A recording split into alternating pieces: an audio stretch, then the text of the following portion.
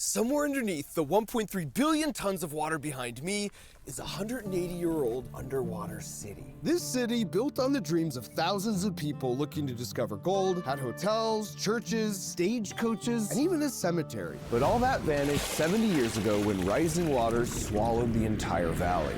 So today we came out here with some cutting-edge technology because I knew if we could locate the city, we might find some buried treasure. But what I didn't know is in the process, we would accidentally stumble upon some discoveries. What is that? That were way more incredible. Oh my gosh! I'm the king of the world!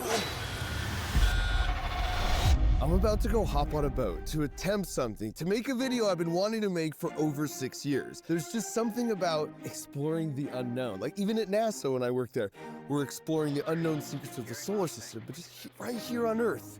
You've got this lake with thousands of boaters on the surface, totally oblivious to the hidden secrets lurking just hundreds of feet below them. And this lake in particular, I've got a feeling, has some really juicy secrets. And that's because on a cool March morning in 1848, a guy named William Sidney and his two buddies were hunting along the American River. But instead of bagging a deer, they discovered something a heck of a lot shinier, bringing back the largest pile of gold since the start of the California gold rush only a few weeks earlier. When word spread about their discovery, nearly 7,000 people moved into the valley, hoping to strike it rich. And indeed, this did create California's first millionaire, Samuel Brannan. But rather than mining any gold himself, he just sold pickaxes to everyone looking for gold. Now, all this hype created a bustling town with 7 saloons, a post office, even dance halls. But when the gold was mostly gone after decades of mining and deadly floods kept sweeping through this valley out to Sacramento, a dam was built right here to stop all those floods, creating a new lake, sealing away this ghostly time capsule somewhere under all this water. And since I love nothing more than a good Scooby-Doo mystery and cutting-edge tech, I headed out to the lake to see what submerged secrets we could reveal. As luck would have it, a few days before my planned trip,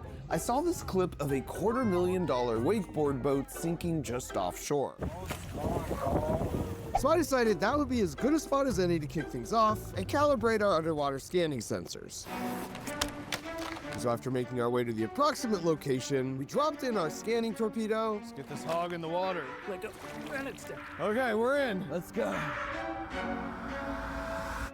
And nothing happened. I'm not seeing transmit on. But there's nothing a group of engineers love more than a problem that needs to be fixed. You might check those connections. The antennas are hooked up to the box, right? What about this one? And so after another 30 minutes of intense troubleshooting, what's the connection that's missing? We should have everything. We just turned the dumb thing off and on again. Oh. Oh wait, now I'm getting response. And then, of course, got our first hit. We got a signal. Since we already knew the boat's approximate location, after just a few minutes of scanning, Guys, we hit jackpot. we got something here. You got something? Might be the boat. You think it could be that ski boat? Could be. See the big shadow? Oh, baby. This could be the boat. We might have found her. This is Todd, by the way, and he not only has a doctorate in geohydrology, but this is his scanning torpedo. And the trick to how it works is sort of like when you're on a cliff and you yell and then wait to hear your echo. If it takes a short time to hear your echo bounce back, you know the other side of the canyon is close. And if it takes a long time, you know it's far. Well, the torpedo is just traveling through the water, yelling echo a bunch of times every second. But since it has really sensitive ears, it can time exactly how long it takes to hear the echo back. And from that, it can generate a map of everything that's below the water, even in pitch black darkness. This, by the way, is also how our Crunch Labs Hack Pack balance bot named Bobo, which you can build yourself, by the way, knows when it's too close to a wall. This proximity sensor is the part ultrasonically yelling and listening for the echo. How deep is the water here? 63 feet, that's gotta be it. So you're saying there's a chance? There's a chance. It might be the boat. It might be the boat. I feel like such an adventure. So now that we located the sunken boat, I wanted to see it for myself. That's good enough for me. Let's hit the sub. And the coolest way possible to do that is in your own personal submarine. But not just any personal submarine, because this is the exact sub a few years back in the Bahamas where I first discovered my love of sharks. Oh, shark! Oh my God! Oh, his head's in the cage! My only hope was this time, there'd be fewer sharks. Let's go. Come on down. No sharks in this lake, right? Not that I know of. Go find a boat.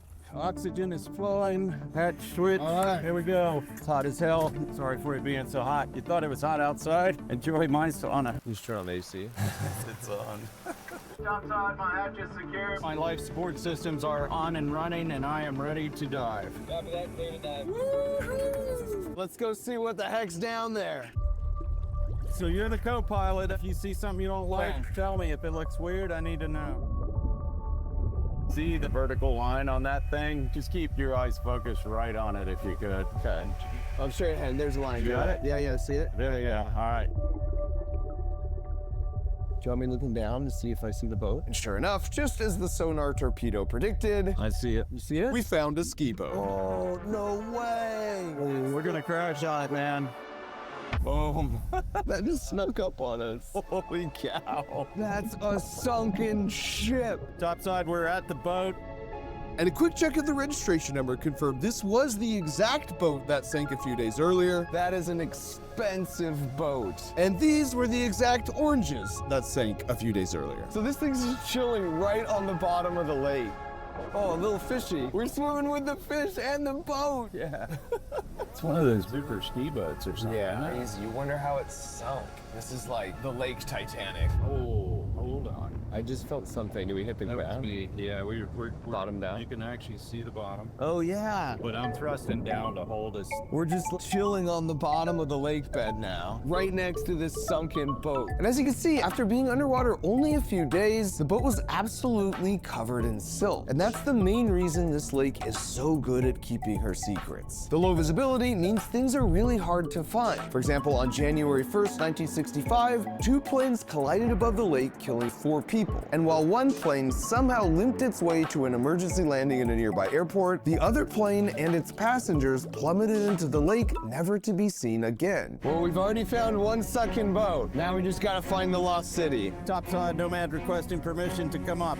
Nomad, you're clear to surface. Copy, clear to surface. Here we go, Mark. I see the surface. So cool. This is what uses our air, is every time we go up once and twice. How much air do we have to breathe? Breathing time's easy. Buoyancy time, we don't have a lot of. We technically have 4 ascents and descents. Really?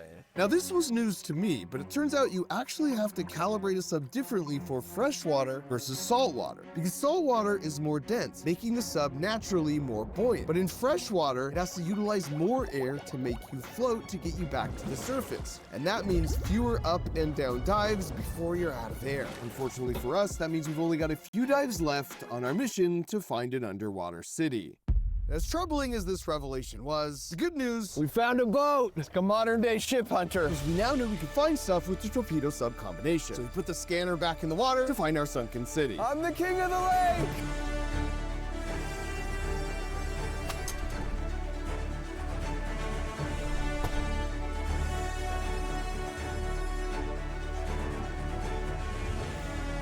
Now it turns out there's a key difference between treasure hunting and treasure finding. Anything? Nothing yet. Because treasure finding is really exciting, but treasure hunting, anything? Nope. Especially when you're hunting through 30,000 acres of murky water, Todd, Nada. is actually really boring. Who knew hunting for underwater cities was so boring? And my impatience must have incurred the wrath of the treasure hunting gods, because something not boring finally happened. Where did you get your bad luck jujus, man? Why? What happened? We have a dead motor. Are you kidding me? No, I'm not. Did you get some batteries? No, it's like locked in gear, which means I can't start it. Oh, there you go. All right, let's see what happens. Just died. All right, let's hook up a tow line. It was time for reinforcements, because for the bad news, this boat was dead. But for the good news, the replacement boat was rocking a party deck and dual action water slides. Let's go!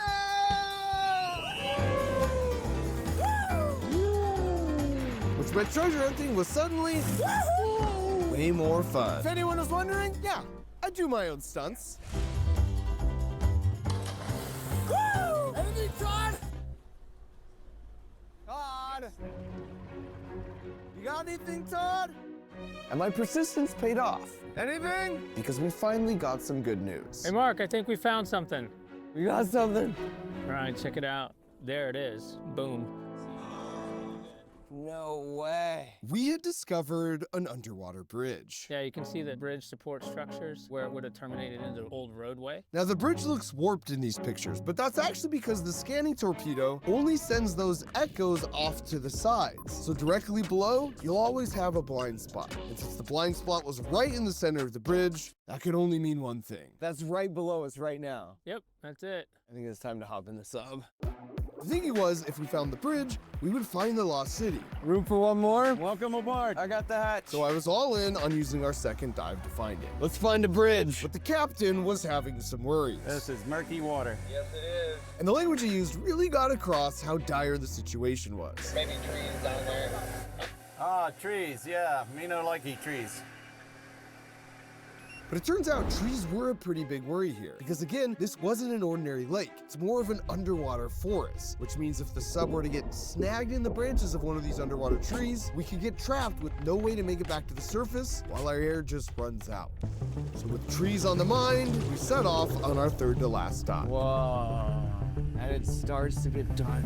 Wish we were in clear water. Being on Tree Watch seemed easy, then I saw how murky things got as we descended down. But it was hard to stay nervous when the colors were changing so beautifully around me. Let's go. We're right on the edge of it, Mark. Get all lights on, man. We can't even see anything. Wow, this is so surreal. Looks like we're on a green screen.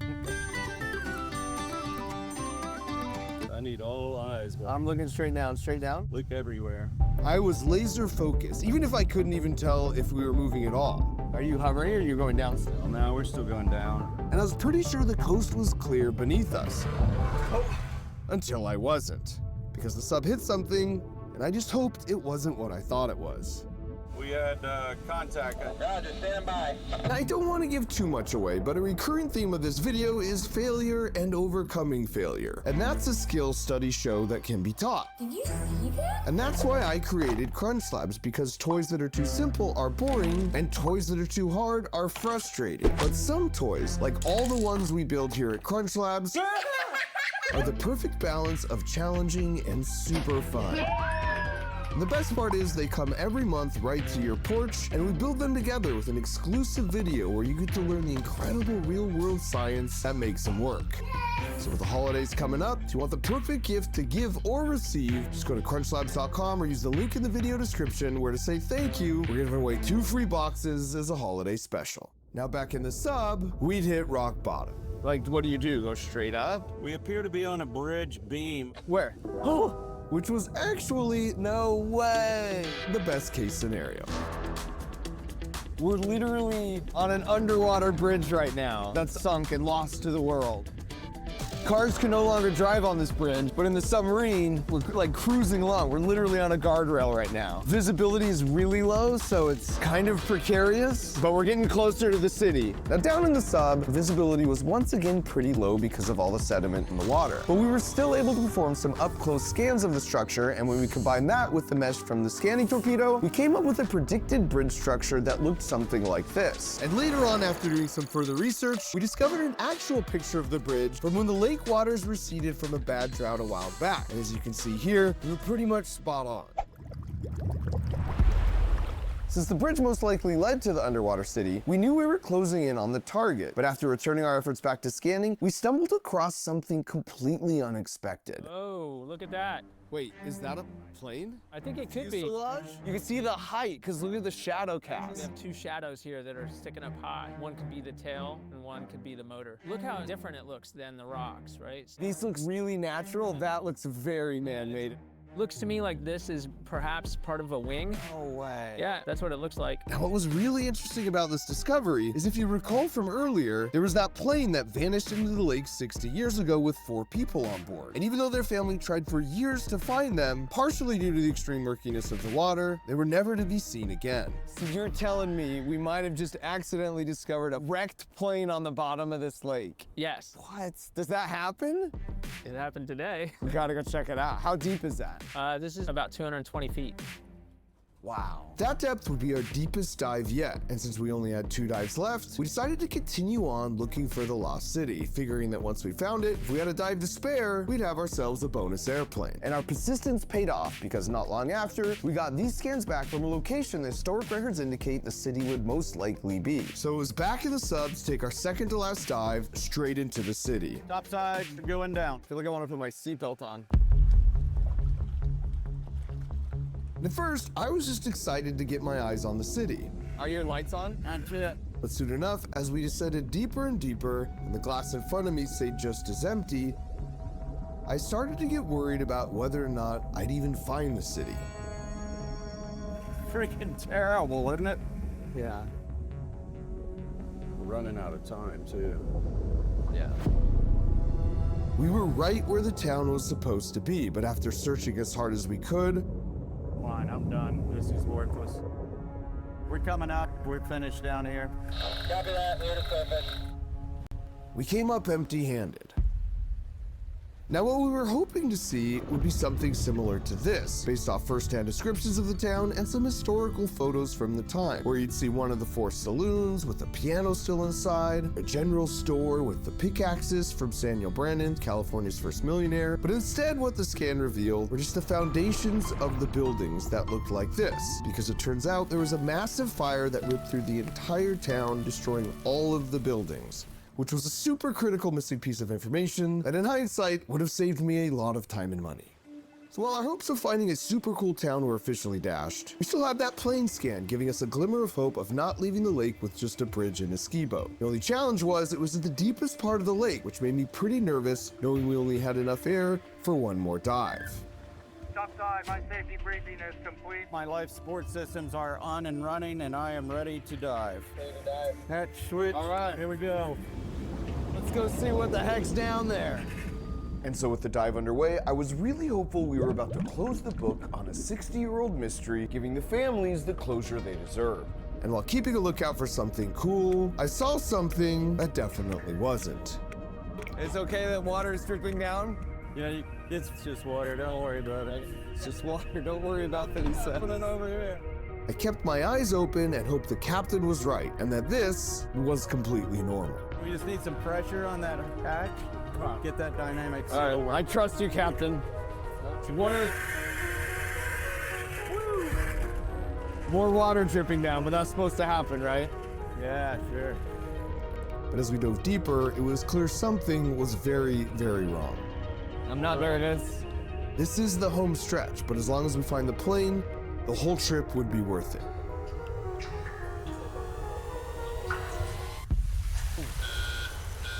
All right, we're going up. Topside, we have a severe hatch leak. Not certain why, but that was not a little dribble. That was a freaking waterfall. This is a failed dive. Now, the best part about being an engineer is you know failure is part of the process. In fact, you almost embrace it because it forces you to rethink your approach and come back with something even better. You develop resilience, which means you can always find a backup plan. And I'm happy to report that today was no exception, because this was my secret weapon of last resort. Essentially an underwater remote-controlled robot scuba diver that can visit the plane for me while capturing scans and sending back a live video feed in the process. So while I wouldn't be seeing the plane with my own 2 eyes, our friendly robot was gonna lend me hers. So with a sub out of commission and the robot in the water, our underwater expedition all came down to this. I knew our chances of success were extremely slim in these super murky waters, in part because there were no backup plans remaining. Oh, don't crash. This would be our last chance. That's good. And how far away are we, you think? I would say maybe 20 feet. What is that? Are you kidding me? That's the propeller. The prop's still intact. No way. Yeah, we got lucky. That's insane. As a reminder, the reason this lake holds so many secrets is because the visibility is so poor. But thankfully, we had a workaround. Because just like with the bridge, our plan was to scan the plane section by section, and then once we got back home, we could piece those scans together to see what we'd actually found. So as far as today was concerned, we'd done everything we could, and I felt really good about our efforts. Which meant at this point, after packing up and heading home, all we'd have to do was wait. And we didn't have to wait long. Okay, we've identified the plane. Just got word there's an email in my inbox, the video that stitches together all the pieces of the plane we found, and I do not want to wait till tomorrow at work to view it, so I'm doing it now. The plane we're looking for that was lost 60 years ago is this Piper Comanche 250. Maybe open. Let's go. Okay, here's the scan.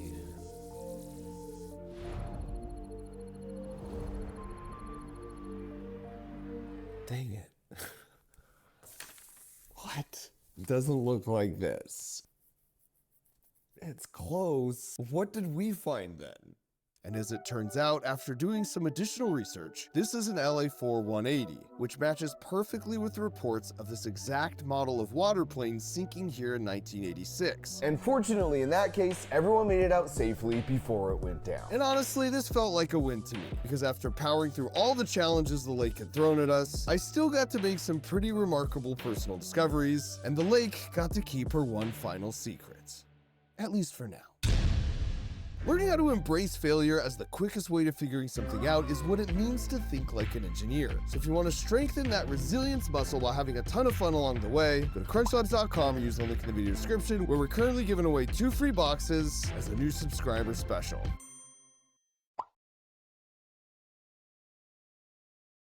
Okay, well, this video's done. That's nice. Gonna quickly hide this. Yeah. Nice little video. Came out only 16 hours ago.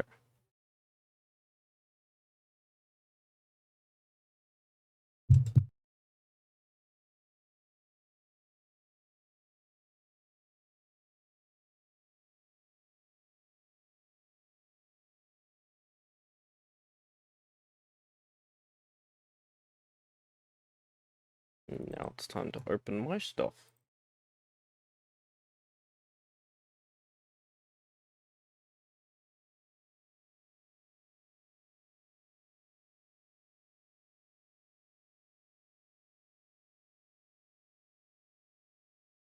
Okay, why is nothing showing up? That would help if I turned these on.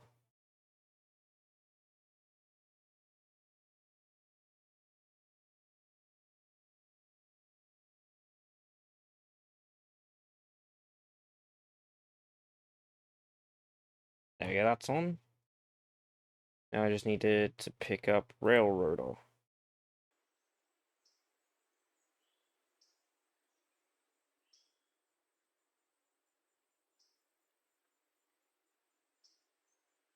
Okay, I've got visual.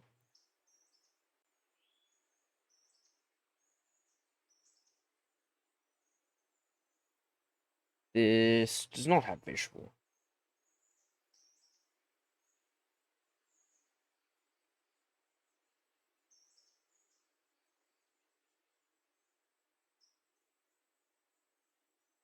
Okay.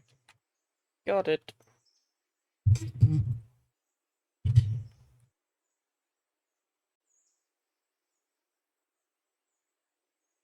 Okay, cool. Now I've got the access.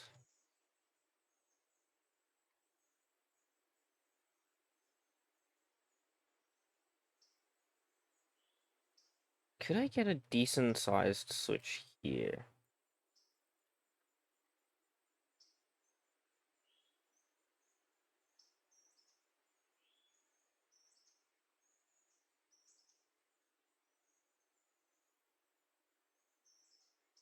Because I think if I move this one back a bit, I might be able to sneak a switch in here, which would then allow me to get another switch in here for the Y. Because right now I've got this switch here, but I don't like where this is.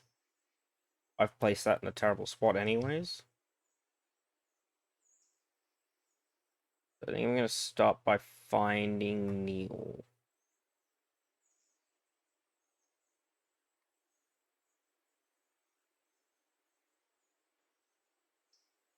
Neil and N37 and getting rid of that stuff.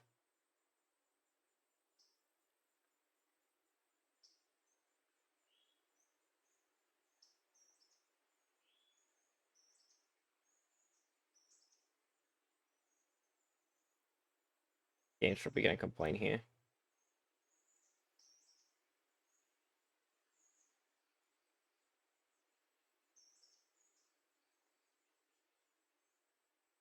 Oh, is Neil and N37 a default node?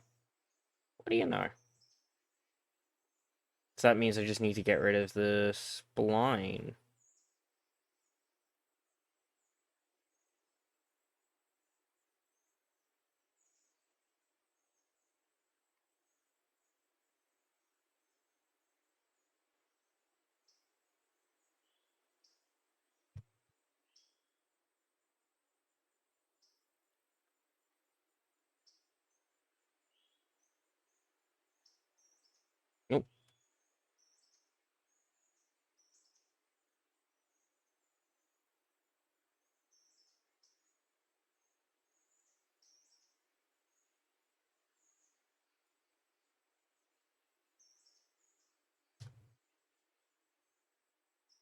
There we go, that's gone.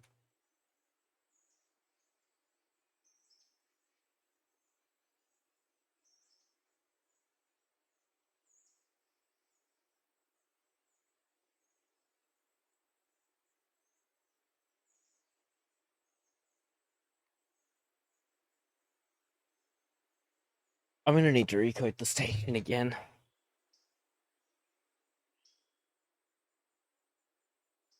Because I'm gonna be modifying these splines. Because I think what I'll do is I'll just move this one and I'll create a new one to attach this to, so I'll need the null SDW1.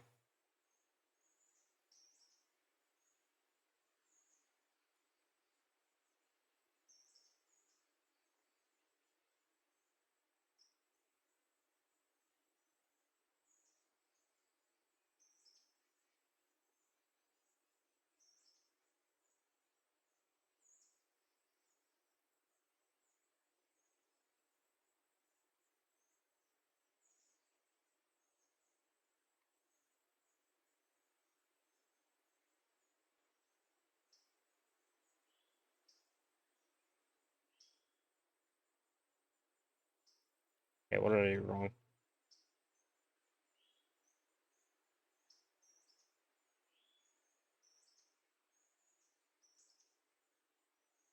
That's what I'm doing wrong.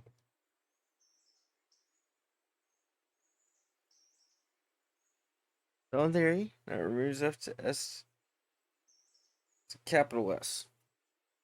I just gonna remove this.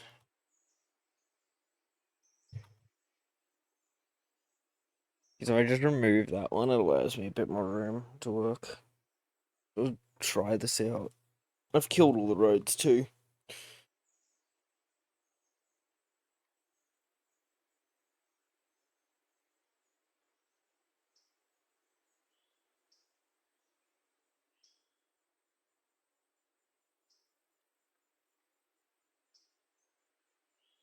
Okay, that is gone now. So I need to add a node here and get it decently close there.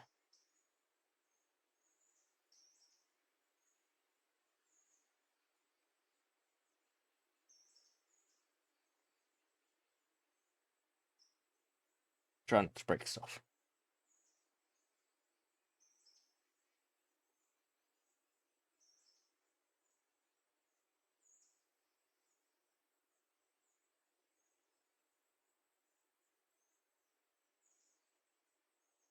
Do this build.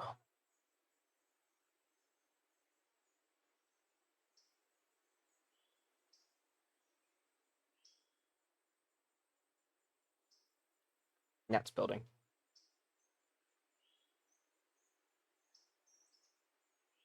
That switch is pretty sharp.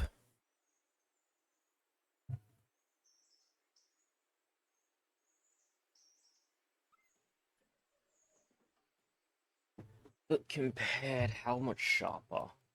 Oh, that's decently sharper. This might not work.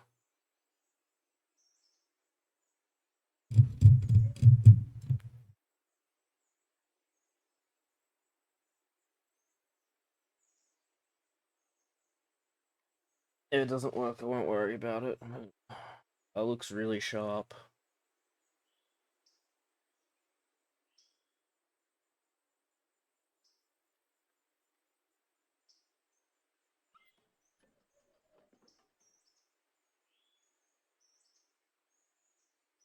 This one's probably gonna be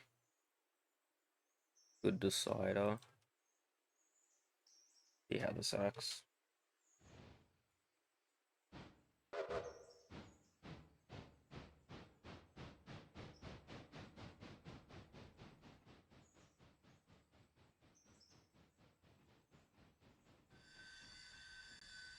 Oh, it binned.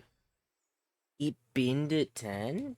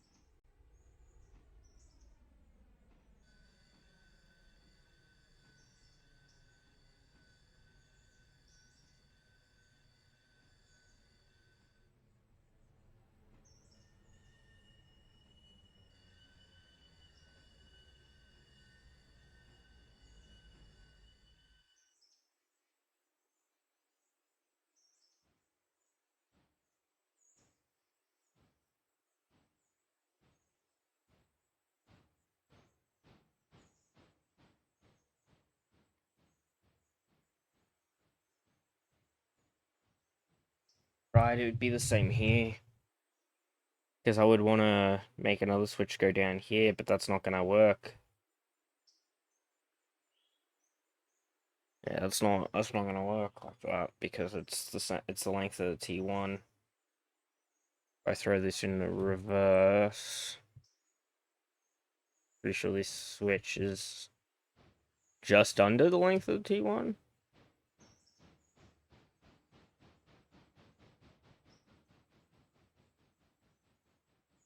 It's exactly the length of T1. I'm measuring switches by T1 length. That's a moment.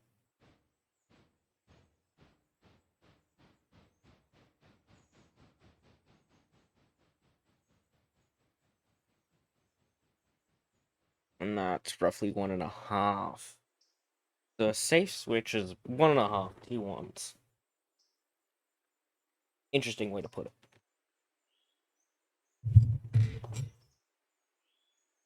Yeah, that was never going to work.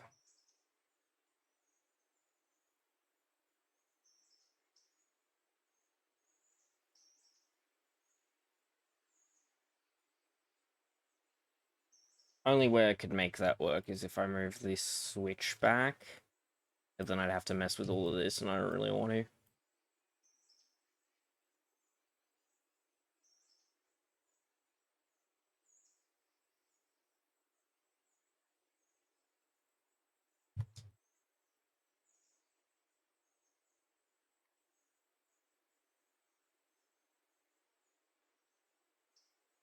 I remove the null, it'll break shit. Because I need to undo all the stuff that I've just done.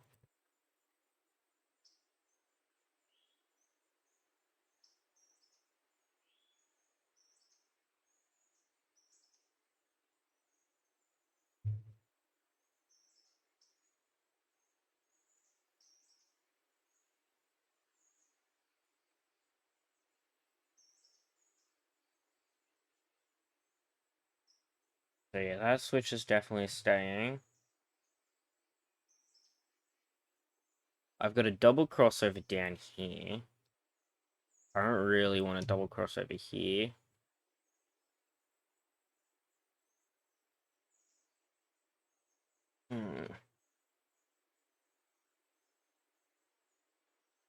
No point double crossovering there. No real reason double crossovering either of these.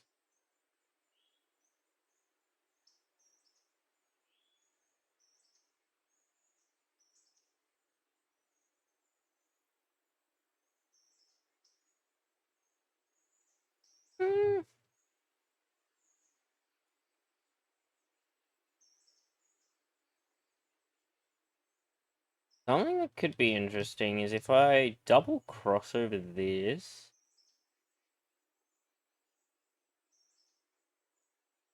I could. Oh. No, I think. Because I could just have a switch that comes from here and then goes across the main line. Because I could just like switch off here and then merge in like over here. Could be interesting.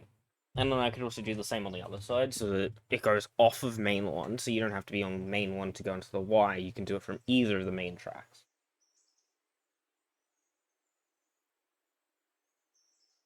Delete the T1 so it's out of the way.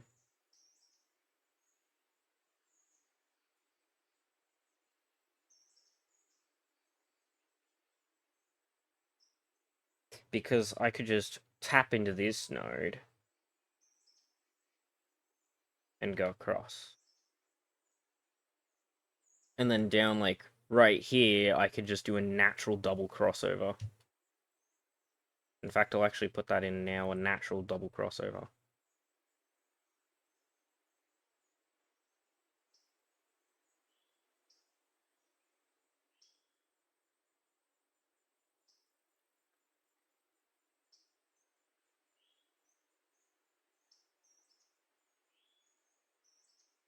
Move this one back just a little bit to be in line with that other one.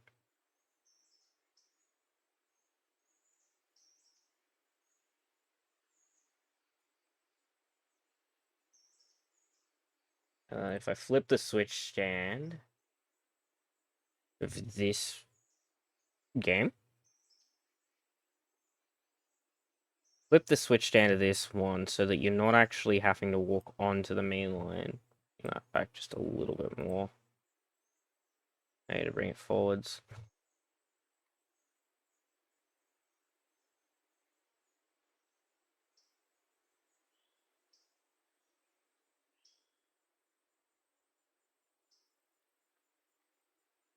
Those are basically on par. And if I select that one, flip its switch stand. So you never actually need to be technically standing on the main line. That's probably how they would do it. Because these two are main tracks, this is just a lead track, so it'd get less traffic, theoretically. But that gives me a crossover here.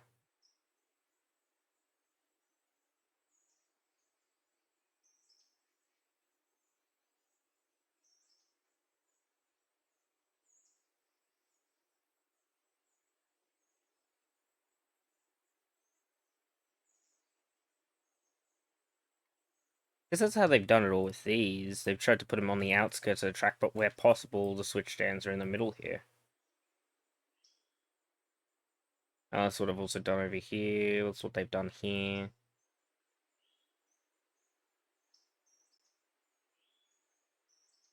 They've tried to keep them off of the main two tracks.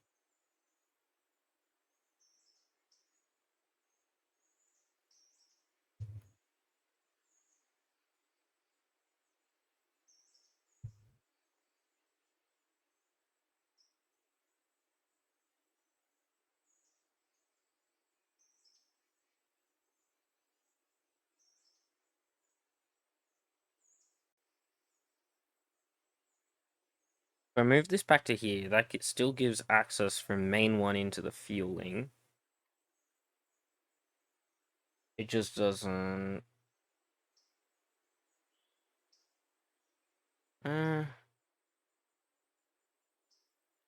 Honestly, that still gives full access.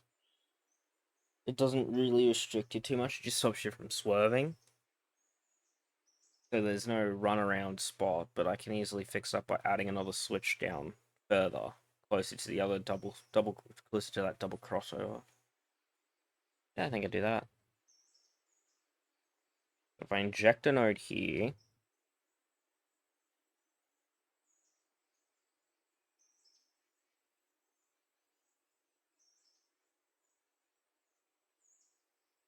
oh, I want to move that to 1. Get you all the way back over to here. Rebuild the track because I broke shit.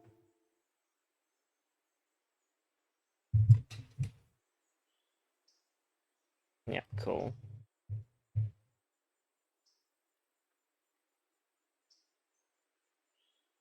And then I can just move this one because I'm not going to be playing with that one.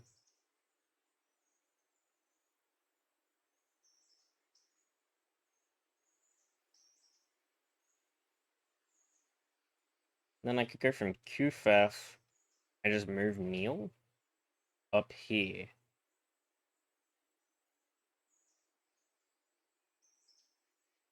So if I do this, this is going to cause a scuffness.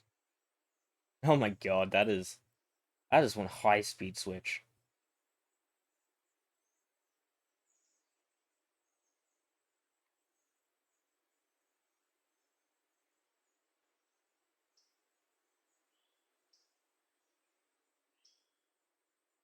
If I do that, flip the switch stand.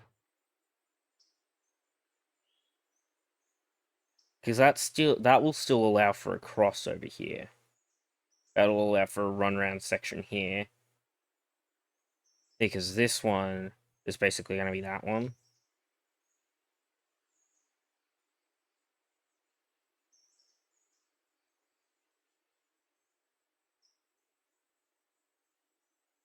I probably haven't messed anything up moving the nodes this much.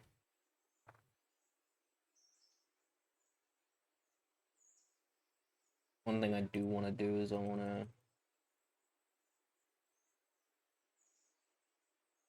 move the switch stand up to there. That way they're sort of in line. And then, yeah, I think I'll just leave it a semi-high speed one.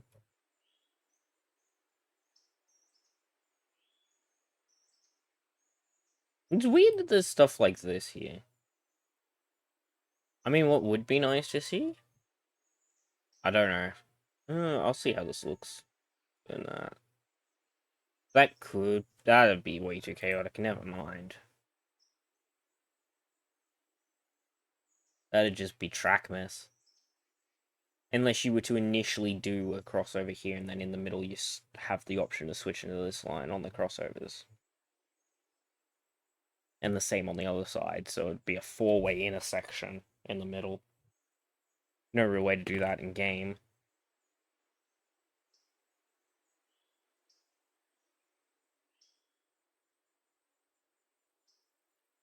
You'd also need a lot longer of a switch to do it.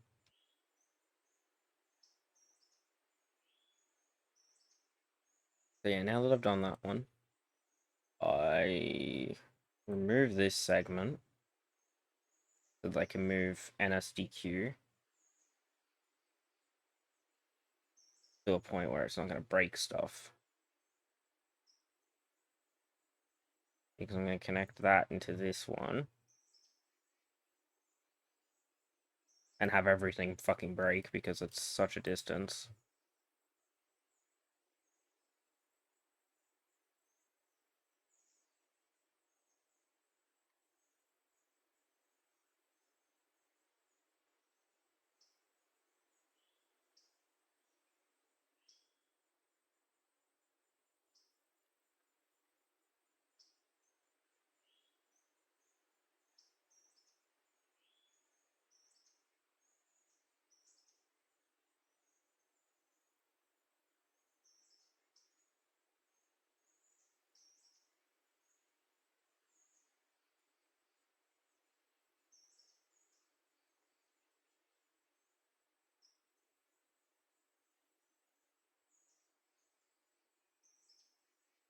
Another double crossover there.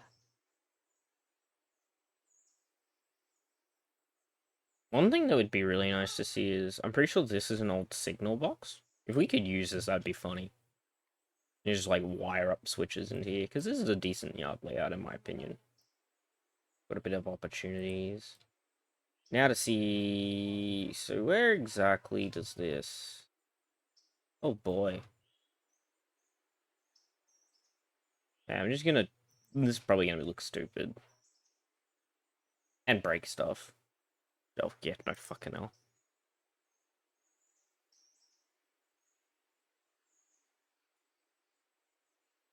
I would realistically want it like here, that way it's coming around and in.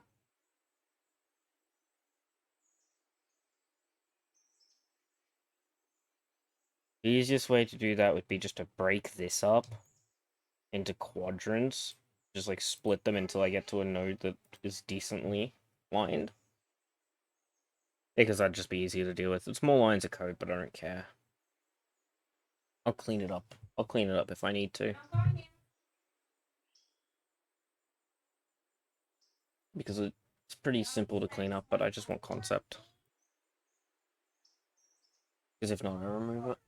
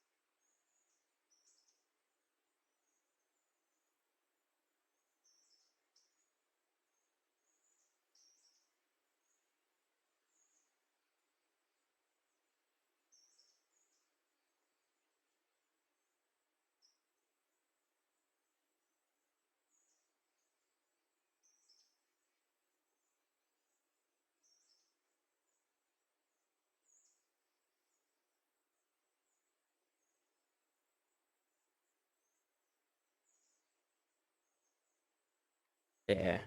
I don't think I'll be able to do the same on this side, because I need one there, but I think, because it would come out to, like, approximately here, this node would complain that, and with there not being much room anyways, I don't think it's worth it. I think the double crossover is fine enough, and then just actually use the Y as intended.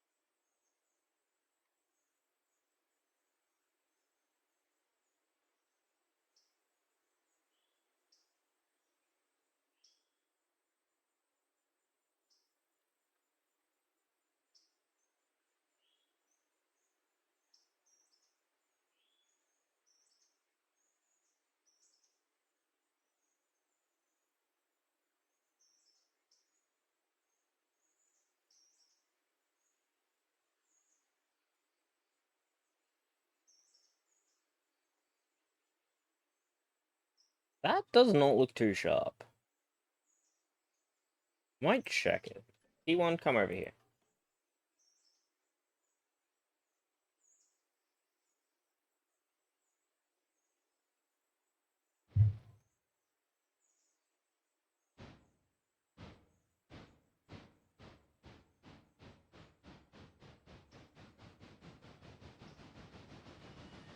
Right on 20. Bit of screaming, no damage.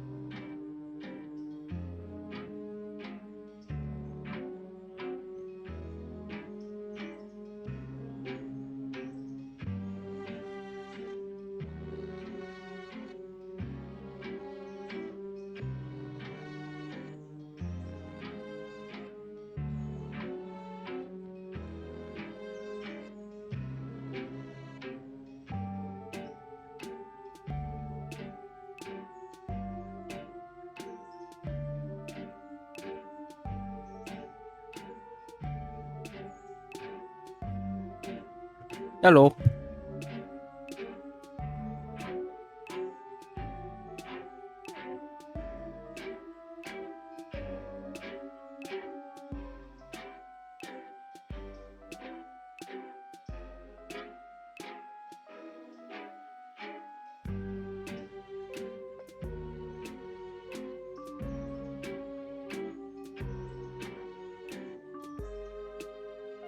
Yes, much. I've accidentally done a thing here. Where is it?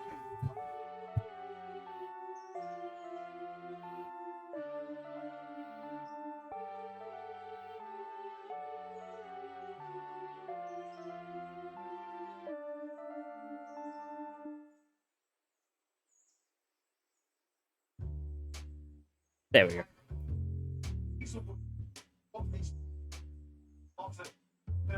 Yes, I am moving around a lot of Bryson.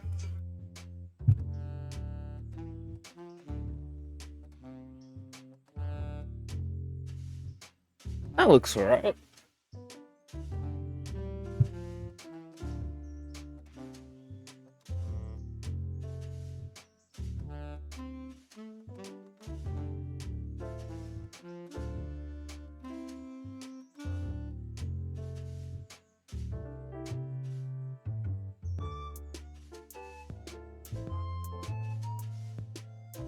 Alright, now that I've done that, I'm going to quickly restart my game so that the overrides that I've just done for all the modifications I've just done actually apply.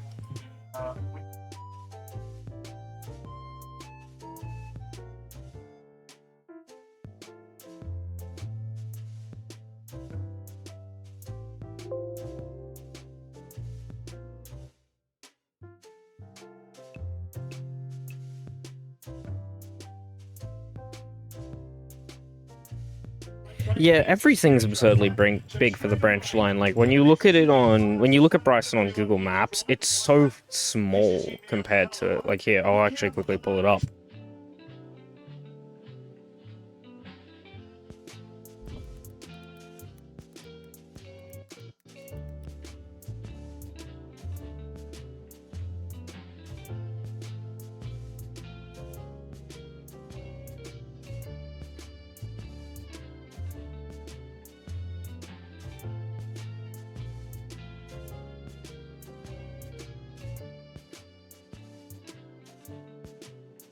Here, you can see the branch line here.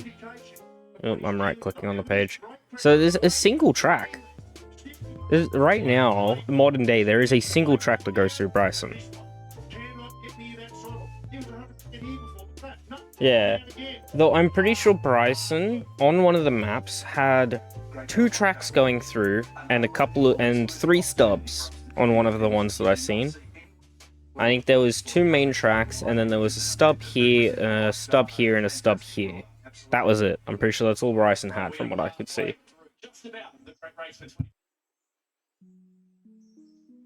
I don't know the website that allows me to pull up the old railroad infrastructure and like maps and that, so I can't really say much on it.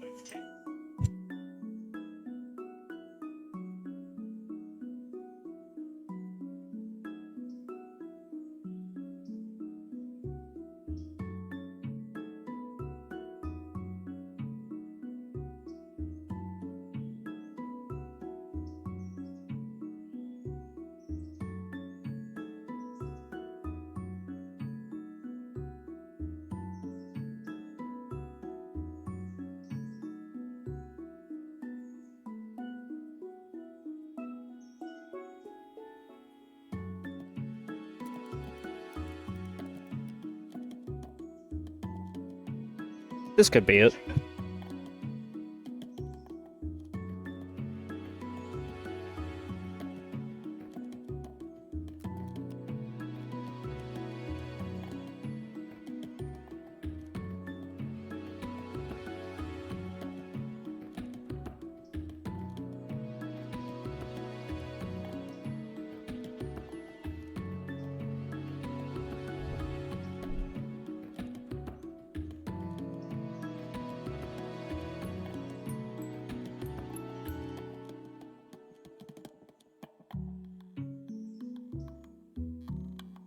Oh yeah, here it is.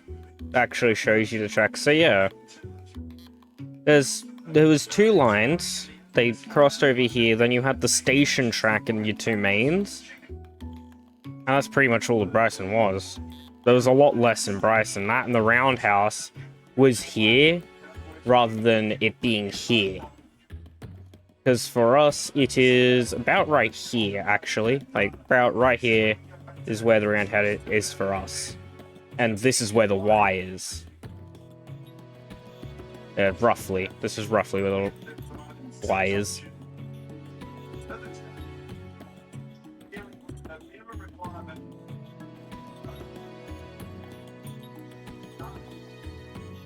Does this show the old tracks? No, it doesn't show the old line. This only shows the current line. This doesn't show the old line of Ponta. But it shows the old line.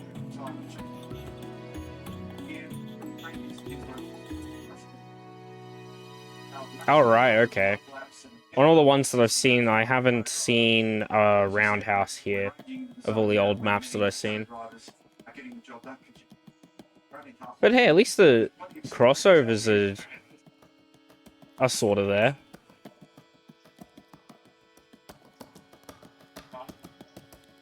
I think I've casually accidentally put it. So this crossover's reversed for me. And then I've got two crossovers like here. Yeah, it's weird. I know there's one where you can like put in the year that you want to see. And then it like shows you the map of that year, but I don't at all know it.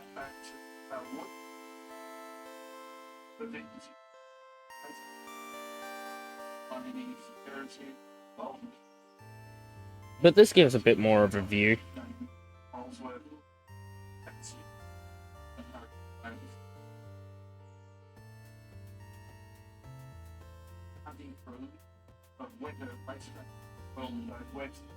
Oh wow, that actually shows you quite a bit.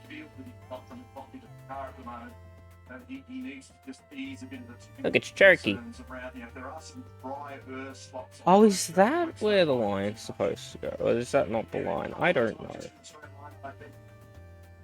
This Cherokee never had a railway line. Or did it? What's going on down here? Oh, right, that's just that.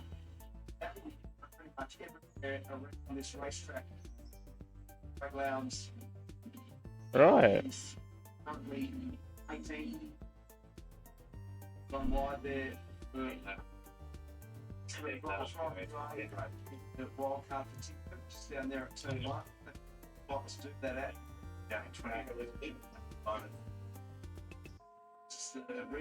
Bryce.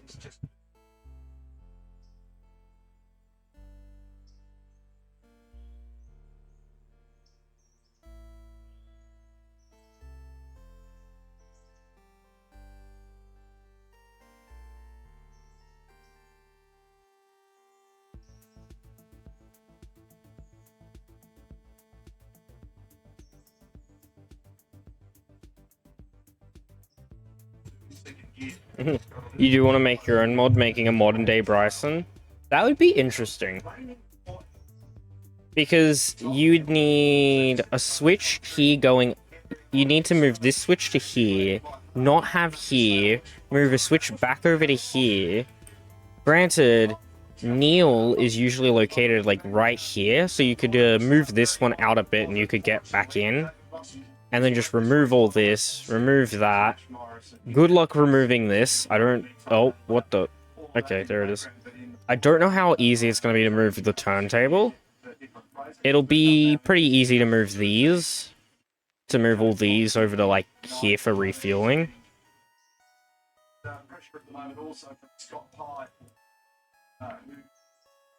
But it would also mean that you would have to choose either to, You'd also need to move the freight house. Freight house would probably have to go over to the turntable as well. You wouldn't have the yard here either. Like, there's a lot that's different here. So I'm not sure... Not sure how well it'll go.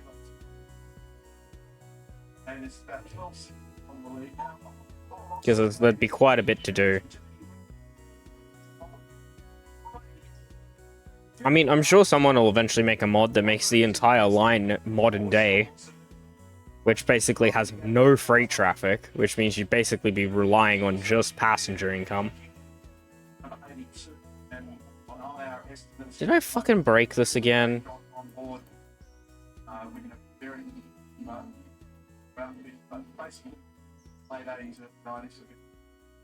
I did too. I need to get rid of this node again. Die.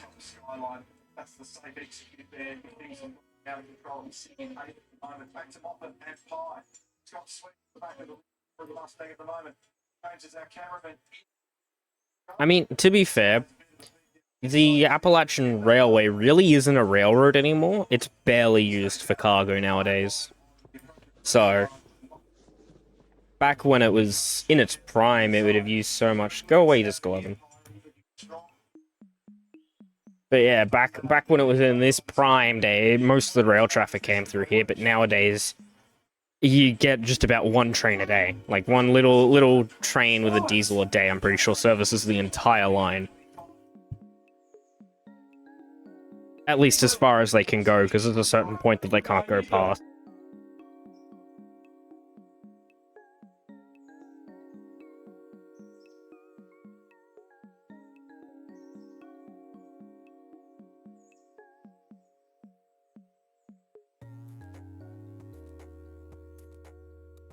The thing with the modern day Bryson is that Appalachian Hardwoods doesn't exist. Well, the industry exists.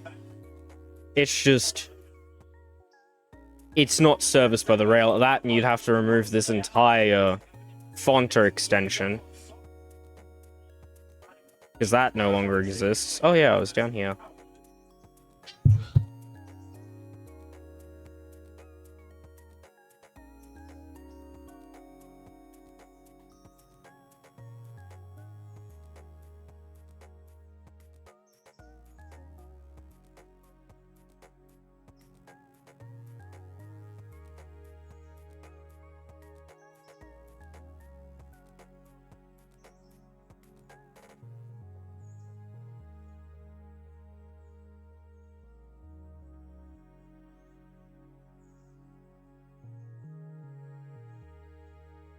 Yeah, steam engines and diesels. I know there are some points at Nanta, like past Nantahala towards Andrews that is used, but it's not physically able to be operated by normal locomotives, and Red Marble's completely off limits.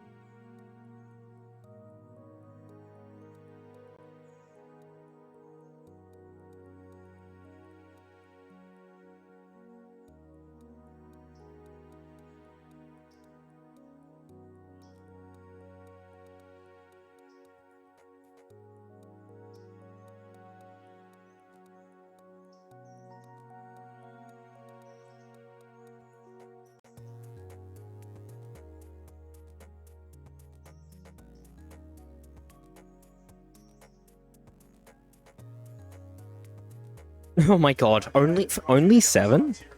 Holy crap. I mean, and then you've got us where we can do like 5,000 tons. With like 6 locomotives.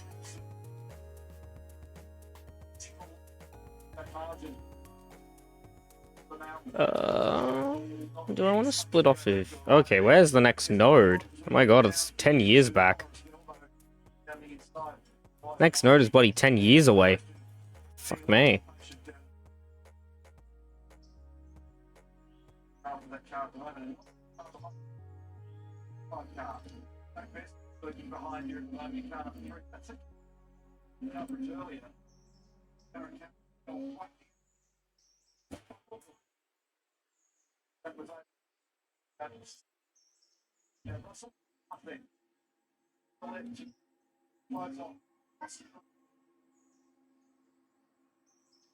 So is this node. This node is like this. Yeah, I'll work with this one. So add. Here we go, having looked down the side. There. Down the, and I don't know if it's going to make a fight at this one, and that is a change for the lead. It's been a very strong performance. Garage at Warwickshire Andretti United. And there's Graham County Railroad, yeah. Popwood loading. Yeah, I actually know about that railroad. I did a little look into it. And, there's actually um, there's actually going to be a project in the works to add that to Railroader by adding map tiles. Because we've already got that with a railway up to Cherokee. Like, there's a Cherokee railway. Because you remember, if you've been here long enough, you would have remembered when Nick B originally released Birdtown. That line's coming back, and it's got a lot with it, like map tiles and everything. And the group that's doing that also wants to expand all the way down to Asheville as well at the same time.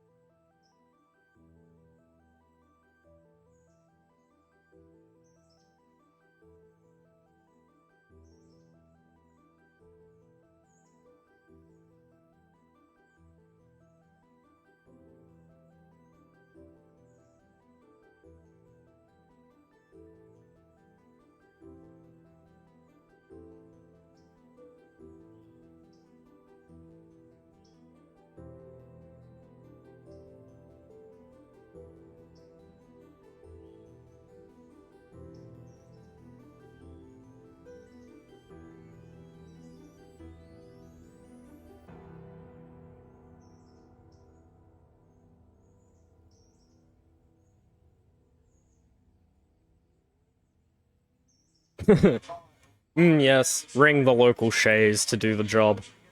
That'll do it.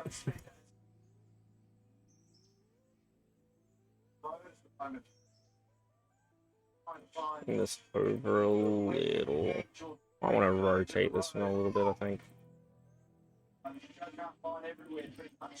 Bring it out a little, rotate it. It's snappy, but there's not much I can do.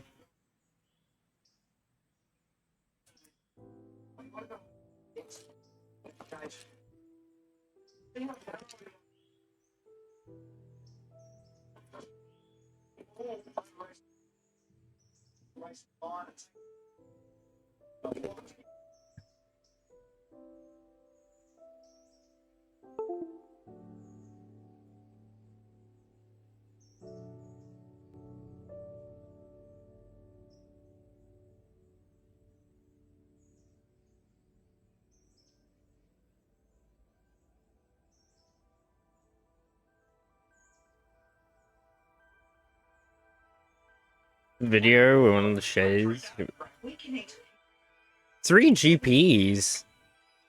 Singing a song of the people roaring at full throttle. Yes.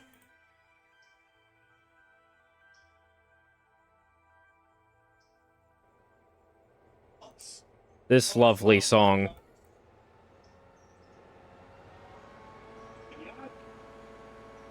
This lovely song right here. Now go away. Bye.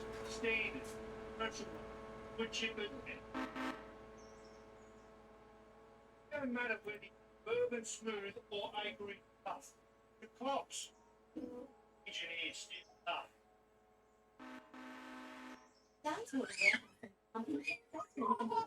Yeah, I don't have that mod installed. The save that I'm a part of doesn't really do diesels, so there's no real need unless the script's needed for something. Which has actually happened where I've needed to download a couple of diesels because there's a script needed.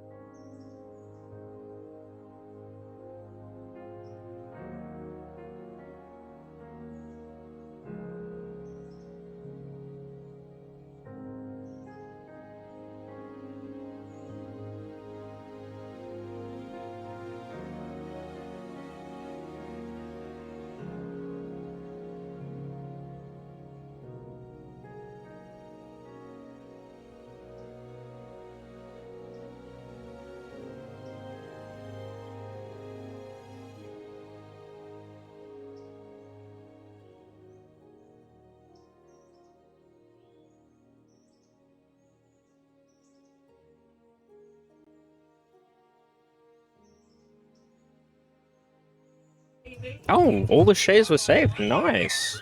It's always glad to hear. I mean, there's quite a few shades. It seems like the shades were the ones that were taken pity of. Because there's so many shades that are still preserved. Well, when I say that, I mean really not scrapped. Not that many of them are actually preserved. Some of them are just very big monuments at this point.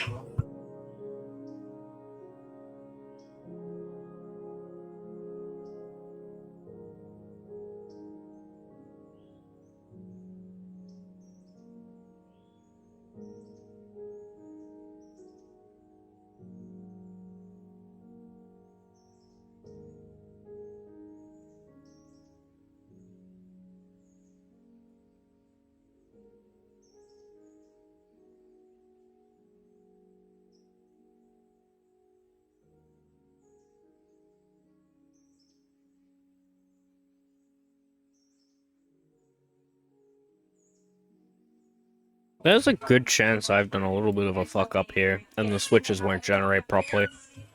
Because I think I put them too far away. But I can probably fix that by re-angling this one. Re-angle this one to be shallower, and this will probably fix it.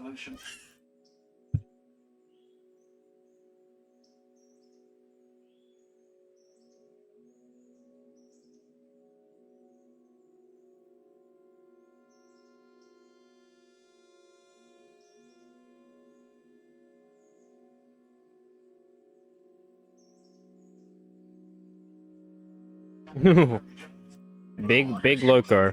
Big Loco is somehow Shay. Make that one make sense. It is...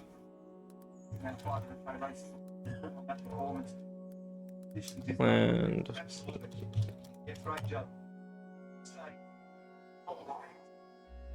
Make mistakes through the course of a run like that.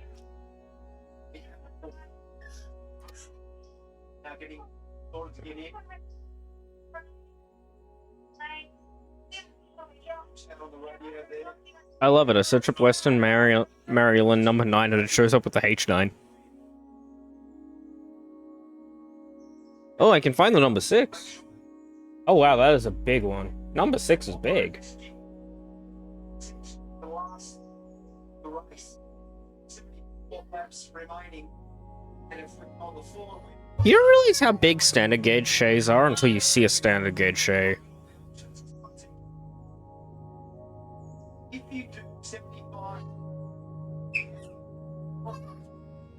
Oh, well. you know, Accidentally found it when searching up number 9. I guess a lot of people mix up the numbers.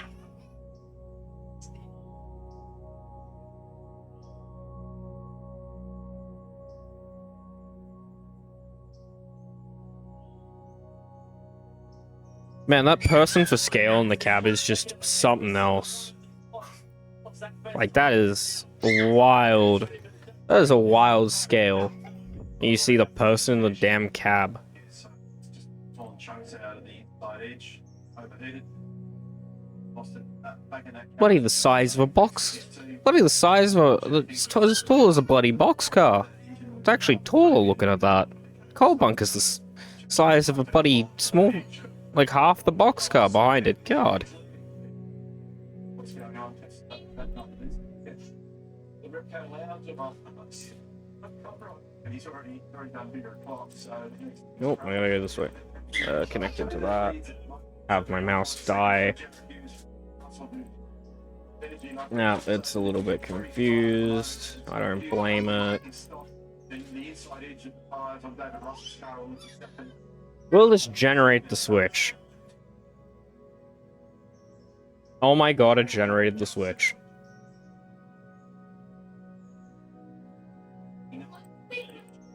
Nope, I want to go this way.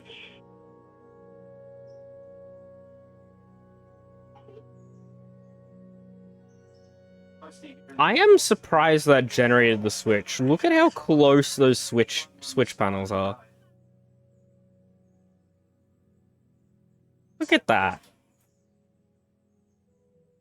I am shocked that that actually worked.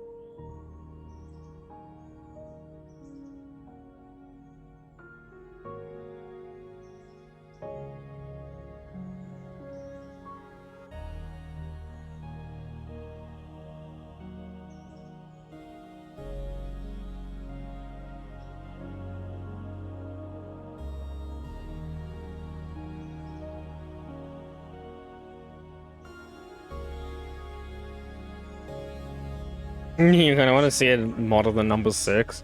I mean, we have a mod for a narrow gauge Shay. Why a narrow gauge Shay, I don't know or understand.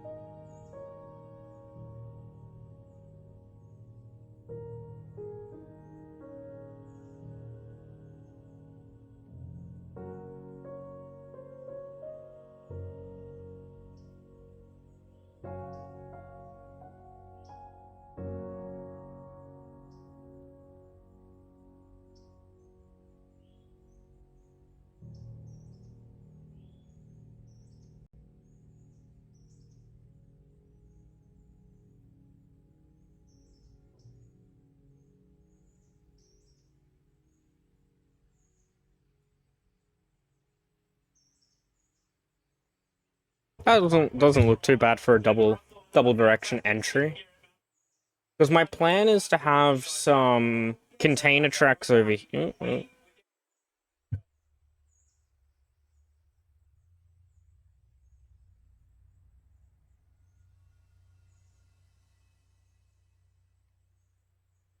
Why are they fucking around and putting smoke deflectors on it? I don't think that makes a difference. If anything, they'll probably break when it goes around a tight enough corner at a fast enough speed. I think what I'm wanting to do here is put a little so this is like a container transfer yard over here. It's gonna be completely unrealistic because I'm not modifying all the track to come around the outside and then have the industry on the inside. Fuck that. So I'm just gonna mirror it, but I want to do a container here. And I'll probably end up having to put the containers here. Not containers, the piggybacks. Putting some piggyback loading here and maybe some swapping of loads here. I don't know. I don't know if I even will do that. Because I might just put a smaller industry here, maybe? I don't know. Does not make a difference at all. Big Boy and Revenue Days did have them as an experiment.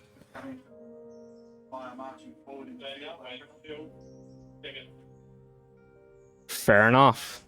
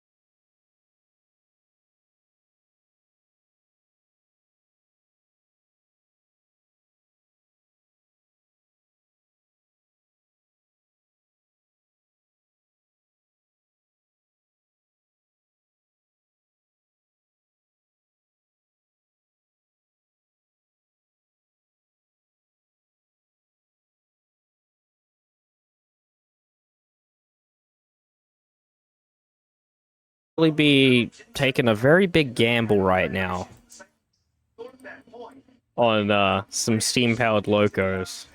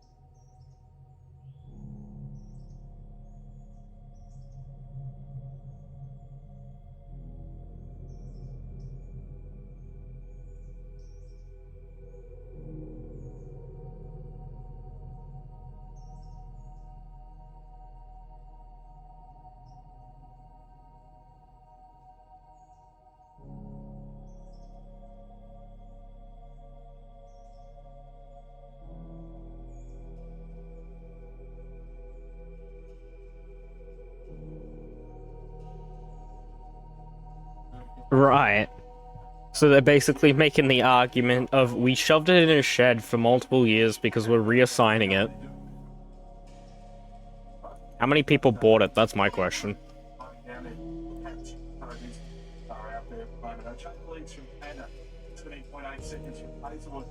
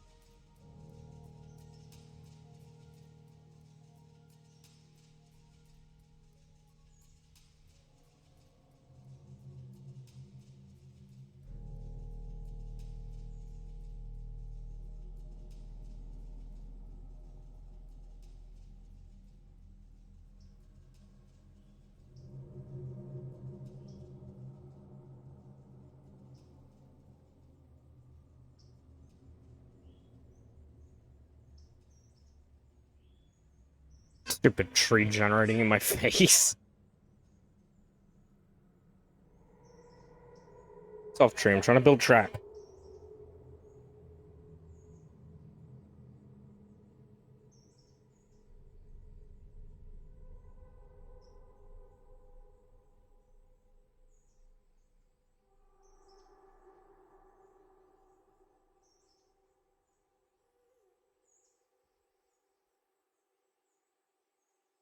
Oh yeah, those passenger locomotives easily can have so much more mileage than the mainline, than the freight chaps, because they travel so much more. Because you'll probably end up rotating your freight locomotives every so often when power demands of a higher power or lesser power. But when it comes to those passenger locomotives, they usually are one set and done. You usually get it for the amount that you need, and then it's good, and you just don't touch it. And you usually run that service potentially twice a day. There and back, there and back. So you're running 4 lengths of the track a day, whereas with freight locomotives, it's usually just a there and back for the mainline chaps. And then for shunters, they're not really that much. They don't go along a long section of line, usually. So it would be pretty easy to rack up that mileage. Because I've started to save here in Railroader, got into Bryson, starting to expand to get to get up to Robertson Coal, and then I've looked at my passenger locomotive and realized it's done like 500 miles. Because it's constantly running there and back twice a day to start with. And then whenever I have the spare time, because another job's getting done, I'll probably run it another time, if I'm not using a timetable. So it's pretty easy to rack up that mileage.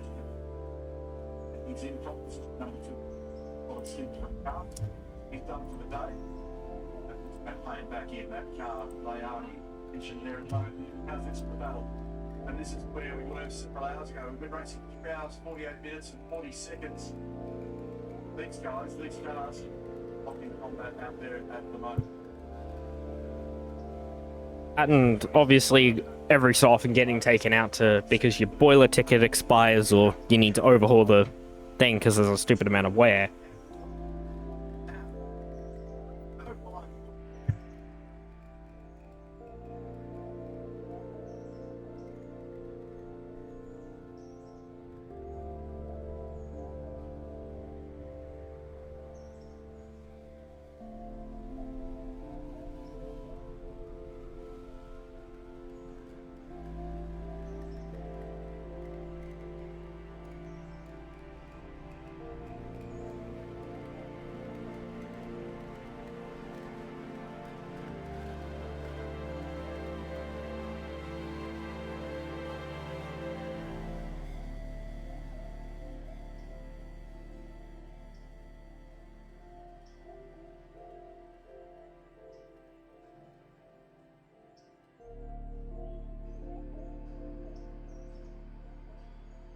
God, that is a paragraph.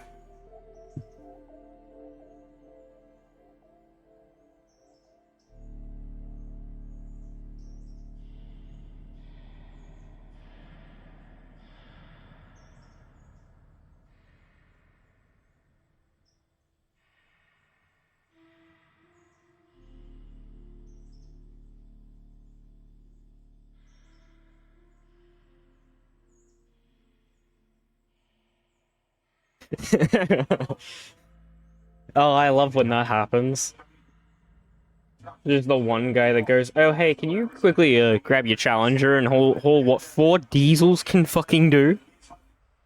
Obviously, safely. Safely. They probably plan it for 3. They probably plan it for 4, but 3 could probably actually do it.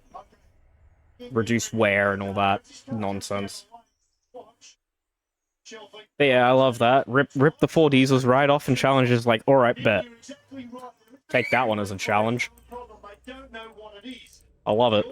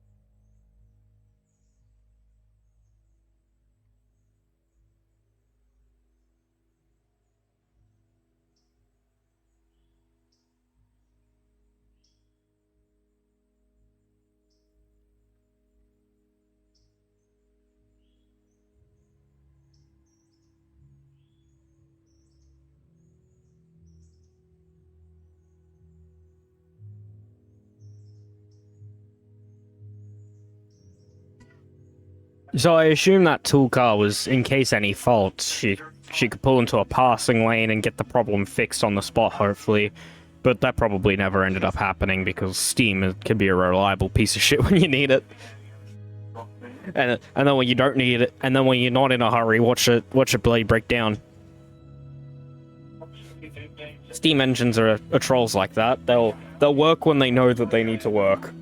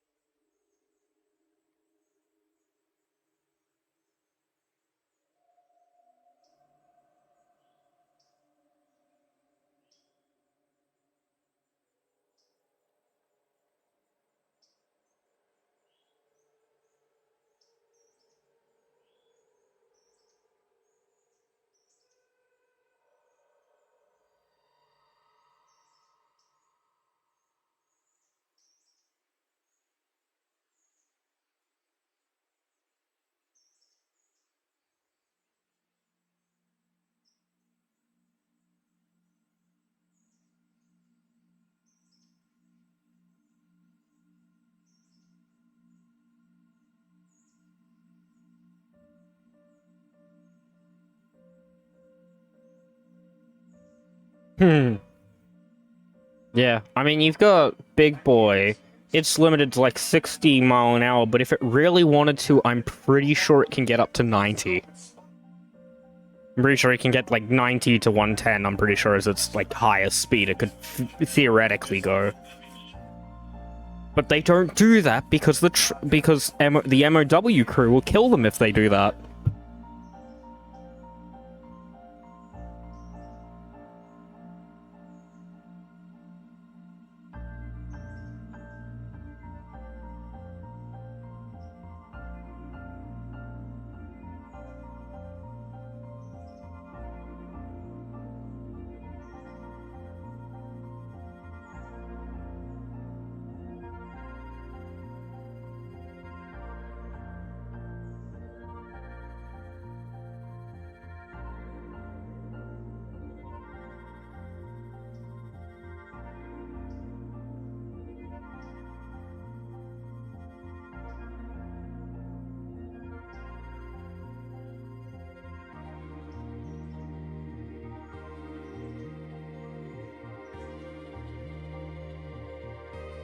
Oh yeah, no. Challengers were known for being quick fuckers.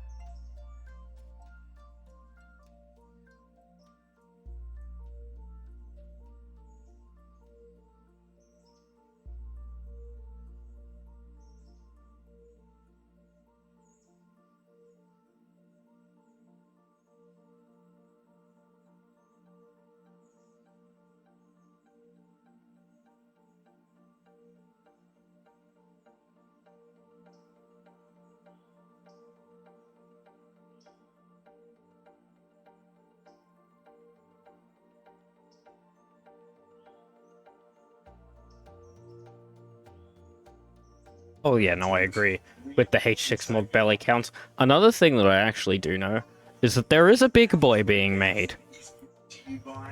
Let me try and find it. Give me 1 second. Roddick Sticky is touring the pit lane at the moment as a result of a pit lane drive-through penalty for the heavy contact 4 laps early with Ty Allen on the run into turn 1.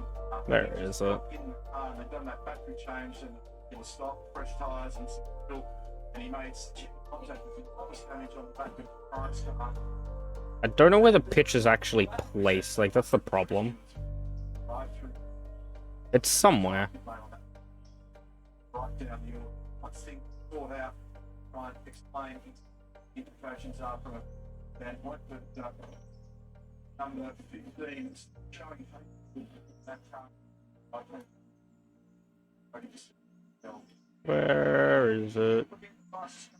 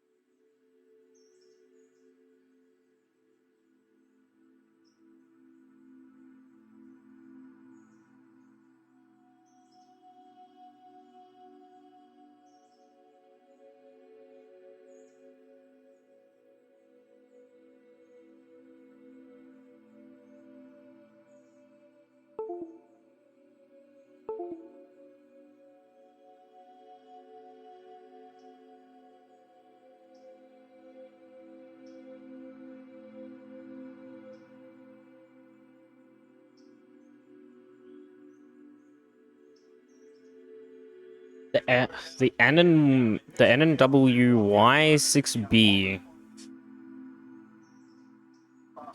That is a big number. But anyways, does this tickle your fancy? At the moment, Golding just trying to find his way by.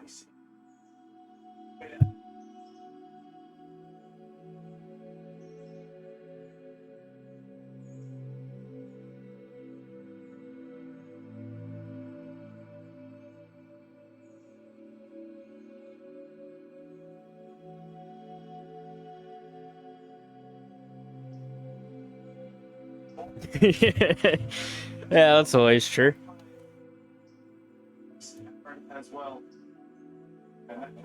How lined up did I get this? That's the wrong one. I want to do this one out. Based on the pace of that. Oh, yeah, I think it's lined up now. There'd have to be a shot. Bring it down so it's rough height, I think. I might bring it a bit higher than the deck.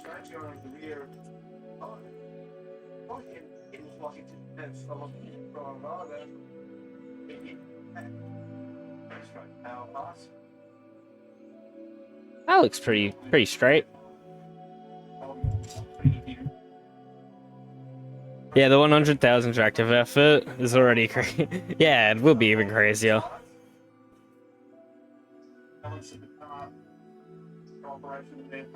Y6B. I feel like I have actually seen that one, but I am searching that up. Y6B.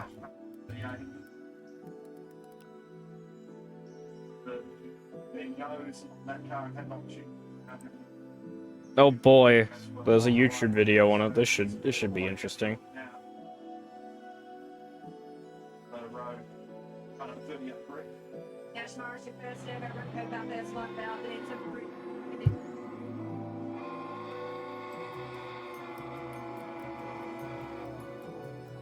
Hello, valued viewers. I hope you are all doing very well. So, I have Is that a through truck? for you. If you were starting a railroad in the 1940s, what steam locomotive would you start your railroad company with? Let me know in the comments below, and the locomotive with the most votes will get its own video. Of course, it has a bloody auxiliary. On that locomotive. With that, enjoy this video, Norfolk and Western's modern steam fleet, the Class A and Class Y. During the 1940s, many railroads wanted to dieselize their road freight operations during World War II. During that time, the War Production Board simply denied the request for EMD's FTs simply because of demands elsewhere for the war effort. The Norfolk and Western Railroad had no such urge because they had achieved what the other companies had sought to achieve with their own modern steam locomotive designs. The 15 recently built Y6A locomotives plus their immediate predecessors, the Y5 and the Y6 locomotives, achieved utilization records equivalent to diesels in similar service assignments, all in thanks to their intrinsically sound designs and the Norfolk and Western's remarkably efficient service facilities. And folks, having said that, I have to tell you that I find the Norfolk and Western's operation on the whole, especially during the later years of steam, to be just remarkable and foresighted and well planned out. In my opinion, the best steam locomotive operation during those times. They had steam operations down to a literal science. They could take an inbound freight locomotive, have it cold, watered, serviced, and ready to go within an hour. And this is exactly how they made steam operations every bit as efficient as the diesel operations were in that time frame. And these practices is also what made steam very viable to the Norfolk and Western up until 1961, where every other railroad had ceased steam operations by the mid-1950s. Let me know in the comments below if you agree with my assessment about the Norfolk and Western Railroad being the best during that era. So in May of 1936, a new era of steam began at the Norfolk and Western with the delivery of its first Class A 2664 steam locomotive from the Roanoke shops. Locomotive number 1200 was a high-wheeled, simple articulated design for high-speed performance on either freight or passenger trains. The Class A was the first Norfolk and Western locomotive with roller bearings on all axles, and she was capable of maintaining speeds in excess of 70 miles per hour, and she exerted a sustained drawbar horsepower of 6,300 pounds at 45 miles an hour, which was more pulling power than 5 of the most powerful diesels that were available at that time. The delivery of Y6 2120 in September of 1936 meant huge improvements in the transit of tonnage freights over the hillier parts of the Norfolk and Western system. These new locomotives came at a rather fortuitous time. Shortly, the Norfolk and Western resources were once again more severely strained by world conflict. The locomotives of the Class A and Y6 classes comprised of nearly 1/3 of the locomotives assigned to road freight service.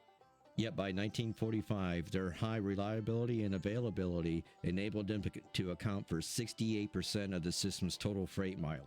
So folks, that in itself just tells you that the Norfolk and Western weren't buying and installing their parts from the local Pep Boys stores. And this is one of the biggest attributes to the Norfolk and Western success with steam operations, as we now know lasted up until 1961.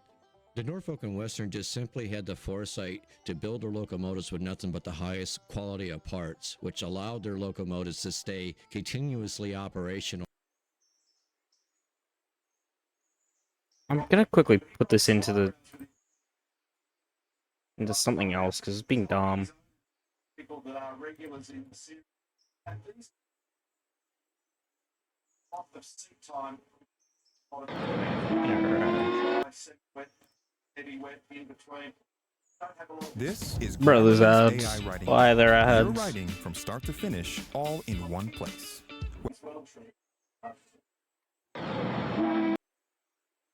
More pulling power than 5 of the most powerful diesels that were available at that time. The delivery of Y6 2120 in September of 1936 meant huge improvements in the transit of tonnage freights over the hillier parts of the Norfolk and Western system. These new locomotives came at a rather fortuitous time. Shortly, the Norfolk and Western resources were once again more severely strained by world conflict. I want to actually look at the images as well, so... Class A and Y6 classes comprised of nearly 1/3 of the locomotives assigned to road freight service. Yet by 1945, their high reliability and availability enabled them to account for 68% of the system's total freight mileage. So folks, that in itself just tells you that the Norfolk and Western weren't buying and installing their parts from the local Pep Boys stores. And this is one of the biggest attributes to the Norfolk and Western success with steam operations, as we now know lasted up until 1961. The Norfolk and Western just simply had the foresight to build their locomotives with nothing but the highest quality of parts, which allowed their locomotives to stay continuously operational for far greater periods of times than competing railroads with their Alco or Baldwin-built locomotives. This simple practice is the key attribute as to how the Norfolk and Western made their steam locomotives as viable financially to maintain than diesel locomotives were during that time frame. After World War II ended and freight service slacked off, the new Class A and Class Y locomotives did even more work than ever before, simply because the older Y4s and such were retired. As such, these new locomotives were handling 94% of the Norfolk and Western's freight ton miles. To further attest as to the A's efficiency, there was no Yellowstone 2884 that could run as fast, there was no Union Pacific Challenger 4664 that was as powerful, and the nearest competition, which became the Allegheny and the Virginia Blue Ridge, came some 5 years later and only enjoyed an advantage in greater steam capacity. But that capacity came at an enormous increase of locomotive weight. The following specifications apply to a modified Class A at the end of 1950. The locomotive weight was 573,100 pounds. The weight on the drivers was 432,350 pounds. The cylinders were 24 inches by 30 inches. The Jesus, 24 by 30. 300 psi, and the simple tractive effort was 114,000 pounds. Okie dokie, so with that, I'll just skip all the way to the Y6B and skip the Y6 and the Y6A simply because the Y6B was the pinnacle of the Y6 design, and in my opinion, the pinnacle of all steam locomotives too, with all things considered. Okay, so before we get into the breakdown of the Y6B, the Norfolk and Western operated on lines that weren't too dissimilar from the Chesapeake and Ohio, did with the Alleghenies. So the Norfolk and Western operated out of Virginia, Maryland, North Carolina, and West Virginia, Kentucky, and also Ohio. The Y6B in itself was the primary coal hauler out of the Appalachian Mountains, and it was an extremely difficult and arduous run, to say the least. N&W's Appalachian coal runs were probably the most difficult ones in the country. Okay, so the Y6B was a 2882 Yes, pumpkin train. Mallet. Okay, so for the more casual fan, the difference between a simple and a compound steam engine is this. In a simple steam engine, expansion of the steam takes place in only one cylinder, whereas in a compound engine, there are two or more cylinders of increasing size for greater expansion of the steam and a higher efficiency. The first and smallest piston is operated by the initial high-pressure steam, and the second by the lower-pressure steam exhausted from the first. So with that information, the Norfolk and Western added a variable valve plumbing to the Y6B, which allowed the low-pressure cylinders to allow simple expansion steaming in all four cylinders at all speeds. So in other words, the Y6B could use all four cylinders for simple tractive effort and simple running. And if you ask me, that's a huge advantage over a locomotive such as the Big Boy and the Allegheny and such, if not for any other reason other than economy, The Y6Bs were the last compound articulated locomotives, and frankly, they ranked as the best in just about every category that you can think of. The Y6B had a pulling load of 13,500 tons at 25 miles an hour. The Y6B developed 5,500 indicated horsepower with a cutoff of the high-pressure cylinders at 60%, and in the low-pressure cylinders, the cutoff was 55%. Comparing the Y6B and the Union Pacific Big Boy, and considering the weight on the rails, power to weight ratios, the overall length, and the practical speeds, which nearly doubled that of the early compound Y series that Norfolk and Western had produced. The economy of the operation itself of the Norfolk and Western, the quantity of the locomotives that were built, I'd have to say that the Y6B on the whole was probably the most successful articulated locomotive that was ever built, and that's over Big Boy, Challenger, Allegheny, you name it. So basically, the Norfolk and Western had approximately 35 years of tinkering with the compound Mallet design, and the railroad wound up with a locomotive capable of producing a 5,600 pound drawbar horsepower at 25 miles an hour, and they could go with a top speed at 50 miles an hour on an even grade with a full 13,500 ton pole. And that was just perfect for the Norfolk and Western's tonnage that they were required to haul, the grades and the curves. And they did all of this while maintaining the economy of compounding, and meanwhile doing it with a locomotive that weighed some 100,000 pounds less than the C&O Allegheny or the Union Pacific Big Boy. And as always with the Norfolk and Western, these locomotives were carefully maintained and extremely well designed. Very low maintenance issues with them, and they just simply took a beating in those coal fields like no other locomotive ever did. And the Norfolk and Western only yielded to diesels only because the N&W could no longer afford to be the odd man out in the diesel parade, meaning that they were the last railroad basically to be running steam on the main lines, and they did so up until about 1961. Power companies hate when you do this, but there's nothing they can do about it. There's a new portable cooling system. The last Y6B was completed in 1952, and the last one ran on Norfolk and Western's main line in April of 1960, with some being regulated to secondary duties until 1961. Okay, so the following specifications apply to the Norfolk and Western Y6B. The locomotive weight was 582,900 pounds. The total weight with tender was 961,500 pounds. The main drivers were 58 inches. It burned coal for fuel. The coal capacity in the tender was 27.2 tons. The water capacity was 22,000 US gallons. The firebox had a grade area of 106.2 square feet. The boiler was 104 inches. The boiler pressure was 300 psi. The locomotive had 2 low-pressure cylinders at a massive 39 inches by 32 inches and 2 high-pressure cylinders at 25 inches by 32 inches. As indicated earlier, the locomotive could run at maximum speeds of 50 miles an hour. The tractive effort was in simple was 166,000 pounds, later 169,000 pounds, and compound it was 126,838 pounds.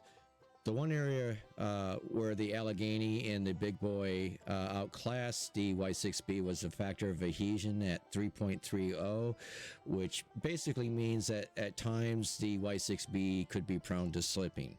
Otherwise, the adhesive weight was 522,850 pounds, which is actually pretty good. And the last specification on the Y6B is that it ran with Baker valve gears, which regulated the flow of steam into the cylinders. With that, we'll wrap up the video, and I'd like to say thank you for watching the video, and please hit the like button, the subscribe button, and turn on all of your notifications if you want to see any future video that we post. All right, thank you once again. Bye. Yeah, you're not kidding. Yeah, they were definitely mad scientists. Let me just quickly delete the link. How are you a mad scientist already? Oh wait, never mind. No, I was talking about the thing on OBS. The bloody Y6. Right. Yeah, that thing. All I can say is that Railroader is gonna get interesting, I'm assuming. No, yeah. There's some stuff happening. Well, There's a lot of stuff happening.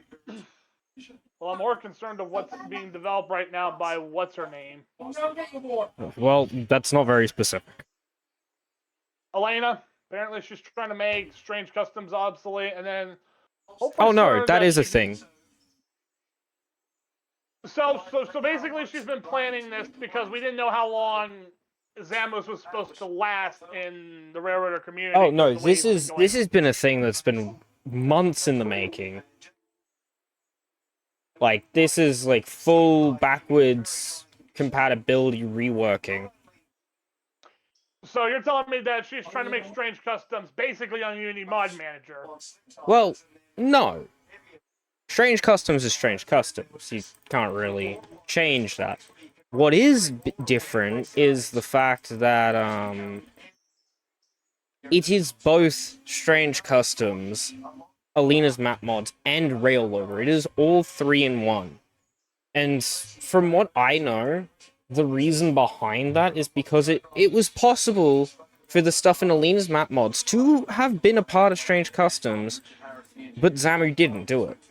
So then, Well, of Alina's course, map because mod Zamu's came a piece out. of shit. Well, I you're wouldn't say telling that. me I feel like it was more on a maintaining level. Like, the level of maintaining required was probably outweighing the pros of it. Well, yeah. So that's why we've got 2 separate mods. But Alina is now finishing up this tool. It's still very broken because Alina's map mods is the only thing complaining, funnily enough. So you're telling me that, so could this possibly save us people that are using mods? I just fucked that up. Like map mods in general. Honestly, hard to say. It's Or is it way too early to be able to say anything about that. Considering that Because right now, it's not even fully developed yet. It's still got so much work to do. Because I know for a goddamn fact that I don't know how much longer we can keep. I don't know what people are going to do, because I've been hearing rumors that people are not going to update their games. I'd still update the game. Well, number of reasons, because they don't want to lose their mods. Boo-hoo. That is life. However, there Such is is a life. way- Something like that. Well, that may be true, but Super Chief did tell me to do something that I don't know if you'll approve of it. Oh boy. Basically, he wants me to shut off the automatic update thing on Steam. That's the only way it's. That's the only way it's gonna not update That's the game. going to not update the game, yes. But people are also missing the fact that when the update comes out, it's not on the main branch. It's not happening on the main branch of the game when the update first releases. It will eventually get to the main branch, but it's not going to be there anytime soon. So basically, we're talking a matter of months, because how long did it take for this particular? How long did it take the experimental branch to get onto the main branch? You can't really compare that to an update getting dropped, because that is already an update being dropped, and that's the community finding bugs, and then them patching it, and then them adding a couple of features, while slowly updating the main branch as well. Because you would have the main... Back when we had this, they did 2 updates in the experimental branch. Because at the time they were testing all of them, and then they get pushed to the main branch. But then, obviously, this has happened, so they closed down experimental, because there's no reason to have experimental open, because it was the same version. So they closed it down at that time. But the only reason why experimental happened was because that was to test everything, so that if there were problems, they could be fixed before everyone did it. So you could opt into helping them develop the game by finding all the bugs that needed fixing and yada yada yada. Okay. So I'm trying to wrap my head around. Oh, for God's sake, these In other words, you're not gonna see it on the public branch for some time, in my opinion. I honestly think So we that's will gonna get an be like- experimental push to get the refinement. So you're telling me that the update's not going to come out anytime soon, but so we're looking at a Update couple of, itself, no idea. My guess is December 12th at the latest, because that is anniversary day. But then it'll still be like it'll probably end up coming into the main onto the main branch in February, March of next year, when everything is fine. So you're telling me that Railloader will still be operational for that long? Yeah. I mean, Zamu can always update it, we never know. It's too early to tell whether or not Zamu will walk away like he has done in the past, from what I know.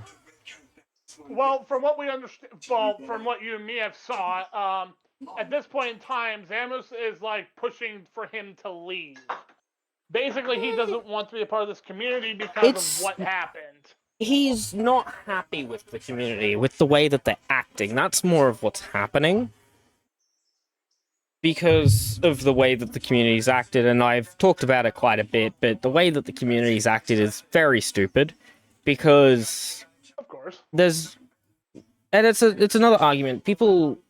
I can get structural criticism, like when it actually helps a creator, but what the community does isn't that a lot of the time, and it's more of just constant bickering, which you can see how that gets annoying, obviously. So it's more of the constant bickering he's annoyed at, but for the people who actually, like, help him out and stuff and say, and aren't, quote-unquote, like, a little slow about why this is happening. I'm trying to word that. That's the kindest I can word that while thinking. Yeah, it's the best I could do, thinking on the spot. But it's just more down to the way that the community acts to this stuff, more than being just done with the game in the way that I can see it. Because the way I'm noticing this is that I think I want to say this to the developers: they need to have people. Oh, I don't know, take a chill pill for a couple yeah, of minutes 100%.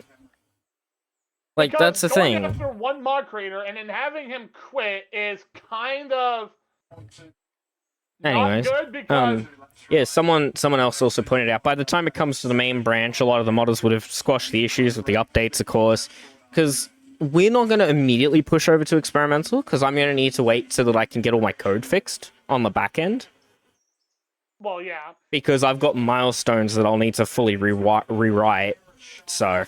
That's not the only thing that I have to have someone rework. Is basically most of the mods that I have. Some of them, I think, only 2 mods have milestones. The milestones will be the main concerns.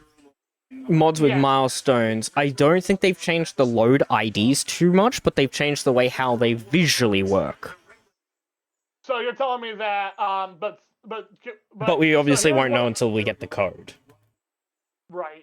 And so this is another question that's been on my mind. So mods that don't use milestones will still function, but the problem is, though, we don't know if those will function because it'll be a complete gamble. Because if the game updates, then you know as well as I do that Rail Loader will be out of date. Strange Customs will be definitely out of date. Oh yeah. Well, it depends. It very much depends on if it impedes the way that they work. It's going to be, when the update comes down, it's going to be a full-on gamble the moment it comes out. Does it work? If it doesn't work, then the community's going to go bloody haywire and be like, hey, it's not working. Why is it not working? The game just updated. Why is it not working? And the answer's obvious. It's because the update just fucking dropped. Yes, and then Rail Loader and, well, Strange Customs is not up to date with the current game. And obviously that is going to be the talking point. And a lot of people are saying that we need... I think someone needs to, I think some of the people need to, like... Oh, did I paste the wrong rotation? I did. Sorry. I think some of the people need to, I don't know, they need... Someone in the community, I bet, is going to start saying to other people, why can't we just all get along? I mean, Railroader is still a young game, and right now, with a community like this having so much drama, I can see it failing through so many levels. Oh yeah, 100%. Another thing to mention, and Zamu, this is someone from in my chat, and Zamu, I don't think he will be returning. Actions by both him and the community kind of burnt that bridge. It's true. One thing I don't agree with on Zamu's part is when he blocked the website, because that just made the problem worse with the community, because the people who were already being like absolutely rude to him used that as an excuse to get more people to be more annoying to him. But at the same time, and then- the community was being an asshole by doing that. It's just a So thing. basically we're- At the point in time, I can see it as both parties in fault, but the community has been doing it longer. Longer, yeah. So basically, this is where I think the devs need to step in. Well, and it's make- not really. They've already given their 2 cents on it. It's not really their world to impede on. They can't really tell a modder to stay, and a modder can't really tell them what to do. It's just sort of that impasse line, because due to the fact that modding isn't supported yet, we're gonna have these problems. So it just comes down to that fact. If you don't be nice to people, then they're not gonna be nice to you. Like, it comes down to the saying, treat people how you want to be treated, and the world is all fine and dandy. Well, of course. And why do you think? So this is where I think people should benefit, because, to be fair, dude, I have been in this community for how long now? Oh, hard to say that one, man. But I've been in this community, and right now It takes I two to already got- rustle, you guess? Yeah, that's a fair way of saying it. I have been in this community, and hear me out. I already have mods that I'm not even allowed to have yet. Yeah, that's the same with stuff like me. I've got unreleased mods that I'm literally developing, like, right now, actively. And some of those mods, I have gotten permission from the devs themselves, and I'm helping. Yeah, if you get permission for... That's a whole different argument with, like, the whole dev stuff. But yeah, obviously, if you get permission from a developer that you can have this mod, then you can have it. It comes down to another point with the community of taking mods and sharing them. We've had that quite a few times. The original H9, same problem. That stopped getting developed for quite some time before the development restarted. And it's the same with the GP38 when that was initially leaked. That was a big bloody mess. Well, yeah, it was a. Like, there's all these different points in time where there's been these, like, problems with the community, but there's not really much you can do about it. Right. Because the Railroader community is something that is a mess, and right now the Railroader dev team have a lot more to work on, but they do occasionally moderate. Like, for the GP38, they did moderate that, and all of these problems, they do moderate, but they can't moderate everything at the same time. Well, they should have moderate Railroader and Strange Customs if Zamus was going to have this problem. Like, Yeah, well, they can't moderate that because Zamu isn't them. They can't really moderate a member of the community as much as they can moderate their own team. Right. So, if you haven't seen that picture yet, I just sent you. It's a Rail Grand GP9. However, you can already see there's something different about it. But even then, I don't rely on track mods, or at least a crazy amount, as they'll always unreliable and continue to be until situation is stabilized. Locomotive mods, at the least, don't have that many issues. That is true. Well, locomotive mods I have. Track mods, I have very little track mods. I went through my folder, I think yesterday.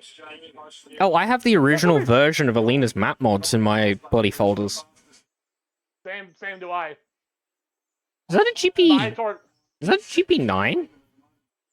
Yes. However, it isn't. This model is technically the GP9 that we currently have in game. I have a mod that allows it to have dynamic brakes.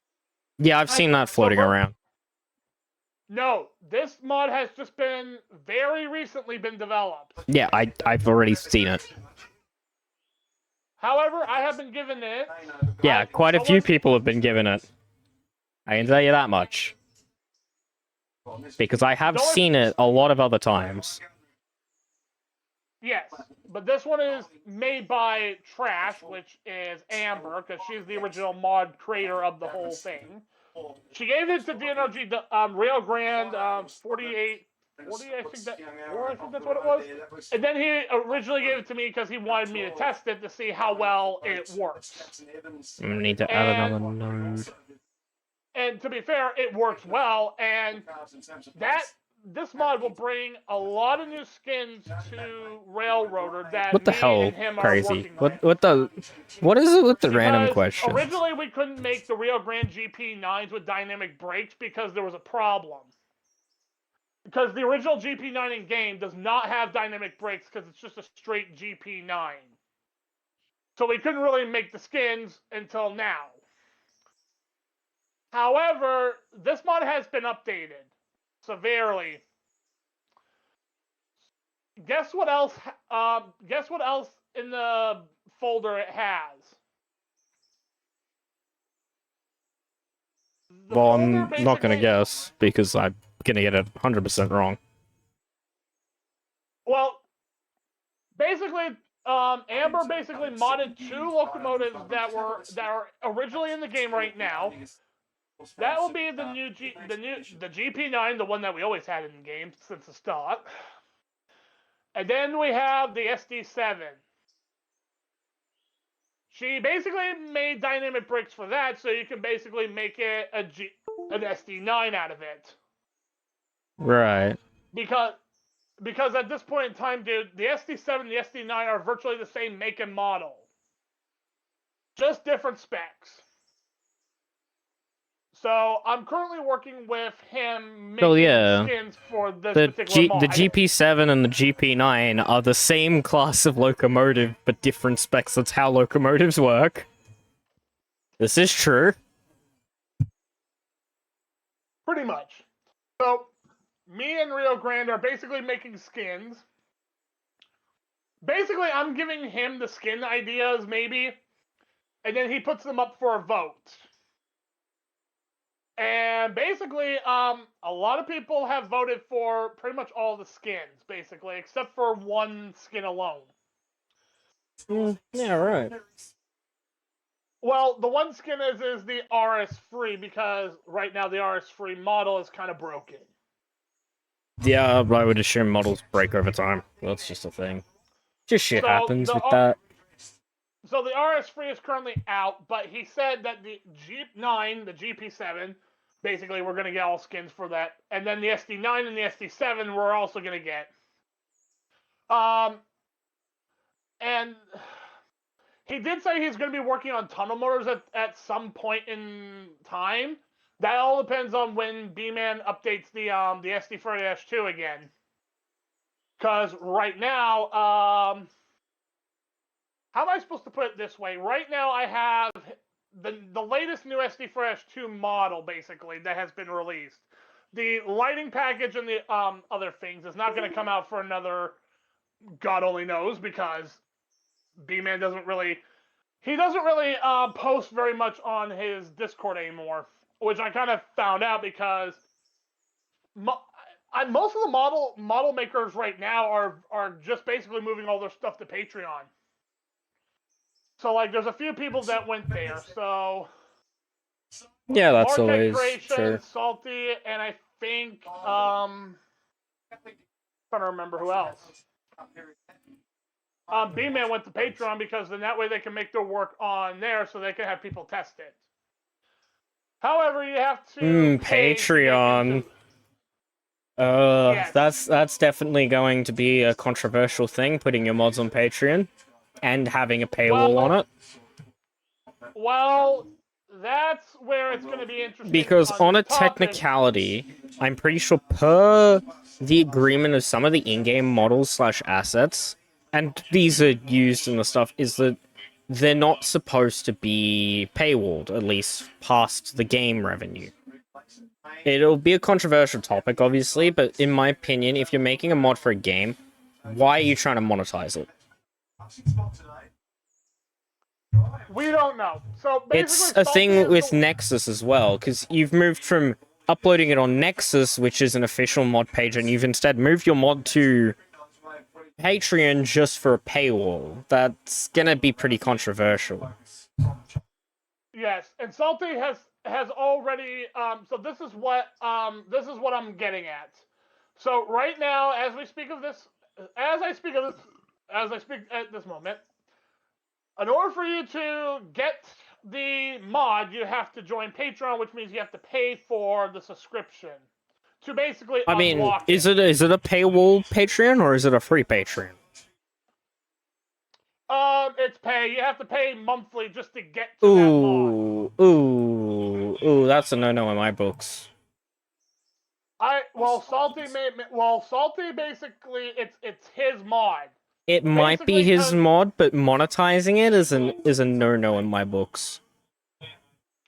Well, because when you're making a mod, you obviously do it for the passion of the game. So why would you try to monetize it? It's also a rule on Nexus. You're not to use their services. You're not allowed to take any of their mods and monetize them, nor are they allowed to paywall their mods. It's an agreement because you're making a mod for the game. Why would someone have to pay to get access to your mod unless obviously it's something that's incredible? Like there's like Minecraft plugins. People pay to get custom ones made, but that's a custom one for a server that you're running, so it's down to your discretion. I see people try to use an argument similar to that a lot, where they try to argue, well, the X game does it for X server does it for this, and it's just like, yeah, they're a separate entity on a technicality because they're a separate service to the main service. Yes. Well, the reason why I can understand why Salty moved his to Patreon as paid, there's a reason. Because as of right now, because the locomotives are in testing phase right now. Yeah, that's alright. So right now he moved his locomotives that are being tested to Patreon to be paid, so that way you can test them. Because yeah, though at the same time, if you're doing a testing, the easier way would be to try and work out a deal with someone to help test it, rather than have a ton of random people come in and test it, because moving to Patreon isn't going to stop the problem with testing, because all it takes is someone to pay for the 1 month, download the one version of the mod, and then just share it. Well, yes. And Marquette Creations is doing the same thing. However... Okay, that's fair enough. That is very fair enough. I've just got another thing. As far as B-Man's Patreon, the paywall is only for early access. The full release will be free on Nexus. That is fair enough. I guess it helps develop the mod and stuff, but I honestly still don't personally agree with using Patreon to do this. Even with early access stuff, it's a bit of a gray area in modding communities, having a paywall behind your early access for a mod rather than just giving it to a few people to help test it. Well, Salty also, well, hear me out. The reason why Salty is doing this is because B-Man... Oh, yeah. And also, with Finna, with your message there, that's 100% stuff that will happen. His latest new models have...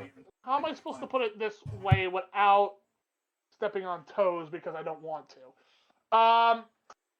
Basically, Salty has made 2 new locomotive mods, and he's updating his current... Well, he's also updating his old stuff.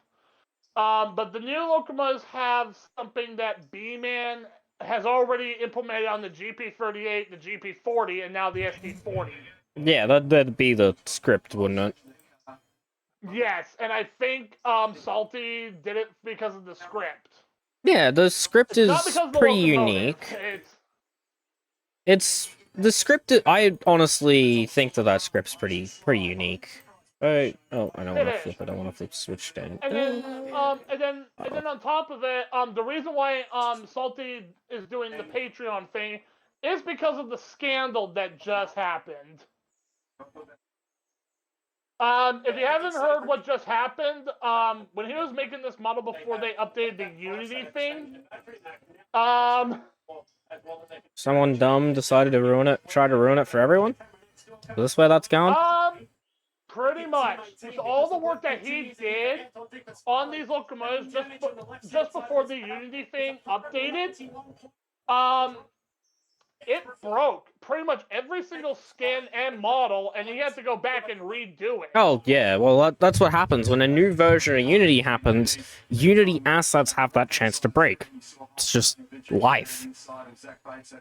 And Because- he showed a picture of all of his Yeah, skins like we got a full version change when it updated. So if there was anything relying on a feature that broke in the update, then it's going to cause problems in the later stages. That's just down to modding. It's not really anything to do with Patreon paywalling and leaking.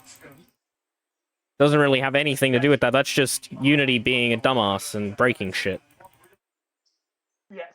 So this is what's been going on, because I've been noticing that Salty has been using a different script, and other people have been showing the older script of the locomotive that they have now. So basically, this guy basically showed a picture of this right here, and it just says start engine, stop engine, basically. Yeah, that's There's no other feature. that's in B-Man's script. What, is he making one that attaches to B-Man's script for an easier start-stop feature? Yes. However, but Salty is implementing the feature that B-Man has right now for the newest update of the GP40 and the GP38 and the SD40. How close? So Okay, this I is can the get that close. So if you see this screenshot, this is a screenshot of what it will look like on the actual locomotives right here. So you can see it's got more buttons on that it has on the GP38 and the GP40 and the SD40-2. So basically, Salty is trying to implement the newer script in his locomotives, which is kind of a big deal because it takes a long time. So is the bottom one his? Both the top one was his. That was his script that he did. The bottom one is B-Man's, and he got permission from B-Man to actually put B-Man's script into his locomotives. That's why his mod is paid right now, because it has that script. Especially that advanced one that we have now. Well, that's a thing. If you're using someone else's stuff and also monetizing it, if B-Man doesn't want you monetizing it, he has all the right to say you're not allowed to do that. But if you're using the more advanced script, just wait to implement that more advanced script until it actually releases, rather than putting it on Patreon. If it's already out, then why is it on Patreon? It's a good question. I don't want to. And why is it a paywall for? Yeah, like that's the thing. If it's already out, and that's if he used the reason of cool, it's not already out yet, that's fair and fine.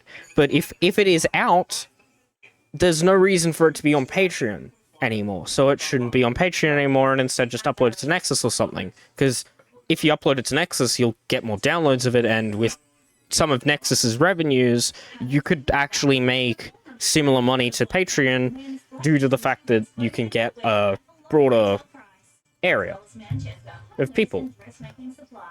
Well, this one's got me going on because I'm looking at the bottom picture and the top Patreon picture. is hard set to 2 weeks early access testing, considering those /stop only for the GP38 script equipped units. The bottom one is the more advanced one that came with the SD40-2. And from what I'm understanding is that the GP38 and the GP40 got that same treatment. Yeah, that's also true. So virtually, B-Man's newer script is currently on the SD40-2 at the moment. Okay, that's fair enough. However, the GP38 and the GP40 got updated with that exact same script. I have also already talked to B-Man about it, and he's perfectly fine with the deal we have set up. Okay, yeah, that's but fine. Then again, B-Man still has a few things locked This is the first time I'm locked hearing away about behind Patreon, so I'm just putting in my opinion at this point. How am I supposed to put it this way? Like, from what I'm understanding from B-Man, because I But yeah, follow his that's mod fair enough. If you have a hard release date, it'll be free after that. Honestly, I still think it's a grey area with Patreon mods, with mods that are gonna become free, but it's an iffy subject. It's obviously a lot of controversy. You'll always have that party that'll get pissed off because something's on Patreon, yada yada Make it yada. into an SD4S2 High Nose, which is not out yet, well, except for it's already out, but it's a different model. I'm pretty sure the person you're talking about came into my chat and was watching. Where? JTK2773 is the username. In this VC? No, not in this VC, in my Twitch chat, you goof. Oh God. You goof. Goofy. Well, sorry, Goofy goof. but with all that said, basically there are a couple of features that B-Man still hasn't put out yet. For what I'm understanding, that is where it's kind of where it's at right now. So it's like there are features still locked behind closed doors, and they probably won't be out until like a couple of months later. Nexus is not paying anything comparable to Patreon. Yeah, that's fair enough. Releasing mods since December and I only made. Oh my god.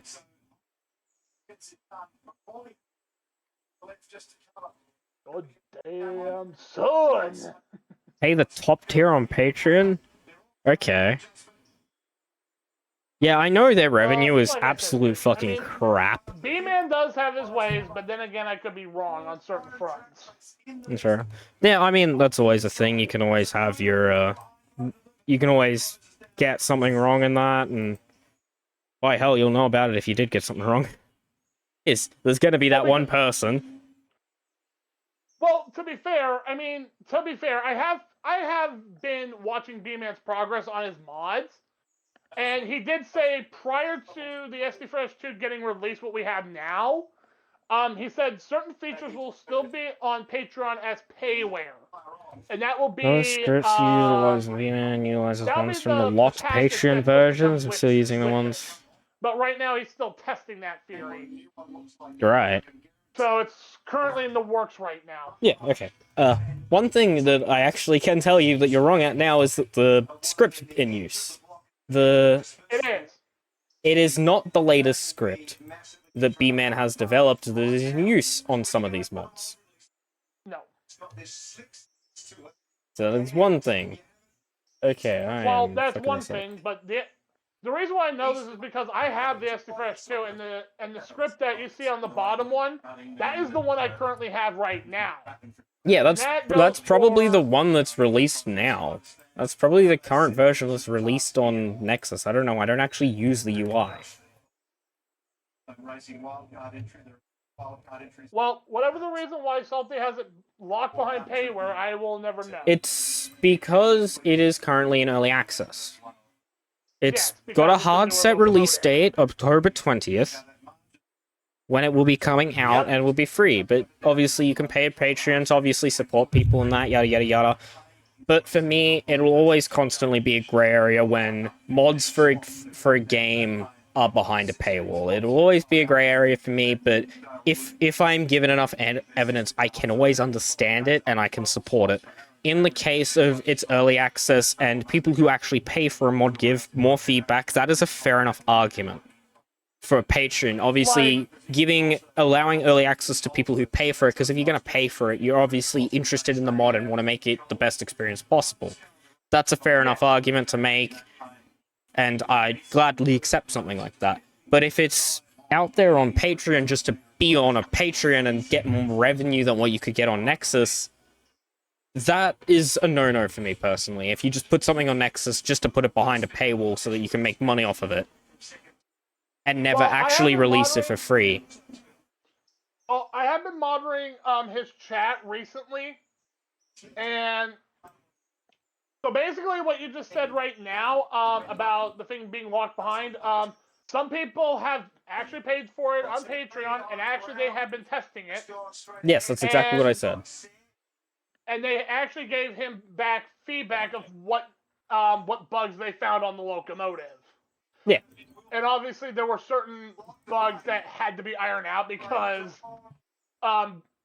latest script isn't really applicable. Originally he did not see them at first because he was doing this in Blender, obviously.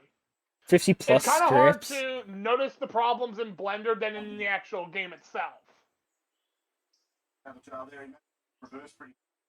So basically, but the reason why I'm saying these locomotives are new because they're including something that B-Man has in his SD Fresh. Okay, yeah, that's a lot of words. Not gonna lie. I understand some of that. It's the many customizations that you can do that's currently being used on all three of B-Man's mods, basically. So one example is this picture. The headlight, it's basically this version, basically. You can see what it's doing. Oh my god. B-Man's is customized parts shop. Basically, that's a new Oh, feature it's this thing. Yes. Yeah, that is actually a controversial topic at the moment that I can tell from, because there's controversy between the Legos one and this one. People are both like shitting on both of them for whatever reason, and it's fair with some of the features that Legos have, because with Legos ones you can put extra like skins over the top which cause more lag, but a lot of people use Legos customization to just add more paintable layers, which doesn't add any more lag. At least it's nowhere near noticeable unless you have a literal potato as your CPU. Yes. So, Or actually, no, I stand corrected. Unless you have a literal like potato of a graphics card, like you're running integrated graphics or some shit. Which I don't have running at the moment, and I do have that thing that you just talked about, multiple layer skins. I have like maybe one or two diesels on my roster that has a fully Right, that's fair enough. operating. The reason I can tell you This is the first time because I'm I hearing actually half have of this, 2 of them. so yeah. Or more, I could be wrong. But then again, Oh my it's not god, it's Luna. Then again, it's not my locomotive because Luna's my friend back. uses this locomotive. Let me guess, the computer keeps crashing in and out. I cannot hear you. There, okay, there it is. Now you're connected. Now you're connected because loud audio. Bonk.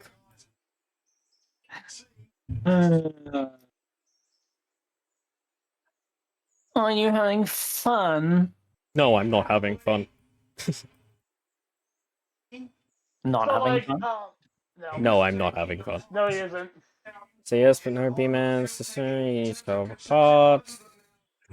Also customization Lego system, you need a separate material per color option, yeah. Honestly, I think they both work well, just don't use the decal cover option. Because if you use the decal cover option, you're obviously increasing the requirements of graphic card, and lower end systems are going to complain, yada yada yada. Well, it all depends on what I'm trying to model the engine after. I mean, it all depends on what engine It comes down to, are you putting an entire decal on as an option, or are you just adding a paintable surface? Because paintable surfaces are much less dependent, whereas an entire skin overlaying the top of the already in there skin is a thing that costs a bit more GPU power. I don't know how to fully explain it. I don't know the full concept. I know the basics about it. Behold's brain would overheat if you pushed him that far. Oh, I'm trying. No, what I'm trying to do is read a chat, listen to a conversation, respond to chat, and make a mod. Yeah, and it's funny to watch you try and figure that out. Behold's brain running overtime to try and get it all done. Yeah, I'm trying to catch up on everything at the same time. And if you're looking, you can see I've been deleting a couple of things because there's some random green lines going everywhere. I can see So that. you're talking about this, Beloved? Oh boy, now I need to look at the share screen. I only have one monitor. I can't do everything at once. Yeah, I was No, gonna say, no, it's not on my share screen. It's on Discord, actually. I put Yeah, it- though I still have to tab into Discord. Tab to Discord to do that. That? The decal in the middle, I think, is fine, but it depends how those stripes are done, I would say. Looking at the way that logo is, it's a full-on decal to do the stripes and the logo. The sideboards, the railings being white and yellow look like they're also part of the decal. But the main body is probably still paintable, so that would cause a bit of performance, but it's probably not noticeable in your system. On a lower-end graphics system, you'd probably notice the lag drop while looking at it. Yeah, pretty much. And then this is the locomotive that my friend made, and obviously this is a combination of using certain toggleables for said locomotive. So like, give me a second. So basically, that is actually great point. That I like that thought. If your friend is if your friend bought it on Patreon, it can be used in your private server. Obviously, stuff like our very public one, that wouldn't really fly because it's public. Just about everyone gets access to the mods that joins, so obviously wouldn't happen here. But that is fair enough if you have a private save. You can use these private mods. You don't give a damn. I like that concept because that allows more feedback and can make people who don't really like Patreon paywalls. See, when this Well, lazy satisfied. ass gets off his ass and actually starts doing the models for our Oh, yeah, that revamp one. in some time, that will be private, but that won't be a paywall or anything. It won't be a That's paywall, literally it'll gonna be a it'll be used only on completely ours. private. Because Well, that's all you have for to at do. least a year, for at least I feel like somewhere in 2027 it might be viable to potentially put out. But that comes down to both our agreeances. But when it initially comes out, it's going to be nowhere near ready. It is going to be bare bones when it initially comes out. And I say when it comes out, when it gets introduced. Pretty much. That's gonna be a little while away. Yeah, clearly, because you have And, a moment. and then right now, as we speak of this moment, because I know a lot of people in this group, because I know this for a fact, don't like Luna. However, but she did announce saying that her catalog of locomotives is supposed to be released on the 31st. Okay, random comment. The problem is though, I'm more concerned of what she's adding. Okay. Because originally when Oh she God, did what it on the WNRC stream, I cannot say their goddamn name that well. I'm sorry. Right. What has she caused said there was this? She said the Did I locomotives hit that the were tile shown limit? in the roundhouse were going to be the original locomotives that were going to be in Oh, I hit the tile limit. the mod. However, people in her, how am I supposed to put it this way, channel say add more locomotives. Oh, this is gonna be sad because I think I've just hit the tile limit. Did you really just hit? I think I've hit the limit on this tile. Oh, nope, there it goes. Okay, we're good. I haven't hit the tile limit quite yet. Yeah, there was just this one tile that was just refusing to load the terrain properly. What the I'm not going to say it. Hey, But Beehole, yeah. I think we're getting to the point where we're gonna need to work out that Space Engineers private server thing. Oh, I don't think it's possible. Because I'm starting to feel a little bit of performance. How are you issues. feeling performance issues? Oh, mostly because I'm running Discord and Twitch and this all at the same time on the same graphics card. You have two in your computer. Come on. I don't at the moment. I took it out when I Oh. redid my wiring. And You know, it there's all actually works there's actually a program that you can use that Lossless allows scaling. a second I know. Yeah, that one. Okay, you I do know know. about that. Lossless scaling. I know exactly what you're talking about, and yes, I've looked into it, and I've considered using it. You've but I don't want to considered pay it. for it. Oh, is that a paid I'm a program? cheap art. Yeah, it's paid. All right, It's not okay. free. Okay, If it now was time free, to look I at the would've code. gone. 2004 right commands now now because you recorded guys to are the just- file. I'm laughing right now because the way everything is going on. Time to delete all Oh, the that's ones that say lucky. custom. Well, the good news is we had the first line of drilling has been completed. Oh joy, now it's time to commit free shit and drill them all and create lag. No, I was thinking if I stabilize them and then just use merge blocks to grab them with another set of pistons. You could technically do that while they're extended. Yeah, that's what I'm thinking. Just chuck a merge block in there. Yeah, right? that'd work. And then chuck a merge block on the end of the piston. And then just, like, that would work, right? That would work. It'd probably be a little bit finicky. Just keep in mind, do it next to an existing piston, because it is in 4 different sections to, Yeah, I'm aware. I'm Yeah. aware of the sectioning. I literally, the outside 2 sections pushed faster than the middle 2 sections. How the fuck did they do that? I don't know. They're all set at the same speed. I think what it was the middle 2 pieces were fighting against each other. Right.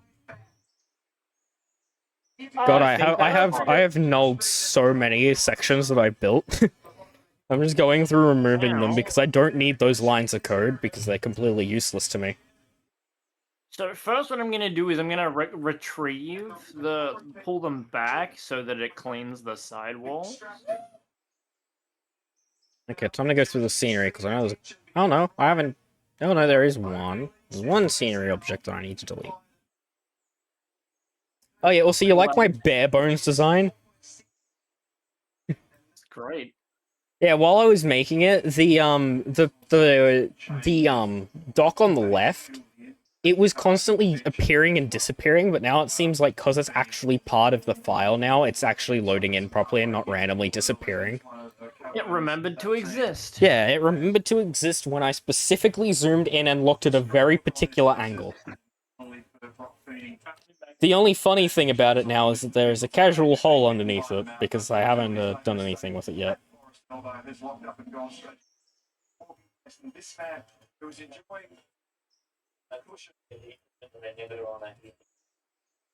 Okay, this... Has that got a double-layered node? There is! There's 2 nodes there! 5RKKW I can connect, Okay, I can connect those in to get rid of 1 node.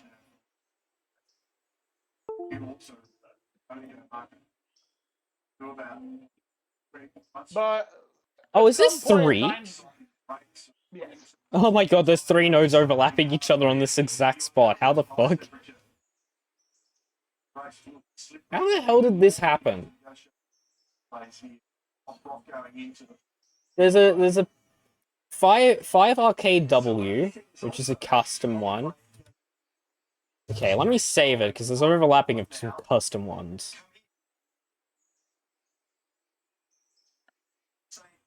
Get rid of the overlaps that I've got with these. There's a PG27 and a 5RKW. How are we doing this? This is my file. How the fuck have I done this? Where I've got 2 nodes. Or have I missed a node? I might have missed a node. I don't know that I want to be back in the queue on a wet day like this. Maybe. Man, watching this guy is pure comedy. I don't know how I've done this, where I put 2 custom nodes on top of each other. Oh, you're trying to make a pit again? No, like, just here on this switch, there are 2 nodes. There's 2 nodes overlapping each other, and one of them definitely has nothing assigned to it. 5RKW.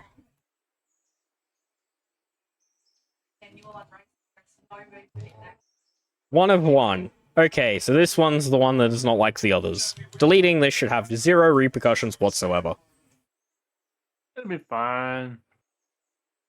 Nuke's entire page of code. Yeah, watch it just completely die. Hey, look, it didn't die. Hallelujah. Hallelujah. Yeah, so what I did down here was I put this little sidetrack for running around, and I added a little entrance, so you've got technically 2 runarounds, and you can get into the furniture if you really wanted to. So if 2 locomotives are down here, one could be dealing with the wood and the coal, while one can be grabbing the furniture and getting the fuck out of there. That, and if you need to pick something up on the way out, you can just pile in rather than having to do a 3-point turn.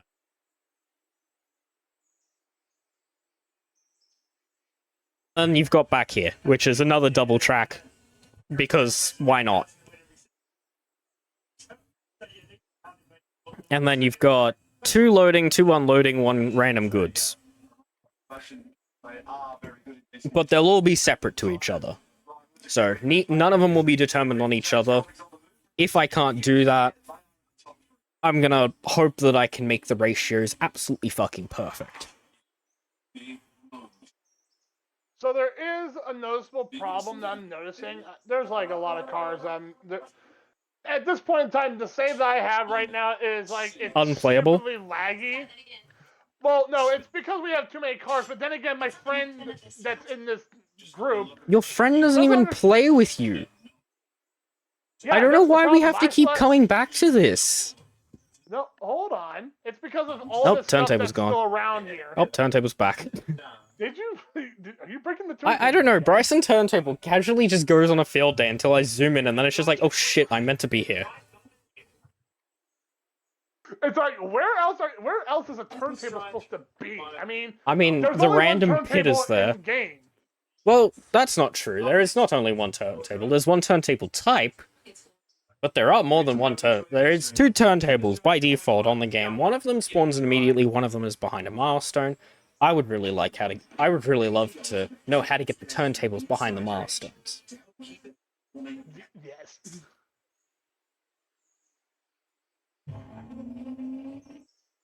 So, as of right now, he says he might come back. The only problem is, though, he's saying he wants to play on the 31st, which I don't know why. The 31st? Why specifically the end of the month?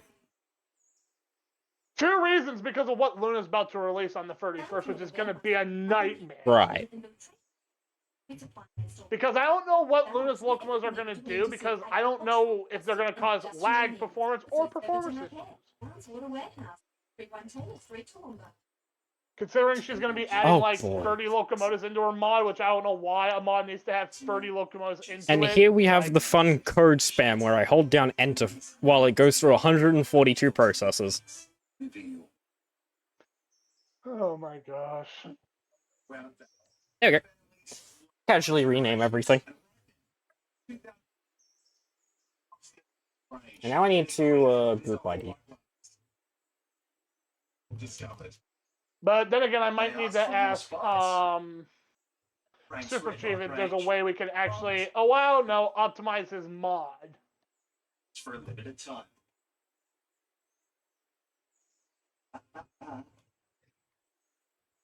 The fuck was that? In fact, smell the lead from where they are. This we've spent a long period of time, Mark, talking about the fact that Should need to name it S2. That's what I want to name it, right? S2. Yes. 65 of these. There we go. Now I save the code and have my game complaints.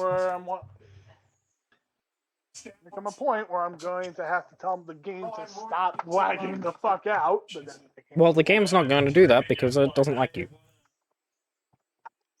How do I make sure merging blocks have grabbed each other, Beetle?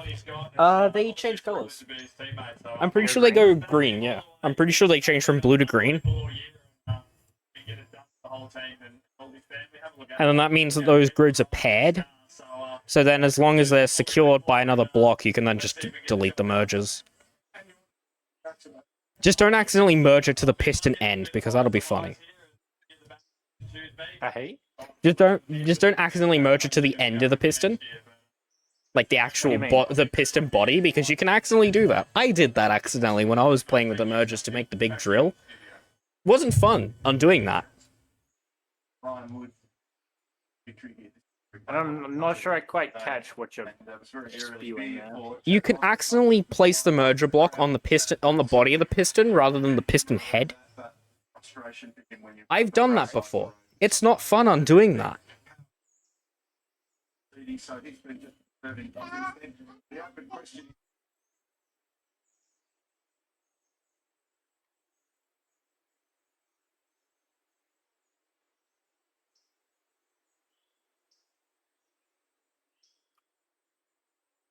Oh, I think I'm going to restart my game now.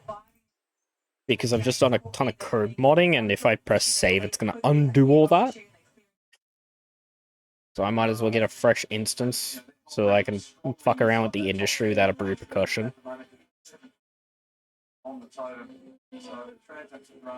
That and all the splines, all the segments actually show up on Track Editor.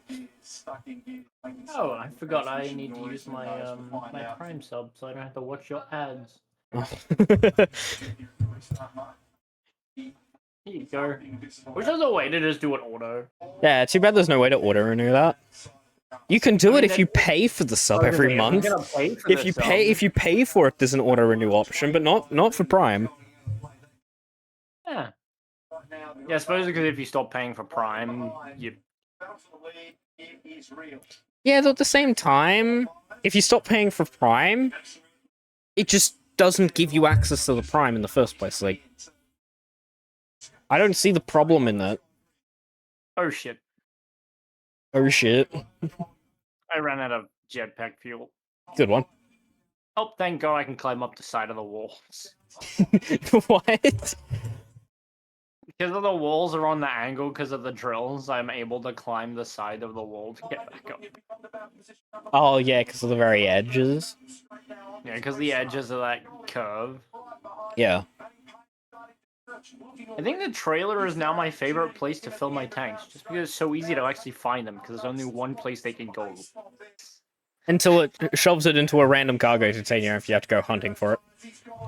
I've never had it happen to me. I've had that happen. I've had it happen to me on the trailer, and only the trailer.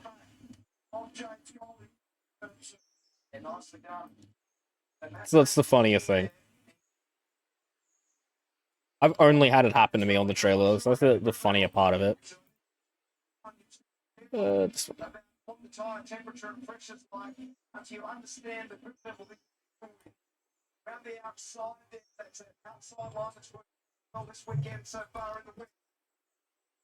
Thank God for build and repair systems.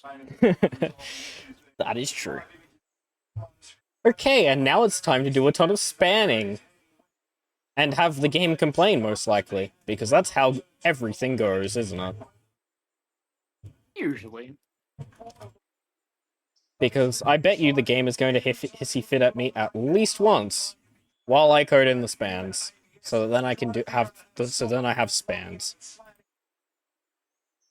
I want to take this. I'll just take the very bottom one. The coach repair track number 2. And just rename it.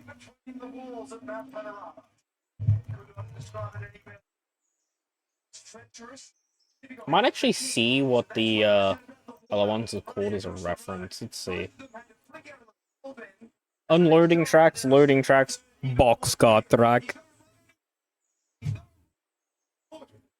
Very generic.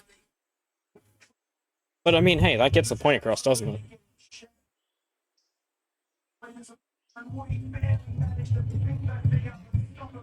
Luna, what do you think I should do? Should I make all of the tracks both loading and unloading, or two loading, two unloading?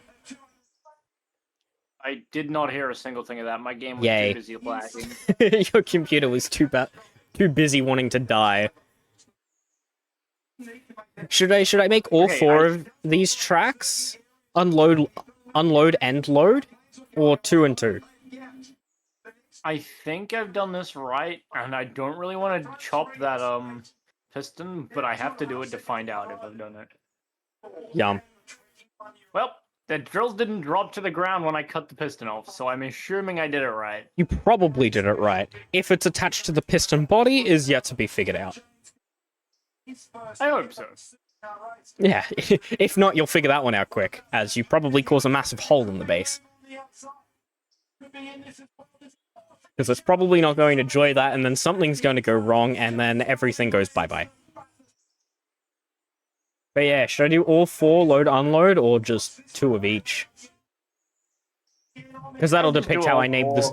Okay, so I'll just name them. Yeah, because that would depict how I name the spans, so that I can define them easier.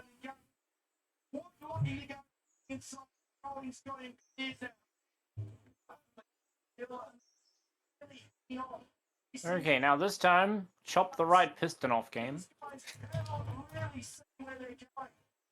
Watch me butcher the spelling and just make someone have an absolute aneurysm. Well, the good news is the second set didn't drop when I cut the piston out. That's always a good sign. Third set didn't drop when I cut the piston out. I think I've done it. Fourth set. Bang, bang, bang.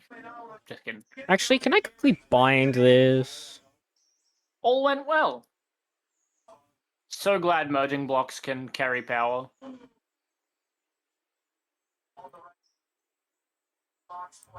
I might actually quickly bind this to repair parts with Bryson thing so that I can just check to make sure that these show up correctly. Energy low? Well, thank you, game. Just go sit in my cockpit, and it nearly instantly refills. Okay, in theory, I have just added one and it doesn't go poorly. We'll find out. Well, that's lovely. DD broken. Lovely. I think I did something wrong. Sneaking suspicion, maybe. Yep. Yeah, well, at least the good news is the merger blocks solve this problem. We don't have to rebuild the drills. You do not want to see how I've done this either.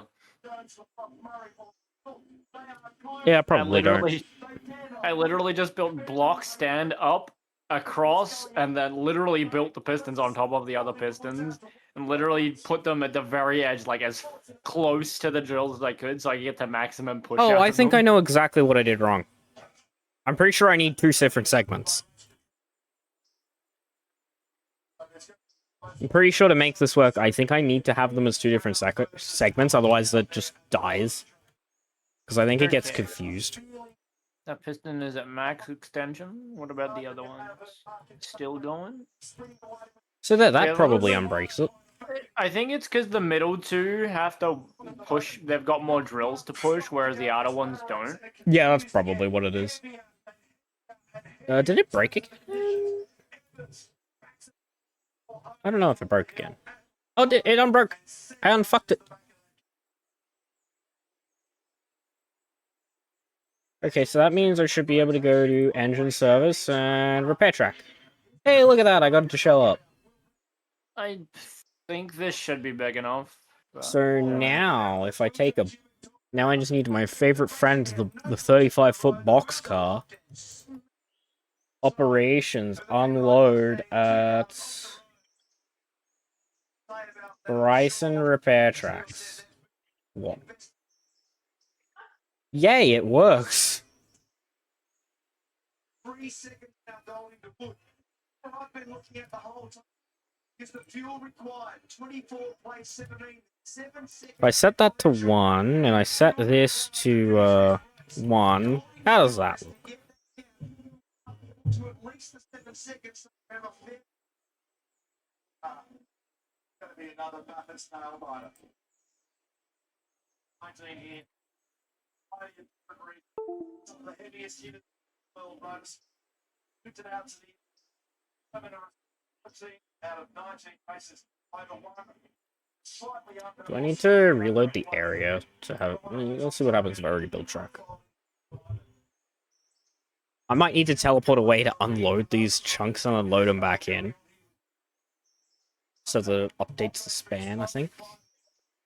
Yeah, probably need to do that to update the span. Head over here.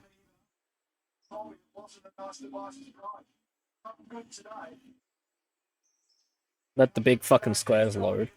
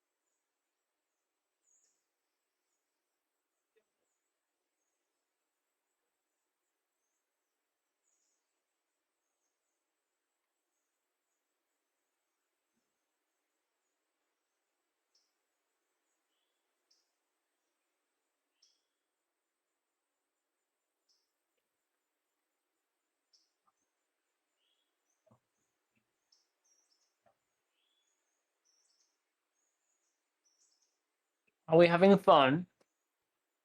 I've done something wrong. There's some red.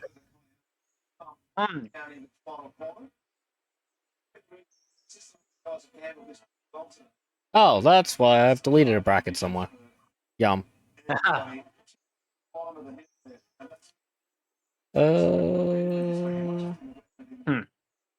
Is it tracks?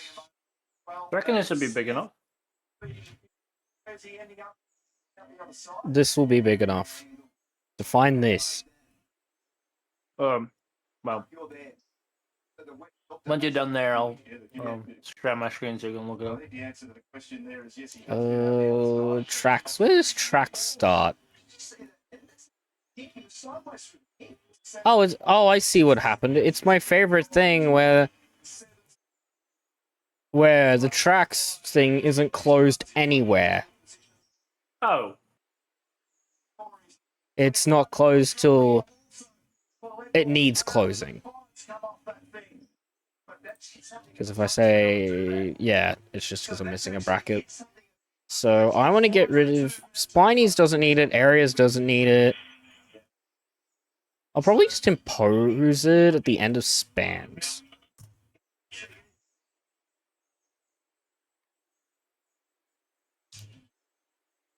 That'll probably be fine. Just impose it at the end at the start of spans.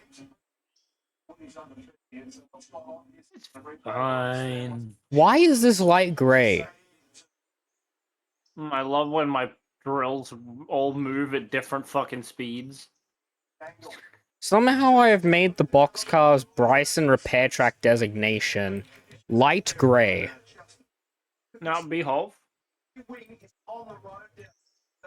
Yeah. Are we going to continue our fan design in the base area, or are we going to not do the Subject for figuring out. I have broken this boxcar. Well done. This boxcar is very scuffed. Okay, well that didn't work. Why have you not worked? In all directions. It's actually closed this up massively. Actually fix the differential between them. They'll do this, and it's now going to be stopped. Just it's 28 by the time they come in. So they'll be able. If I double end that, is that gonna fix it?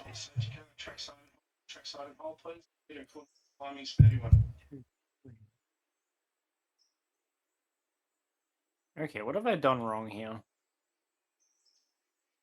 I see what I've done wrong here, because I'm a sped. Really? My inventory's full? Would never have guessed after the first 7 times you said it. I thought it magically got emptied. What the fuck? The boxcar disappeared. And if you go out there, 7.9, Okay, well then that's a bit of a long delivery track, ain't it? So long it goes outside of the fucking side. It goes all the way to the switch node. So I need to actually swap that to end. Hey, Beehole, did you know my inventory was full? Your inventory's full? Holy shit. I didn't hear her the first fucking 7,000 times she said it. Apparently I must hear it the next time. I keep breaking Bryson repair track. Look, it's gone fucking gray again. Beehole, I need you to make the decision. Am I doing fans in the tunnel or not? Because I'm building the fucking piping and I don't want to build the junctions if I don't have to. So make the call. Junctions or not? Fans or not? Yeah, do fans. Do fans? Do fans. I love that I can make Bryson repair track cry.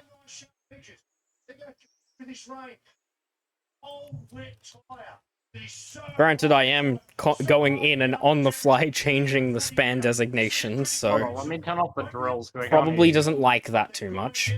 Oh What's my it god, my saying? ears can rest again. I'm not gonna deconstruct the drills yet because I want you to make the decision whether you think this is big enough. I am breaking stuff. You're good at that. Okay, thank you. So, anyways, I am causing all sorts of hell in the code. and they are going to have their hands full. Big job here. Try and guess. Try and get much in it. Unless it doesn't like double ends, which would mean I need to swap around each of the entry ones so that the start and end. I didn't see what they did with pain. I can check pain. I would be surprised. It slightly dissatisfied me, but I'm not gonna do anything about it because I can't be bothered. And to get to my 10, it's so hard. Okay, so now, okay, 4, 1, 2. Oh, I'm out of interior plates. I need to make inventory things so I don't have to fly out of the tunnel every time I do this. Probably. Production. You know, I don't think the game likes me trying to change the spans on the fly. Probably not. Because that's what I'm doing. I'm just putting it into the code and then Strange Customs is reloading it. 50,000 plates? Did you say? 30,000 interior plates. 30,000 interior plates. Yes, sir. That's gonna take a second to make. And not with all of the fucking industrial things with their hyper-speed upgrades. I mean, on those, it doesn't even matter having all of them on. It really does not make a difference with them. So, because they can only accept at a certain rate. At least they're energy efficient. Otherwise, they would be nuking our power right now. Oh, yeah, no, we wouldn't have batteries. The batteries would have been maxing out their power draw. Every battery connected would be. They wouldn't be able to physically turn on because they want that much power. Get it to work, get it going, and guess the biggest race of the year. Now, So do you want me to do the crossover pipes in the center section of every roof hatch in here? Probably every second one. Every second one? You sure? I don't have to change this later, so make the decision now. Yeah, I'd Every say second? probably do it every second one. And make it like 5 sections long. That way we've got a big enough fucking area to work with. For future expansions, because if we store random vehicles in there, we might as well make the room for it now. Oh, each cross section is 10 blocks wide. Cross sections 10? So from one roof pillar to the other roof pillar is 10 blocks. So it's 10 blocks in between or 10th? So 10 blocks in between. 10 blocks in between, so that makes it...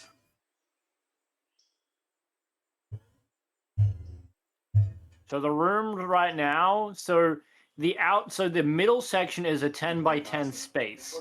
The outside section is 10 by 14.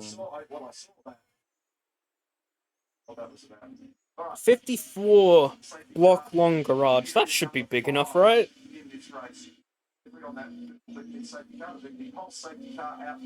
I'm thinking either we do... So I do want to do the gap, so I think either we do a...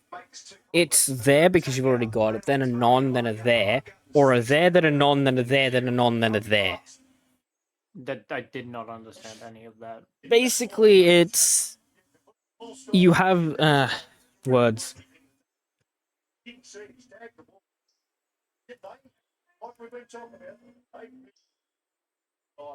So if you make a gap of 1, so the first and the third will have 1. So you could either make the garage that size, which would leave it at a which would make it 32 in length, or you could make it to where there's one on the first one, the third one, and the fifth one, which would make it a 54 length. So I can confirm we need to go at least 4 blocks further. I mean, if you go extra, then doesn't really matter because the actual like interior still needs to get drilled out for all the storage and the other It stuff. has to be even, or else it's gonna piss me off. That's all it is. It's gonna have to be even. As in, like, it's gonna have to be an even number of like. We can't have a section, the end section, be 8 blocks long instead of 10, because that's just gonna piss me off. It's not because It's not because it's wrong. It's because I know it's wrong. It's because you know it's wrong. If I didn't know about it, it wouldn't piss me off until I counted it and figured it out. Like the things that I know that there are wrong spots on certain things, but because my blueprints weren't the most up to date. But I'm not going to mention anything. Hey? I don't actually know, but I know that there are some stuff on the blueprints that I have set out and printed that aren't the fully updated ones from when you were doing the other one, because I didn't have the most up-to-date ones. But I don't know what the issues are, so I couldn't tell you if I wanted to. That doesn't bother me. It's only when I know about it that there's a problem. 5, 6, 7. Excuse me. Why did we disappear? 3, 4. Cross blocks here.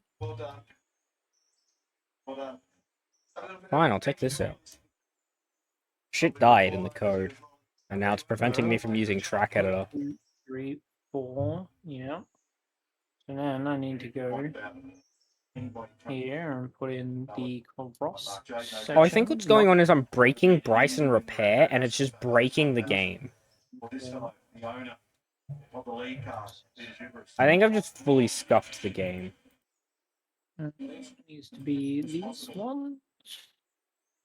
And that gives us 1, 2, 3, 4 cross section, 1, 2, 3, 4.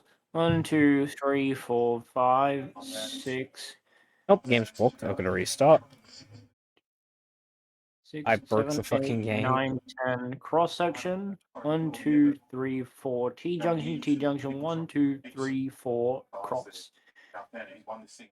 Okay, so now we go back to these 2, 3, 4, 5, 6, 7. So that's 1, 2, 3, 4, 5, 6, 7.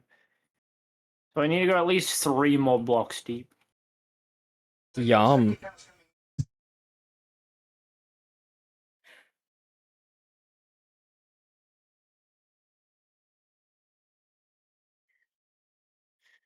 Okay, one thing, the other thing, build and repair systems every second. We hope? Yeah, do it every second. Every second, I'll leave the space for yours Yeah. open. Obviously, I can't put yours in. I mean, technically, it doesn't matter if mine aren't in, and it's just 2 of yours, on a technicality speaking. I suppose it doesn't really matter, because once the base is finished, it won't matter.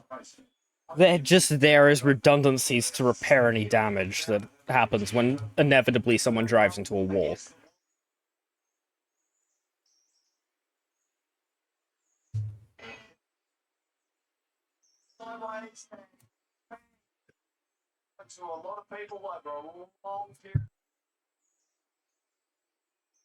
Since we have one there, we don't need one here.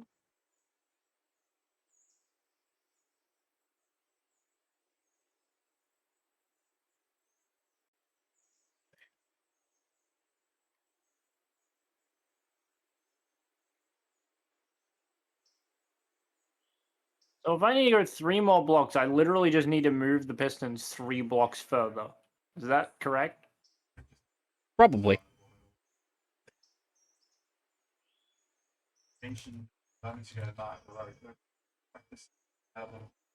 That's probably what it is. famous for the Ambrose thing in that location. We found that location in 2020. In a 1, March 2, race here, 3. heavy And duty you go contact. here. We 1, also 2, spotted in that 3. section restaurant back in 2021 in Nikita. Yes. Fly all the way down the other end. First, I'll chop that block I accidentally did goofy on. And then I need to go here and go 1, 2, 3. Then I need to extend the pistons. Pistons. And I need to go forward. Whilst the drills are off, because it doesn't really matter.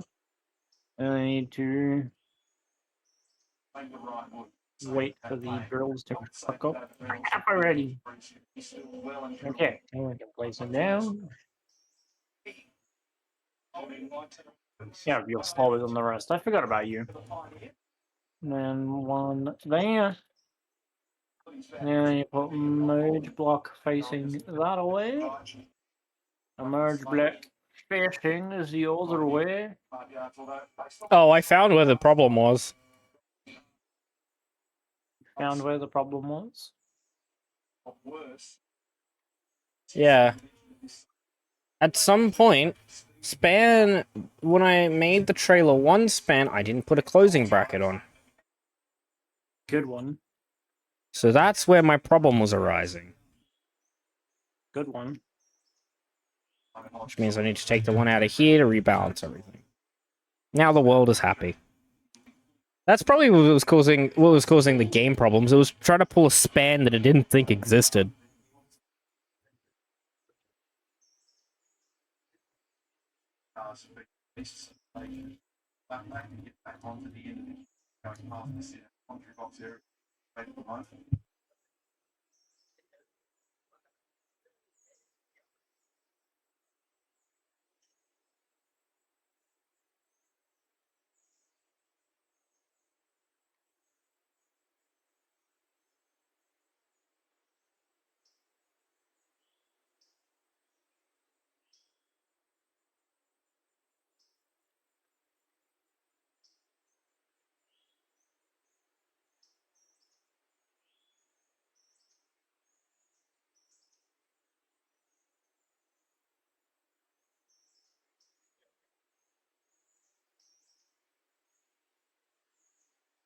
Sucks there's no, like, atmospheric heater. Yeah, That no, would be there nice. isn't. The only way you can do that is with a pressurized cabin. No, I mean as in, like, How have I broken you again? because we're in, like, planet, we can't heat, like, the area. Yeah, that's because the heating comes from a pressurized area. It has to be a pressurized area. Yeah, that's what I'm supplied from saying. oxygen. If we could move, like, if we could create a heater in our base, would be so nice. I'm pretty sure the literal requirement for it would be just to take air from the outside and just pump it inside using... Actually, no, because you have to generate oxygen and you can't just take out of an atmosphere.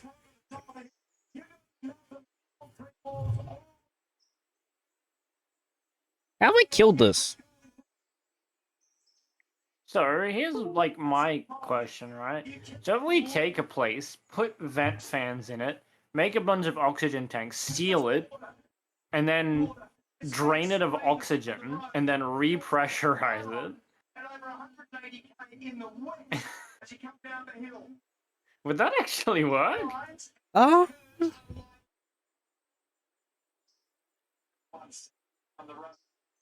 I think if you make it an enclosed area and just supply oxygen, it'll automatically go up to warm. You reckon? I think that's how it works.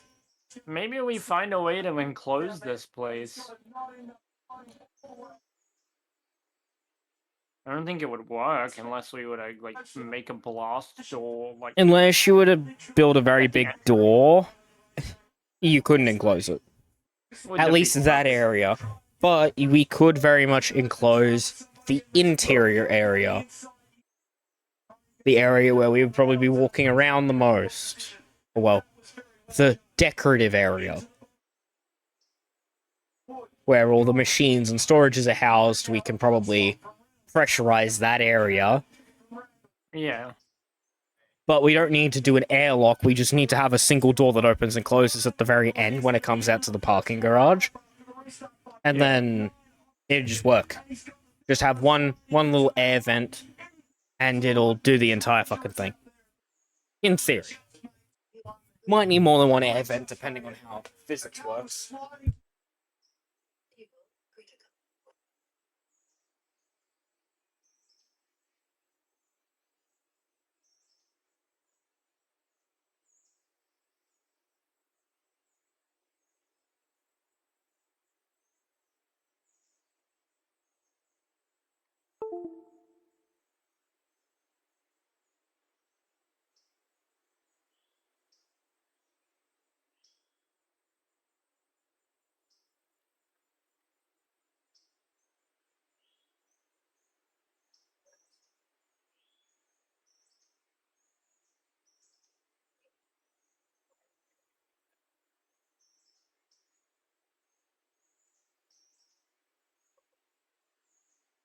Oh, almost crashed the game just then.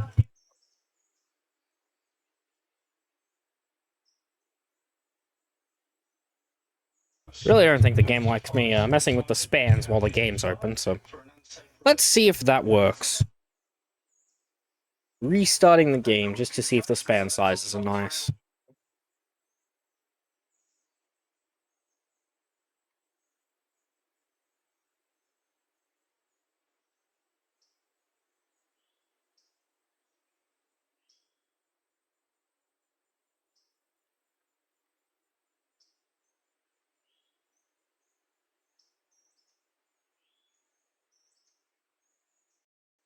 For whatever reason, cooperative mode isn't working.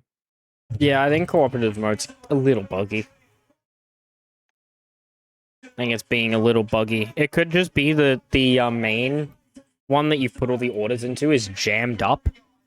So it's not allowing it to co-op order because it's not able to work. Could be as petty as that. Oh, the first one's working. Like, the first one's manufacturing.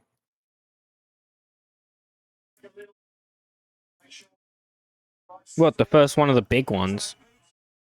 Yeah, the first industrial assembler is running. What, is The other industrial ones that assembler? aren't. Turn off co-op mode on that one. I have. No. I don't know.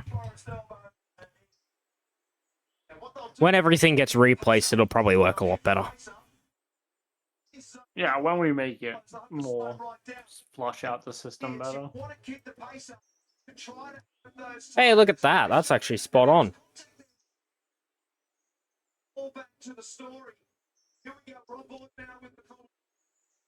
Bit of a problem with that last one, but because it's wrapping around a corner, it's being a little dumb. I think.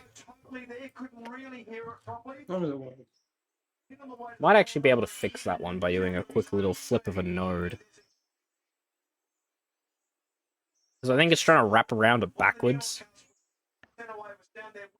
I think if I flip this, it might work a bit better.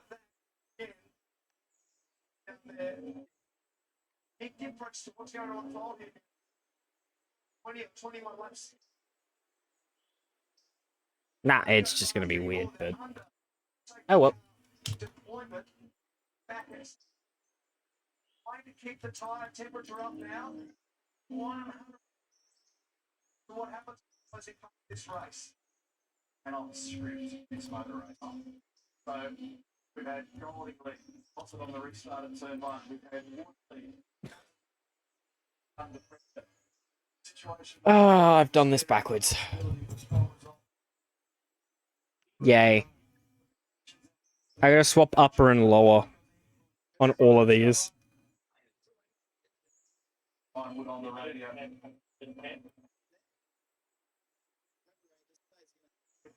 All about there is none. The weather out here.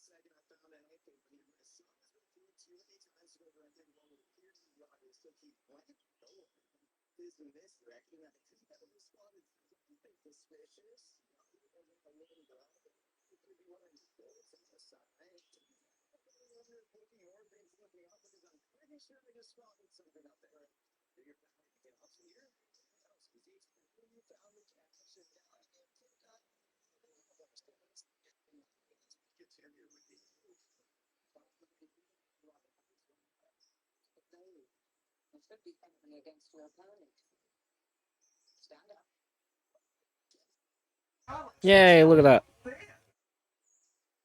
I fixed it. And now accurately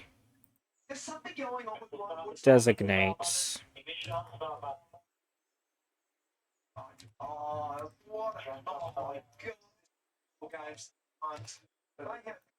There we go.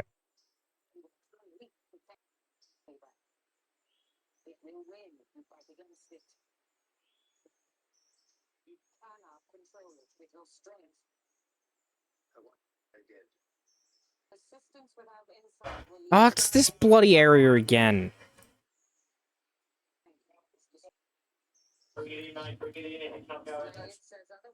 I can only assume what's happening here.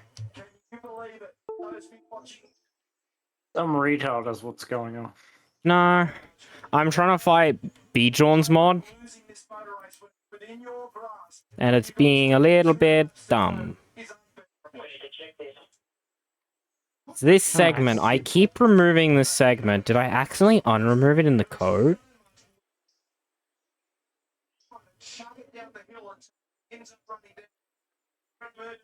Do you reckon there we it need to is. set these to weld before? Nah, we don't need to worry about setting these to weld only, right? No. The only thing we would have to do is change them only if we were building a brand new grid in there. Yeah. Without a control panel, because until it gets a control panel, it'll always want to do that. Yeah. Oh, well, I figured out the problem. Problem is? I don't have it loading after the ID of his mod.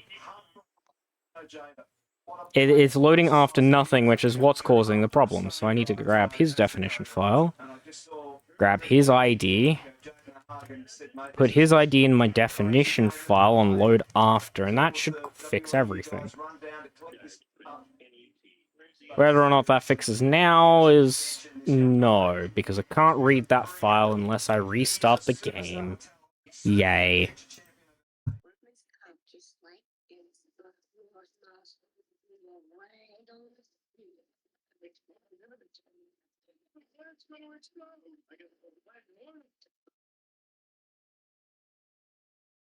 The fingers you have used to dial. Too fast.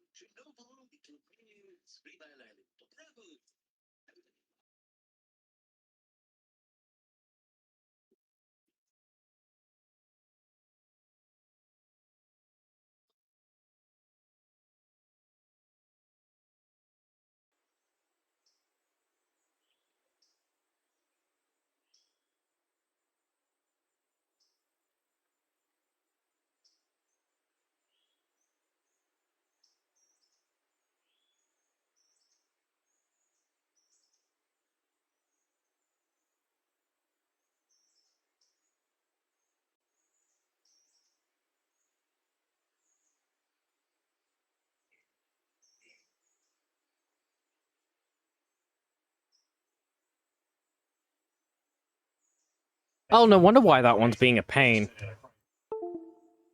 Driving by these two guys, and it was spectacular. And No wonder why that one's a pain. It's important. I need to redefine it for one of mine.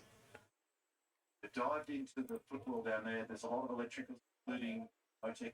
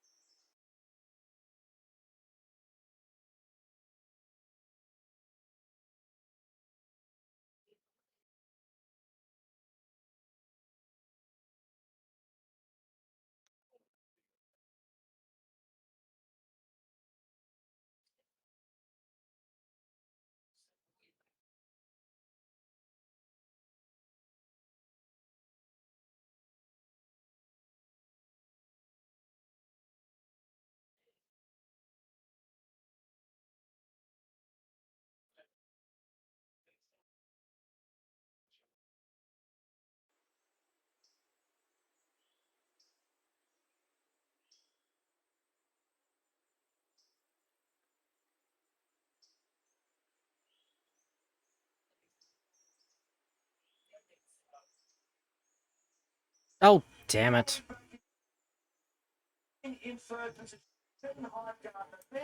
Oh, I couldn't have made this easy. You know what? I'm just gonna manually go in and fix it on the other file, because I can't be arsed dealing with it. Why are you set up this way? Where's the spans? To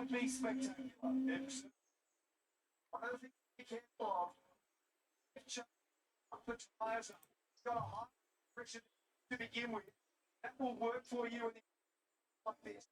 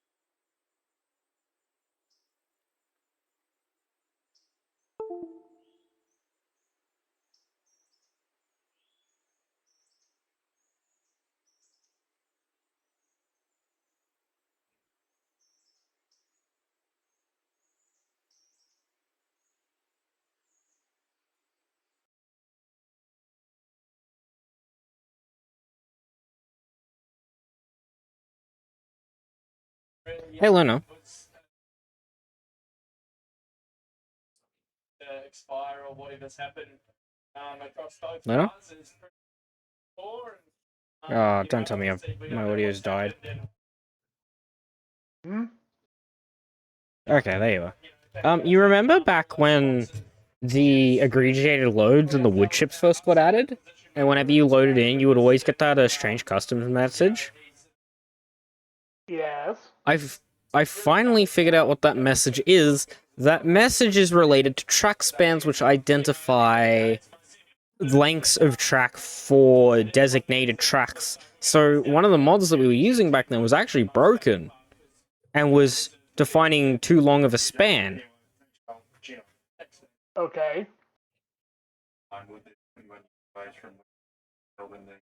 So it in turn was causing a strange customs problem which stopped Industries from working, because Industries is defined by strange customs.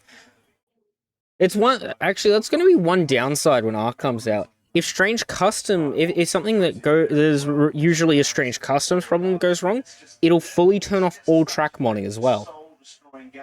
Because it'll error out and kill.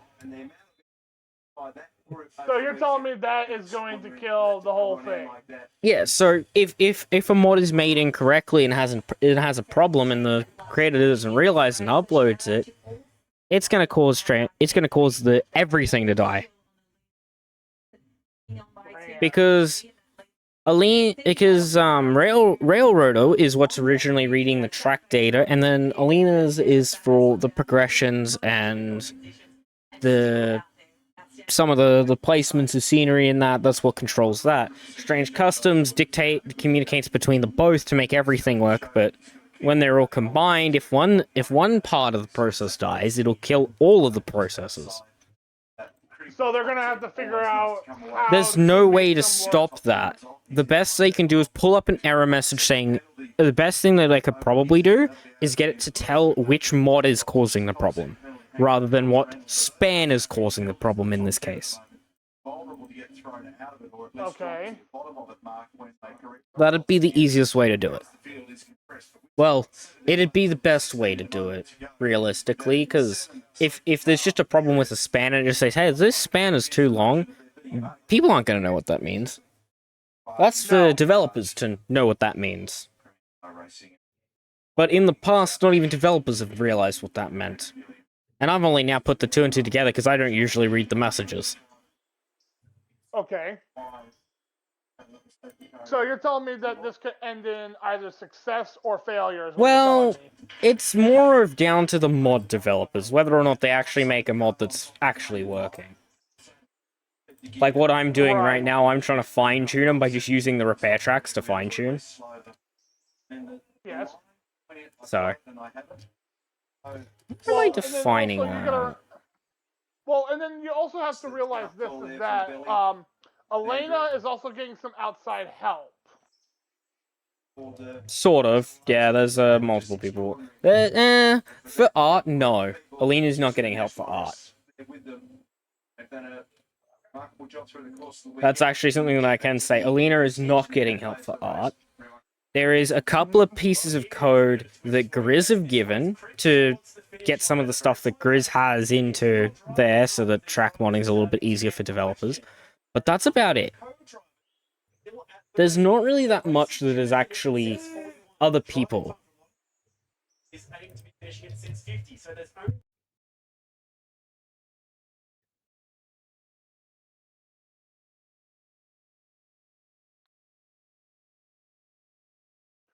Because when I posted that thing to you, now bear in mind This was that back Rex last sort of, year when I didn't know shit about track modding.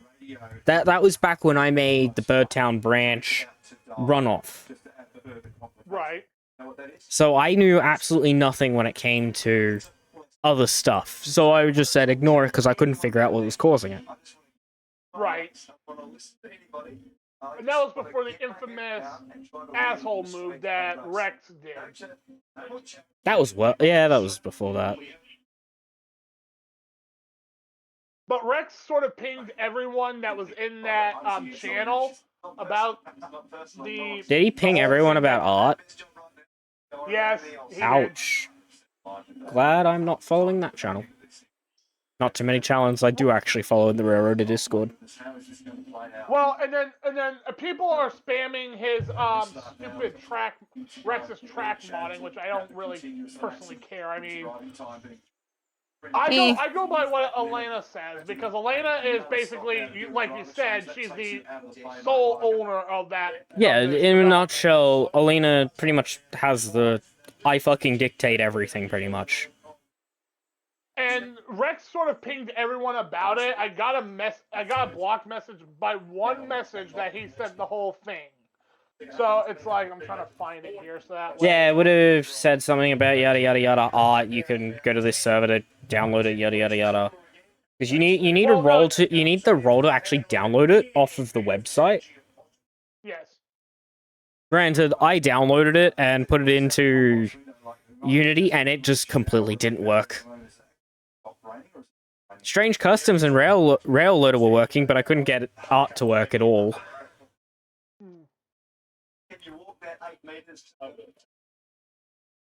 And I know there is problems with it loading with Strange Customs, because they technically have the same code, so it causes a bit of a problem, but right now, because Track Editor isn't supported with art, I do still want to use Strange Customs, so that I can do the developing of the mods. Yes. Because I do need the Track Editor for at least a little bit longer, because I've got stuff that I need to finish up before I can potentially get rid of Strange Customs to try art. Well, from what I'm understanding, and this is what Elena said. Because personally, I asked her this question personally in the chat. I asked her, will it replace Strange Customs and Railloader? And basically what I got the answer is, eventually it will replace Strange Customs. She doesn't know about Railloader yet. And she is adding some other features to it. I think Elena's map mod said it was going to be added. But yeah, so the one that you're using, here's I the don't story. know if it is. Here's the story when it comes to Strange Customs and AMM. So technically, Strange Customs and Elena's map mods could have been the same mod, but they obviously aren't.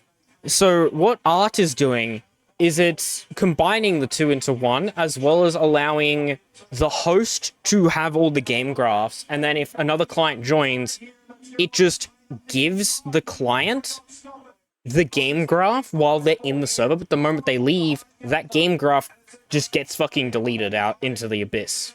But they have to they have to use Art to have it work. And obviously don't have your own mods installed unless they're client only. If they modify the track, then they're gonna cause fucking problems.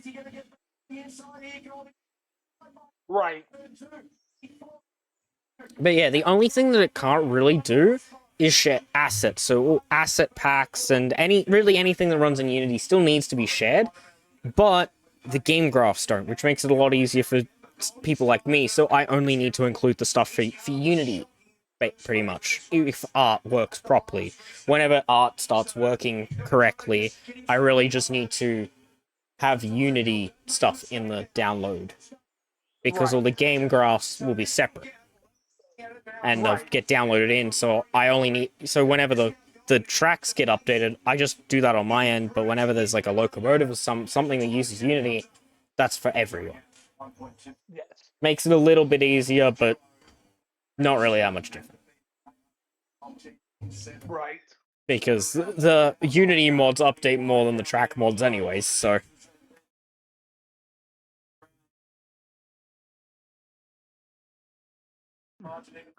Okay, so we now have an understanding how it works. Yeah, it's like the basic understanding of it. I haven't been able to look fully into it, but I do know that the Elena's map mods aside is still very buggy, like turntables. They have a moment. The turntables the turntables decide to spawn in at 0-0. They spawn in the abyss, where all the abyssal stuff sits, because there's a couple of stuff that sits out in the dead middle of the map. And it basically spawns all the turntables there because it can't read the positioning, and then all the tracks just run through the map over to where it is. Right. So yeah, bit of a fixing that's still needing to be done to get it fully working, but it's getting there. But yes. So it's a little And a lot of scuffed. people- So we don't. So this could possibly replace Railloader and Strange Customs at the same time. but then again, Eventually. we don't know how. Eventually, as of right now, it is essentially Strange Customs with some of AMM's features because that side of it is still getting fixed up. But it has a backwards compatible Strange Customs instant that it loads whenever you load up and everything. So it has a backwards compatible of that, and then it also has Alina's map mods in there, but it doesn't work correctly right now. But over time, Eventually that side will get fixed. That's probably the very next thing to get fixed, and then it'll probably be potentially getting Track Editor to work because it needs a full rewrite to specifically work with. Well, yeah, because with the tool. Because the version. Yes. Yeah, because it's So- got to so work the- differently. I think it's got to basically be essentially baked into the code. Right. So basically, we don't know when the Railloader version, like the Railloader side of it, is going to. Yeah, no idea when that'll be happen, but I don't see that as important right now. Really? Well, considering because the update, like you said, is not going to come out for another. I doubt the few update will come out months. for a while. With the way that Well, the way you put with the speed that they've been going, but my prediction will most likely be completely off or spot fucking on. Pretty much. It'll either be spot on or completely off. Oh yes. Well, I'm just kind of hoping because. But at the same time, when the update comes out, that just dictates experimental, which I'll have my work cut out when that happens because I'll have to rewrite some stuff, get every mod working that doesn't update immediately. Right. And it'll be the same with most mods. They'll have to fix stuff up for it. And then it'll just be dictating whether or not the loaders work, and if the loaders are going to get updated. I presume they will, because I think we've gotten an update since Zamu has said that stuff. So. Well, we'll have to wait and see, because I mean. I know we didn't get an update. I know we didn't get an update when the Unity build switched, because it just fucking worked right off the bat. Well, yeah. Yeah, the only thing that people needed to do is I actually seen a lot of stuff when the game updated. People were like, "Strange custom rail loader's not working," and that's because they updated the game, but they didn't rerun the launcher so they could re-inject its code. Because the code got deleted when the build updated, because you're updating the game, so any files that aren't supposed to be there get sent to the ether. And obviously, the injection that is rail loader got sent away because it's an injection. It's not supposed to be there. Right. So, and then, but a lot of stuff could happen. Like, we don't know if Zamus is going to leave or It not. very much just comes down to time. It really just comes down to the time. That'll really just dictate everything. And if he doesn't leave, If he doesn't leave, then we've got Railloader. Like, that's just the difference. hopefully, Honestly, if he who can, cares if hopefully he does leave? Well, A lot of people, because they'll reality is- realize that Zamu was more important than people were actually realizing. And they've already realized that once, but it can't hurt for a second time, can it? I mean, I don't really care if he leaves or not, because the reality is, if he leaves, someone else is gonna just take up his place. Yeah, I mean, to be fair, we have art in the works, which will eventually be able to use. It'll eventually be able to coincide, or full on replace.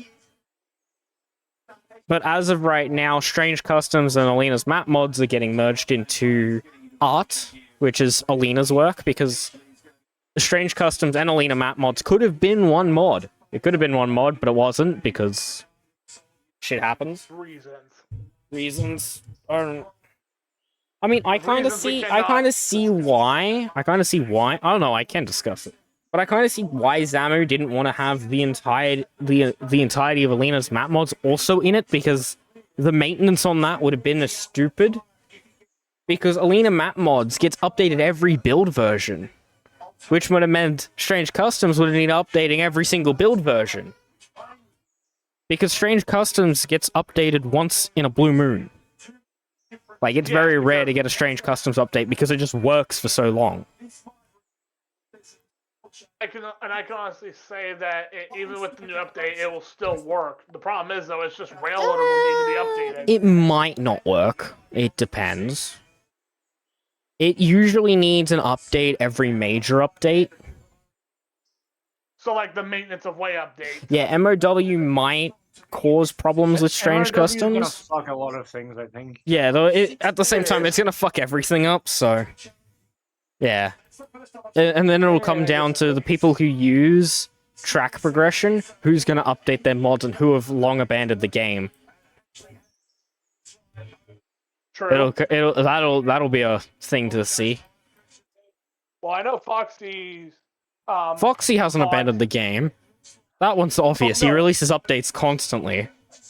No. I'm talking about, like, some of his mods use milestones, obviously. Yeah. Like his red marble grade thing uses Yeah. milestones. My stuff uses milestones. I'll have to rewrite them when the update comes out, because it changes the way that they work, but I'll have to wait till someone else figures that out, because I'm not that smart. Not that smart to figure it out. I don't know how the shit works. It'll come down to Alina figuring it out, and then everyone can update off of there. Because Alina is the loader for milestones. Best case scenario, nothing changes. Worst case scenario, you have to rewrite your progressions, but it's not too bad if you don't have a lot. Yes, and this is going back to my original question. It also depends on Railroader, because the mod uses Railroader as its primary thing. Yeah, well, every track mod uses Railroader, so if Railroader dies, track modding dies. Like, that's the thing. Like, it won't matter. The thing is it won't matter if Alina's map mods is broken, if Railroader is broken, because Alina's map mods can't update without Railroader being updated. Pretty much. Because if you can't load it, then you can't do it. Because if you can't load the mod to see if it works or is broken, you can't see if it works or is broken, and you also can't fix it if it is broken because you don't know it's broken. That's a lot of words, but it's essentially what it is. Yes.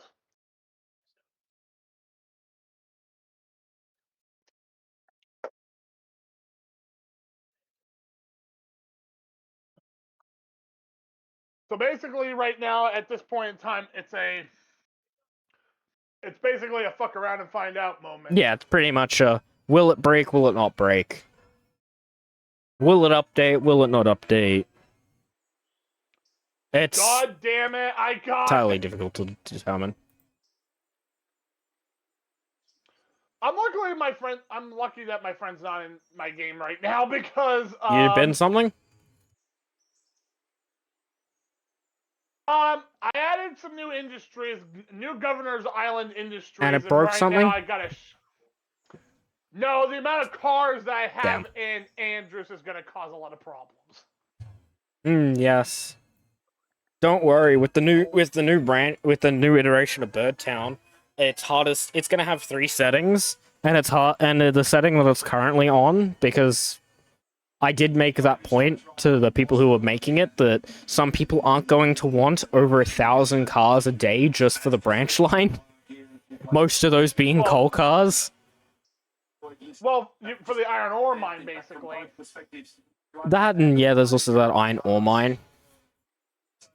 Yeah, there's so many hopper cars that get spawned because there's a new coal mine that's getting added in that branch, and it's not just Birdtown, it's like Cherokee and Ravenford as well. Oh, good heavens almighty. Yeah, like, it's an entire branch line now. God damn it. And who's making it, Rex? Rex, Nix, Grizz. I thought Nick left. Oh, no, he's back. Reappeared. He's reappeared in the Railroad Track Modding Discord. Oh boy. I wonder how well that is going right now. I mean, it's looking pretty good. It's pretty much progressions, and then it'll be ready to release.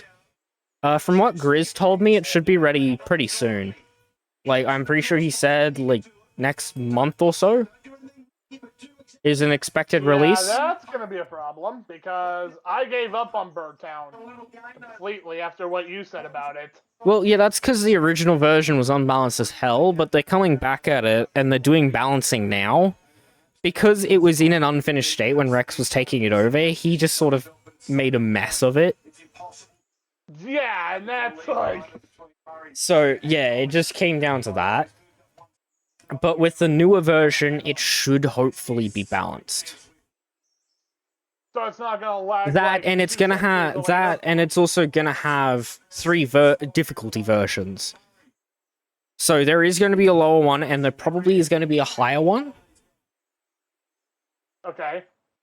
It'll come down to it. We might be looking at the high setting right now. Don't really know. Don't really know how the difficulties are going to be, because they haven't really thought of that yet.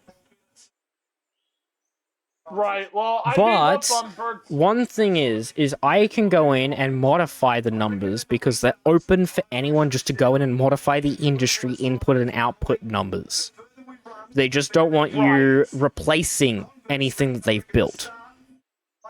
That's it. Oh, that's gonna be fun. It's just not replacing. You can add to it, but they don't want you replacing the specific areas that they've done, like the towns and the main line. So say for example Cherokee, which is a cattle farm, if I remember correctly. It has a cattle farm in it. You're not allowed to just completely replace the cattle farm with a new industry. They don't want that. They want you to add it because they've got a couple of square kilometers of terrain scanned into the game that they're not using. Right. So you've got that room to build if you want to add more industries and this and that. Well, personally for me, I will have to take a look at it myself, but it sounds like to me that it's becoming... It sounds like to me it's becoming a bigger deal than what I'm looking at here then. Yeah, it's quite a bit bigger of a deal, because it'll be the first mod that actually adds map tiles, to my knowledge. The, Kirkland might have been the first. I don't really know. I haven't really looked at that area. Well, the way Kirkland is right now, where it's situated, it's sort of in the middle where the... I don't know. Yeah, I don't really know if Kirkland may replace some tiles there. I'm not 100% sure. It's completely hard to tell. But I will know 100% certainly... Okay, what the hell, tracks? Okay, they're gone now. There they go again. But I will know that the new branch line will 100% add new map tiles, because it adds a lot. It adds map tiles from basically where you see Ella all the way down to Silver Interchange. It adds like an entire square on the northern side of the main line. It adds all the tiles there. So you're telling me Birdtown is becoming a full-fledged branch that's Yes. gonna be... Oh, and where does it end up? In Silva? So it doesn't end up in Silver. The amount of tiles it adds ends up in Silver. Oh god, that's gonna be a nightmare to deal with. But they're all deloaded, and the way that they load is actually pretty quick. They apparently in testing actually load quicker than the base game map tiles load. Apparently. They apparently actually load quicker because of the way that they've done it, obviously. Oh, hey, look at that, there's a raid. Oh, you're playing another game. No, Hi, Maverick. His Twitch got raided. 11 viewers. Look at that. Wait, how did you get raided? Behold streaming. He got raided by someone. Oh, that's Hello. That is a long let me name. see this. I am in the middle of typing. This I Random- must see. Random place to go and raid, but I mean, cool. Hello. The fuck? I have never seen. I mean, that this happen. is like the third raid I've ever witnessed. Yeah, I Wait, don't get that many. what I was the first think one? I did that right. The first one was one of my old friends. She and I used to go to school together. She made a VTuber Twitch, and she was very popular because she did questionable things on stream. Anyway, then the I've never heard second that before. raid was Marg. Beehov got raided by Marg. Oh, one I've gotten time. raided by Marg a couple of times. Wait, what? That guy. Oh, I've heard of him. Yeah, I think I typed it right. But yeah, I know exactly Mark. why I got raided by him, and that's because he is the person that just raided me was actually live. It's been live for like That's the only answer I can say without. 5 Nothing hours. wrong with Marg. Marg's cool. Yeah, so this guy has been live for like 4.5, 5 hours, and he was actually playing the. Oh, I don't think But yeah, I'm. I've heard of that guy. Oh, He god seems damn it! pretty good. I forgot that I pressed that button. But yeah, this guy raided because he was also playing Railroad. He was playing the A&R branch line. He was one of the first people that actually got access to it. Oh, that Yeah, makes a lot of sense. it makes a lot of sense. So he's just, and I'm literally the only other person streaming Railroader. Oh, well, that explains a lot. Well, he Yeah, does that realize- explains quite a bit. That explains a lot. Yeah. But yeah, Beehov's just doing some coding because modded saves with custom maps. Okay, like I custom think railroads. Kirkland doesn't actually add map tiles. Because I'm pretty sure this is where Kirkland is, and it looks pretty normal. So yeah, I think the A&R branch line is actually going to be the first mod to actually add more map tiles. Well, can I ask you this question? What branch line is that now? Because I'm more interested in knowing what that is. The A&R is the first to add map tiles. Yeah, I didn't know if Kirkland was, because Kirkland is in the same area, and I don't know if it modified a map tile. It's extremely hard to tell. So the AR branch line, what is that one? It is I've never heard of it. It's the Birdtown branch. It's the revamped Birdtown branch line, the one that I was talking about. It's called the A&R. I can't remember what it stands for, so don't ask me. I'm not going to, because I really don't. Actually, I can probably look at the announcements. I can probably pull that up real quick on what it's actually called. I would probably love to see, like, where in the announcements? Is it in, like, the actual railroad announcements? It's in railroad track modding. Oh, they're starting to add, Oh god, that's a lot of assets. There's gonna be a lot of assets on some of those crossings, because they're using planks. Oh my gosh. Well, I got to witness a raid for the first time, because I've never seen that before. That's the first time you've seen someone get raided on Twitch? Are you serious? Dude, yeah. Wouldn't be I have surprised. never seen one. I've never seen one. Is it in the announcements that says it?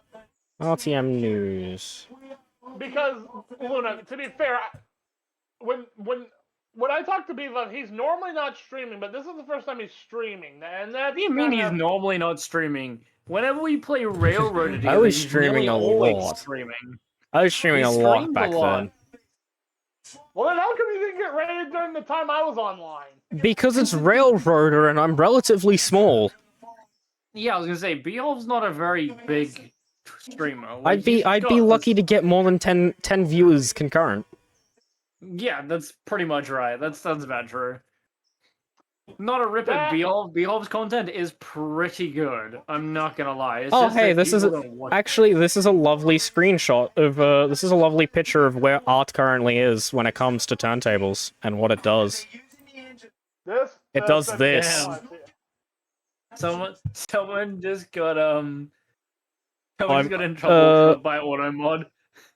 Oh my god. Oh, that was that's Rex. beautiful. Rex just got done by Automod because he just got posted a link. I just watched Rex get absolutely beamed by the Automod.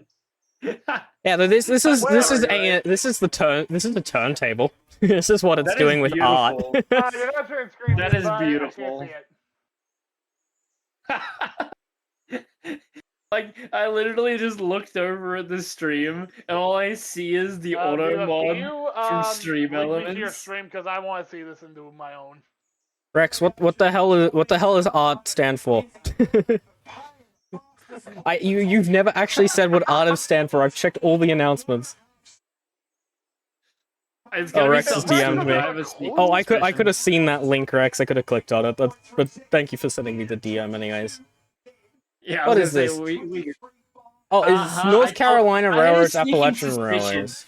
I had a sneaking suspicion that was Alina's railroad tool. I fucking No, thought that's so. what art is. I was talking about the Yeah. A&R branch line.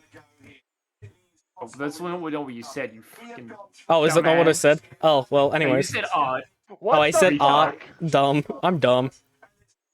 But Yes, yeah, we've so established. this is probably the A&R stuff. Oh yeah, it is. Because Ravenford's in here. Yeah, so this is the line that they're adding. Good nice. God Almighty, that is a lot. Yeah, it's a bit of information. It's Fucking lady, 6 I know miles my of track inventory's full. Stop from telling me Ella to about it. Cherokee. Apparently, it says that. 13 national port. So this is the main question. I don't know when this is gonna be. Oh, for God. Huh. Apparently, Ella was originally called Foring, and changed to Ella in 1910. Boring? Foering. That's how it's spelled. Right. Okay. I guess. Right. Okay. At least that's how I'm picking this up. But yeah, apparently it was founded in 1907 as that name, and then changed in 1910. That's what I'm getting at by the stats on this. Ravensford was founded in 1919, so that was added probably after the line was constructed. Oh boy. Approximately 6.21 miles of track to go all the way up to Cherokee, I think. You know what they could have done? What? If I wanted to ask Rex to make a line, I would have told him to make the line where oh my God, what is that line called? It interchanged on the Graham? On the Is it the Graham County Railroad? That's going to be made next. the one that was made, the one that had shays, right? Yes, that's the Graham County Railroad. That is That's it. going to be made next. Wait, so that wait, by who? By the dev team or by Rex? By them. By the team that's making the A&R. Oh, good Jesus. So that group of 5 people that's developing it all at the same time.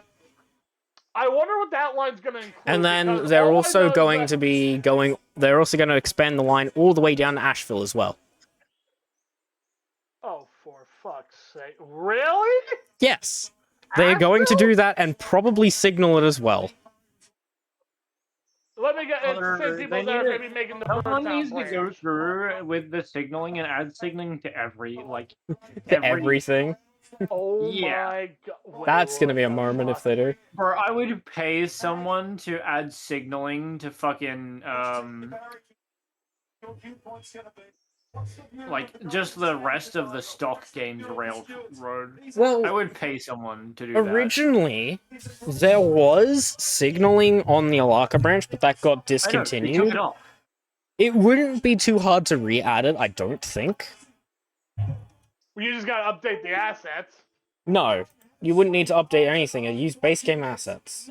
The signals are base game. They're not modded. There's no assets behind it. So here's another question. So, okay, this is gonna be an odd question to ask, but so Asheville, was that on the Andrew side or on the Silva side? Asheville, that's the silver side. Andrews is close to the end of the line. From Andrews, it goes to 2 towns and then it goes to Murphy. And Murphy is the end of the line. They need to add Murphy to the game. I would like Complete it. the damn thing. I'd like it going down to Murphy, but who knows? That might be something that they do in the meantime. Go all the way down there. Because actually, funny enough, though, Beaver, I think Sam was the first person to actually talk about this, and this was just a suggestion. Signals not a are really, suggestion, but an really. idea. Here's a comment for Rex about signals. Signals are a really, really huge pain in the ass. The meta, Yeah. the map markers. Oh god, can probably do it, but something off the radar. Yeah, I don't so blame you for not a that. thing that they want to do, but if they wanted to, they very much could. I don't blame you for that one, but yeah, it would be nice. And now we get to see me try and get a bridge built for the very first time, because this is the first time I'm actually going to be adding stuff underneath bridges. So virtually, so basically, oh, this is gonna be fun. So they're gonna expand it all the way down to Asheville. Yeah. And then if they wanted to do Andrews, it's gonna go all the way down to Murphy. Well, they don't really have to go to Murphy. But if they want to, they can. They want. It's their mod. But right now, what I do know that they plan on doing is obviously the A&R, the Graham County Railroad, and all the way down to Asheville. That's what I know that they are going to get to eventually. I don't know much more than that. Teach Beehov how to do map tiles, please. Once A&R is out, map tiles are out for everyone. So yeah, the tools that are used to make map tiles will be out when, yeah.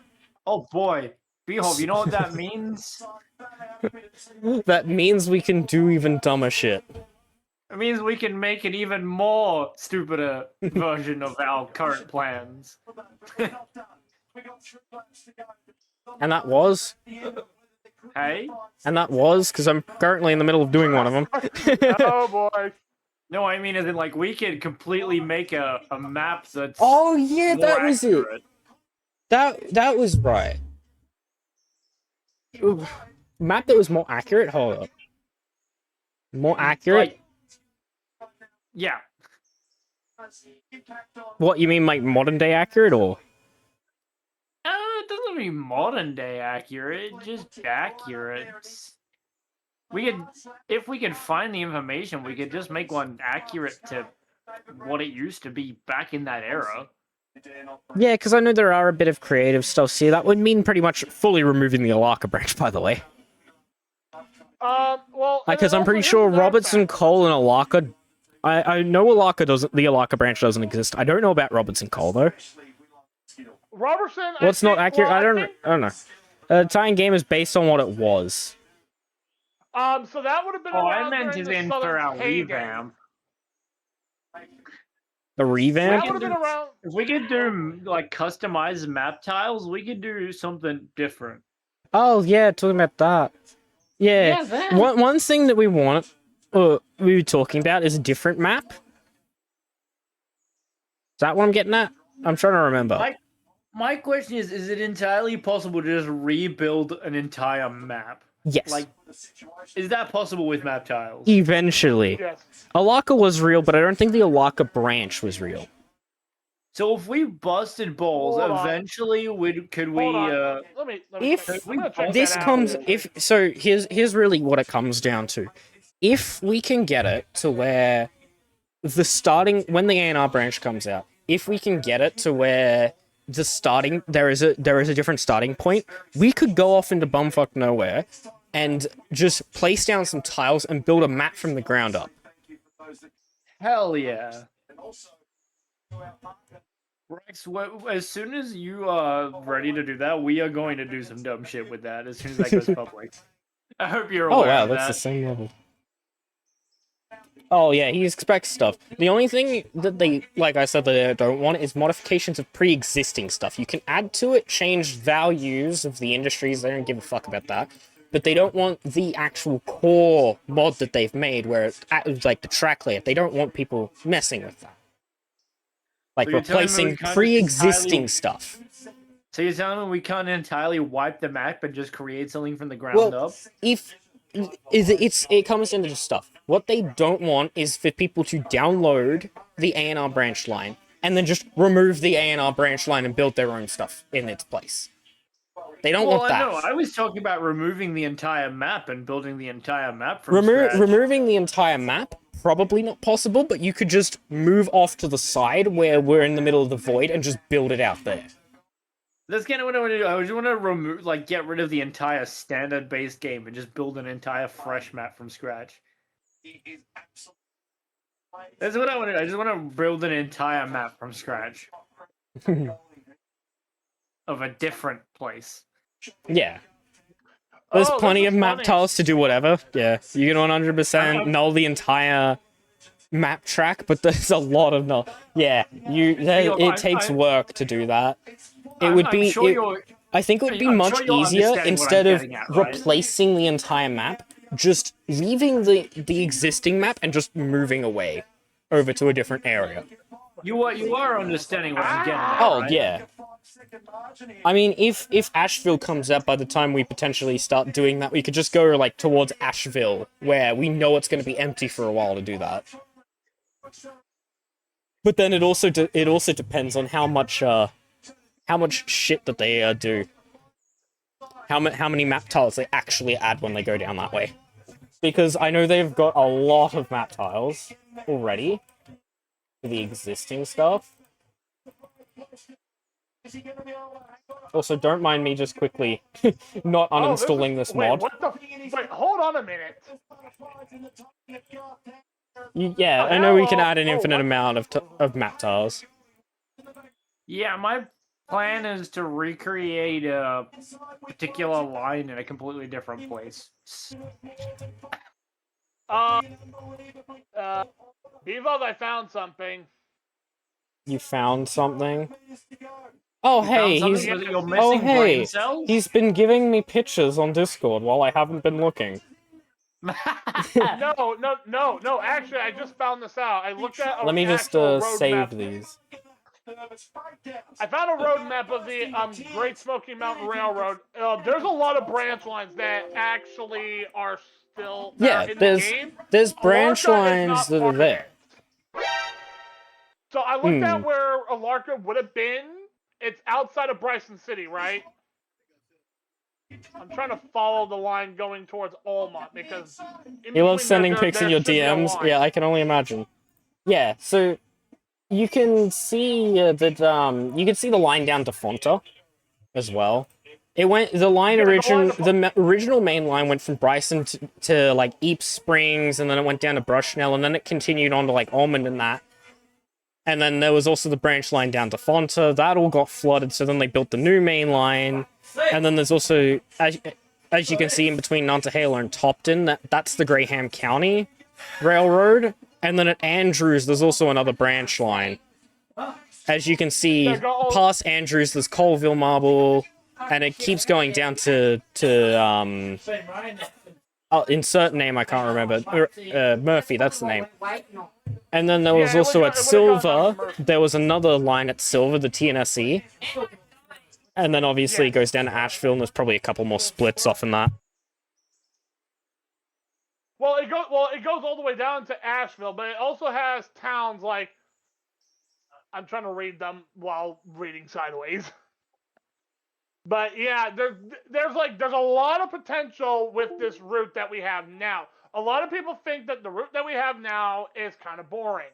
Not really, unless of course people have a way to actually make the rest of the line more secluded. Like I would have wanted the Greyhound County line, or hell, the Fontana. So I quickly just saved both the images he sent me, just because I'm not gonna leak Discord. But yeah, this first one is the actual branch line that they're remaking. It's probably as accurate as they can get it, but I'd say it's probably decently accurate. But obviously with scale, there's probably a bit of inaccuracy due to scaling, because the game is scaled down. And then this is what they've actually built on the map. Good Jesus Christ. That's all I got to say right now. That is a lot of trash. So yeah, you got Nick's Bottom, Birdtown, Cherokee, East Cherokee, Wrights Creek, which I believe is a logging line, because in the middle of the map there, just between Ravenford and Cherokee, there is a sawmill there that requires both pulpwood and logs.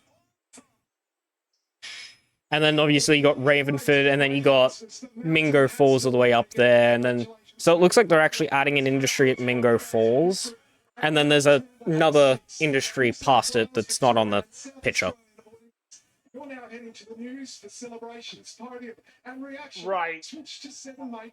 So I would say this: if they ever get to the point where it should be like I would like to see them. I would like to see the guys at. If I had to give Rex a challenge, I would give him a challenge with the Graham County, but also try to tell him try rebuilding the entire Fontana branch line from where it. If I was where it Rex, I'd comes out tell of- you to go jump. Well, no, that includes the rest of the line from Bryson City because the original main line went from Bryson City up to Ypres Springs, and then it split to Fontana, and then it came back down into Almont before the whole thing got flooded. Okay, I've come back and there's a new message from Rex. The line river locations are real, the industries are functional, but there are something to keep the game fresh.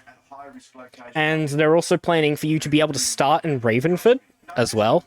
So you start in Ravenford and you get access to Wrights Creek, all the way through to Wrights Creek.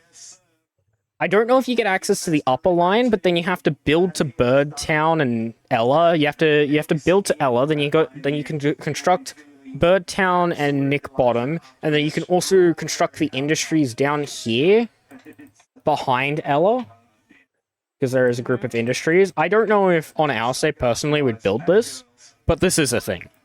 And then there's also the yard here and a Y. There's a big fucking Y there with an industry on it. Well, I can see that because it's down below.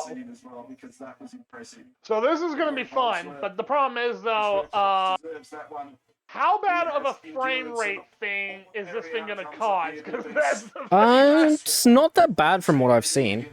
So, like, can it, like, a lower end computer, like on my friend that plays with me, can he play with this mod?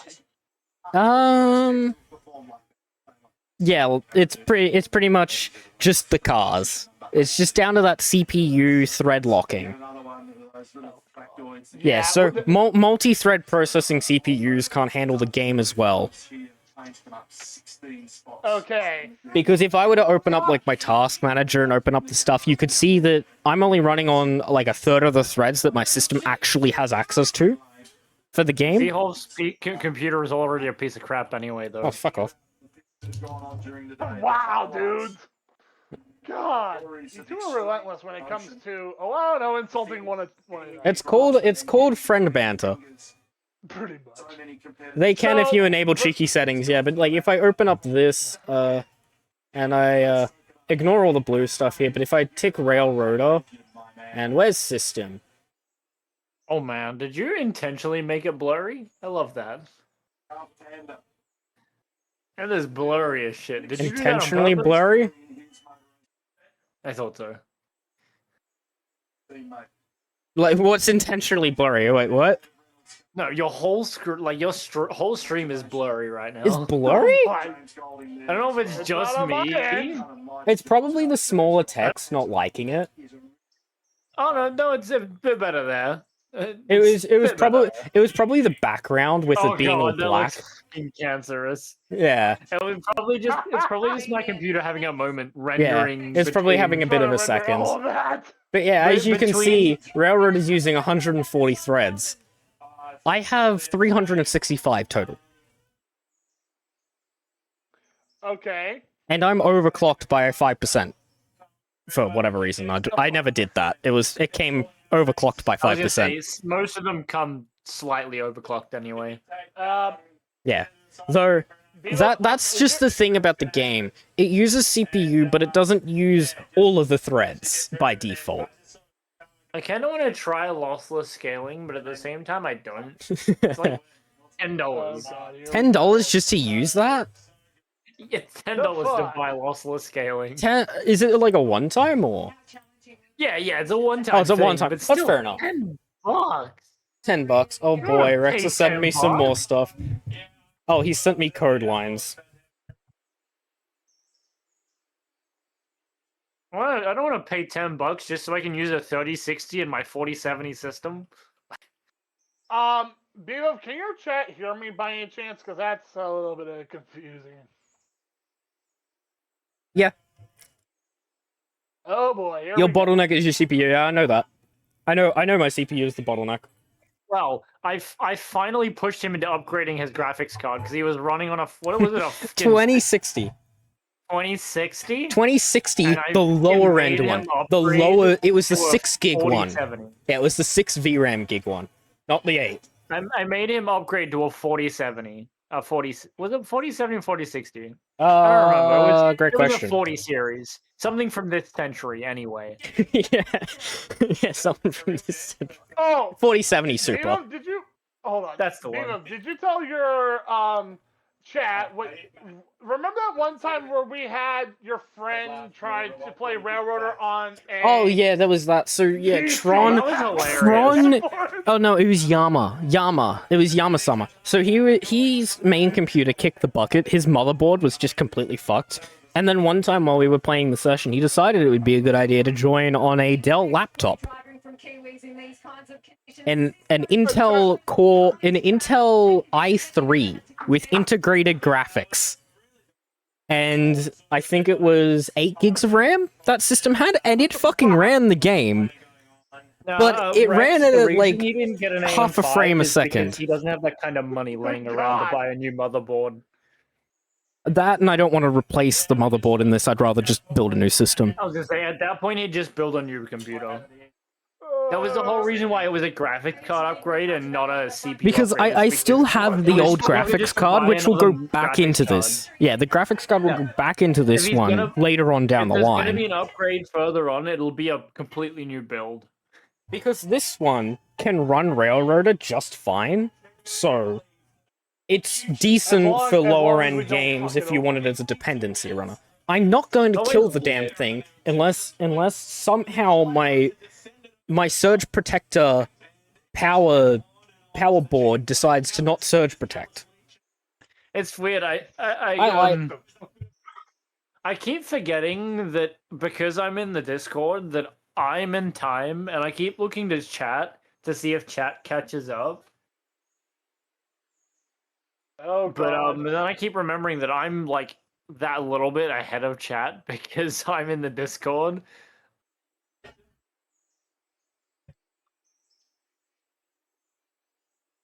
So yeah, I don't know if your chat was aware. Yeah, about I'm that, but using a Ryzen 5, basically- ain't I? Yeah, but you're using an Yeah, though I'm Ryzen. using an AM4 socket. yeah. That's what I'm saying. They're talking about like going and buying an AM5 motherboard and shit. Yeah. I mean, it does what it needs to. I haven't had much. The only issue that I have with the CPU is Railroader when I'm loading more than 150 cars at the same time, which is fair enough because it is pretty CPU dependent when you're looking at that many cars. But I don't get to unplayable frame rate. Yeah, I was gonna Unless say, I do something stupid. He's never really had a problem with, unless doing dumb shit. Never had a problem with it. It's just doing dumb shit that dumb shit happens. Yeah. That's everyone.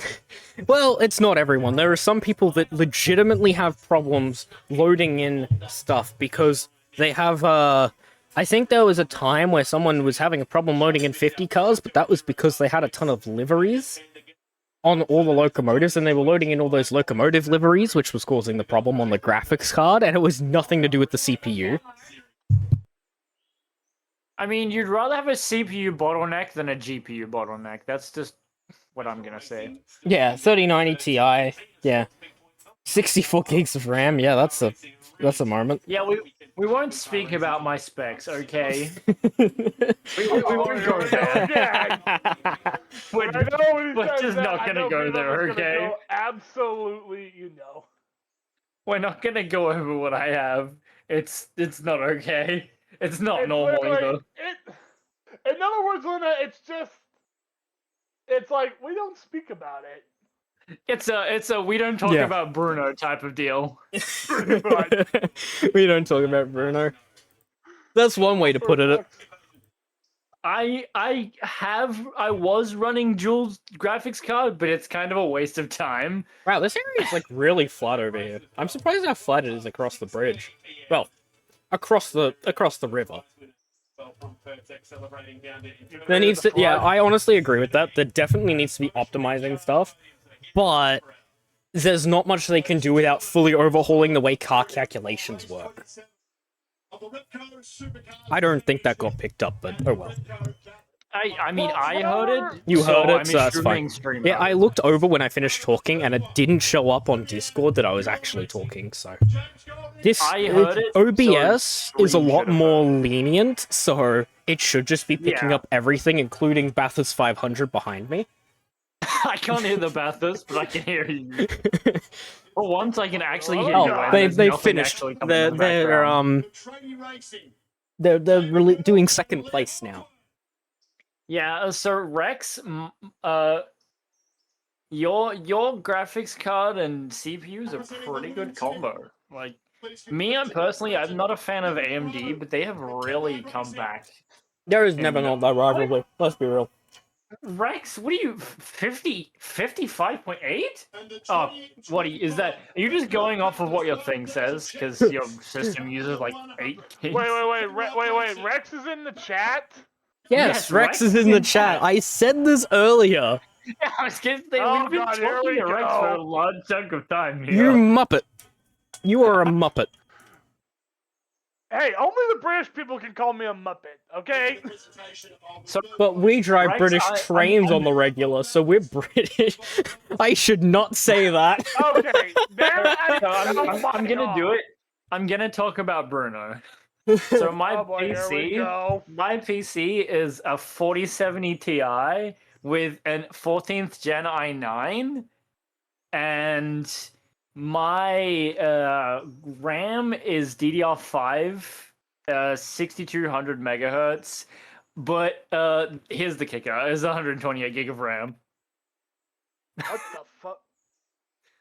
Did I just hear that correctly? Yeah, I feel you on the fucking I feel you on the Intel chip microcode issue. I did have that issue with my first 14th Gen i9. I got one RMA'd, but I didn't end up getting it RMA'd. They replaced it. The computer shop I shop replaced it for me. You have you have such good cahoots with that shop. Why wouldn't they replace it? Yeah, Like seriously, you can ask for a part and they will order that part for you. They do not give a shit if they regularly sell it. They will still order it. Like he like the guy that I usually like. I'm actually friends with him outside of the shop. So but yeah, he like Behove. I'm killing stream elements.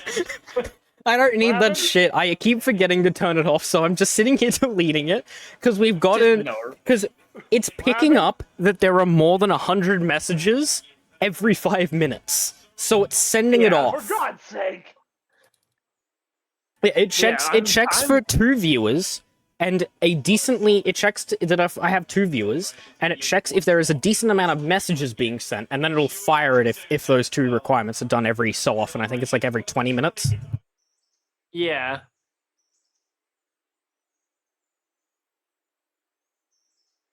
Set it up back when I never would hit that, when it was never feasible for me to hit it. But now that I hit it, I don't really care about it. I don't really care about that stuff. So I just keep forgetting to turn it off at the current point in time. That's just really the problem there.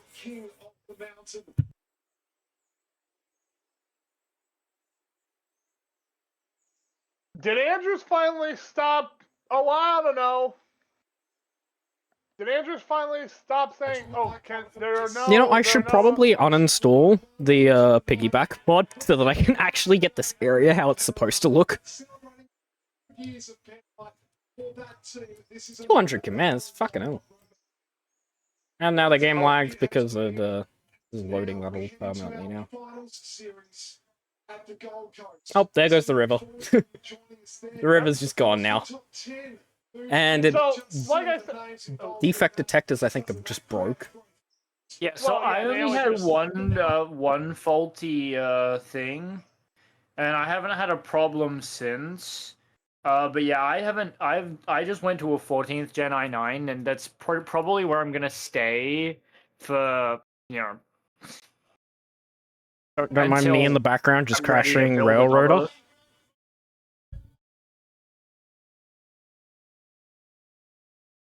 See, I got mine RMA'd really quick because literally what they did was they just took my old one and just give me a new one. So it was really easy for me.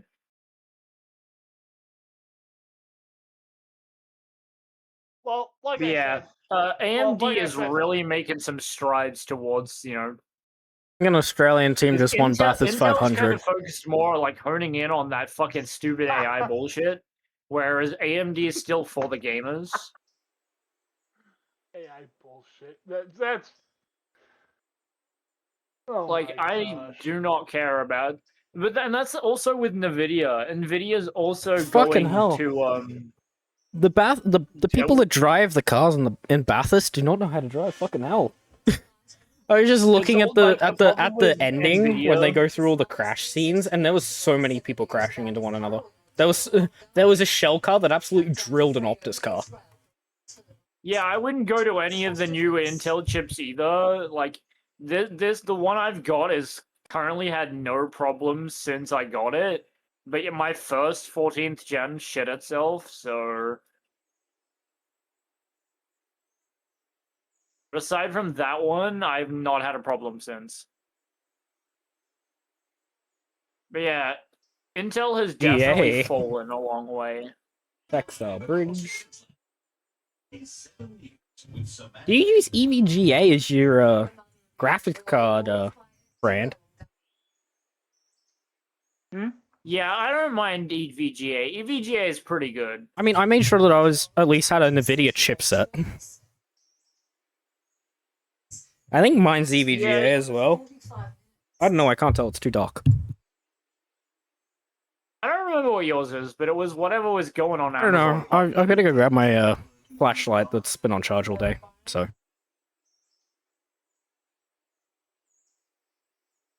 Yeah, I don't know how much longer Yeah, I'm gonna honestly, be online. I don't really think it's that much worth going to a 40 series anyway. I only did it because I sold my old computer to my cousin and upgraded because I sold it. So It's a PNY made one.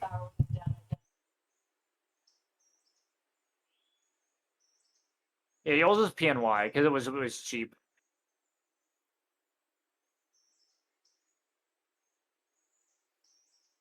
You're just collecting them like bloody infinity stones at this point. Good lord. Calm down.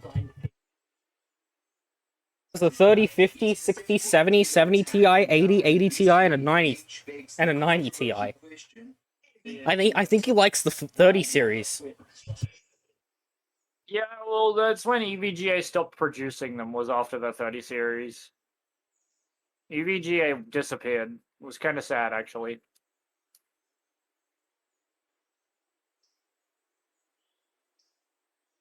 Yeah, I wouldn't go with 4070 Super either. They were a waste of time. Like, the whole Super series was just a fucking scam. I'm pretty sure I'm a 4070 Super. I think so, possibly. But at the same time, it was the best deal that I could find on Amazon. Yeah, I was gonna say, it was the cheapest going on Amazon, so... Yeah, I'm an RTX 4070 Super. That would be a major step towards a lasting peace. Yeah, I was gonna say, the 3090 is a way better card. I think we went with this one for me because it had more VRAM than anything we could find. Yeah, and it was within your Because this one went affordable up budget. to this one brought me up to 12. I think this one's 12. Yeah, I think so.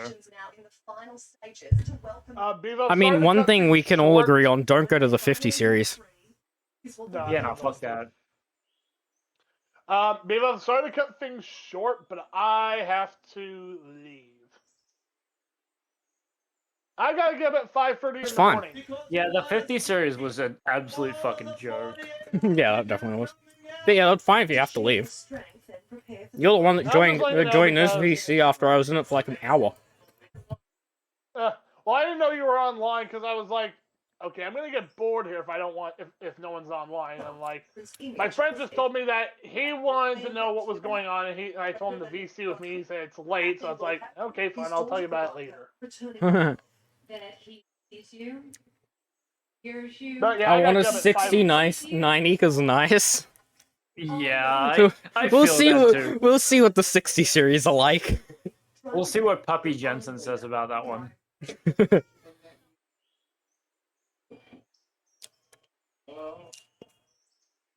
Oh yeah, by the way, don't redeem hit point. It's broken, and I can't remember the provider.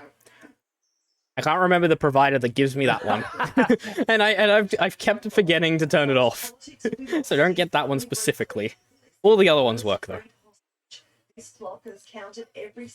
Like it's just the hit point one because it uses a different provider. It doesn't use sound alerts because it has a video attached to it.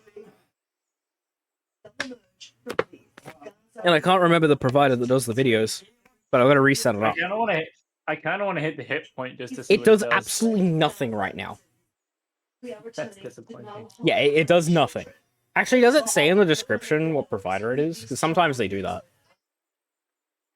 Oh, it says this reward is temporarily unavailable, but no, it doesn't say what. Oh, it's temporarily unavailable, so I guess I did turn it off. Yeah, it says this reward is temporarily unavailable. Checking back for it soon.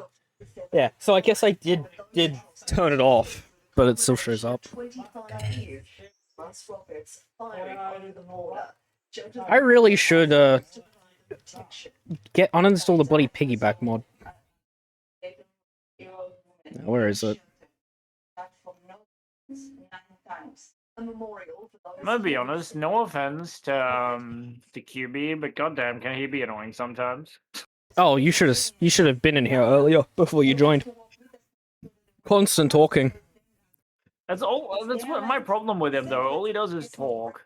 Yeah, because he was talking about some of the providers being behind like Patreon and that, and then one of the people that actually are doing that came and clarified that it's because it's early access. They have a set release date. Yeah, I saw some of that. Yeah, you saw some of Like, that. the end Is of it the base? No, it's not the base, is it? Or do I only have the base installed on this?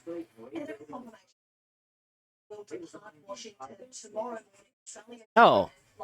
I have Alina's Rail tools installed in my stuff, but it's not actually working. Okay, cool.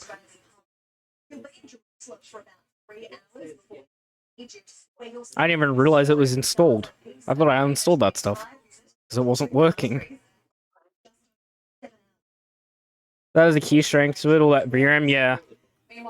The VRAM is nice.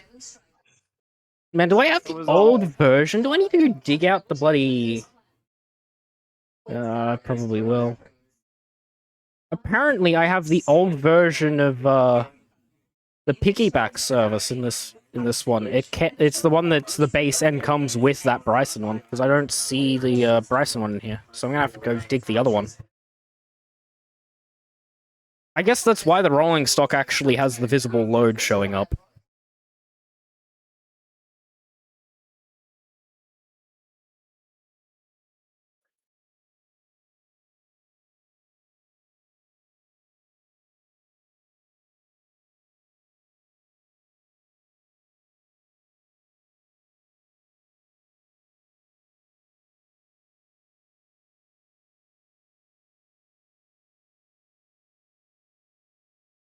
Not me wondering why the build repair systems weren't working, realizing I forgot. Realizing you forgot to turn them on properly. No, I turned them on. I just forgot to switch them to fly mode.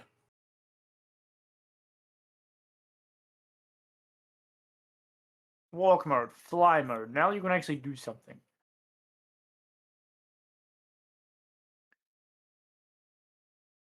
Walk mode, fly mode. Yeah, I was using the old version of Piggyback where the base and Bryson came as one.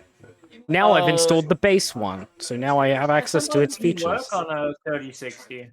SLI wouldn't work on a 3060. Way too old. Way too new for that. Fuck that. Yeah. SLI died like fucking 20 series. Yeah, I would have been able to do it with... No, it was before. It was in the 10 series that you could do SLI. I think it stopped on the 2030. Rex is doing what I was doing. I think it stops on the 2030. Rex is doing what I was doing when I had my Yeah, 3060 it didn't and my really 2070. fix it. It didn't really fix the problem though. I don't think. Really, the 3090 does? Oh, it has. Wow.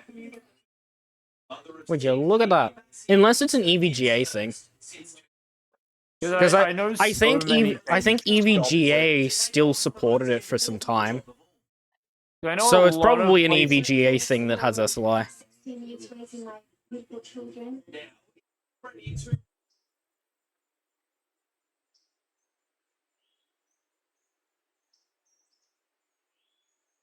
I think it. Oh no, it'll be just because it's the 3090. Because it was the 3090. Because I know that like the 3060s and shit definitely didn't have SLI.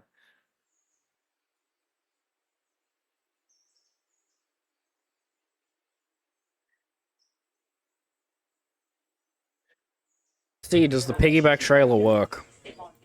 Nope, it's broken. So yeah, it's just with the version that I've currently got. I don't know if it's updated to fix it, but yeah, when he split the base and the Bryson Industry one into two, it broke the bloody visible lows on it. I don't know why.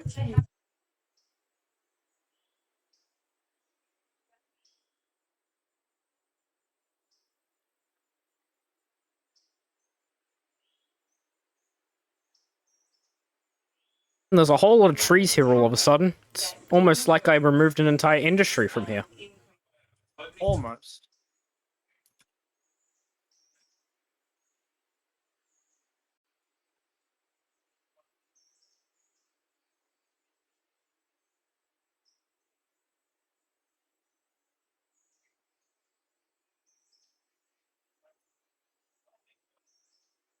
Founders Edition was more like an eye wank than anything. Like, it was nothing special. It just looked nice. That was always what the Founders Editions really were, though.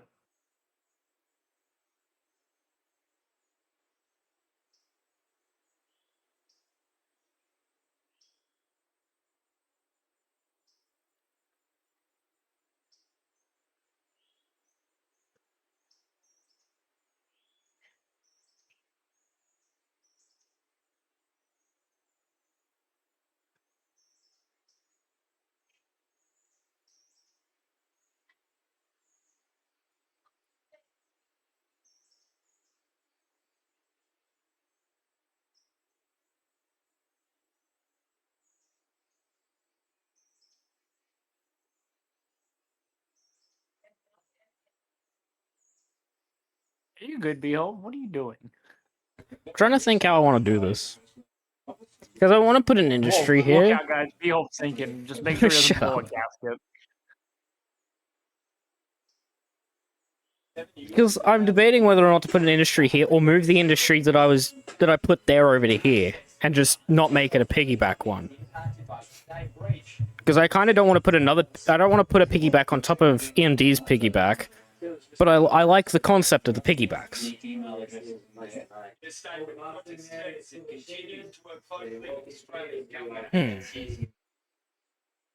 So with this, I have quite a bit more room and it doesn't have to be as scuffed as it is over there. Light's English there was just on point just then.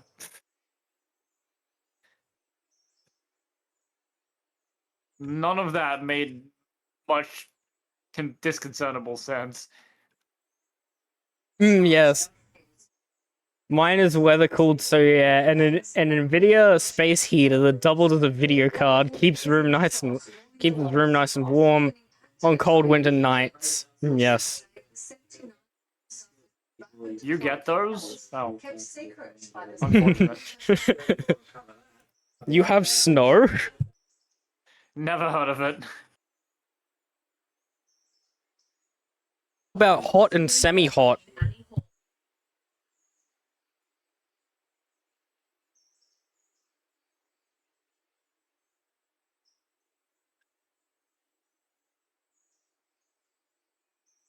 Alright, I'll be back in a minute.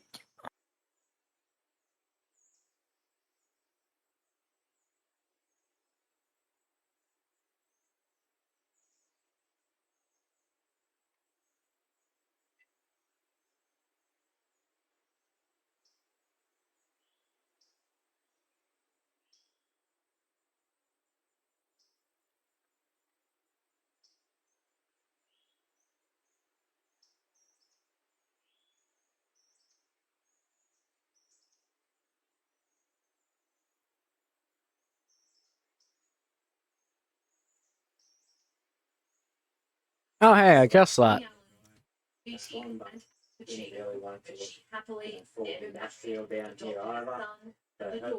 So you're hot, cold, not hot, not, yeah, what? So you're just hot, cold, rather than in some areas hot, or some other areas hot, cold, snow, rain, hot, cold, rain, snow, cold. Yeah, that's about accurate of random parts in the United States.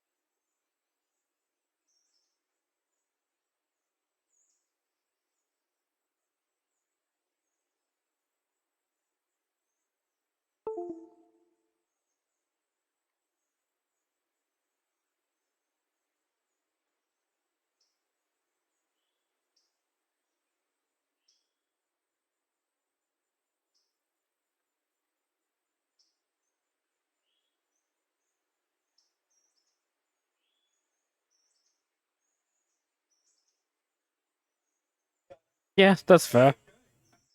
Hot summers, cold winters. I mean, here in Australia, it's hot or cold. Well, no, disregard. It's either hot or rain.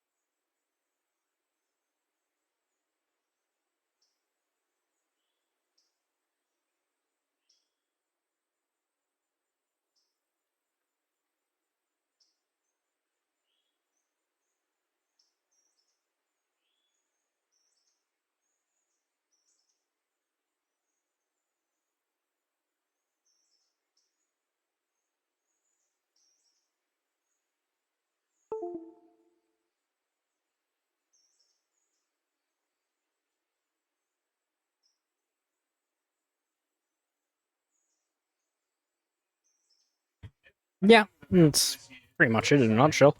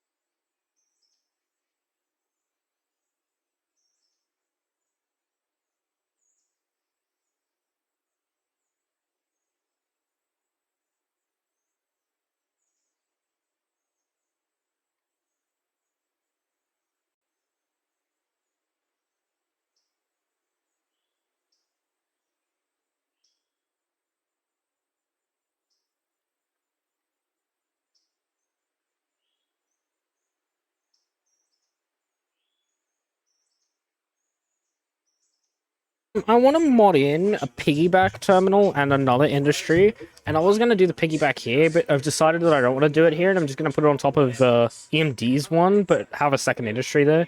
I didn't really want to put it there, but this area is so hilly, it's a nightmare to do stuff here. Because you see the drops in the track, it's just not really a good place for it.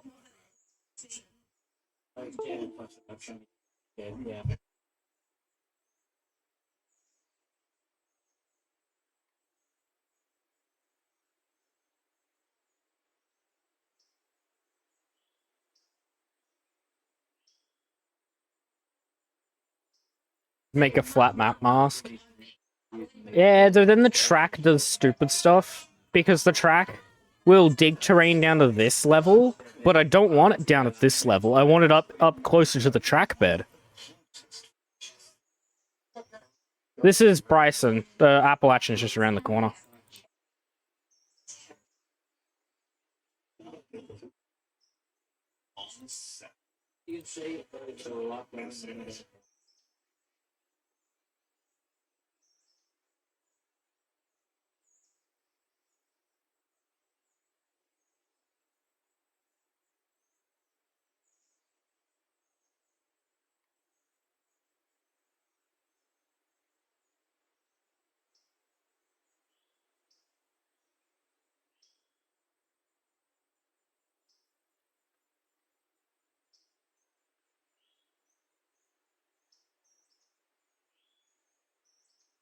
Yeah, this is just around the corner on the old main.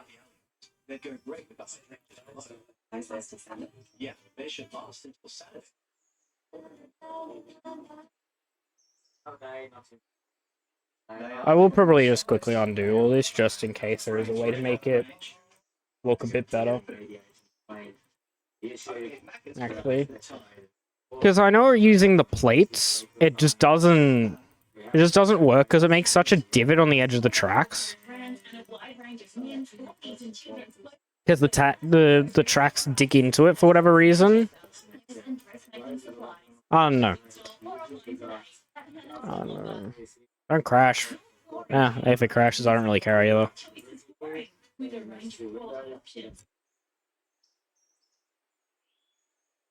Ah, right, with Grizz's tool. Yeah, I don't know how to use Grizz's tool. That's the only issue.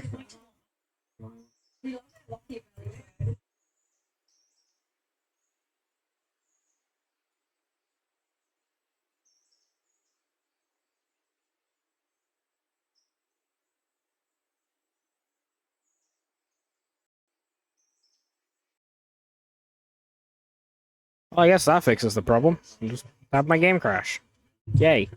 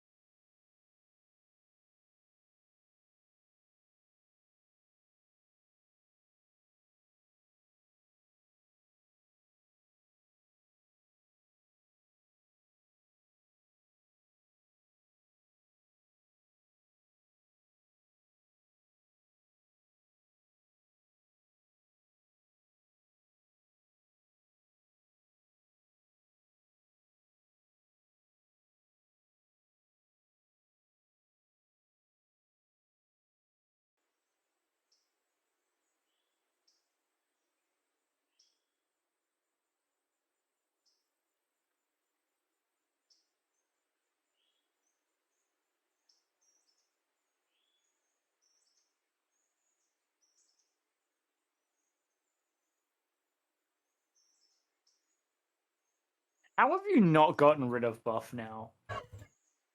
I don't know. I don't know, I just haven't. Dude, I got rid of that shit ages ago, so I got sick of closing it all the time. I mean, the thing is, it doesn't even pop up half the time. It's just being annoying today. Yeah, just because you're trying to stream, that's all it is. Yeah, that's all it is. Because a lot of the time, it just doesn't do it. But, and then there's some days where it just chooses. It's going to do it every single time you launch anything. On one of LA's most famous beaches, 2 people on board were pulled from the wreckage. 3 others, including Like, it's just a thing that it does. It's weird. I don't understand it. Just to piss you off.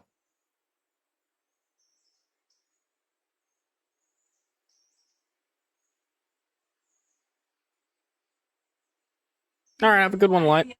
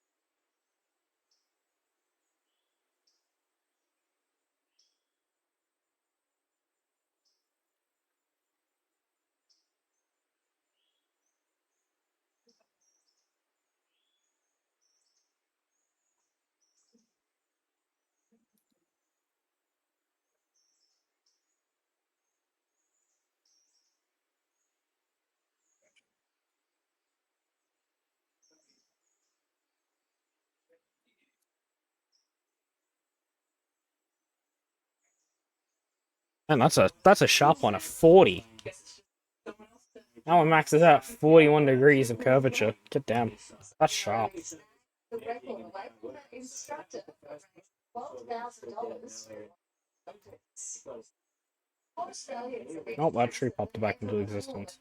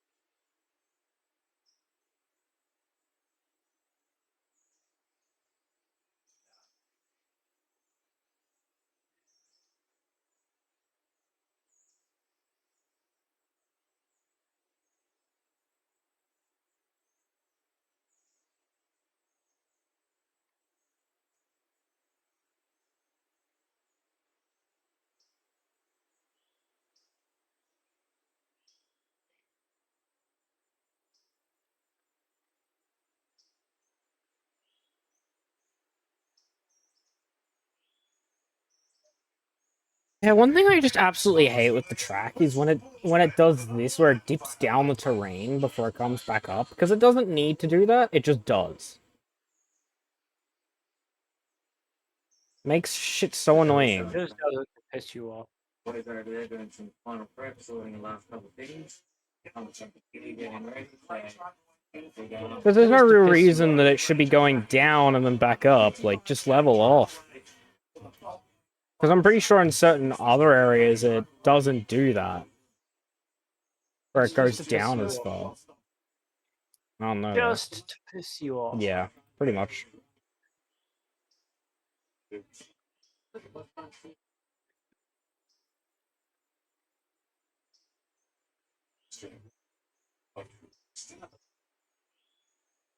morning, cappuccino. Time to see how well this is going to get lined up. Coffee. Things that every time your local today and then your own barista. If I just do a massive plate, what will that do?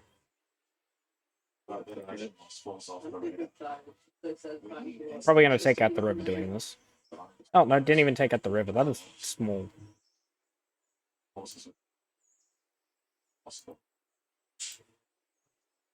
We've been bringing you stories about breakthroughs in cancer treatment, and it seems the science is working.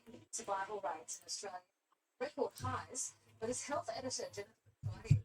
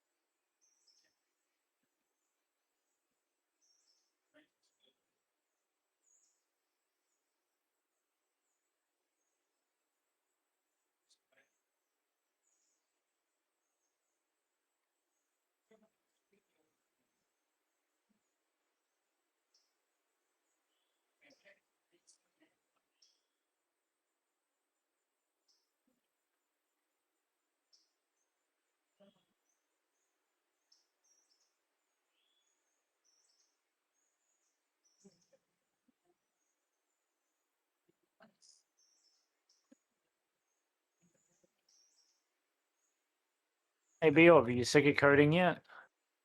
No, I'm absolutely just slowing the hell down because I'm trying to do this and I've been doing it for so long. Because I could really use a hand right now. What are you doing?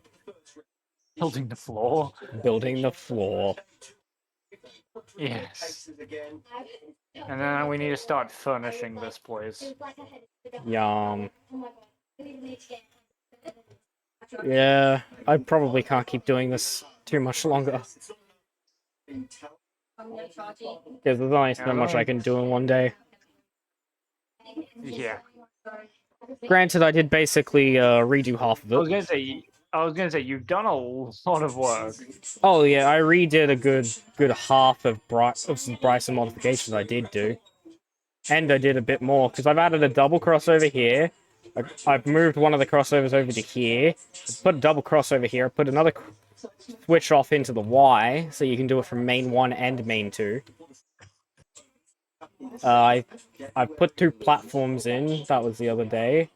That's probably it. Oh, yeah, I put this building in. There's one building just over here in the middle of the 2 tracks.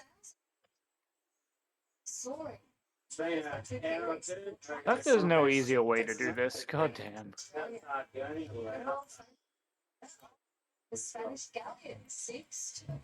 Yeah, there's only so much of that I can do. Yeah.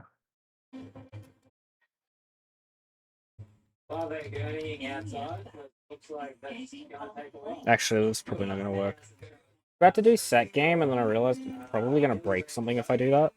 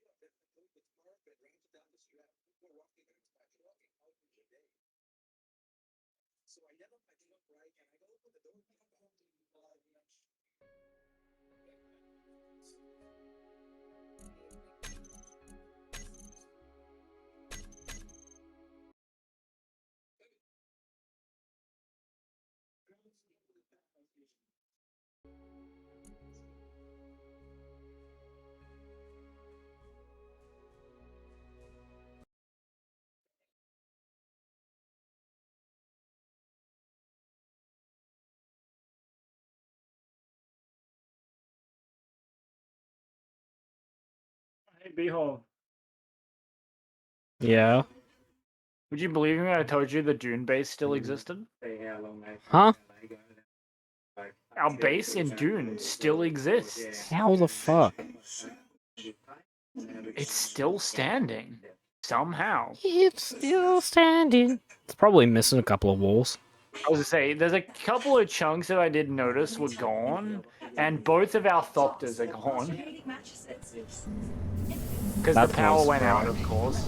Yeah, that's not a surprise. And so the fucking weather just ripped our fucking Thopters to pieces. So our Thopters got munched. Yum, yum, yum. But aside from that... Oh, thanks, frame rate. Frame rate just absolutely died for a second there. But yeah, I did a little bit because I kind of just like fucking got some power running temporarily and did some stuff, rebuilt one of the Thopters. Because I don't think you're coming back, but I'm gonna. It's a big room. Yeah. Took me a long time to build. Very slow, yes. Yes, always slow. Yes, yes.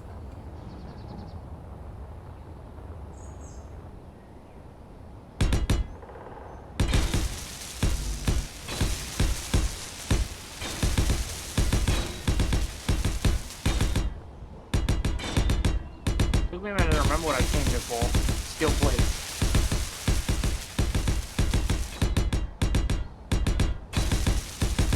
Oh, you're doing it that way? I was just doing it like this.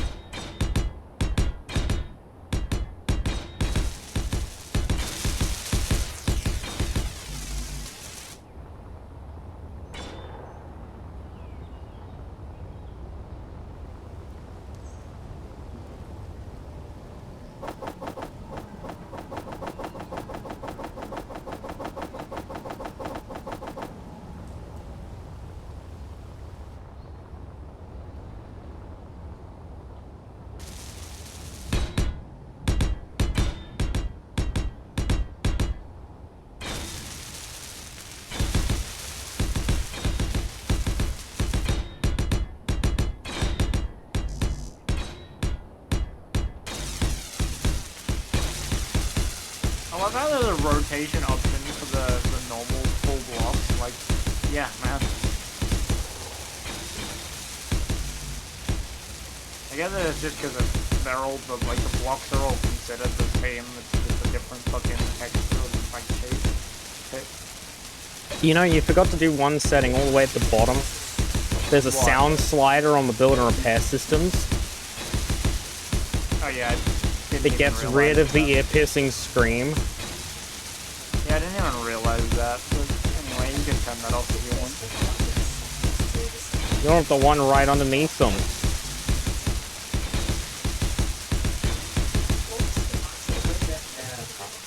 Huh? You don't have the one right underneath them. Dude, I've literally been working next to them this whole time, so don't even start.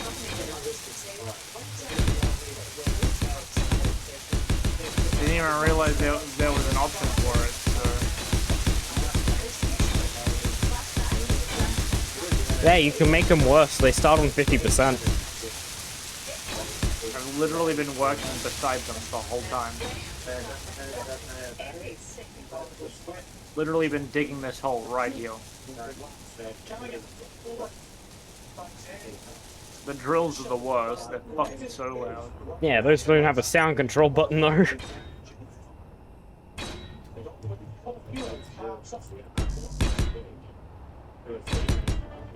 So much quieter.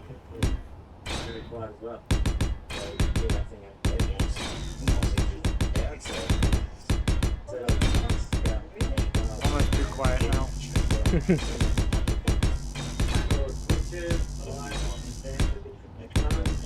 It's music to your ears now, is it?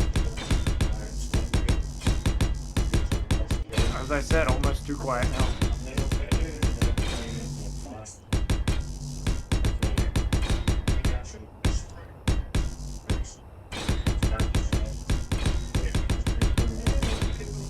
Oh, hello.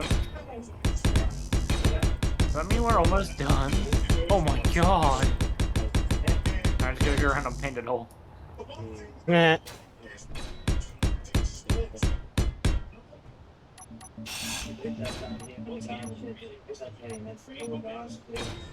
Yeah, now you just gotta run around and paint what I played.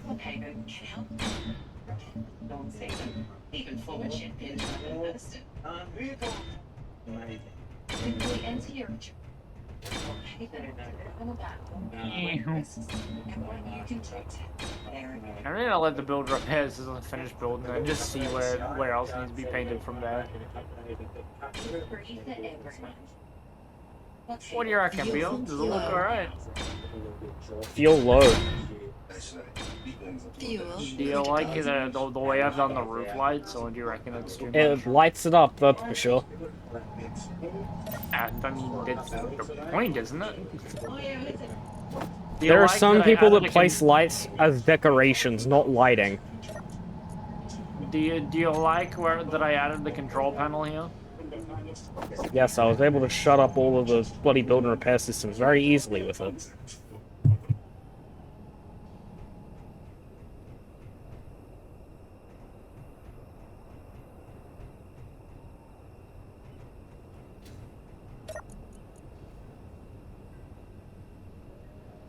Okay, so now we need to decide where is gonna be garage.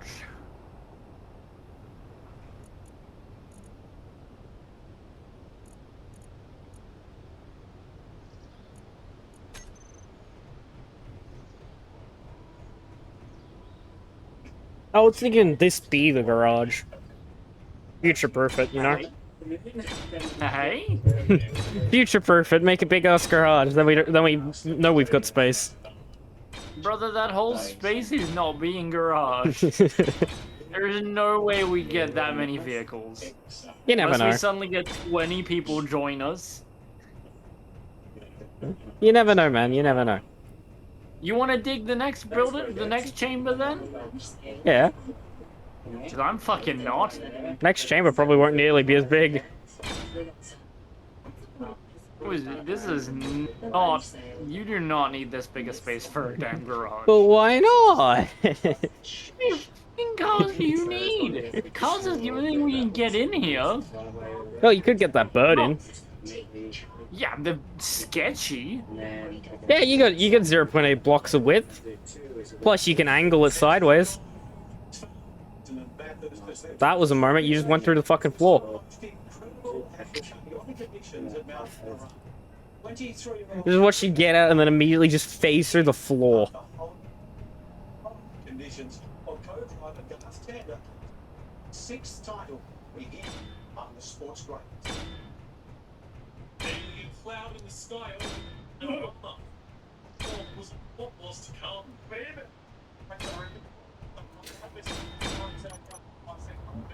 He stopped up while co-drivers did the early work. Brad Dawn didn't get past the start line with a drive shaft issue. Rest, Scrappington mission. What are you doing? What are you doing? Making a rectangle as a garage? You said it was too big. What the fuck are you doing? Figuring that out as I go. Why here of all places? What do you mean, why here? What, you leaving this whole area as garage? What the fuck? How many vehicles are you planning to have? Do you want a decent turning around spot? You don't need that much, but what do you think we are, handicapped? Your trailer fucking is. It wants to flip every time you try to 3-point turn the thing. Well, just because it's not good at turning. The game doesn't math reverse turning. Might as well consider it handicap. You don't need to do this. Jesus Christ. What the fuck? You need that much space? I mean, if this place had shaders, you'd fucking know. It'd look good if it had shaders. Yeah, if it had shaders. For the championship leader. Another safety car. But then overturned by Golding as the rain thundered down. Damage anyway, was safe. Private Paul training focus too much. Mustang. The engines expire or whatever's happened. Across both cars, it's pretty. Look, the sprint's home. Place. Well worth the wait.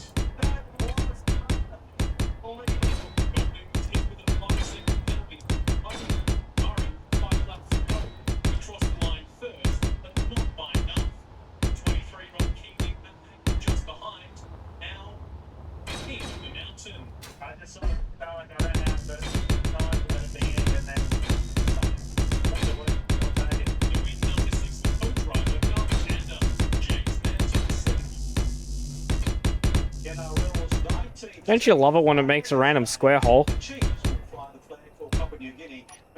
Competition in 2028. The announcement preluding a spirited Prime Minister's 13 clash in Port Moresby.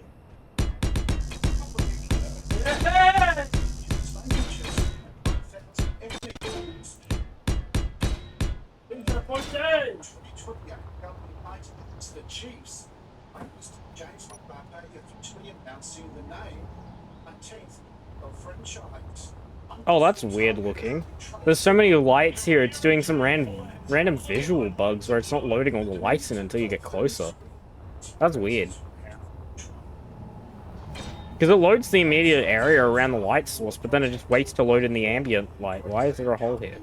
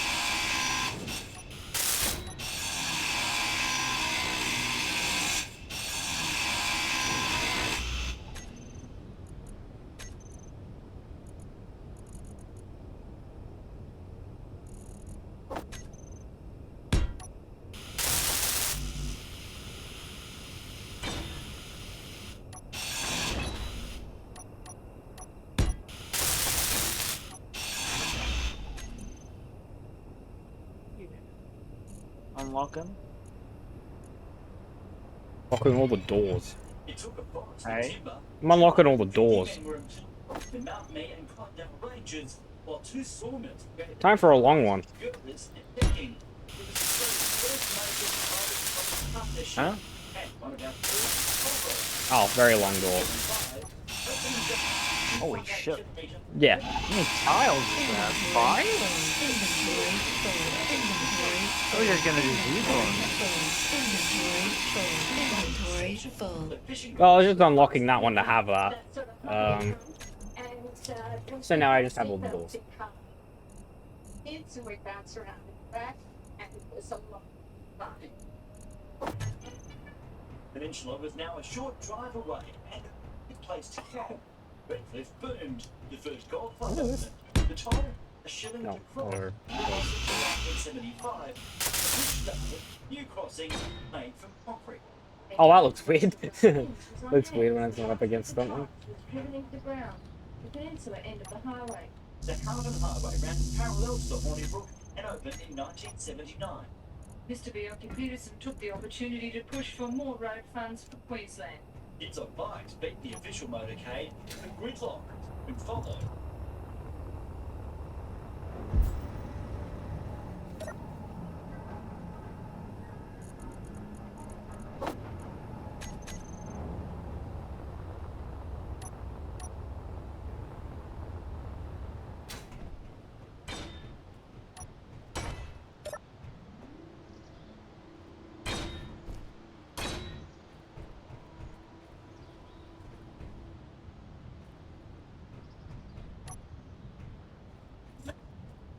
Interesting door, but it's an odd. It's a 3x3, and you need it even.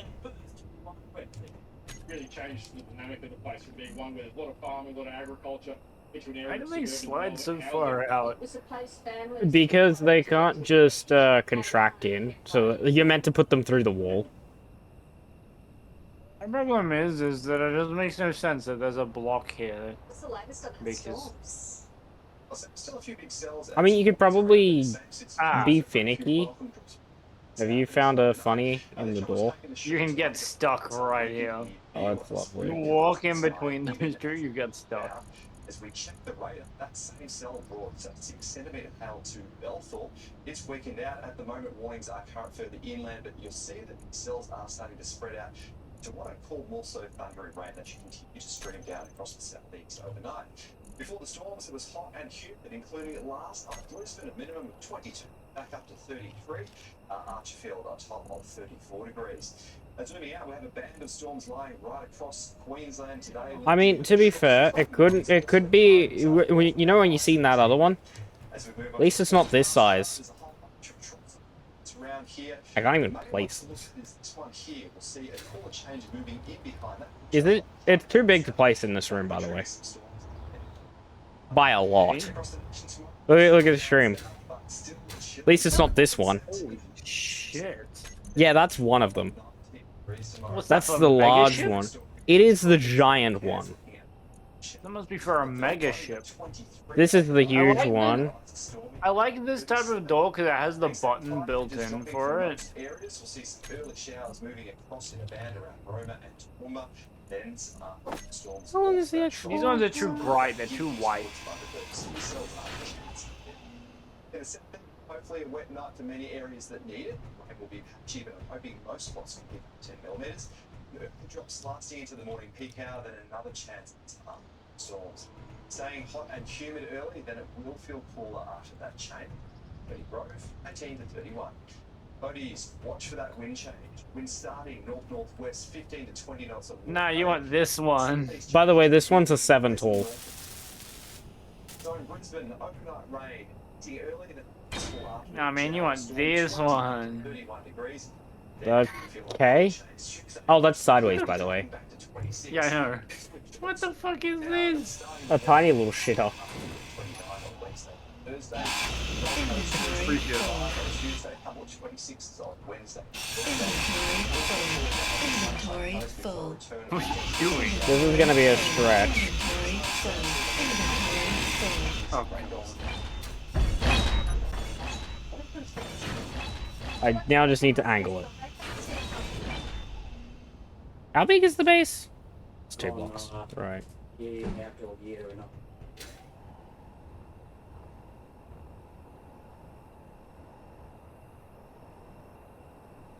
gonna have to put a block down here to build it on. I need to break this block. Just in case.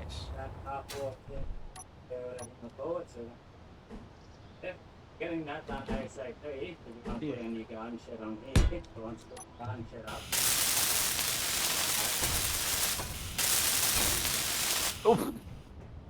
Oh, That's God. why I said it was a stretch. But I did bring some stuff for a button panel. Let me find this.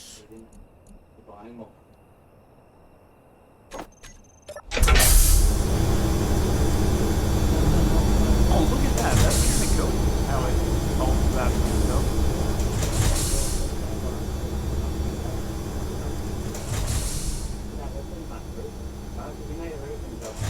Oh my god. I kind of like And then you can just, and then you're able to walk over it as well. My question is, are we gonna have to get rid of the ceiling fans to make this a sealed area? Yeah. You would have to get rid of them regardless to make it a sealed area. There would be no avoiding that.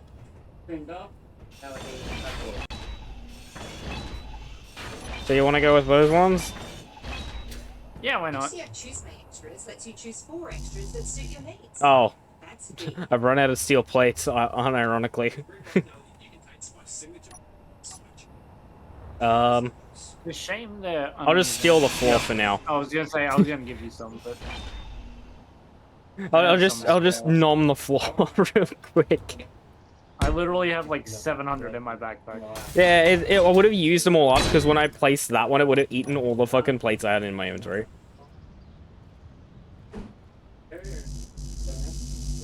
Unable to place. Are you too close? There we go. Weld it. And now it's also not very stable. Notice, like moves. But it's probably not. It's a shame they're 3 wide, otherwise we could have sealed the entrance to the tunnel. I think that was a way. But alas, our entrance, unless we were to make our entrance 1 block thinner, which we are not doing. I mean, we couldn't anyway, so.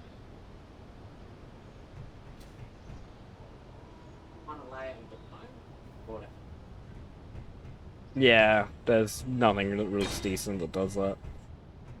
With Oh, those no. pipes, I think you might have to make them. It might need to swap them with regular conveyor junctions. Nah, I've got an idea. You need a solid block. If it's got air gaps, it will. It won't be airtight.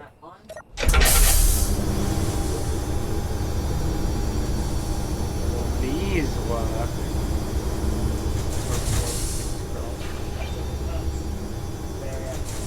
You think these would be considered? Can't tell if it's facing it right now. I think they'd be considered full block, or do you reckon Look they'd like be- it.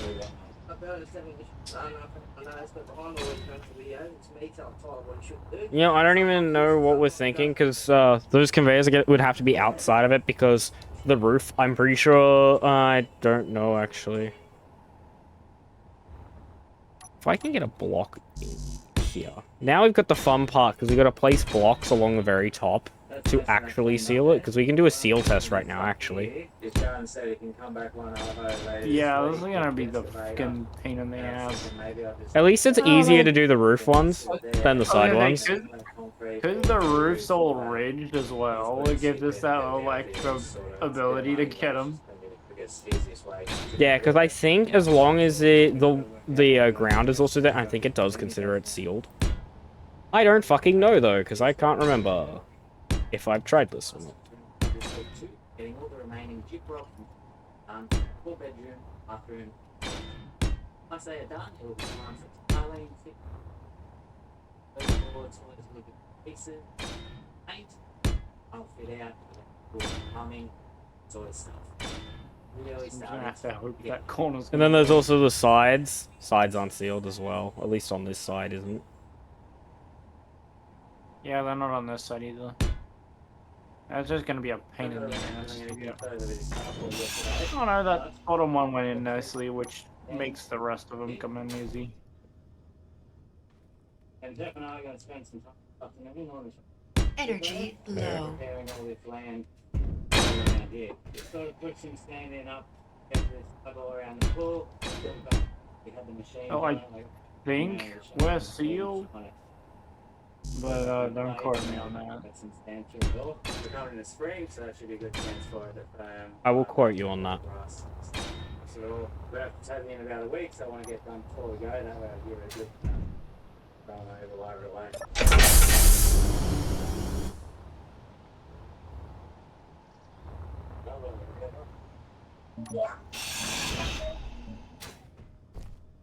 I quoted you on that, and you were not exactly sealed. There's a little pixel over here that is not in. Hold on, I'm trying to get it now. Just here, you can see the little gap just here in the floor. Come on. Got it. I can't see where you were talking about, so. Over where my ping is. I can't even see you.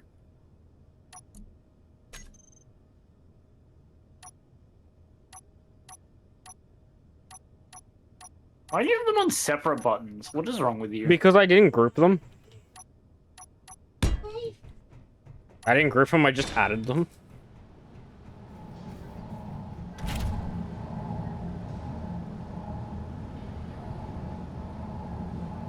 Because I literally just placed down that button panel just to have a button panel to make them work.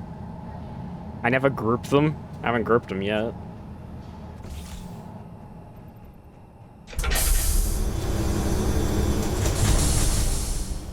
Boy, now it's time to double check everything else. Another fun thing I gotta do is I gotta put a hole in the floor. Because you got the underside to think about. This'll be the fun part.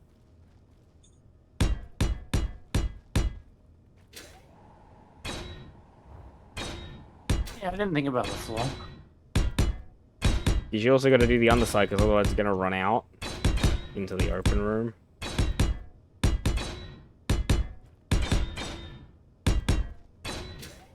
Well, you know what I just saw, right? Hmm? We can make up for the missing founds anyway.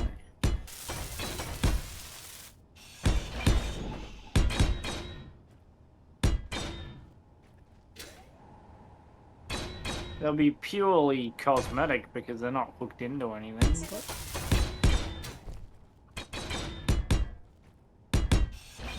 Actually.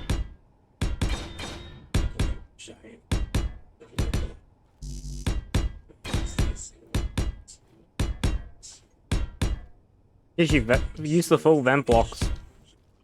Yeah. That'd also tell us if the place is pressurized or not. Or if it if it considers it pressurized, obviously.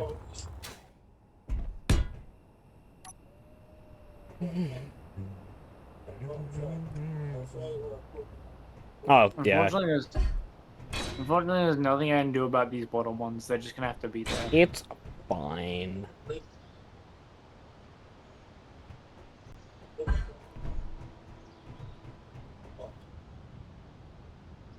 Good days before we have some bad ones too.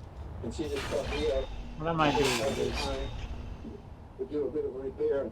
I don't know if you can see the big hole there where the water rats have chewed a hole in it. And it's too big to muck around mending out here, so I'll take it up and mend it properly. And it's the fisherman. You're putting some on the inside as well. Quick look at before I go.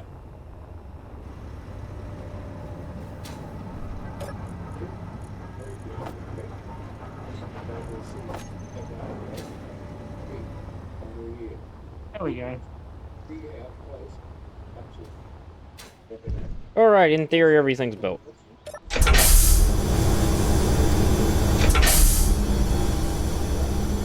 So now we see if those vents go off.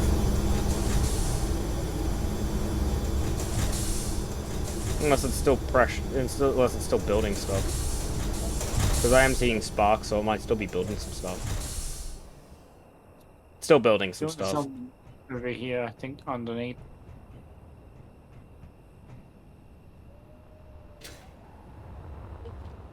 On the vents are the lights not yellow? Look on the air vents that you just placed. The light's not yellow. I can see one that's not sealed, but they are yellow still. That corner right here, this bit in the top corner here, I don't reckon it's sealed. Right here. Right here. So I think because of the block in the wall.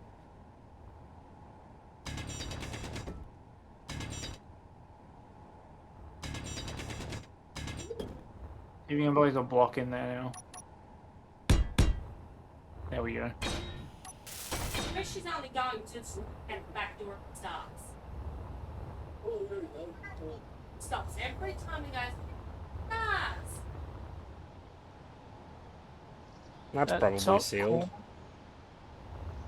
Is there a block in behind here? I mean, it shouldn't really matter because there's a little ground in there.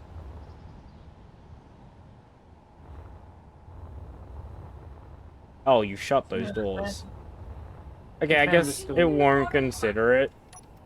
Probably because it's not a fully sealed area, technically. Because, you know, there's all this non-blocked in area. Just like, oh, you haven't fully sealed the room. I don't think it's fully sealed because... Fuck you.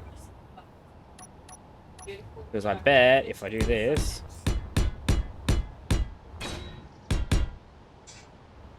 I gotta go walk. You kinda do.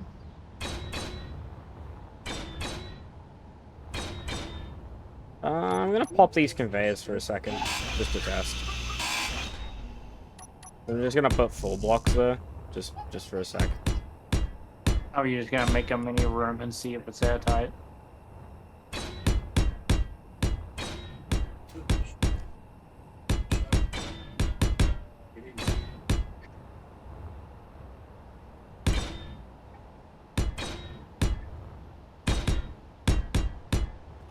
Because I think the way that it works is that you need to have blocks on all sides.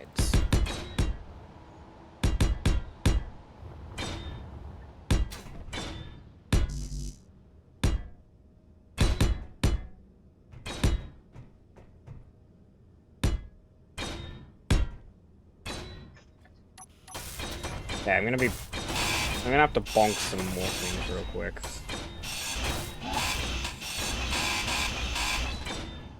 I'll see you bonking? Oh, you're bonking the lights.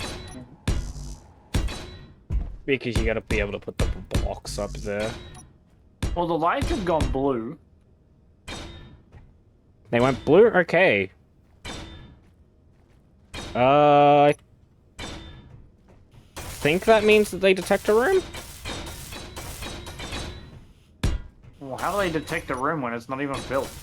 Because it's not built yet, but they can detect that there are blocks there. What the hell is blocking in here?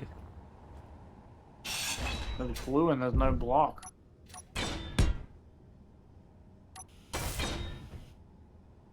Unless they're on in, are they on sucking? Vent. Depressurize was turned on. Oh, that one just went green and that one just went green. And then they just went yellow. Yeah, I think we're just not going to be able to do it. Yeah, so that means unless we do it on every side, it's not gonna counter. Oh well, I only wanted to do it for the see if we could do it to get the fucking heat. Why are you green now? What is this thing doing? Wait, they're green now? What changed?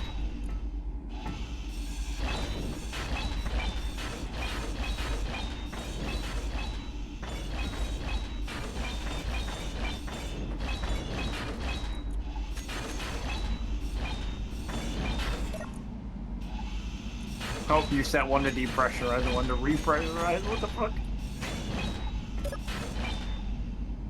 Or is that your solution? You just took out my fucking control panel.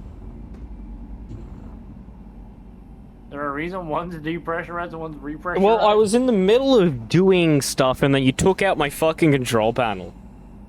I need a control panel. Or I'm punching a hole through the wall.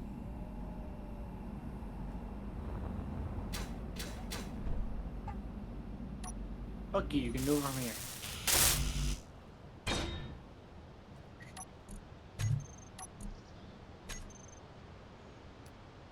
I can't do it from there, in fact.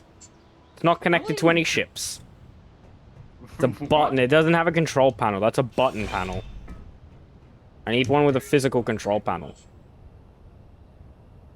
Like this one. Yeah, That one yes, has a that's physical control panel. That's how we like our buttons. Yeah, I don't know. It was just the orientation it was. So if I set that to that, and then... So the outside ones are not pressurized. The inside ones are also now saying not pressurized. The fuck you mean? I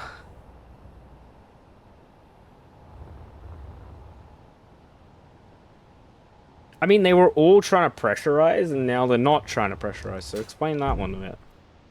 Explain that one. Riddle me that one, Batman.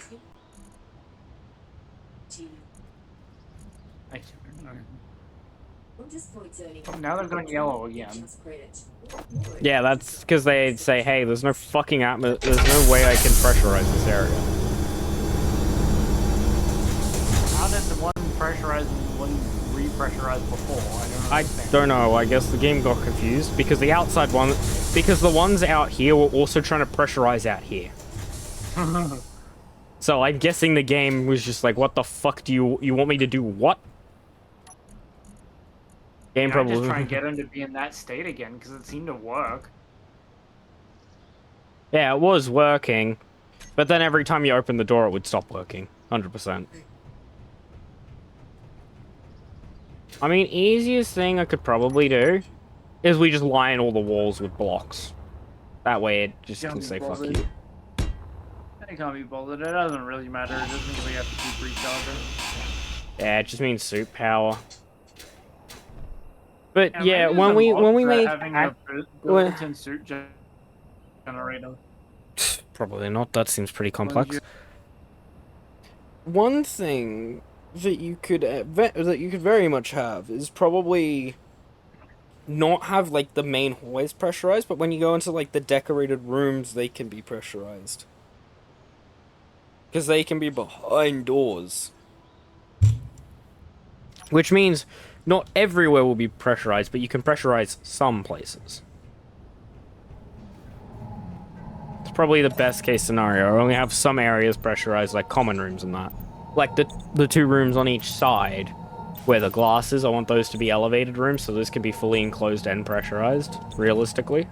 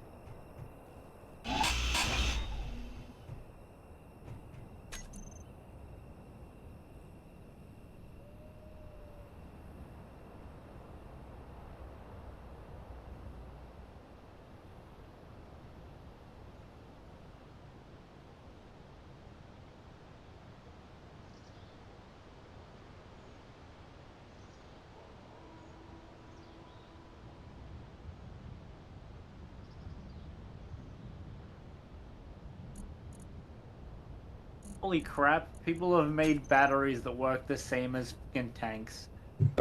Huh? People have made batteries like that work the same as oxygen tanks. You keep them in Right. your inventory. This mod only uses the functionality of providing suit charging batteries and uses custom models for the charging station. Make these batteries in the assembler and charge them at the charging station. Once used, recharge them.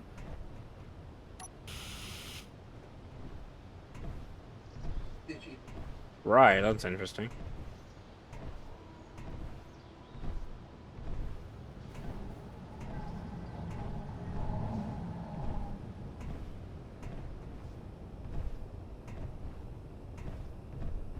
I kind of like the effect in the tunnel where the lights just load in as you're running along it.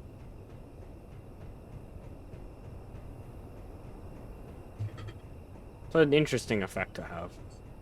Huh?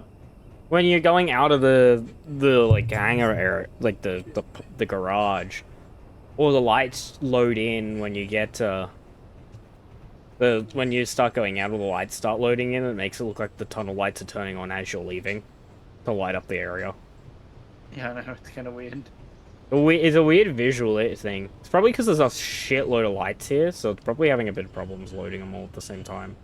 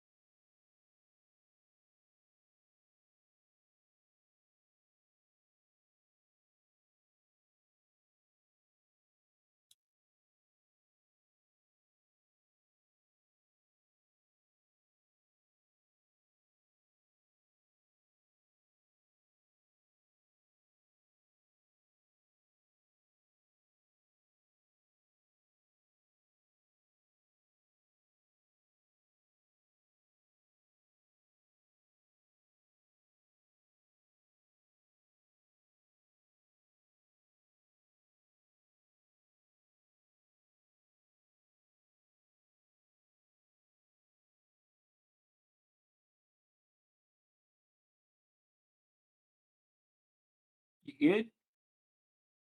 Yeah. Alright, what do we want to do? Well, Rex has been at work. Shall we finish New picture of the A&R branch. Shall we huh? finish this? What? Yeah? The catfish. Oh, the Shall we catfish. finish the catfish? Should probably do that. Like, it's partially made. It very much is partially made. You can see exactly where you run out of range. The weirdest part is some of the stuff over on the out of range area has been built. Yeah, Not entirely sure how that's that actually the corner of the range. Look at it. You can see where the edge is. It's a very rough edge. You can see it kind of fucking, yeah. Hey look, the crane actually managed to build this time without fucking up. Yeah, it didn't fucking bonk. Oh god, don't get that near me. I have no idea how to use it though. Let's see. Oh, it's missing. It's you see the two grayed out ones that are just random cubes. Yeah, but there's That's supposed to be. yeah, they're meant to be the controls. The only thing is they're probably not built yet in the ship, so they're not able to show up there until they're built. I want to get rid of this LCD. Oh, screen, I see. I found them. They're over here. There's an event controller over here. They're not built yet. Okay. So we just gotta pretty much just finish building everything. Ow. Ow! That was... Man! That was a little close. I went to go over here.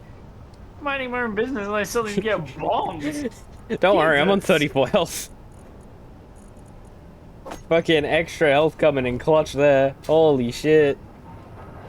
Wait, the cryo chamber's not regen health anymore. They do passive regen, but they don't regen you fully. Wait, the survival kit's not regenning my health either. What the fuck? That's because I'm using it right now. Alright, so there are one person can only heal. Yeah, you can only one person can interact at a time with a. That's with okay, it. I'll just fly over to the fucking. Oh, fly over to the faster one, eh? Yeah. my god, it is so much faster. What the fuck? Why is it so much faster? I don't understand. Why not? I don't know, the dev said, fuck it, why not? Fuck it, we pay to win.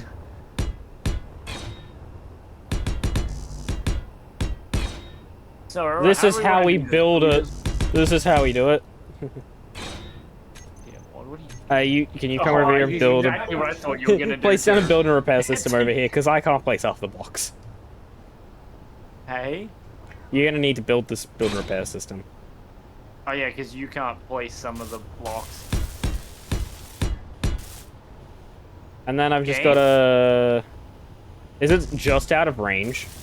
I think it's just out of range. No, it shouldn't be. Hold on. We can fix Oh, there it is. It's building around it. We're probably out of the materials to build it. Let me just make a globe of shit. There we go, it's built now. Just need to turn it on. Production. Yes, yes, yes, yes, yes. Actually, no, we don't need 1,000 of that. Yes, yes, yes. Yes, yes, yes. Don't need 1,000 of that. Yes, can do with a couple thousand of that. We don't need that and that.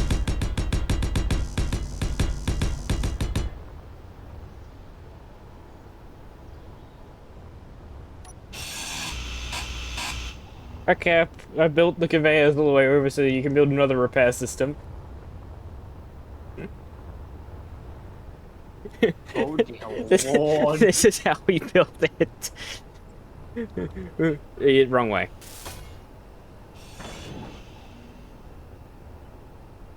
This is how we build it. We just do dumb shit, and then we're probably gonna need another one over here. Just to make sure we can build everything, that should be where the last one goes. I'm place 2 now. Now we just wait for 3 years for it to build the rest. Ow! Fucking hell. Good at doing that, aren't we? Oh yeah. Can't be trusted near each other. And little whacking into each other all the time. Fuck you. Hey, at least we're not intent colliding with each other. Yeah. Unlike that one That's right. dumbass. Yeah, like that other dickhead. That was fucking so annoying too. It was really annoying because he killed me. He killed me after I had just Right gotten up all the of the max bonuses. Like I just hit level 5 and then he full and ran into me. Yeah. Like That's that pissed me off. That was annoying. Like there was no need for that, man. There we go. We're building again. What are we? Slowly, yeah. It's probably getting a little confused. That's probably it. I think it's getting capped by the assemblers just because they're building one thing at a time. Well, that and it's got to process. It's got to process getting the items from each of them because the further away they are from the storage, the longer it'll take for them to call the item. Because they got to go through the conveyor and try to math in. Because especially for that last one, it's got to go from there, request an item, then it's got to go all the way down the conveyor, go into that other build and repair system inventory, see that it has nothing, go all the way down, see that there's a corner, turn the corner, go along to that other build and repair system, see if it has it. If it doesn't, then it's got to go all the way along to this T-junction. Cooperative mode is working. Yeah, and then... Yeah, then you go over to this T-junction. It'll then probably end up checking the connector before continuing to the next T-junction, then checking the next connector, then going to the next T-junction, then checking the food processor, then going to the next one, checking the H2O gen, then it'll go into the refinery, and then it'll go up into the storage where it'll finally find it. So I think it takes a second.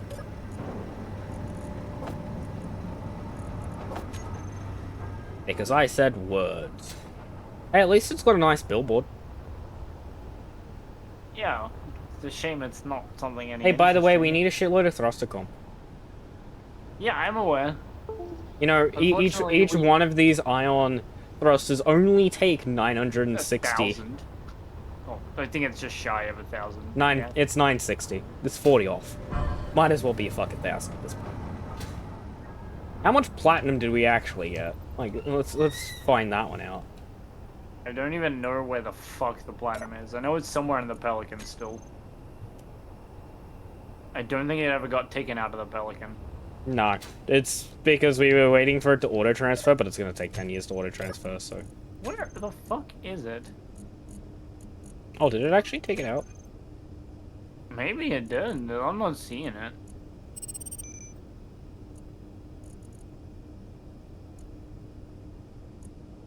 Yeah, it's Oh, it's all in the refinery right now. It's fine. It's going through all that now. Must mean we're almost. It must mean we're almost done going through it, which means it must almost be time for me to take this large thing and find magnesium. Hey.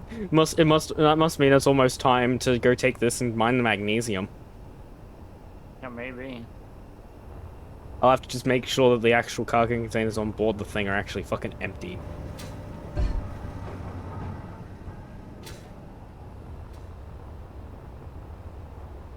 Oh, hey, look, it got up to the build and repair system. Do we have small steel and large steel tubes? Probably not. I heard a dog. Yep, I just heard them then. Now I definitely know that they're there. I just heard the pitter-patter, and then I'm just like, I think there's a dog. Oh, woo! Yeah, you just know. Yeah, it's just like, oh, you were talking about me, honey?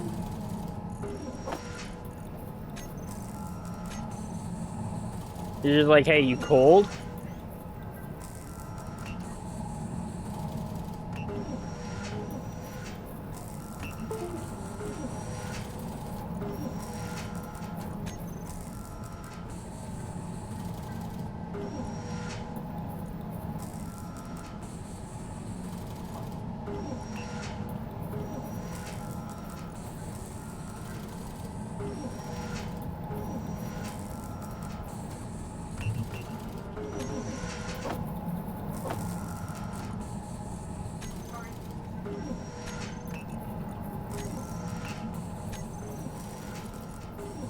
Things should be going by a bit quicker now.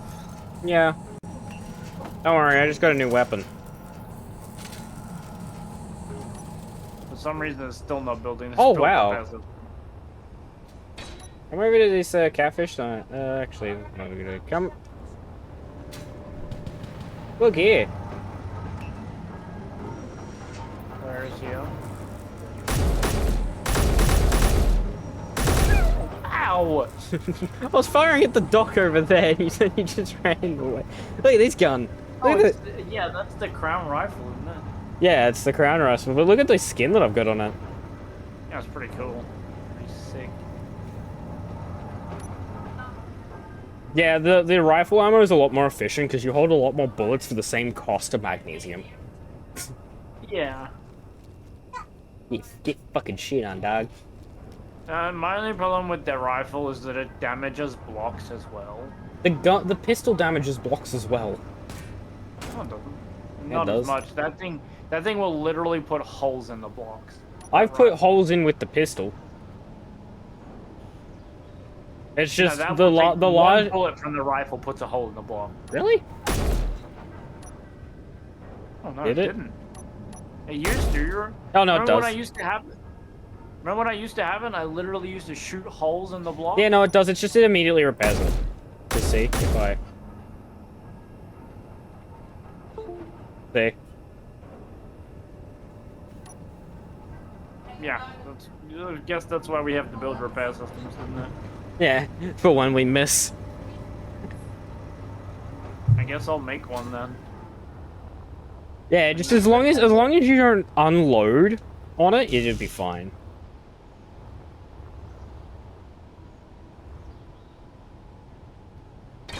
And the build and repair system's just like, hey, I can't fucking find this, so I'm going to build steel plates instead.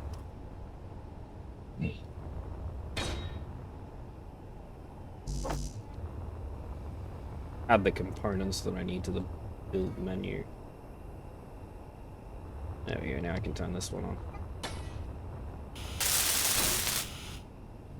Did you know that if you right-click a not fully constructed item with the welder, that it'll put the items that it requires to finish into your build planner, so then you can just middle mouse? We don't have enough magnesium powder for me to make any ammo. Damn. Yeah. It's probably time for a big adventure. Let me go check this inventory. There's another fucking wolf.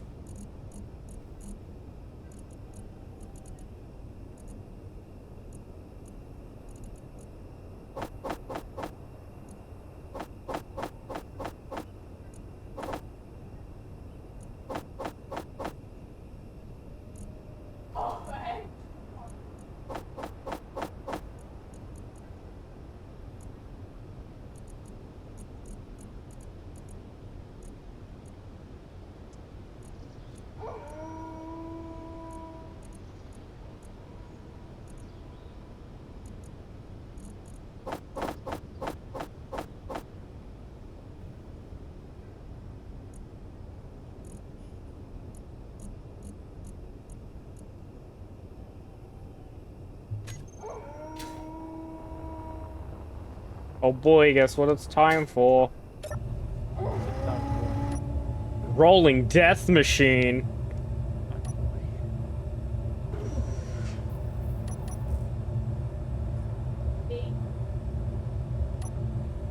Bye-bye. Oh, son of a bitch, you left dampeners on. You're not taking the Pelican with you, Jesus. Get the Pelican off then. Because it's trying to put a fucking hole in my thing.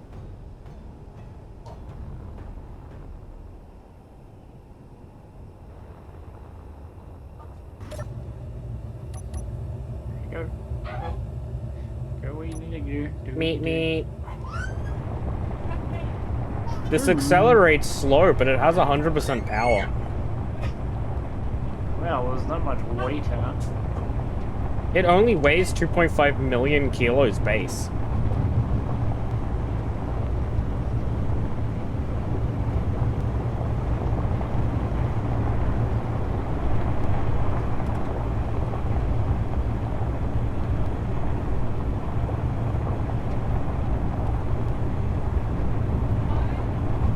Don't worry, I'm currently going 46 meters a second. In this thing.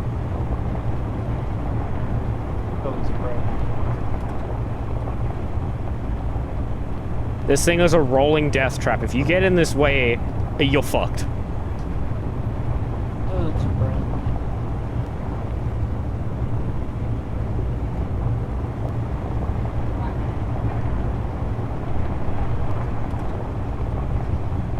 I love how you still get those stupid fucking warnings about the experimental mode. Yeah, just because I've got it turned on. I turned that off because it pissed me off. I got sick of seeing it, so I turned it off. Yeah, I've got experimental mode turned on, so it just keeps I have up experimental mode turned on. You can literally turn the alert off. Oh, you can? Oh. If you press Shift F1, you can disable it from there. Oh. Yeah, I turned it off because it pissed me off. I got sick of looking at it. Oh, there's magnesium over here that I've already drilled into before. Did you not realize you could turn that off? Well, I probably did at one point, but then when I reinstalled it, it obviously re-enabled that setting.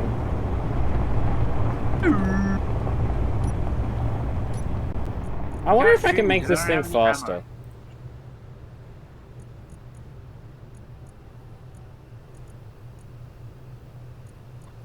Man, the friction value is only 50%. That thing can be 100%. This thing doesn't go nearly as fast. Hey, let's say 300 kilometers an hour. That sounds like a good idea. I'm sure nothing can go wrong with this thing moving at 300 kilometers an hour. I'm sure it's fine. I mean, it's not like this thing's gonna flip. It is a very low center of gravity.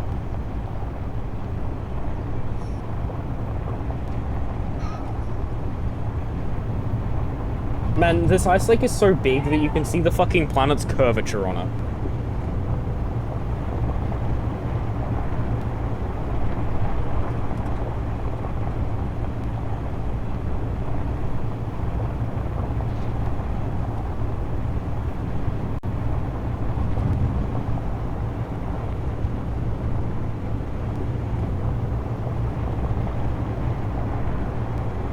I am moving at 63 meters a second.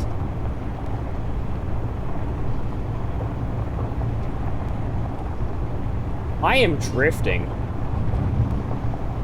You'll drift. That's mildly terrifying.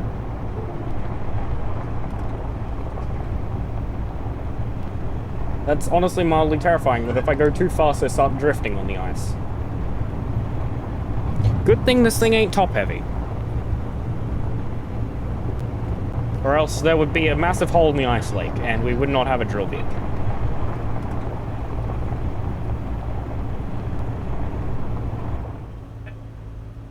Oh.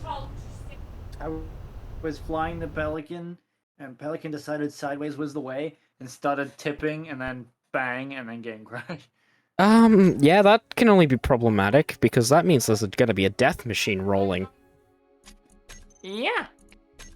Because that is a glorified 2.5 million kilo fucking death Murder machine. That is a 2,000 ton rolling death machine that is probably going 60 meters a second. Unless it is in the middle of spinning out. And that would be even worse. Well, no, because if it spins out, it's got such a low center of mass that it's just gonna stop. Wonder why it started. Why the fucking Pelican started. I bet you it's the reactors that turned off. Reactors are turned off. You're gonna have to go into my seat and enable them. Because I only did it in the co-pilot seat. Oh wow! It rolled back a fair way before I even started trying to fly the damn thing.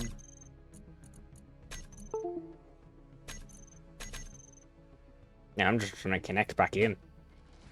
Did you survive? I'm loading it now. Hopefully it didn't kill you off in that time. Shouldn't have, hopefully. What button did you set him to? 4. Yeah, it was an open slot on the first hotbar.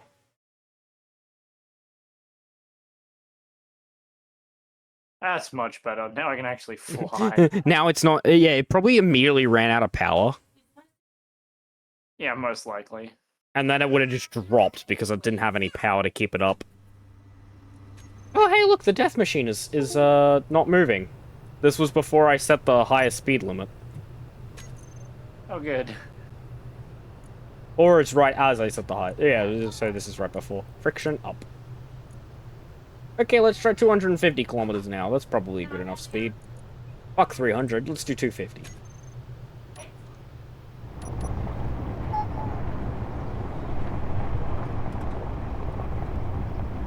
Still takes forever to speed up.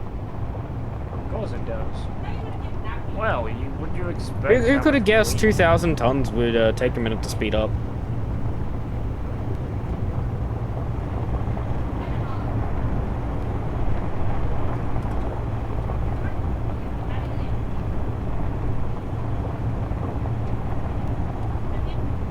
You chasing me now? Yep. Run away. I'm taking this death machine with me. Aiming weapons. Be careful, because if I brake, I hit the handbrake, which means it slows down very quickly, so watch out for the antenna. I'm flying high enough that I shouldn't clip you anyway. Because this is me holding S, and it's barely slowing down.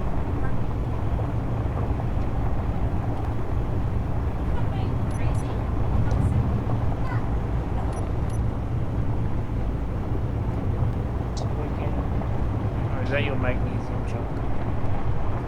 It's magnesium. I don't know if it's the one that I was, but it's magnesium. And silicone. Lovely. Don't we fucking need silicone? It's telling me the magnesium is more this way. Yeah, it's changing. If you walk around, it changes. Somehow, I'm actually not falling right now. Yeah, that's not cursed.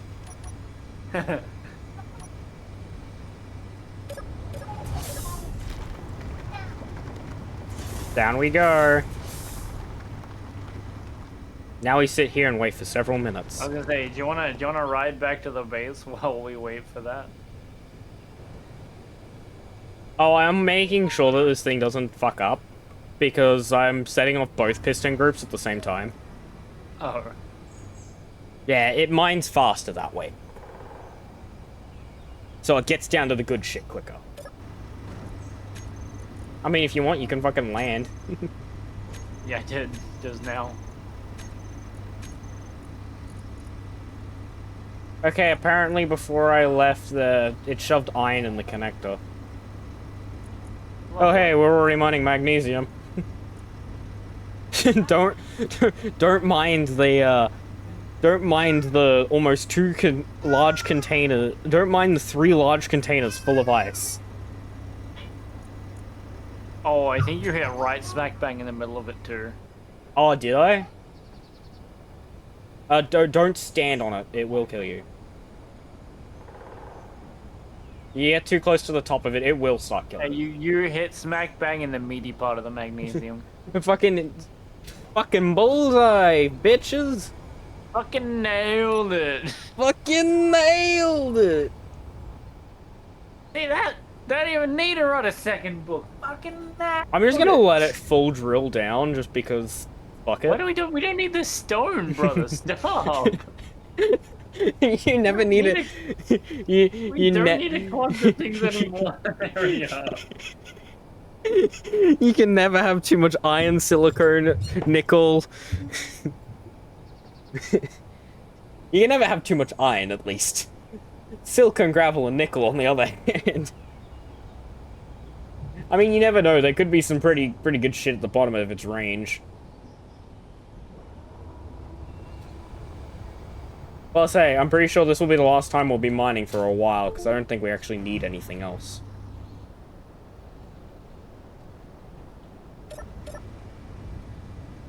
Yeah, you see how fast it comes up while fully loaded? Versus how fast it went down.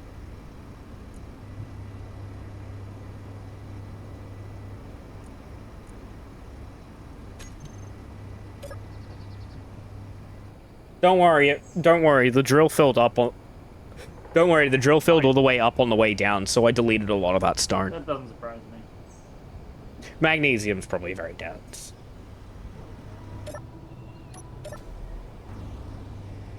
But yeah, you see how fast it comes up? I would up that velocity because I don't have that kind of patience. Oh no, even if I up the velocity, it is not going to. Because it goes down at 0.5 meter a second, but when it comes up, it's coming up at about 0.001 meters a second, I want to say. Actually, I can tell you how fast it's going up if I look at the pistons.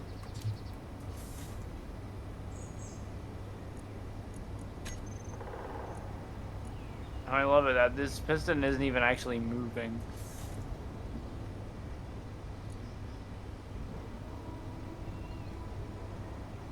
Yeah, the first set of pistons aren't even moving. The second set of pistons are moving 0.1 meters every, like, second. So it's gone down to 20% of its max speed. And its force there's two pistons at 100 kilonewtons of force. So there's 200 kilonewtons of force on just each stage. So there's 400 kilonewtons of force bringing that drill back up. Still as slow as balls. And I can't set the velocity higher because otherwise it goes too fast going down and then it causes problems. But yeah, you can hear the top pistons just absolutely struggling. Oh yeah. Is it even? It is moving up. But yeah, you see why it comes up slow? Actually, I can probably tell you the weight of the drill head. Of just the drill head alone, I can probably tell you the exact weight that oh, that wasn't a fun sound. That was not a fun sound. Unless that was you, I'm gonna have to investigate that. Me. That was Cool. me. Don't make me panic like that, man. I heard a sound, so I thought something broke. No, that was me taking off. So yeah, by the way, those pistons are bringing up their own weight plus 5.6 million kilos. You might as well make it 5.7 million kilos. So it's gonna be slow when you're bringing up a good portion of just yes. Did you take a chunk of magnesium at all? Back? Yeah, I forgot. I was going to, but I forgot. Dummy.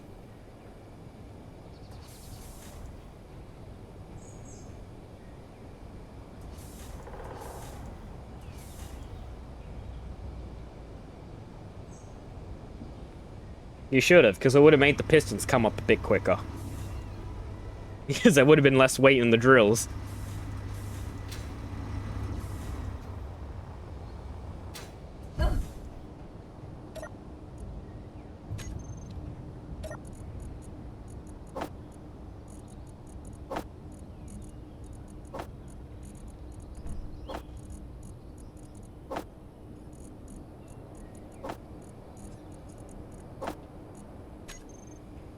You can't empty it of stone either, because the build and repair systems just keep picking it back up. Who the fuck is that? What the fuck, Mr. Conductor? Bullshit was that? that was. Oh, it's chaos. Right. It's chaos. That's so what Mr. confused Conductor for a minute. bullshit that was.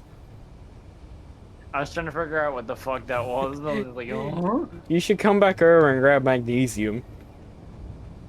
fucking Jesus. Well, Wait, you want want me to ammo fly for the your Pelican guns. back over? I mean, if you want. If not, we can hand transport a little bit.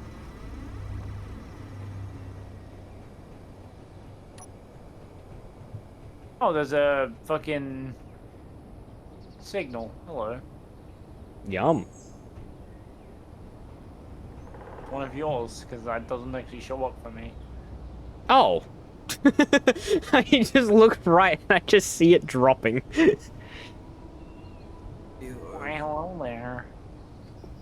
Check your ping. Oh boy. Now.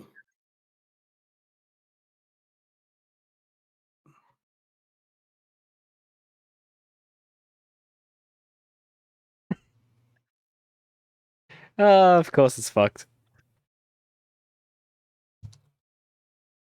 What's I fucked? guess I never did it. What's fucked? What did you do? What did you do, Behold?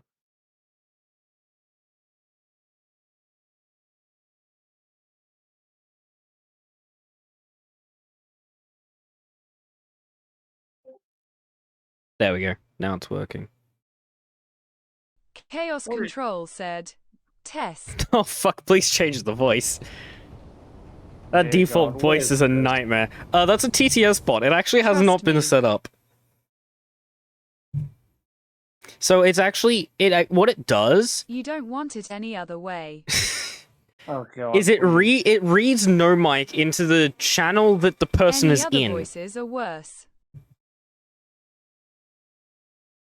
This one's enough to make me want to fucking suck off a shotgun.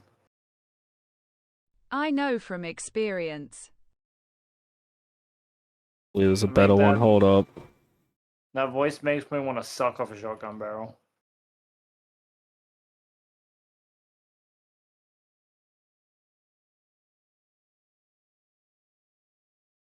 Oh, I nearly fell down that. Ooh. I Turn was off my stuck with a jetpack. different one for 2 years.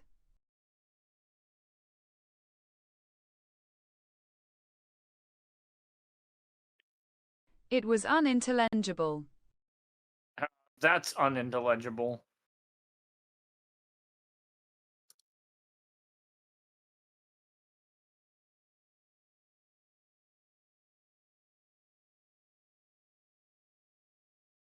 You get the point.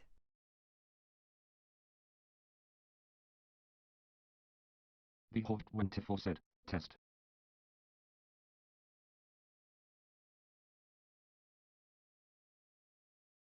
Chaos Control said, that's the voice. This is the voice of me trying to shoot myself.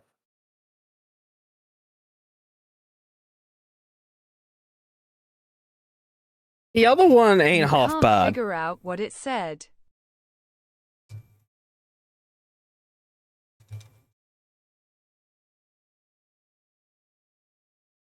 Borv. Try saying SMTN in it. The Hot 24 said, I'm the different voice that works hopefully. Why does it sound like Repo? I can't even hear that. It's a little iffy. But there's only 2 options. And I'm not getting premium for the bot, so...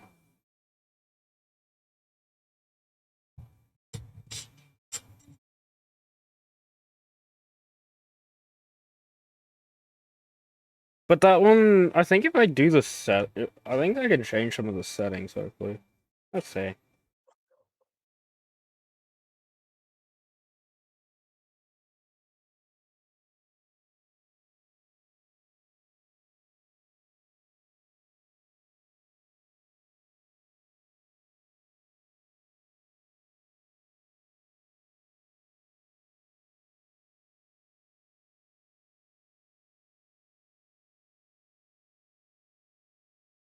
Oh god, skip emojis when reading messages is set to false.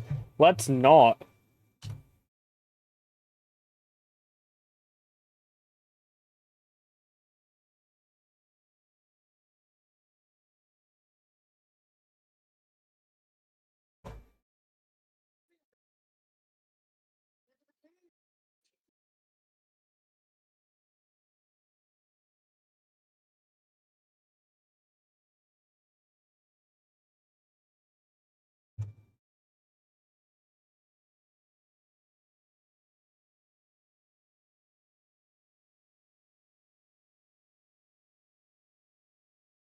There we go, now at least skip some emojis as well. How are the Pistons doing? Oh, are they offset again? Not cool. Yeah, this is gonna take 5 to 10 business days. I'm just gonna fly away and come back later when it's probably back up.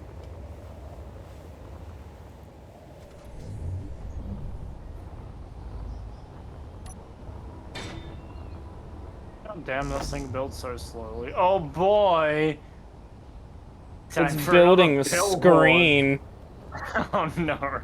Oh, this one doesn't even start. That's anticlimactic. Does it not have a screen? It didn't turn on. What?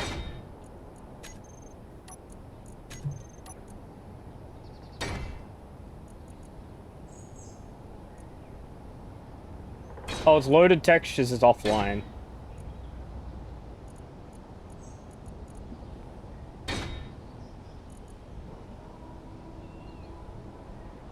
Poster. What if I set it to poster? I don't know how that works. I'm gonna figure it out in a second.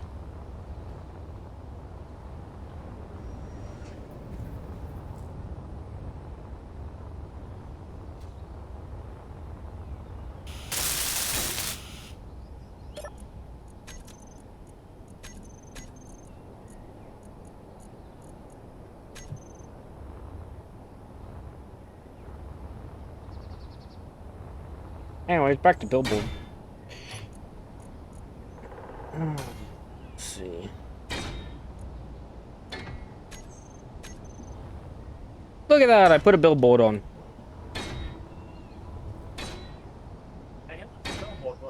Chaos Control said, "My voice is fucked at the moment as I'm doing voice acting stuff while trying to get a job so I can just get something for work and hurt my voice Thursday or Friday. What are you up to?" Space engineers. I just fucking ran into the catfish. Fucking ran straight into it. Straight into it. Fucking missed it by that much. Also, Fucking went well.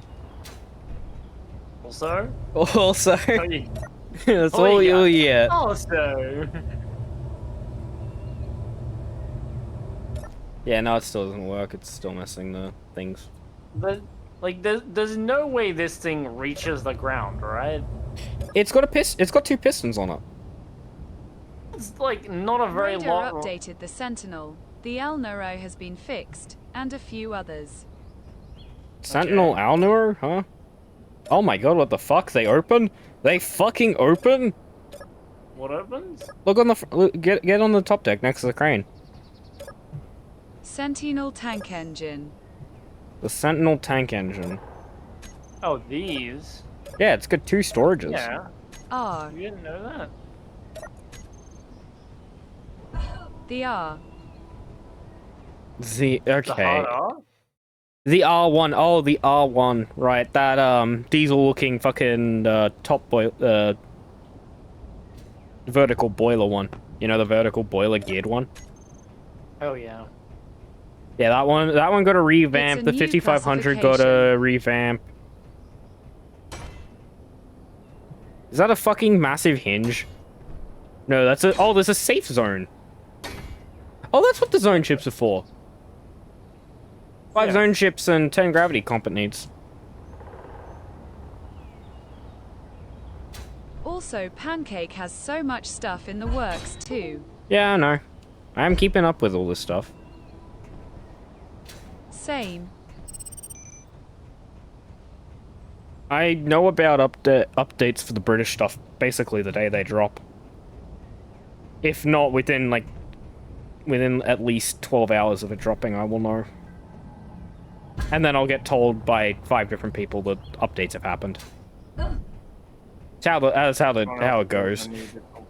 Yeah, I get to see it. People see that I'm online for several hours already, and then I just get a DM saying, hey, this updated, or hey, that's getting updated, or hey, there's this news that I already fucking know about because I keep up with it.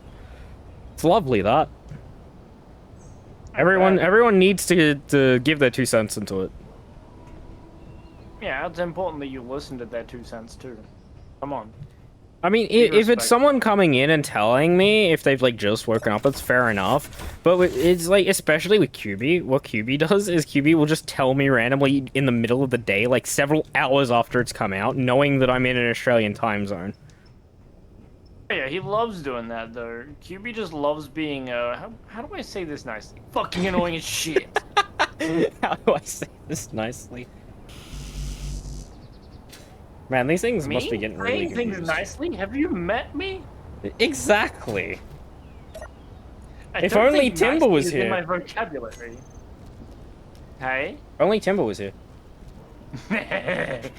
Timber would have a lot to say, I'm sure. I would have a lovely LTT video to send to him. Hey? I'd have a lovely LTT video to send to him.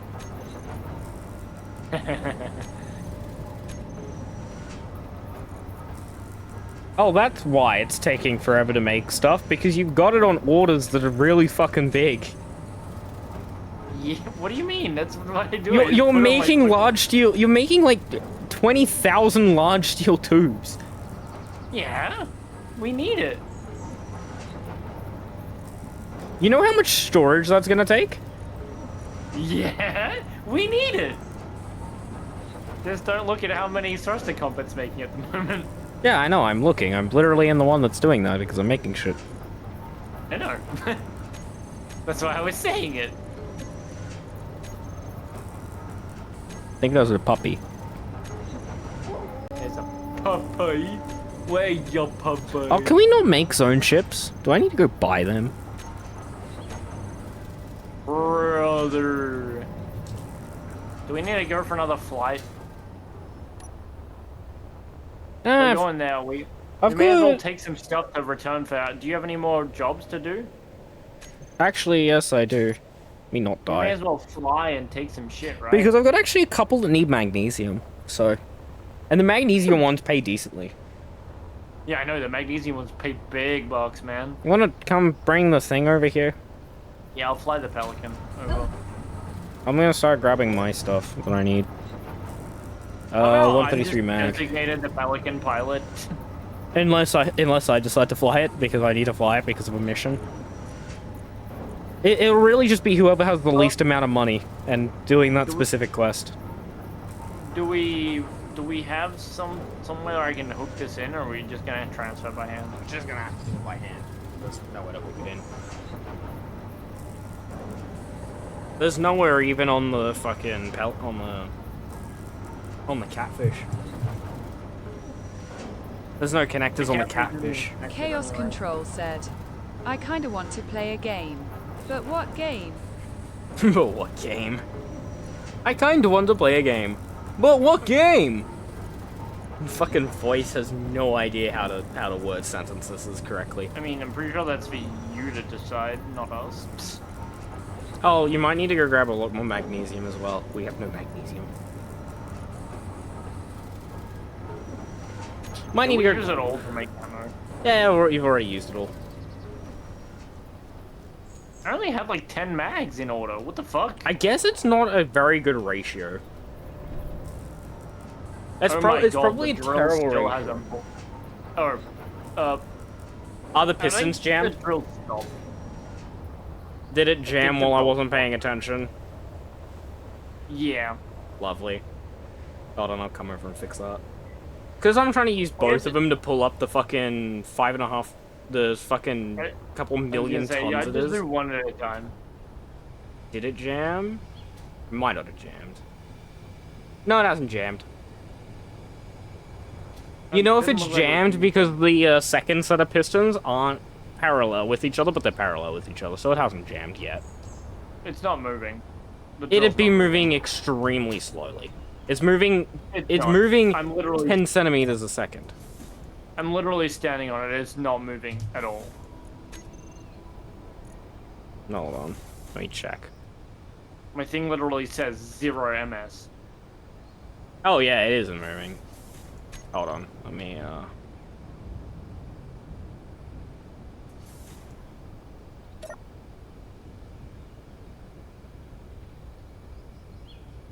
Oh, they were in... They might have actually been jammed. Because the top pistons had yeah, the top pistons had retracted a little, so they were probably slightly off, which jammed the entire thing. Alright, let's grab some magnesium, and let's go.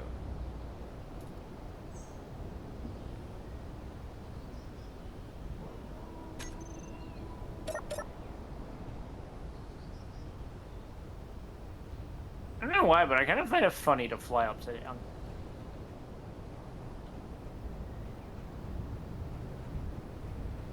You find it funny to be a clown car. Yes. 4.7 thousand yeah, okay, so magnesium weighs a lot. No wonder why the drill filled up quickly. Magnesium just weighs a stupid amount. That means it's gonna be a nightmare hauling back because it's gonna weigh so fucking much. Which magnesium powder did you need? I've got 2 quests with them, so I don't know, I'd have to see. All mine needed was 34.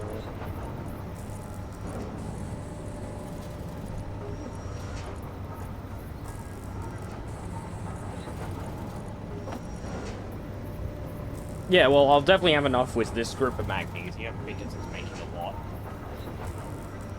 It's already up to 200 magnesium, so I'll have plenty. For mine, because I think one of mine is a 130 and one of mine is a 170.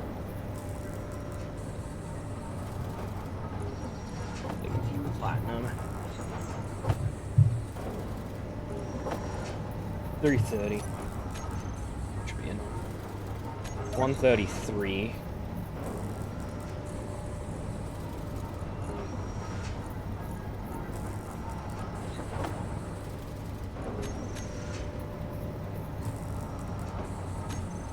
Oh yeah, 74 thruster comp. That's 3 million.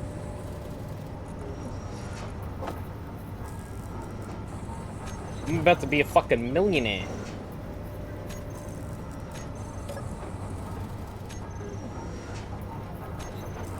There's 5, yeah, I've got like over 10 million in contracts waiting to get redeemed. 170 magnesium.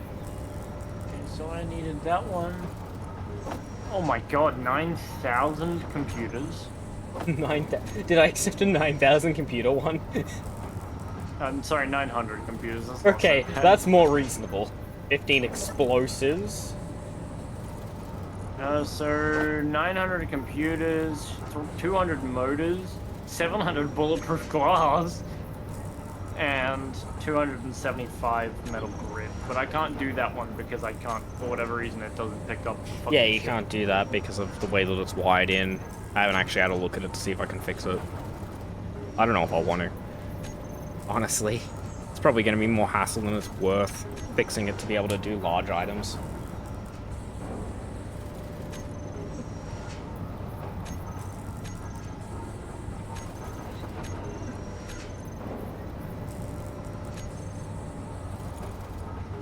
Hey, at least the 3 ion thrusters that are built are ready to go.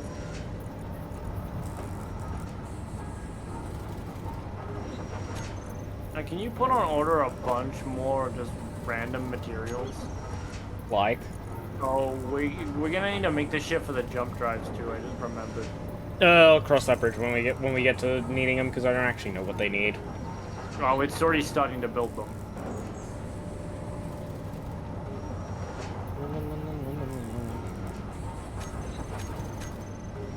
Oh, I've got a 2.5 million metal grid contract, 725 metal grids. Yeah, that's not getting done anytime soon. Oh, 4 nickel.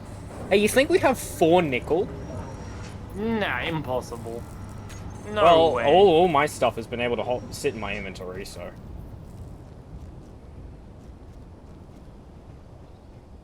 You fly out. Yeah, and this time the reactors are on.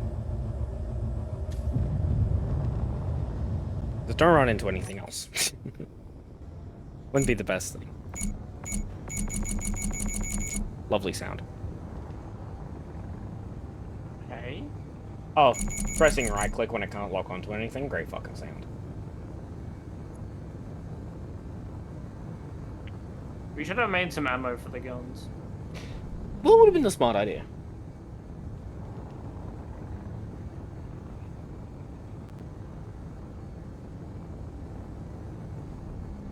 Oh, we're way overshooting that. Turn around so that you've actually got thrust. God, I hate how slow this thing turns around. Come on. You can do it, Come buddy. on. There we go. We've started You can- activating. You can do it. Hey, I think you're overshot by about 3 kilometers. I always forget how close this one is. I'm so used to them being like 50 kilometers away. Yeah, at least this time it would have been worth if they were fucking 50 kilometers away, because this thing fucking works. This thing fucking zoomed. This thing works. It would have been alright if it was 50 kilometers away.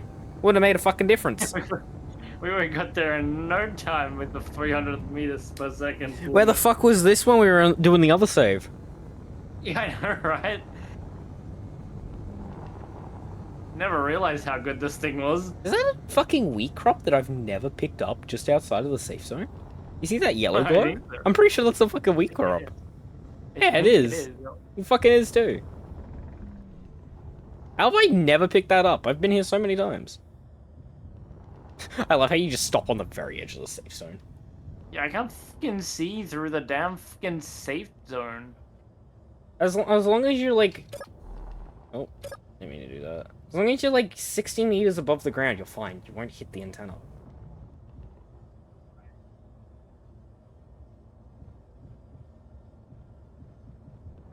I don't have to worry about connecting in, do I? Not for me. I don't know about you though. Oh, that was a bit of a scrape on the divot. Unable to park? What do you mean unable to park? The mag plate probably isn't down on anything. Yeah, the mag plate I'm pretty sure is floating. Because there's only one mag plate at the front and I'm pretty sure it's just sitting there floating. By the way, Oh, don't yeah, let a it's- door shut on you. Hey? Don't let a door ever shut on you. It's not going to end well. While you're standing in it, you mean? Yeah, if you're standing in the path of the door, it will instantly kill you. Hey? If you stand in the path of the door while it's closing, it instantly kills you. It will murder you, won't it? Yeah. I want to do batteries. Batteries are just very weighty. Yeah. Magnesium is the only thing I can actually hand in because everything else doesn't fit in my inventory, and for whatever reason, Space Engineers didn't see my thing. Yay. Oh, I just took a ton more contracts. How much money do I have? I have 15 million. Right. Holding contract. You know what? I'm gonna buy this and see what this looks like. 745 mil for this vehicle. Look at this. This is something the Space Engineers makes. 750,000 for this. Oh wow. Doesn't look good. It doesn't look too bad, does it? It's nice and small. Why you place it here? It just auto places it whenever you purchase it. Right. Right. It's got some. It's got two small grid large solar panels, or is that? Oh no, that's just one large solar panel. Two seats on the side, and then the driver's seat. Has a survival kit that you can just barely reach over here. I love that. And possibly a cargo container? Oh, it fucking hell, it comes with shit. Small cargo container, survival kit, a H2O gen, the cockpit, and the connector is what this comes with. It comes with an ore detector as well. Guide me into picking it A up. beacon and a H2O gen. I'll pick it up with the mag plate. Guide me in. I don't know where the mag plate is. Wait, do you have a mag plate? Oh yeah, there it is. It's Yeah, I was gonna say there is a mag plate on the somewhere. very front. Actually, I think if you come straight down, you might almost be lined up. Guide me into that. Just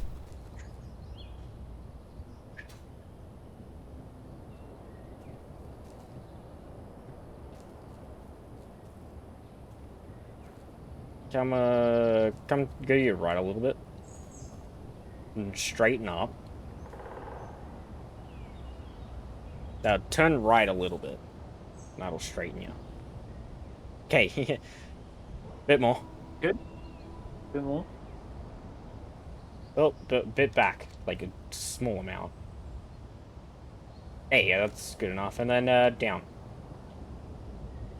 There you go. You're on it now. You're fucking pushing it down. Oh, it didn't hook.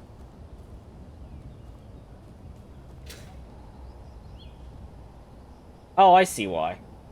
You're gonna have to do there's two spotlights on the very front. So, go up a little bit and I'll flip around.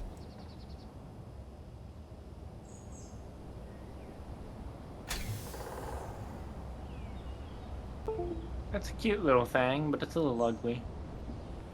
Not meant to look good. It's only 750,000. Come on. Be real. There. You picking me up, Scotty? Hang on. Is it not allowed? Oh, it's still blue. Don't tell me it's not gonna allow you to. Actually, that's probably a setting I can change. It's probably not an all mag. Give me a control panel. That's not a control panel. I want this.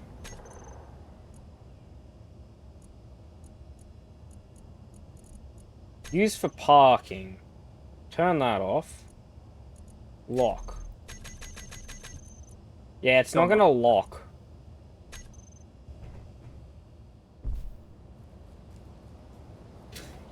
Doesn't want to lock to the solar panels.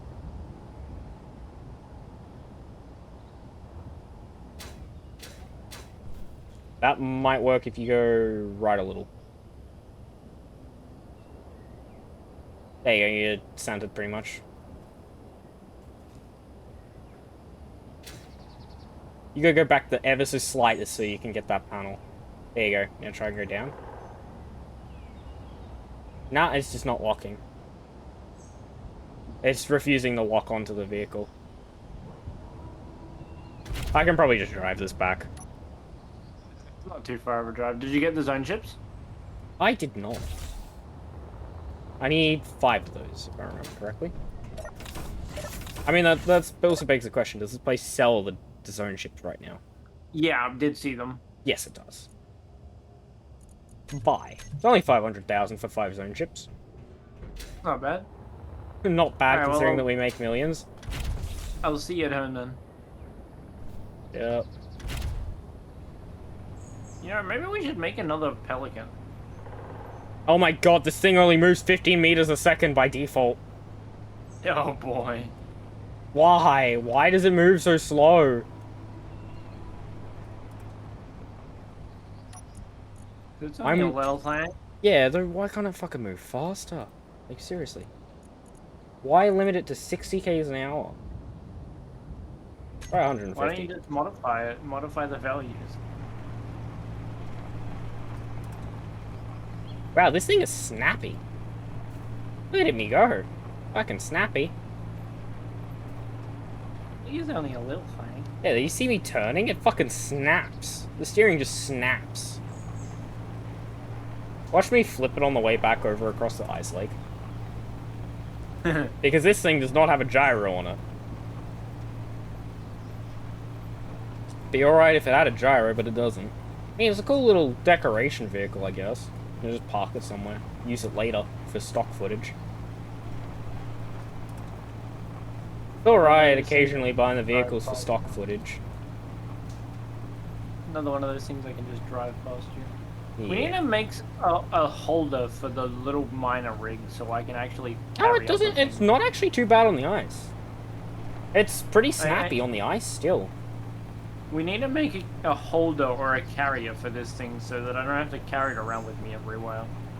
I mean, you could always just put it on the ground. Yeah, but it'll tip over on the ground. That's my problem. We need something. I also Right. want to be able to put it inside. Like, put it on a rolling dolly. that Yeah, we can put it on roll a little trailer that your vehicle can specifically attach to, because mine don't have that ability. Or we make a little forklift. get a forklift. Could make a little forklift. I mean, you could get a forklift that's on a smaller forklift on a larger forklift that's on a larger forklift to lift a box. Actually, no. I seen this one YouTube short where there was this one like small grid forklift that was on a large grid forklift. That was on an extra large grid forklift. That was on an extra large grid forklift, just to lift a small little box. Yeah, that sounds about right. Actually, you know what I could do? You remember that trailer I was talking about that I used as the inspiration to build my trailer? Are you able to outfit that one? Could build that and modify.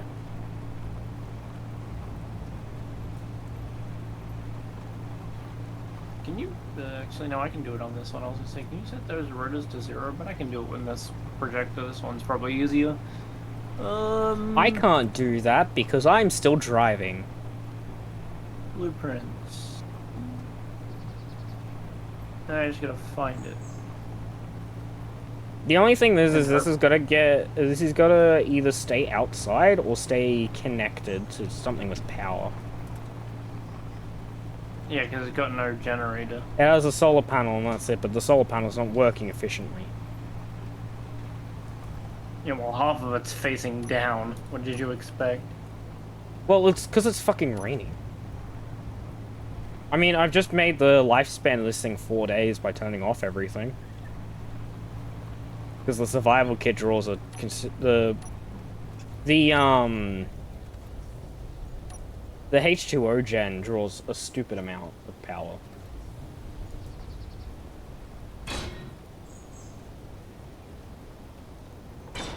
Oh, it's Oh, no. the building repair systems have just built the little things on this. The blast doors.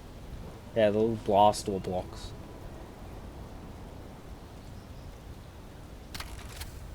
Oh well, park it there, it'll slowly charge its batteries with the solar panel. It's not drawing anything. Thank you for deloading, I guess, game.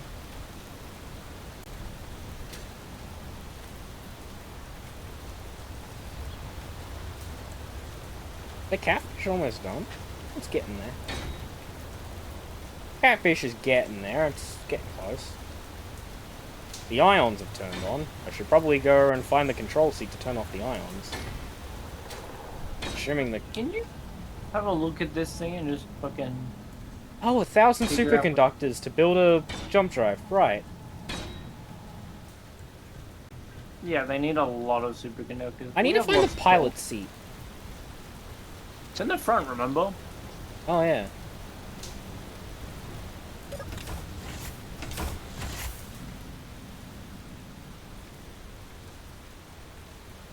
There we are. Turn off.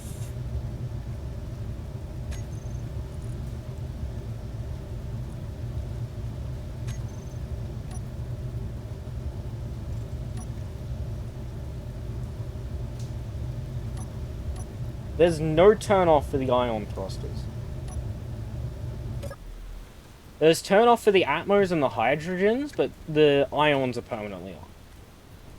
Damn. What the fuck? That's pretty dumb.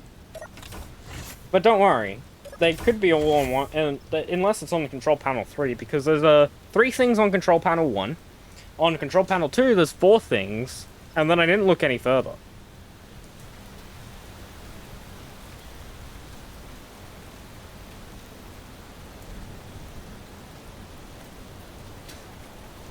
Need to make more gravity comp.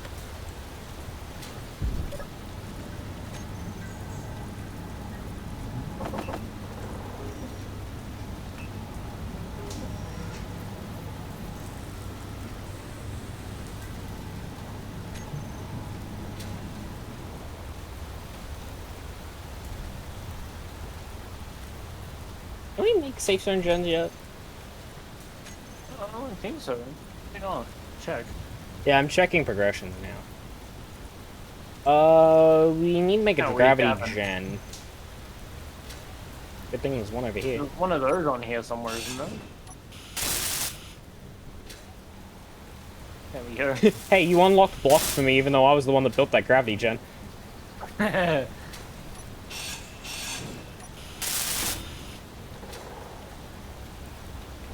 Oh, there we go. We've unlocked the ability to hand make jump drives now anyways, at least. I love how you need detector comp for a jump drive. Oh, that's a lot of Yeah. jump drive. Yeah, there's like 8. There's 2 jump drives just directly exposed. Yeah, there's like 8 jump drives total. There's jump drives on this side? Oh my god. Yeah, so there's jump drives there and there. Are and then there there's another- jump... Hold up, is that another jump drive?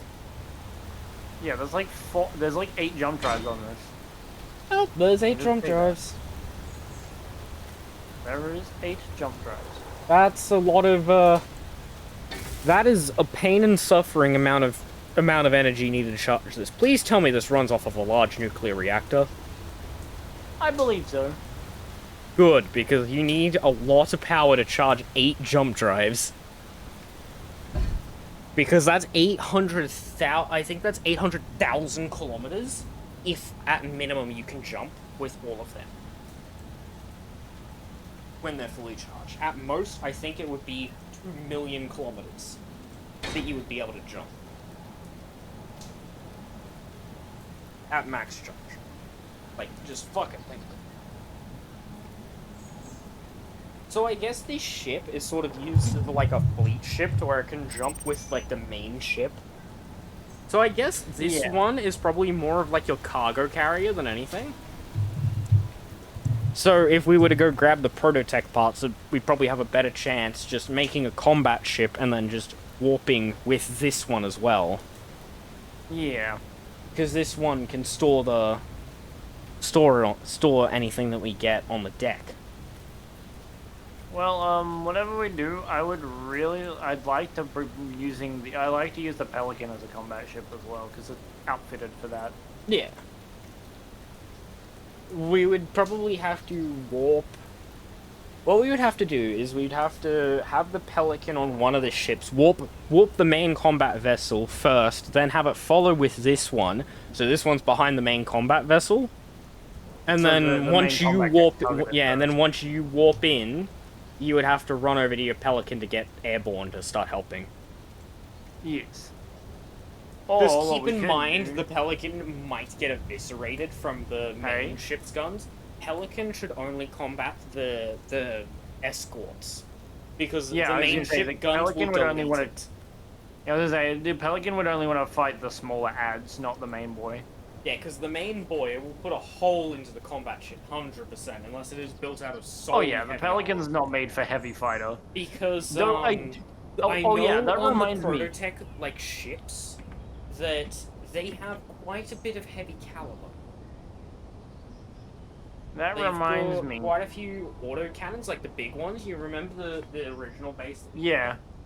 Those like very big, like 750 mil cannons. It has a couple of those, and then it also has like a shitload of rockets and Gatling guns, so you can't really get close without eviscerating the guns. Or get the control module. Whichever comes first. It's either knock out the control module, which might kill some Prototech parts, or smash the or smash out all the guns.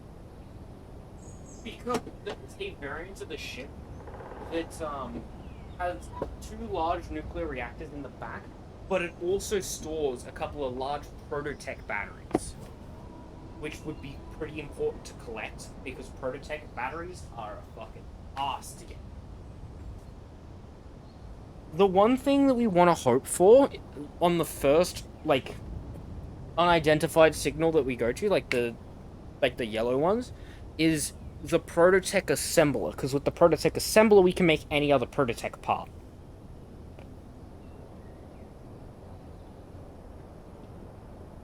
Like that would be the Hail Mary, getting the assembler, the Prototech assembler.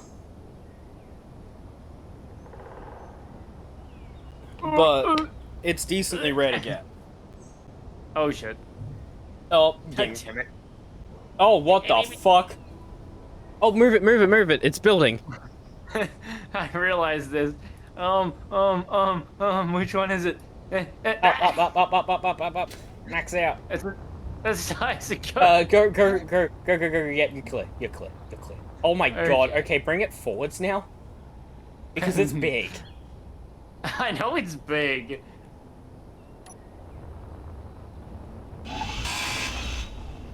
That's down. There we go, forwards, keep going. Is that maxed out? Just maxed out this. Okay, the rear end is in the mountain still. Check this thing out though. Holy fuck, I went into the rear.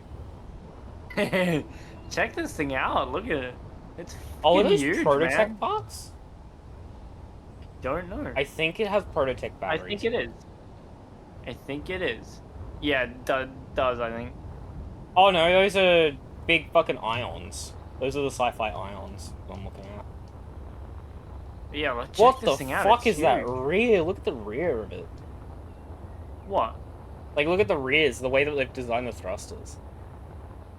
What do you mean? Look at the way that they've designed the thrusters. What about it? Look at it, it's unique. Yeah, I mean, it's not. It's a Halo ship. This is another ship ripped out of I'm Halo. not surprised. I would have thought you would have picked it Oh up my from the god, giant they UNSC have... logo on the side. Oh, that's a room for concern. So there's a lot of hydrogen thrusters inside. Come to me. Yeah, I know. I've seen it. Yeah, there's just a bit of a thruster hole inside that's completely exposed to the player, and there's a seat in here, by the way. I think. Yeah, I know. Hard to tell. Fuel low. Oh shit. Look at the reactors, man. There's like 5 reactors lined up here. Hold on, I need to go get more hydrogen. That's one. This is one of the projections I wanted to show you. That's only one of them. I've got another one.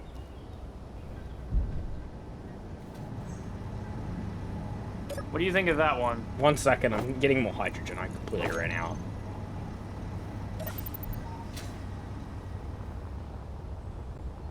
I didn't even get to finish looking at that one.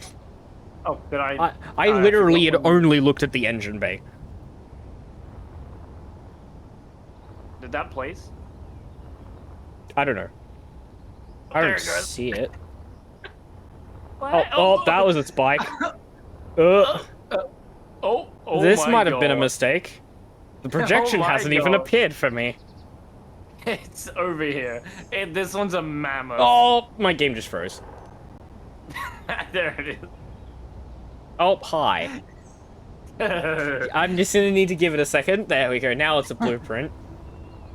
It's partially in the fucking ground. Yeah, I can see that. Yeah, But this it's thing not is too a much in the mammoth. ground, I don't think. This is a mammoth. Yeah, if we're building something like this, it's definitely being built in space. Yeah, that's going in space. I don't think you could build that any other way. Oh, problem. This uses What? Prototech. This uses Prototech parts. We can't build this without Prototech assembler. Ah, of course. It has a lot of large nuclear reactors, but it has a couple of Prototech fission reactors, and all its jump drives are Prototech. Where's the other one? So if we were to build that one, we would have to find the Prototech assembler first, which would mean we need a smaller ship. We need a frigate. We need a frigate-sized ship, not a mothership-sized ship. A frigate, you say? Like a combat frigate. Wait, huh? Oh, does this one require mods?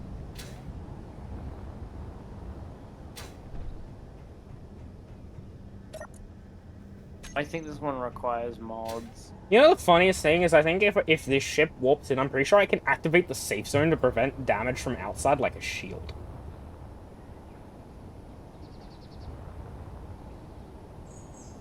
Like, that's the funniest thing about the catfish. I'm pretty sure you can just activate the shield.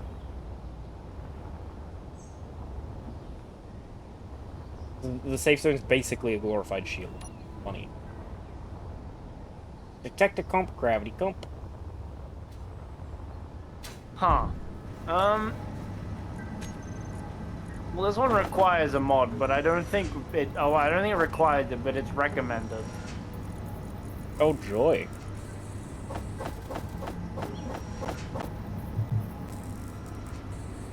There you go. Is this one more your speed, Beehole? That looks a lot smaller. Let's see Yeah, if it's it a has frigate. Prototech parts. I shit you not, this thing is a frigate. It's a frigate with a lot of Gatling guns. Yeah, it's a frigate. What did you expect? Or is that Gatling guns, or are those rocket launchers? It's hard to tell because their heads are missing. I think they're a rocket launcher? Oh, well, time to look to see if this uses any Prototech parts. And until we find the Prototech assembler, we're gonna need to... Actually, what does the Prototech assembler take?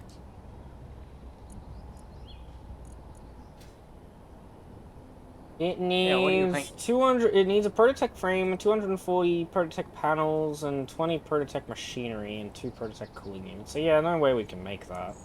Because we can make the frames if I installed that one mod, and that would be it. Okay, so we've got some hydrogen, some storage in the back.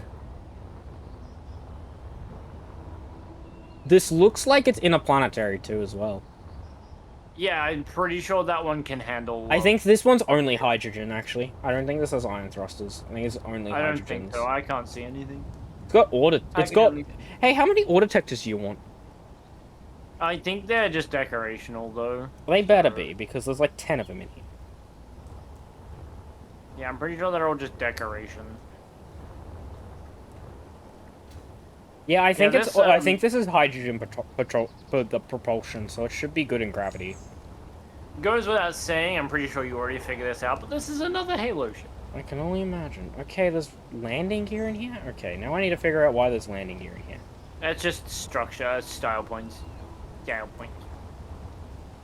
Pretty sure they don't do There's a anything ton of other than- connectors on the bottom here. The top side connectors, though, unfortunately. Not a lot of room for docking. I It's a think frigate, it's not I made think for that. Yeah. It's not a transporter, it's a frigate. Yeah, so it's got fucking six connectors, but no room for them unless you have like connection extenders. Unless these are on pistons, which they're not. Is the These are main for structure drop here on pods. this? This is for drop pods. Oh, that makes a lot more sense. That's what that is. This is for drop pods. You know, that makes a lot more sense. Yeah, this is not made for docking and this is a frigate, not a hauler. Here's the other room. There's no hangars because it's not designed for that. What's that? Because it's not Ooh, designed for that. What's that? That's just a cargo container, I hope.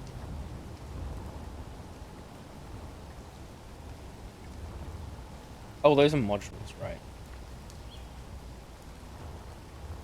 Yeah, it's basically just looking around the ship to see if you can spot any Prototech parts. Oh, that might be a Prototech battery.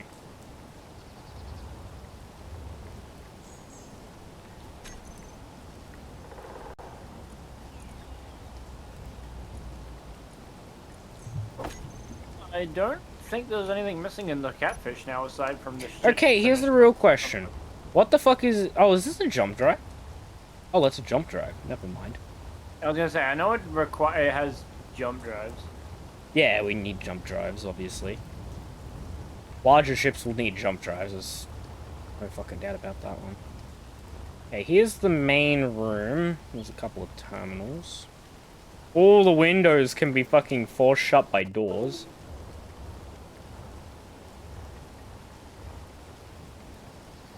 There's a connector there, so I think this ship is not physically flyable. Because in the command center, there's a connector and no controls. So I think the controls were small grid. So I don't actually think you can pilot this. Because we can't build... We have multi-grid, but we can't build a grid that's not connected to the existing grid.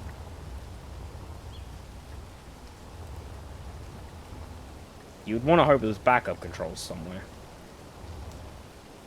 Oh, hey, I found the hangar. You found the hangar? Yeah, there's a big fucking hangar section.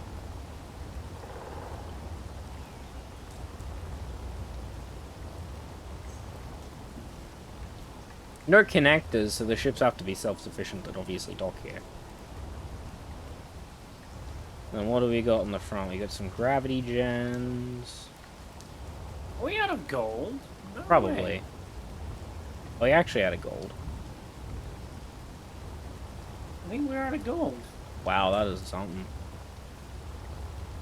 So yeah, the only problem that's with this ship is that the fact that the control center, the fucking piloting for the ship, is not actually physically part of the blueprint. Fucking 10 out of 10.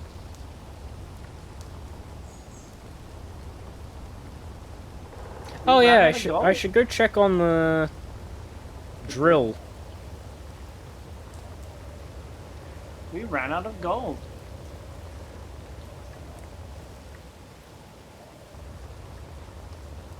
How we going?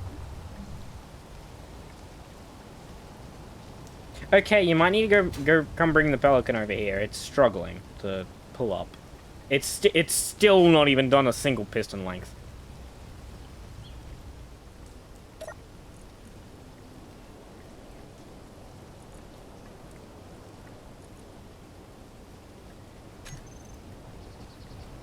We need to start transporting stuff back from this thing so that it can start bringing up the drill head.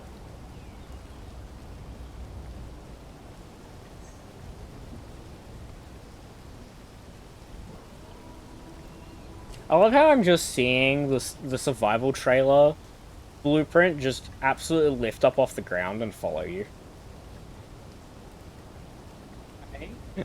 Your signals were fighting to get off of the other signals that are all over there, so it was just dragging them all until you snapped off. Connector's over this side, other side of the thing to you.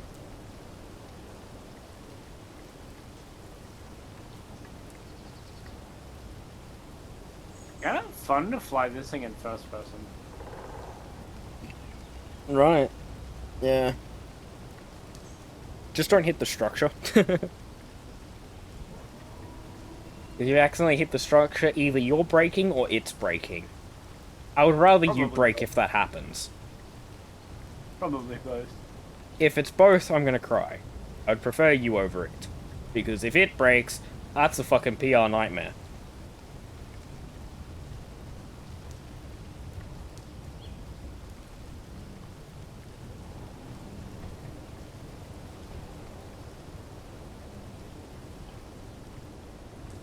You're a little overshot. Bring him back. Ah, that's the ground. Oh, you almost broke some shit. You gotta bring him back. Oh, you did break some shit. You slammed into the thing too hard. Come over to the right, I think. Yeah, come over to the right. Bit more, bit more, bit more. You've locked the ground again, I think.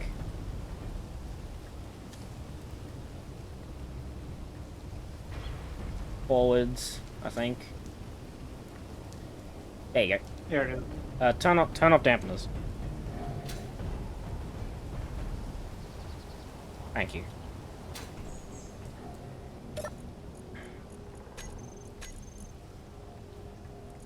Oh hey, you're good to go. It's fully loaded. I mean, unless we want to load the little shitter as well.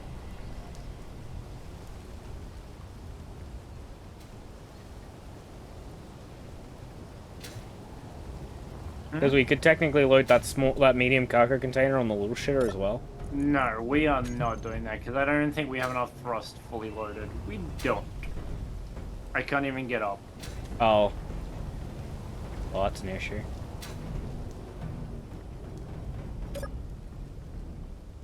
Oh, yeah, I can. Oh, yeah, that's a moment. Oh, yeah, you didn't have the dampeners. Fucking. Close your door. 300 kilos, and this thing is flying.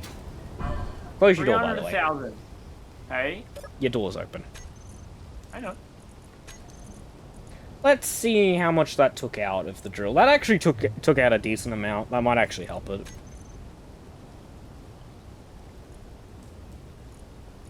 $300,000 kilos. God damn.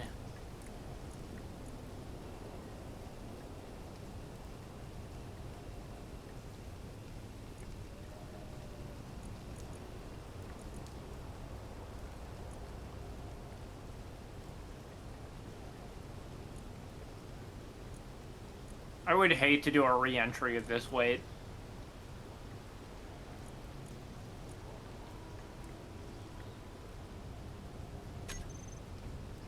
I don't think I'd have any chance of slowing down at a re-entry. Hey, good news, we're lifting a little. I did up them by another 0.1.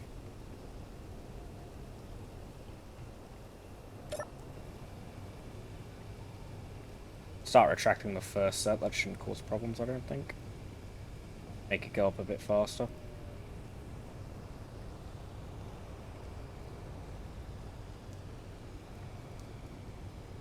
Oh, that's immediately gone poorly. What happened? One of the so what's happened is, on the left, the bottom piston is doing all the retracting, and on the right, the top piston's doing all the retracting. Love that. So they're offset, so to fix that, I've got to reset the first stage, so it goes down again until it hits a point so that they can swap and fix back up. Okay. Well, we need to find some gold. Well, we do have access to a gold pit. There's a gold hole to the left, directly off. You'll see a massive hole. There's some gold. There's a gold vein directly in the middle of that. Can't do nothing about it with this thing, because this thing's full. Where's this gold vein? You'll see a massive fucking hole. I'll actually fly over to it, because... You discovered Imperium Dwellers? Imperium Dwellers?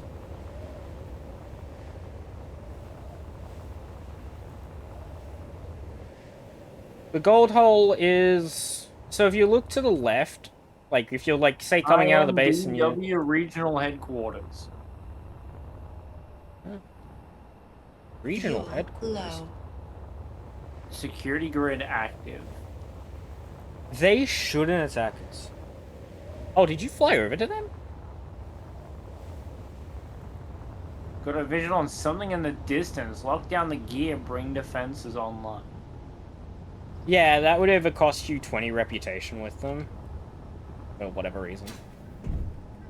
Just don't interact with anything. If you don't interact with anything, it shouldn't attack you. Oh wow, this place is massive. It's not attacking me, so it's a good Yeah, it's not start. attacking you because you're in the neutral range. If you would all try to brute force your way in, you will fucking know about it. Oh, I got fucking murdered. You fucked around and found out. Congratulations. It just suddenly just went, breach detected, switching to defense, and just went... Oh, And I you wasn't must even- have gone into a trigger point for it. I literally just walked next to it. Hi, how are you? Well, I just got murdered. Oh, I'll remake your shit. There's no point going and trying to salvage that. You're not getting that shit back, I can guarantee you that one.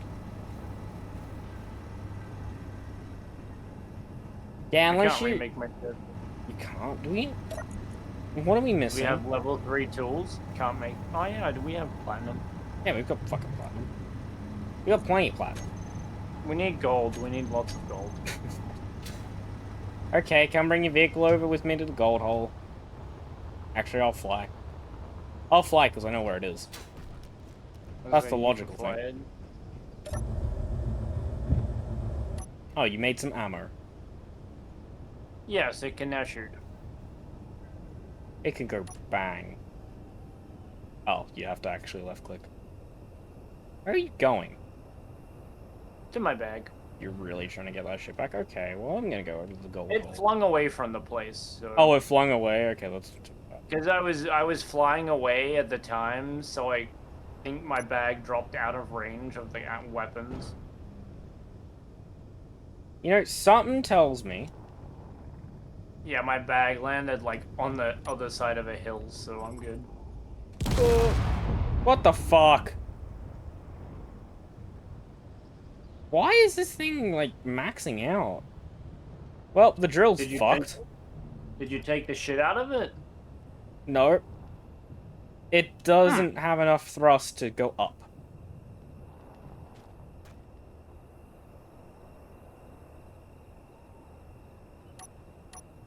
Nope, whatever you just did made my game crash. I didn't do anything. I landed the fucking ship. The explosion happened fucking 10 seconds ago. Man, Wait, react crash? What the hell? It's fucking delete us reaction. No, it had to. No, what it had to do is it had to transmit from the vehicle to you that something had blown up just to crash the game. That's what it. That must be the logical explanation. It had to send the crash to the satellite and then back to you. It's like, hey, you crashed just 10 seconds ago. You haven't realized it yet. You haven't realized. Oh, that's fucking. You crashed 10 seconds ago. You just don't know it yet. You just don't know it yet. Oh, hey, by the way, you crashed 10 seconds ago. Just sort of let you know that. Oh shit, my bad. Oh shit, my bad. I didn't crash on you. I'm sorry. I'm sorry, that explosion didn't crash the game. Let me fix that for you. Let me just make that right. Yeah, I should probably unload the shit, shouldn't I? Yeah, instead of... I think it's actually out of hydrogen. Because it was maxing out with thrust, so I think I might have actually been out of hydrogen. I didn't actually check. I should have checked on my phone, because my phone's got it pulled up on the dummy. You probably didn't have the fucking, Dampeners were on. the reactors on, because I turned the reactors off. the reactors back on? That would explain it. I always turn them off. That would explain why I immediately went into the ground. Because without the reactors on, you can't go forward and up with the max load.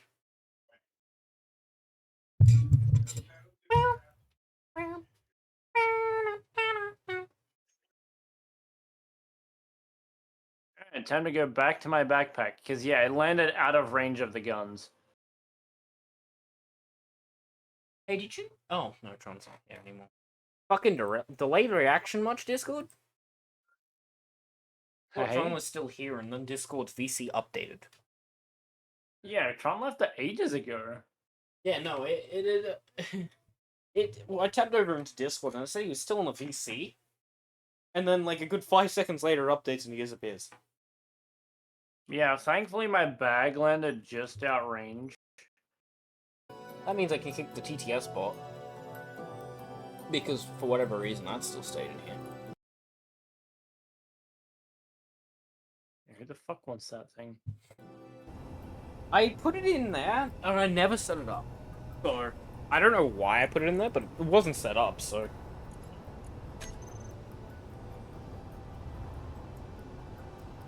Oh, hey, look! I will come back to rain down unholy hellfire on you later. If you're still here by then. You might despawn. Hey, look, there's some flares. Flares? Yeah, there's a lot of sparking going on over here. Oh, is there an unknown signal? Yeah. Where's the button? Here's the button. Try my luck. I got nothing. You die now. Oh, hey, it came... Oh my god, this one's a seed drop. It came with some green seeds and some mushroom seeds. Yeah. That's nice that in the supply drops they, drop that stuff. Oh, yeah.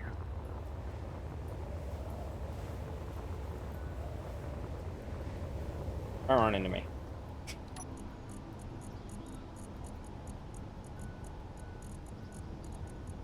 I'm gonna just throw out all of the fucking shit that I don't need in my inventory. Let the build and repair system pick it all up. And now we go over to the Pericone and pick up some shit.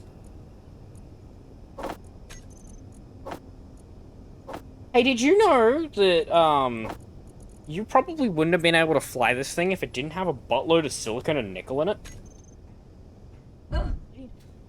It has a metric fuck ton of silicon and nickel in it. What, the Pelican? Yeah. Has 20,000 of each. I don't know. I guess it just got shoved in there at some point, and then, yeah, so if you were fully loaded with stone, it probably would not have taken off.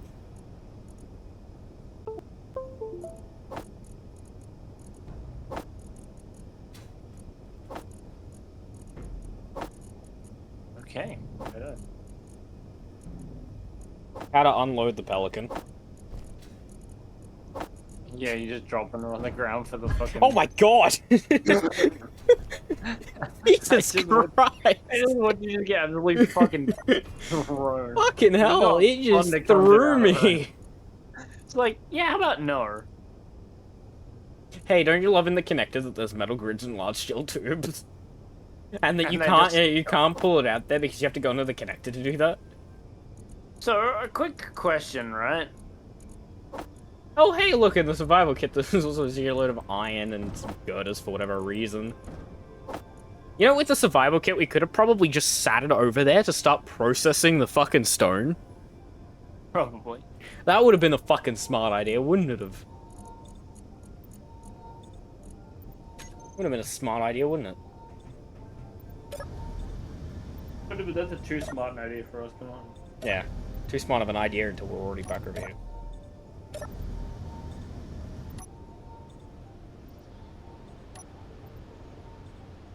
Oh, that's figuring this out. Give me 1 second.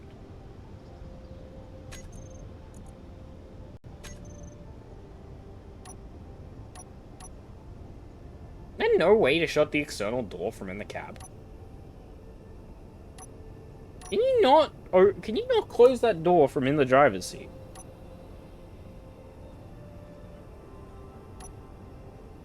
Huh.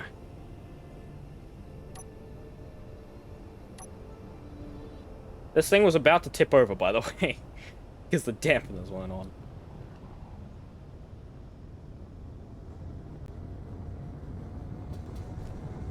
Oh, careful. I heard that.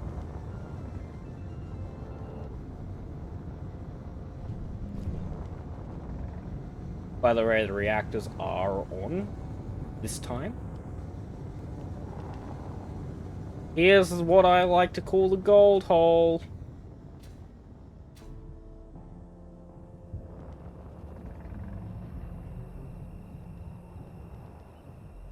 Now I just need to land this thing safely. Where the fuck are you going? I just watched your character have a fucking seizure.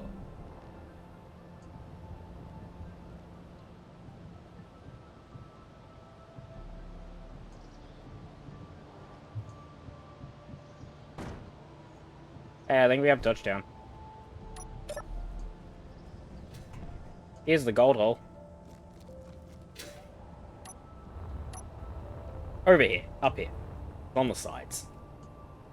Because I drilled right through the main part of this. So yeah, just have at it. Yeah, gold veins are very, not nice. They aren't a big chunk, they're just a plate.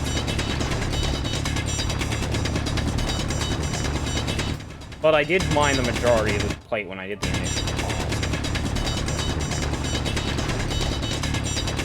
By the way, all my shit's just falling into the hole.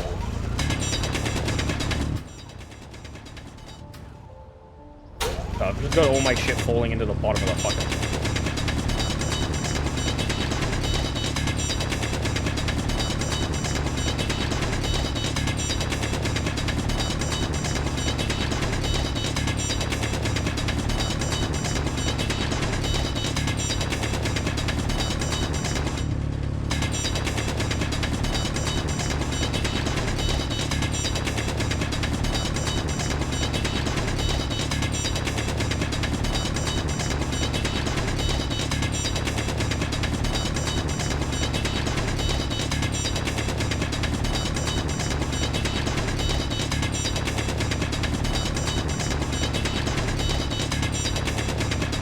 It's raining gold from out of the sky. Oh my god, it all piles in the middle too. That's fucking great. It piles all up in the middle. Thanks for that. You just gave me a big pile of fucking stone. Have it back.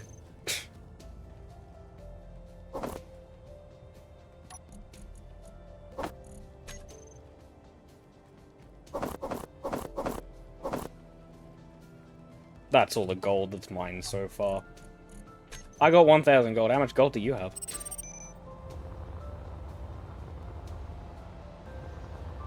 How much gold do you have? Luna? At some point I muted my microphone. Fucking smart one. 2,500. Oh, we're gonna need a bit more than that.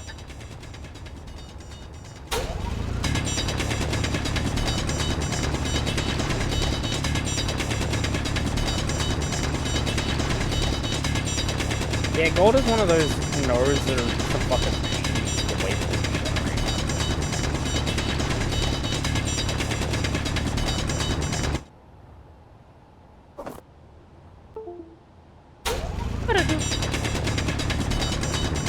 I love whenever I count my mouse too much, my computer lets me know that I've counted too much. Go far, go back, go back!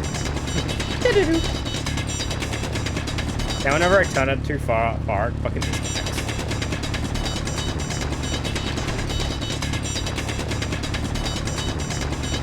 I love me a giant block of stone. Stone?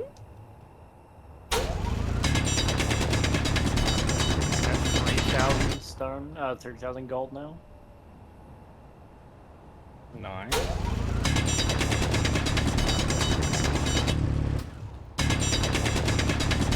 We need a big chunk to stand on.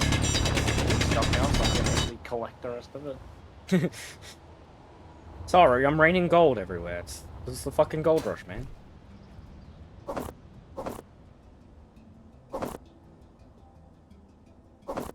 Oh, there. If you look at the color of them, you can just surgically remove the gold.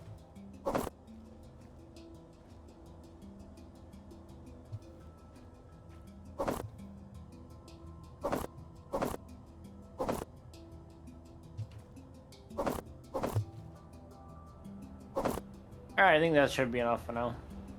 Yeah, that's probably enough for now. Means I didn't need to dump any into the ship. Didn't even need to bring the ship over here realistically. Could probably just brought one of the small fucking vehicles over. Would have been the smart idea. Bring one of the small vehicles over. That would have fucking helped, wouldn't it? Can you set that thing back to park, please? Yeah. Give me a second. Are you secure or? I'm standing. Anyways, top container, there's all the gold that I had in my inventory. I'm gonna go back over to the drill. Quickly opening up the back. And just... Are you jumping out? Yep.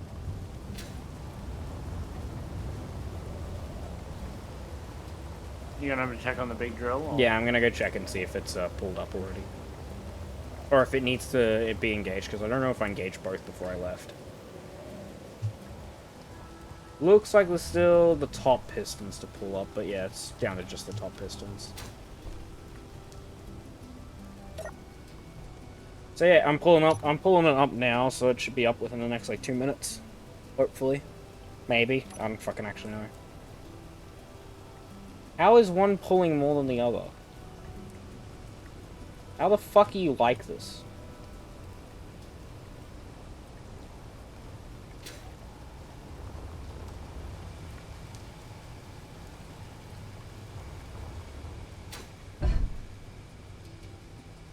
How is it like this? I don't know.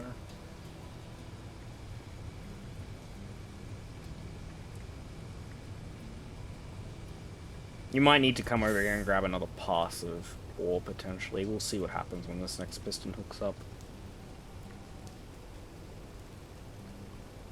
See if it just continues on like nothing happened. Wait, does this have rocket launchers?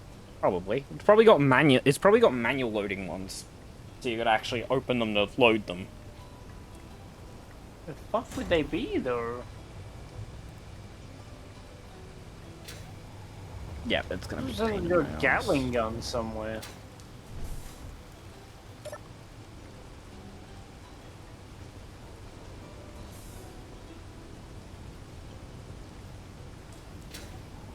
Okay, at least that brought the other piston up all the way, so now I just need to reset these pistons to the same length, and hopefully I can get up. I really should add lights to this. Should get you to add those floodlights so that the deck is at least lit up. Yeah, it probably wouldn't be a bad idea. I would love to know where the rocket launcher. That, and so this thing's easily identifiable when you load it in. Because right now at night, it might be painted fucking red, but boy is it hard to find. How are we looking? Okay, we're having problems. The rocket launchers are. So I don't think they're actually built. I was sneaking suspicion they didn't build. Good chance. I mean, if you want, you could rebuild the entire thing. Do I look like someone who wants to rebuild the Pelican from scratch?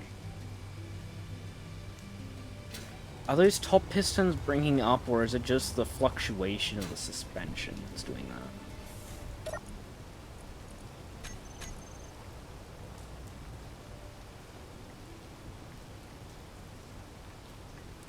Yeah, you might need to come over here to start emptying the stone with the survival kit, converting it. Because I can't get it to lift. You can't just build one on that? I might be able to, actually. I do still have this entire front section, so I could probably shove it somewhere in here. Actually, I'd probably want you to do it, so that right here on this container at the very front, it's a survival kit too, so it has a port on the front for the interface. That, and then there's a survival kit hitting the floor, so it doesn't respawn you in this dumb fucking place. Because your variant of it has top and bottom instead of side and side.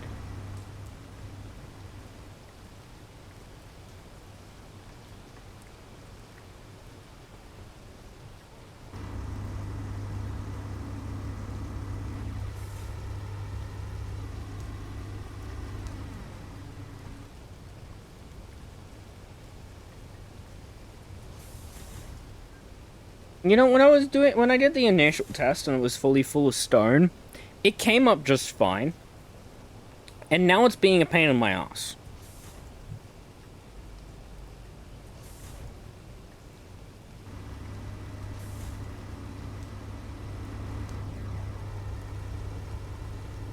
I mean, to be fair, this thing is slowly going through ice, so it's probably slowly getting lighter.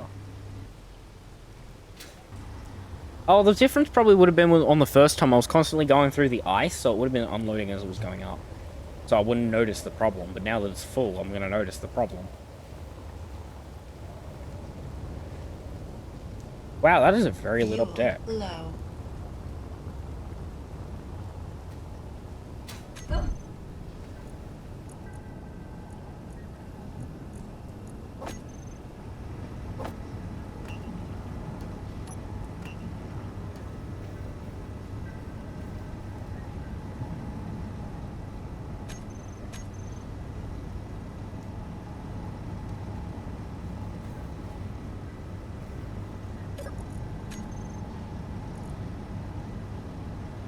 Oh, that's fucking great.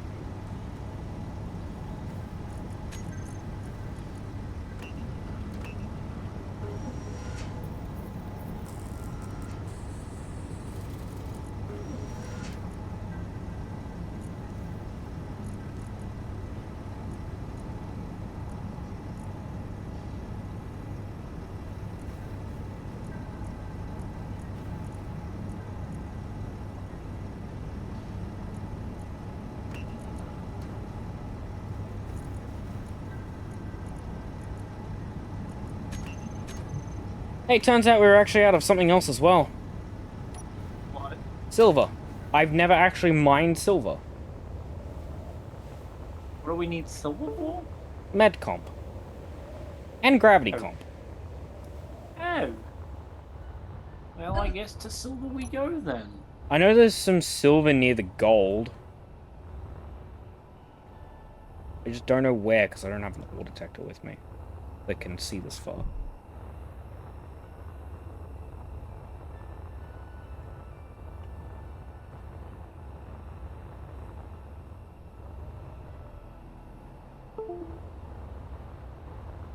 For whatever reason, gold and silver like generating next to each other. I don't get it.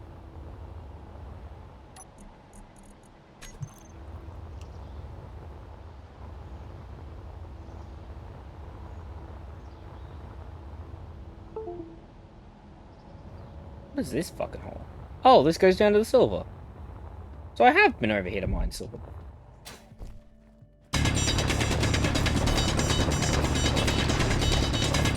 Apparently I just mined enough silver to where we didn't actually need to care for a while.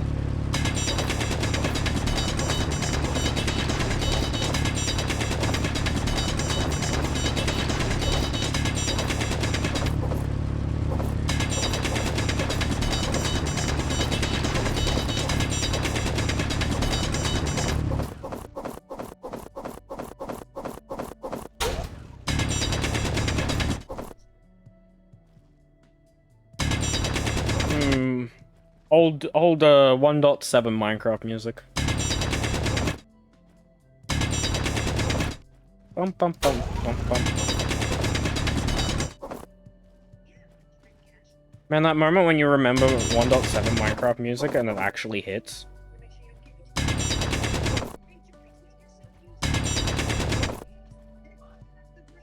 I hate that C418 isn't in the later versions of Minecraft other than music discs anymore. But instead of did you know that Liana Ray is now the only one that does Minecraft music? You just cut out. Oh, lovely. You know Liana Ray is the only one that does Minecraft music nowadays? All the C4... Why? All the C418's music has been taken out of Minecraft other than the music discs. Yeah, I know. Yeah, it sucks because his 1.7 music is hit. It just hits. Yeah, well, the 1.7 music is good, but now it's gone. Yeah, like Caswell. Caswell's a good one. Kind of sad, honestly. Turn on stream audio. All the OGs are gone.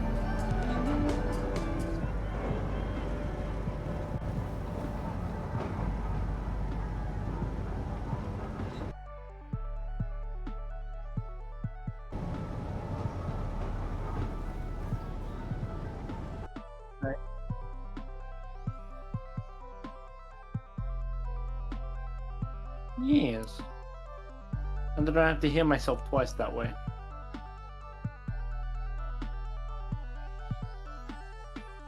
Yeah, if you just search up Minecraft music, there's like every single soundtrack that has been or is in Minecraft is just in here. I don't know who the fuck did this, but fucking shout out to them for fucking figuring this out.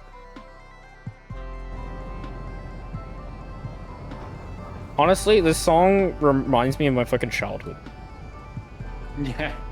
Back when I had only just gotten Minecraft, you know, like the fucking 2010 vibe. 2010 to 2012 vibe right here.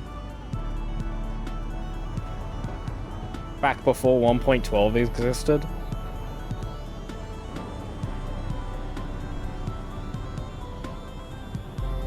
Man, to think that villager trading was never OP and you wouldn't even give a shit about villagers other than for the blacksmith chest, and then nowadays you literally rely on torturing villagers by putting them in small little holes just for enchantments.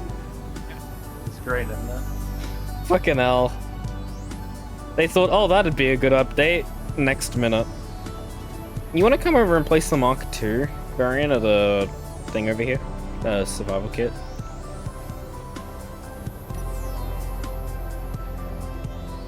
I turned up the music just because of this song.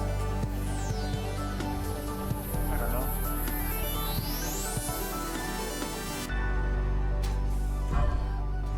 Where do you want it? On that container. The exposed container just there. If you need the plates for it, I've got everything else other than one medical comp that I forgot to grab like an absolute moron. I don't care orientation because it's not really gonna matter. Need steel plates. Here, get ready to catch.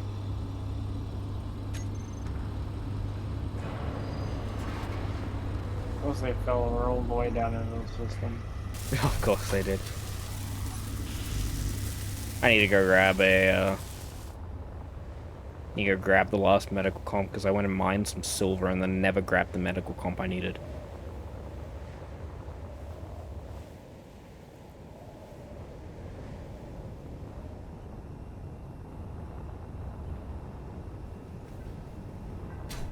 I also refilled my hydrogen bottles on here, actually. Holy fucking hydrogen bottles! Yeah, I made a few. I can see that. Why? Why not?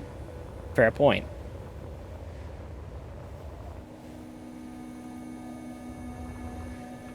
You know, funniest thing is I'm pretty sure if I were to drive this over there, they would start lighting this up and then I would just plow straight through them. Because they broke my thing. If I drove this over there and they started shooting at me, I would full send my fucking vehicle. Why?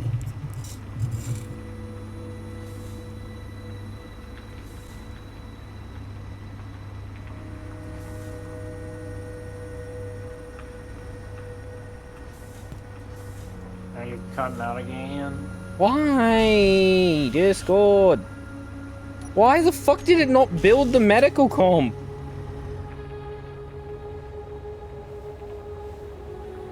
It didn't even build the medical comp and it said that I fully withdrawed everything. I didn't fucking withdraw everything because I'm missing a medical comp.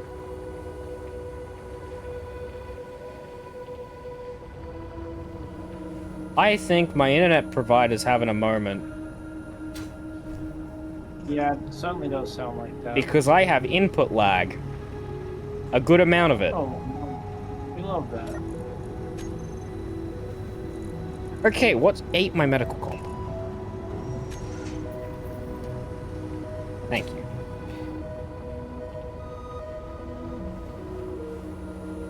YouTube and the stream is still fine. That's apparently the most important parts. Yeah, it'll be what it's focusing on.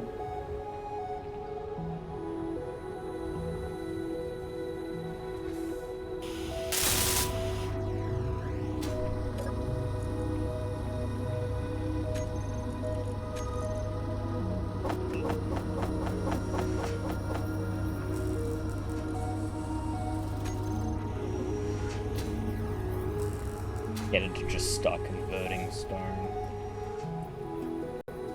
Might finally make this light enough.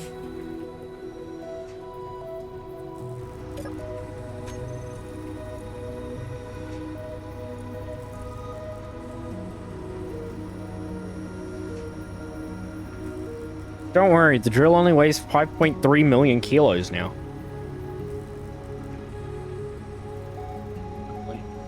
Only.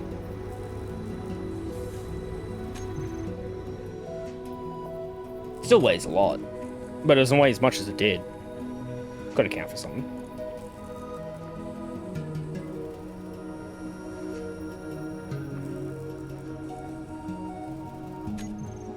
Why are the pistons fucking jammed? Bet you have to reset them. Just fully fucking reset them. God damn. They probably jammed up again. It seems that the crane control didn't work for the catfish. Okay, well, I guess that's a decorative crane now. Wondering if it's because we didn't have the mod actually on. Maybe. Until after that got built. I don't know. Who knows? No, we could just delete it and spawn in a new one once we build it. See if that fixes it. Yeah, I would probably prefer going up to space before doing that one. Yeah, they're just getting jammed. For whatever reason, the pistons are getting jammed at a certain level of retraction now.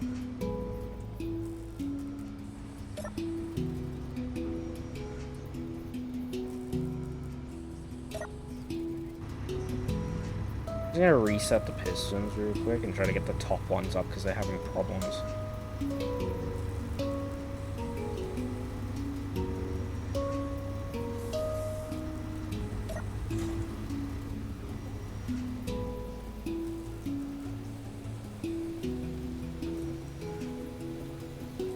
Try and get the pistons back up without jamming.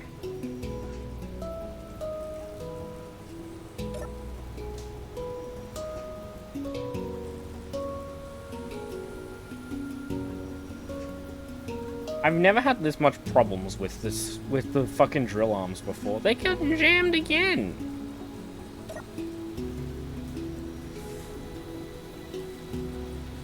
The fucking drill arms just got jammed again. What the fuck?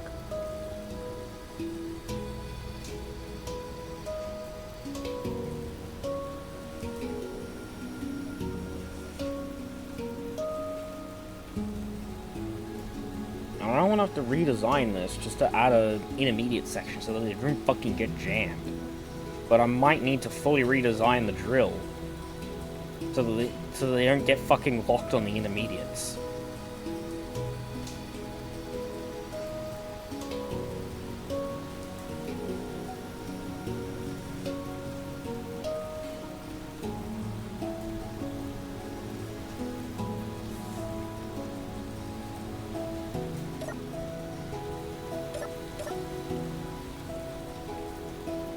These top pistons are just getting jammed constantly, and I don't understand it, because I've had no problems before.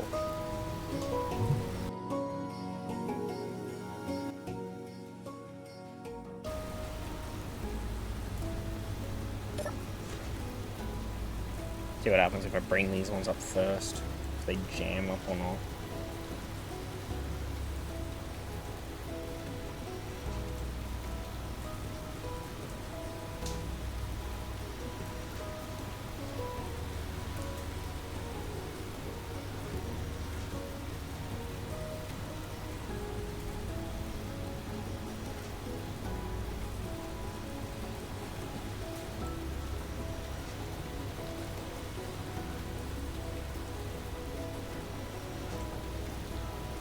Looks like I've gotten past the jam for the most part.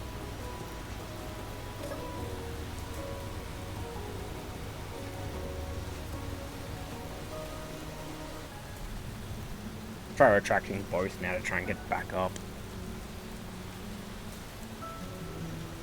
And the piston's jammed.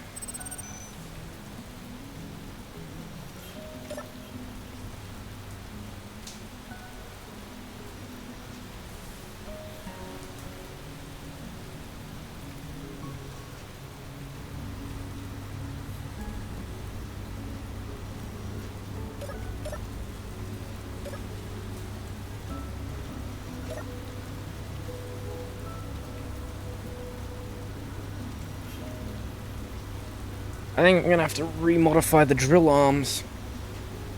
Fix this jam, whatever it's causing it.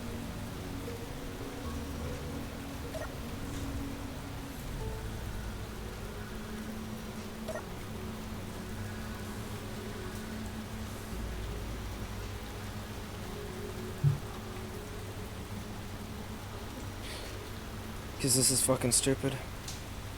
Actually, I've got the dumb way to fix it, actually. I've got a dumb way to fix it. It'll fucking temporarily fix the problem. It's stupid, but it'll fix the problem, so that's the important part.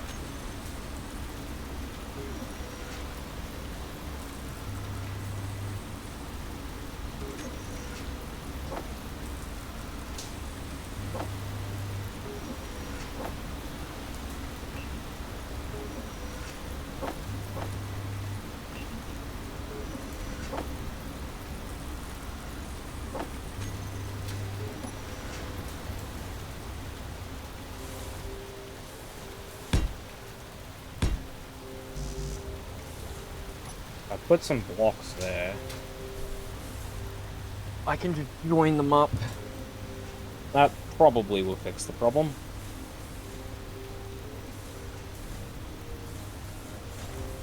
I tried something dumb and it crashed my. Yay! I tried to take the Pelican fly and flipped the stupid fucking wind turbine and ripped the wing clean off the Pelican, and the Pelican just spiraled into the ground. Yeah, because you took out half the fucking thrusters doing that. The Pelican just went. Yeah, it's that Bonk. fucking. It's that Halo scene. That's the intro Halo Hey. scene from the other week. When you were Yeah. playing Halo, it's that scene where they just start spiraling out of control randomly.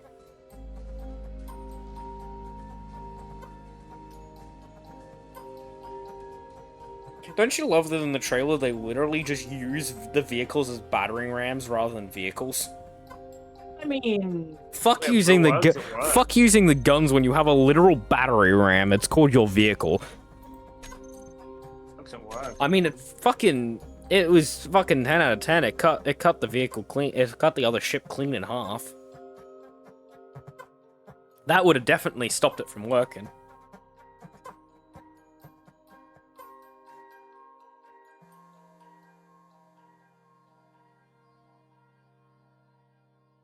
I think half of my losing battle was the fact that my stupid ass forgot to turn the fucking reactors on.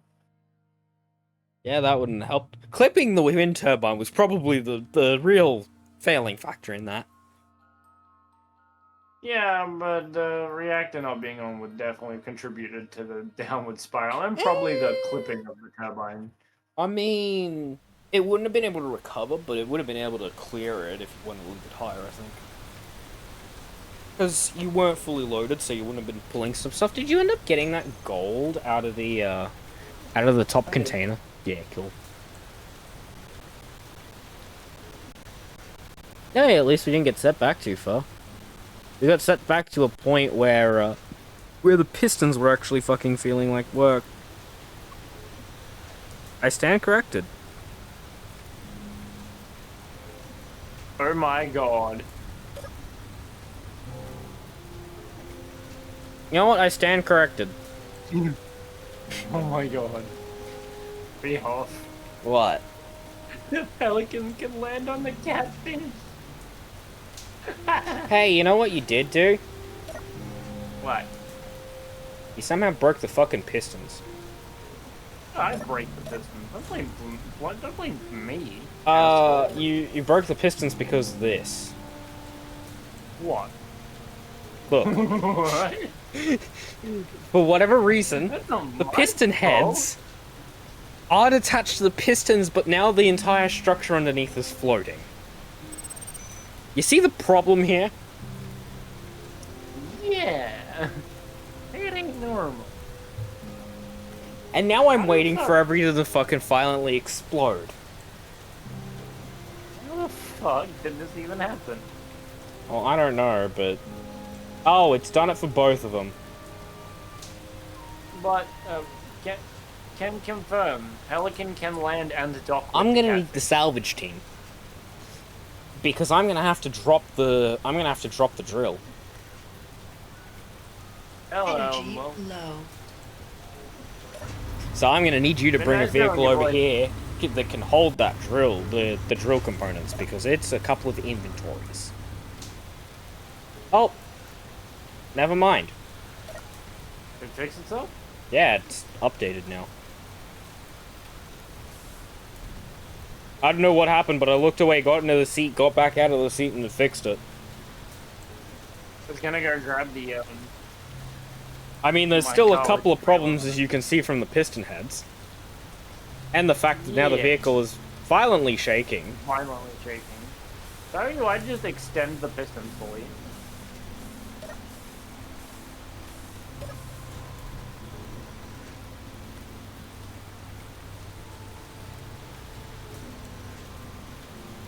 That's making it worse.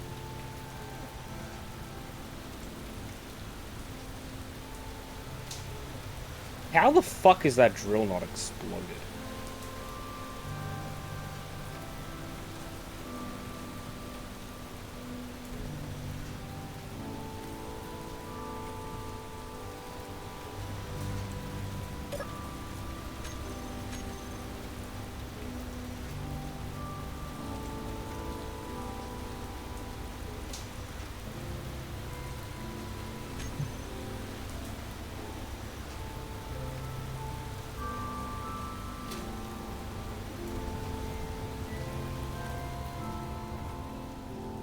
It's at 100% still somehow.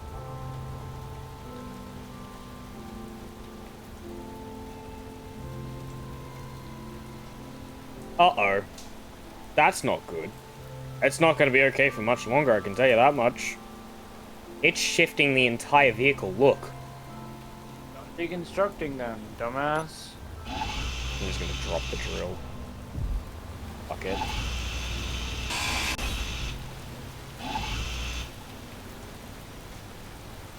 Okay, well, it seems to have stabilized, but we're on one piston now. I don't know if that'll be enough to get us up.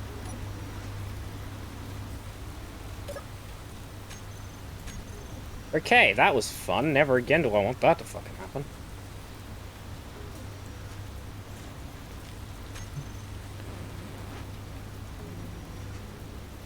Oh boy, we might not be able to lift up now, because we're missing a piston.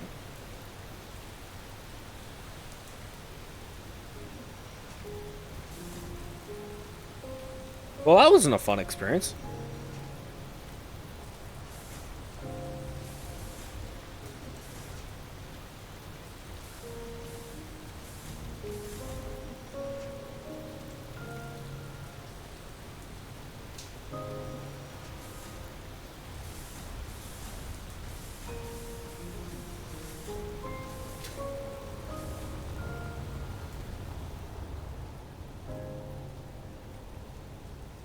Need to come over and or are you good at figuring it out? The drill head can't lift, so either we need to get rid of all the stone in it, which is gonna take a fucking while. Why don't you just put a merge? Why don't you put a merge block in a new piston? I don't have, if you can bring over materials for merge blocks, I can try that. Just make it in the survival kit. I don't think I can make all the components in the survival kit. Pretty sure Granted, the I'm pretty sure the survival- game is crashing. All good. My game isn't. Here, if you can't make it in survival kit, here, use this one.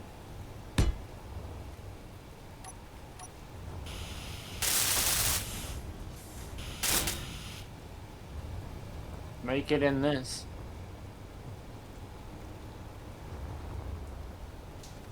That works. Why is it smoking? Hmm? I don't see anything smoking. Oh, that battery got bombed. The battery's dead. I accidentally rolled while I wasn't looking. That's my why car it's smoking.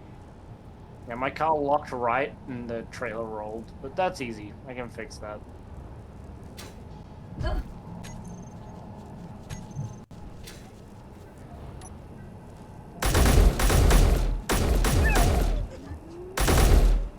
This has got onboard refinery and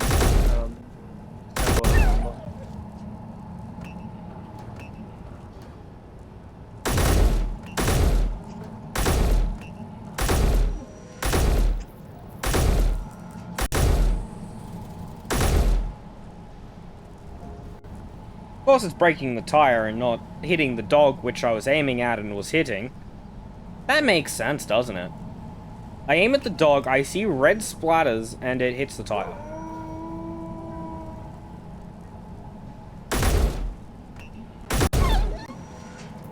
That got it.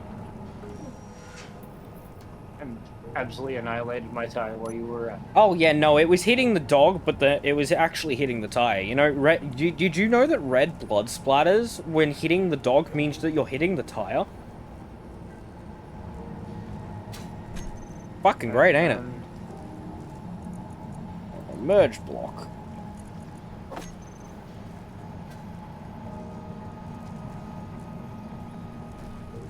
You just feed the refinery from stone.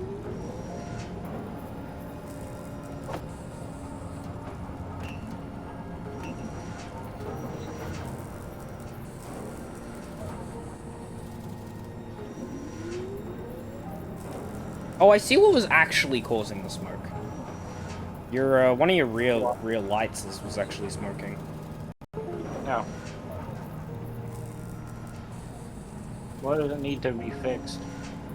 I don't know. Bulletproof glass, girders, and detergents.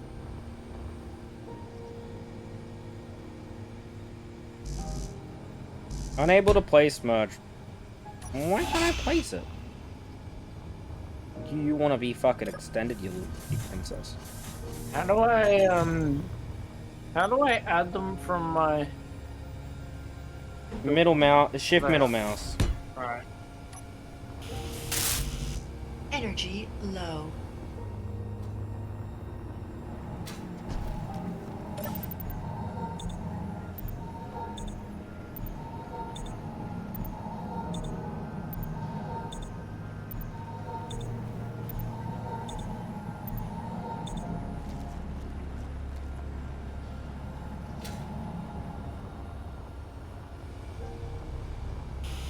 Isn't it handy that we have portable refinery and portable assembly on the go?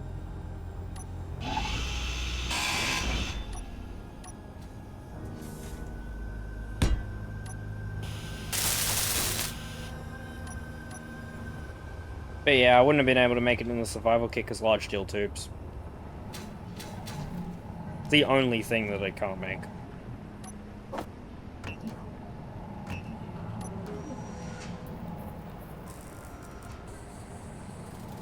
You need to come down more. Yeah, it's gonna wait a second because I've still got to build the second. I've got to build the second merger block to remerge it. I'm grabbing the materials for the second merger.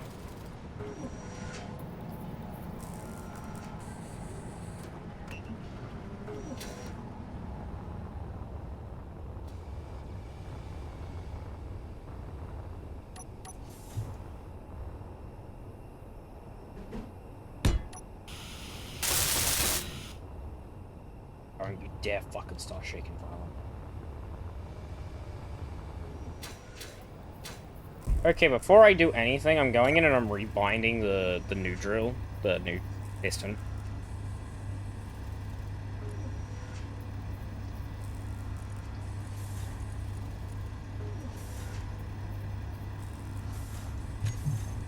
Is that second piston extended fully?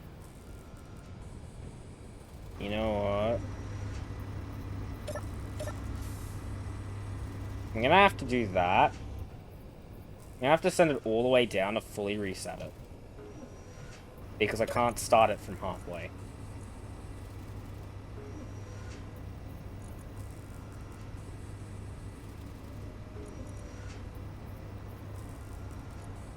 How are you? I don't know the set of pistons here.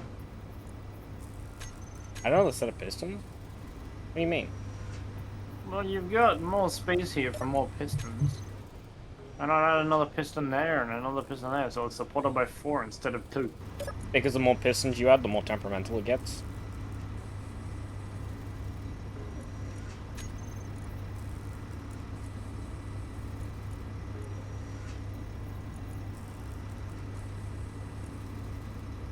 Because you gotta realize, they're already running at max.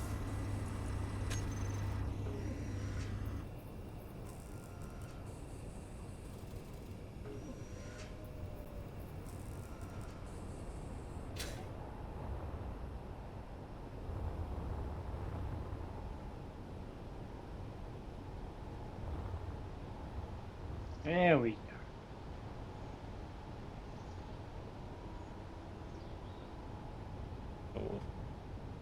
That should... Yep, there we go. Oh! That's what I was afraid of. Well, pull it up, pull it up. Yeah, I'm just gonna leave those merge box there. I don't want to touch anything. Yeah, I wouldn't fuck around with it either.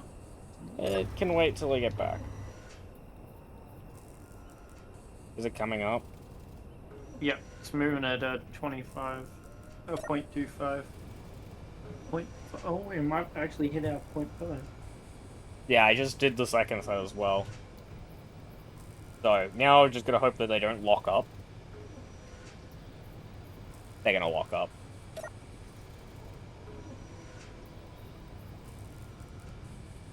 Yeah, when I bring this thing back, I've got to fix the fucking locking up problem, because I've got to... I think I've got to get the 2 piston bodies in that middle segment hooked together, so that they're rigid, so they don't lock up. Actually, I can probably do that now. Because I've got 2 merge blocks.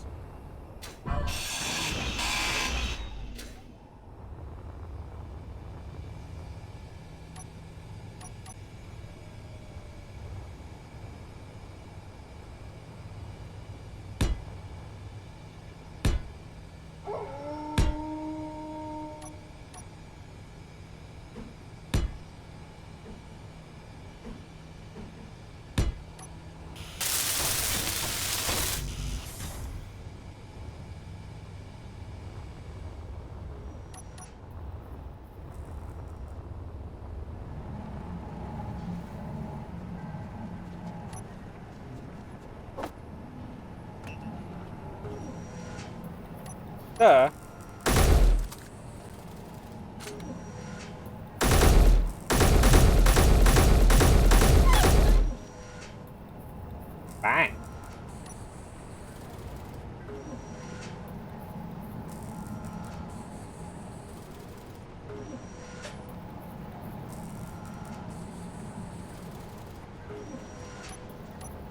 Oh, do you want some as well?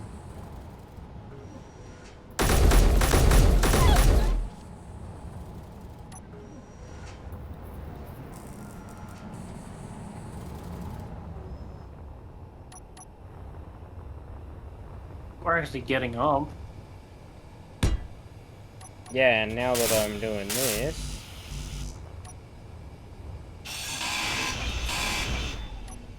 Hopefully now that I've done that, it won't snap. Moving. It stopped? It stopped moving. What the fuck? Brother, why is it jamming now? Why is it having so many problems all of a sudden? That fix it? Alright, we're moving again.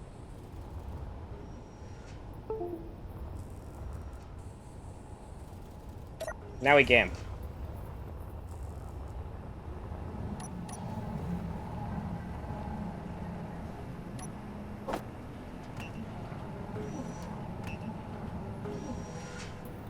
Yeah, alright, the first stage is about to finish retracting.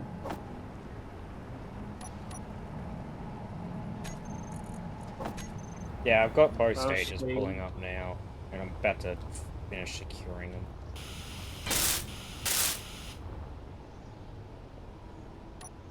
That hopefully fixes the jamming problem, doing that.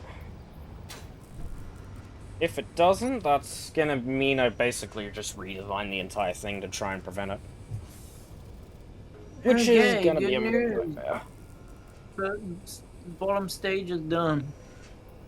Now it's all on the top stage. I can piston replacement and support bracket later, it might actually function correctly.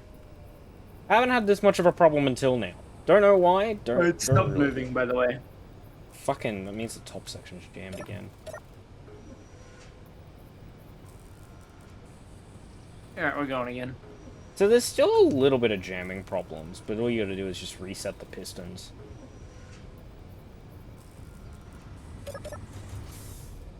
You know, Yeah, they we're are up jammed properly. again. We're going again. Yeah, so what you gotta do is just slowly get them down a little bit, and it seems to unjam them now. And we Jammed again. Yeah, I'm probably just gonna full redesign this thing. I'm probably just gonna full redesign the drill head after I get it back. Because it's starting to just jam up now, so it's something I'm gonna have to fix. Jammed again. Yep. Yeah, there's no reason why it should be jamming, like, that's the problem. Like, We're both, almost up out of the hole, both at pistons should be even. Jammed again. Yeah, like, both pistons should be even, right? So why are they jamming? Because they're moving at different speeds, because they're not They're reaching moving their at the full same potential. speeds.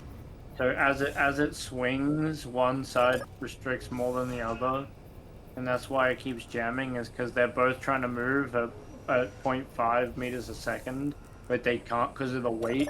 So when it swings, one can retract more than the other, and then they jam. Yeah, that gyro should stop the jamming while it's fucking there. If it's not doing anything, then why the fuck do I have it? We jammed again. Yeah, I know. It actually might be due to the fact that the bottom pistons are making that sound. So they're constantly going out and in, and it's probably offsetting them by doing that. I think I probably won't touch anything, and then the next one we do, when I bring it back up, I'll bring the top ones up first, rather than the bottom ones. Hmm. Because then there's less wiggle room. Jammed again. Cause yeah, it seems like whenever the bottom ones are fucking around, it's... Okay then. Did you just fucking see that? Yeah.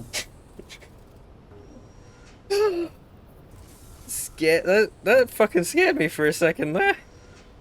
Holy fuck. Almost to the top. Now watch it jam right at the very end. Fucking wants to. You fucking hear that? It fucking wants to. Thinking about it. Oh. Some random welding. Oh yeah, we made it. Okay, you might want to start driving away before I accidentally crush that thing. Before you run me over. Yeah. Because I'm not going to notice if I run it over or not. Unless it sends me to the abyss, then I'll notice.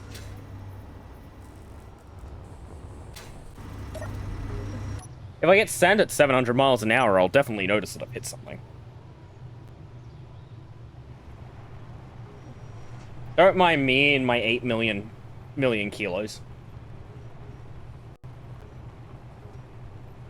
Actually, before I go, I should probably mark that hole.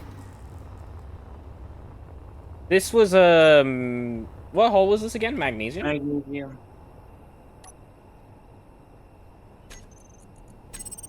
It's been so long because there's so much to fuck around for this one. Mag hole.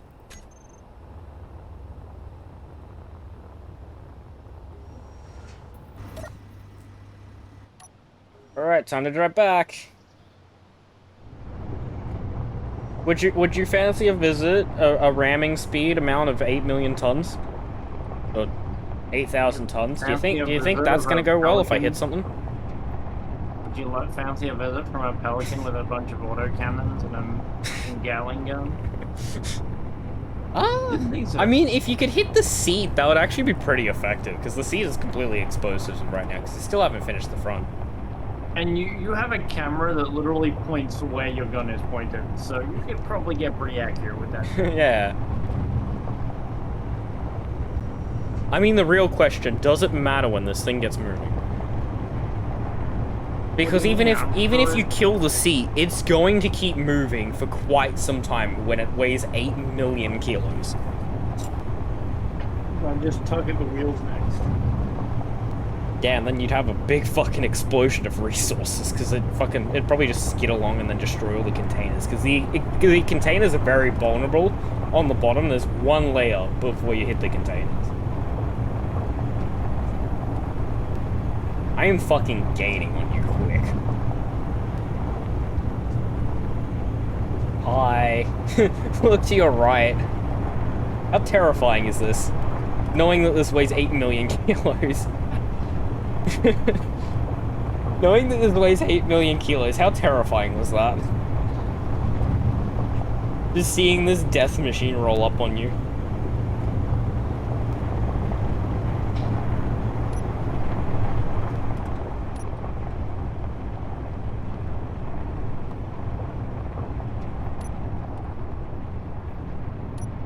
Now it's the fun part, reversing the 8 million kilos.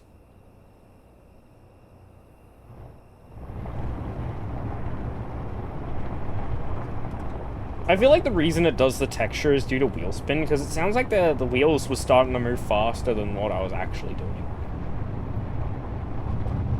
Probably a weird wheel spin texture that happened on ice.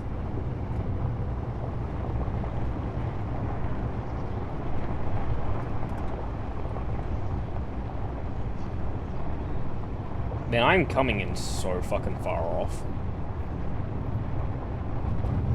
One thing I don't want to hit is the big fucking ship. Which, actually, speaking of that ship, we've actually got to transfer ice to it so that we can start filling its hydrogen tanks.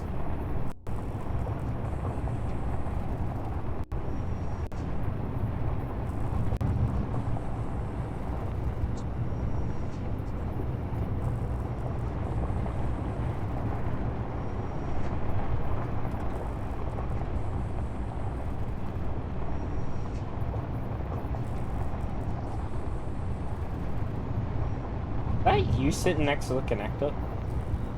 Yep.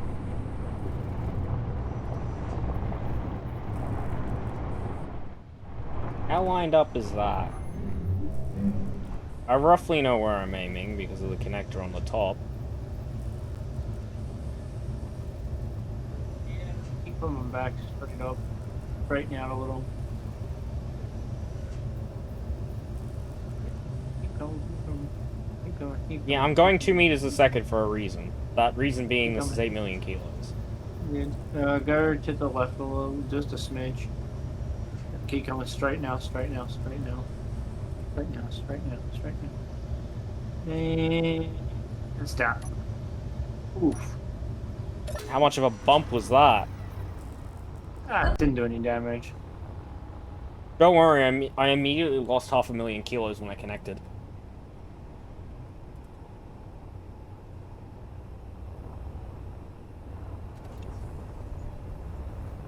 Now here's the fun part. Is there a resupply connector on this thing somewhere? That's what I want to figure out. Oh, is there one there?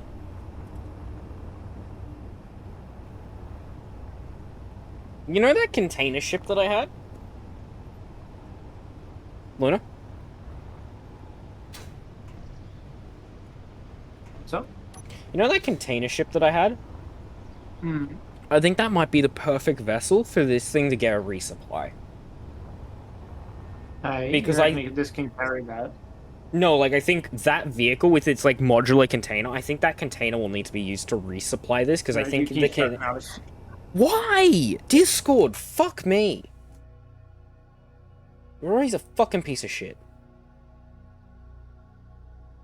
They need to work on their fucking voice filtering over all the dumb shit they're fucking making.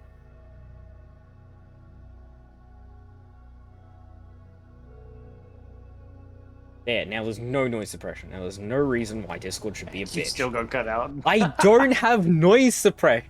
I literally have 0 noise suppression. Like, look at this. There is no noise suppression. Everything is fucking turned off. This is set to 0, which completely disables it.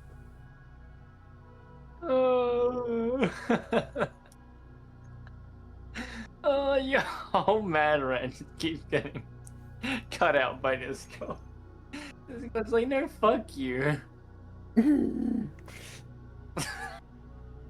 Even the grumpy mad groan just got cut in half. That's better. Or is that worse? Is that worse or better? It's worse. Now it has no reason. Open mic. Fuck it. Fuck it, we ball. Fuck it. It gets an open mic. It wants to be this annoying, it gets the open mic. Yeah, at least it works. You get to hear the fucking fan now, okay? Discord has decided you get to hear the can't even fan. hear it. Okay, can't good. even My hear it. microphone filter's working at least. At least my microphone filter's working. That's a good thing at least, hey? Yeah, that's a good start. The filter that the fucking microphone has is better than Discord's fucking filters. How about that one? The microphone you convinced me to buy is actually worth it. Worth something. It it's fucking filters the fan out. Makes it 10 out of 10 because Discord can't even do that reliably. Oh yeah, that's right. I was looking for connectors on this for potential resupplying. Oh, no, there is a front connector, so this thing can get resupplied. I was gonna say, I'm pretty sure this does have a connector somewhere Yeah, else. right next to the pilot seat, right above the pilot seat is where the fucking Well, dock I guess quarters. at least then it should be easy to dock to, shouldn't it? Yeah. And then it also depends on. So if you get it on this side, you'll pop out on this side. But if you get in from the door side, you'll pop in on the interior. So that's at least good. Yeah. Why is this light not working? It's not a light. Okay, I guess it's a broken light. It's just a cap, like a. Yeah, look on the other cap. side. I know. I guess this thing's meant to be a beat up piece of shit. Yeah, I'm guessing it's just meant to be a beat up piece of shit. Oh well.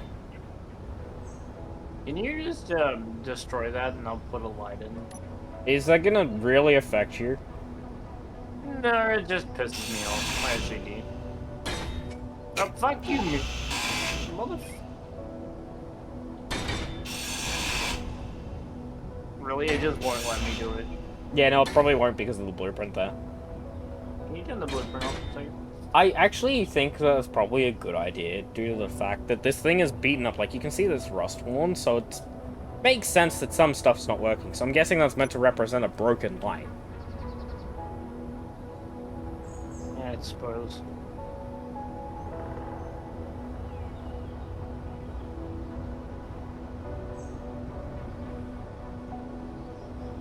Because this ship is pretty rusty when you look at it. There's rust just about fucking everywhere.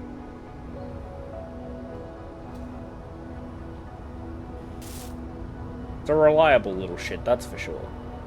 Well, it better be, at least. What is this music that's playing? The End. I don't think I've ever heard this one. Not sure, though. I can't remember this one, at least. We need more gold again. Motherfucker.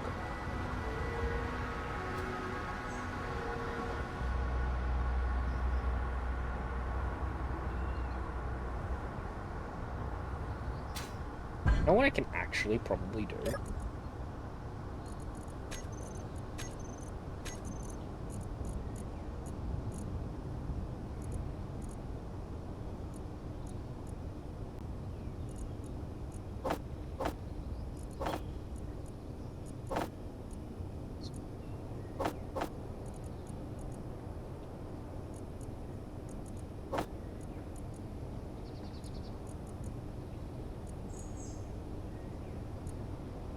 I wonder what cargo container that is I'm dumping stuff into.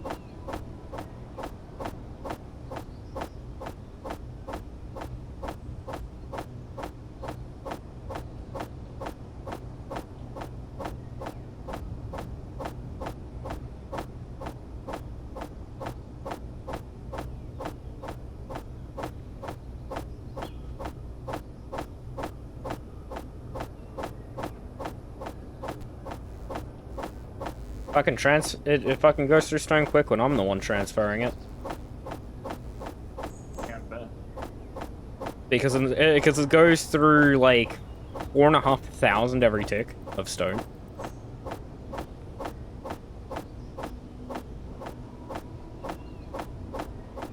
Don't worry, I have no idea what I've just clogged up, by the way. I'm sure it's fine. Well, it should be my vehicle, because I've transferred a lot of it into the cargo containers on the base. And then I've just gotten down to the refinery, so now I'm just dumping it at the refinery.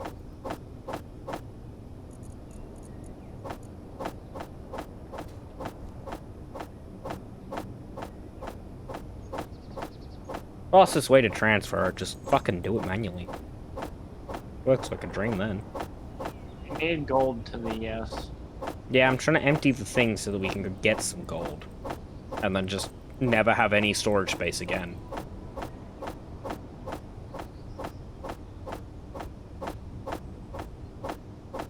Unless you want to... Actually, we can probably make a filter to filter stone into this hole.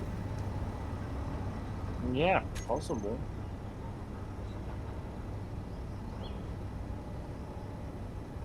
Let me find the fucking piece. The soda. Yeah, that's probably what I'm talking about. So we'll come off of this. I need interior plates.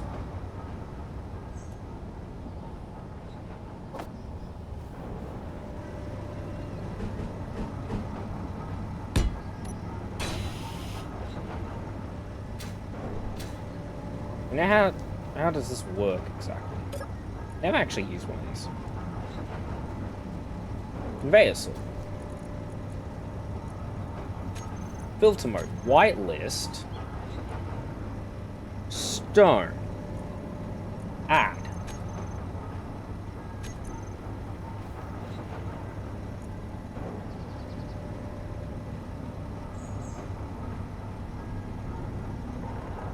What's the collector's sister?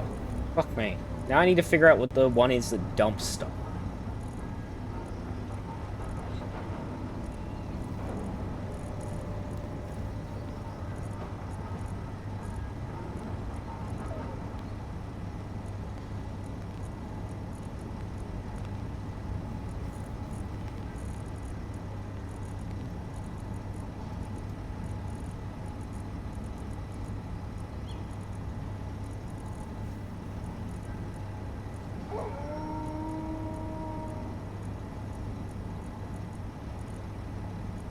Possibly I'm not unlocked it yet.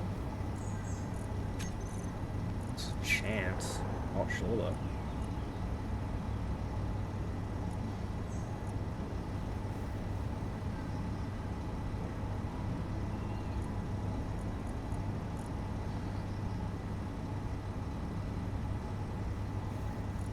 We don't have access to the warhead because we haven't made the reactors yet.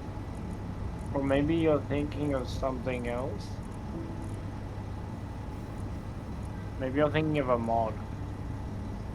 No, because it's a thing that's in the base game, because it's in the background.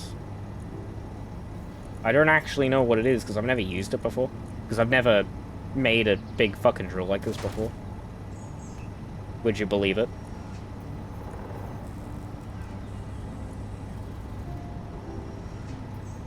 These are the conveyor stuff.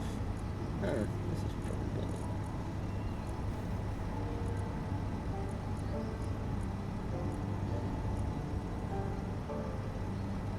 Unless it's just the collector. Collector could have a... Collector could be dual directional.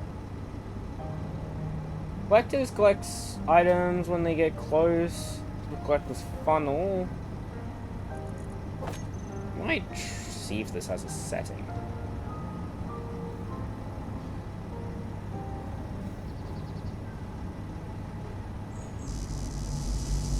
I need steel plate to build the collector. So why did you not collect? Give me the fucking...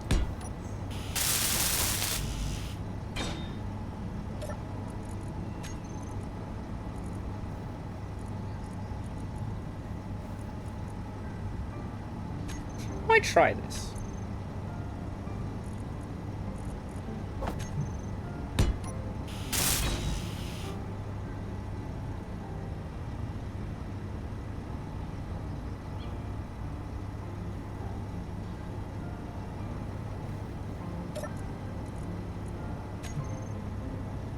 Well, it would help if it was actually, letting stone through. That would help. Are you possibly thinking of the ejector block? Ejector? That's probably it. I don't know, I just googled it. Apparently that's a thing. I don't know. I can't find it though.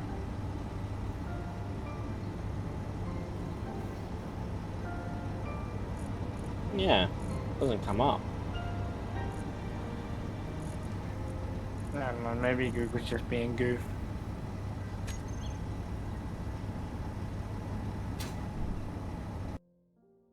Oh well, on Google search should hopefully pick it up.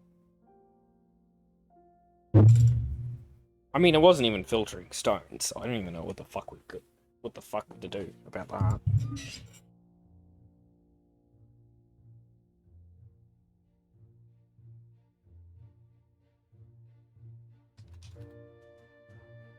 Fucking tight.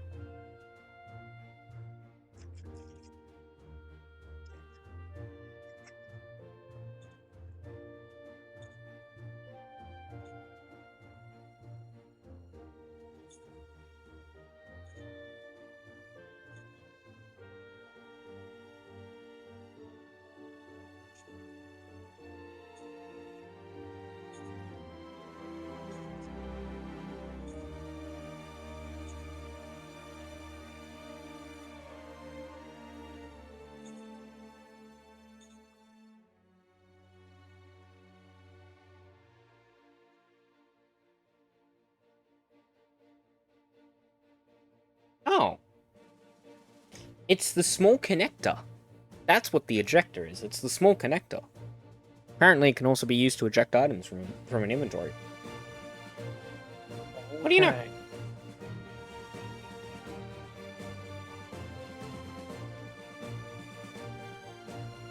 Interesting. I don't think that's true. I mean, one way to find out. I can quickly get a rotor on. Get an advanced rotor on and I can find out. Just destroy that head, and then once it's built, I'll get a small head on it.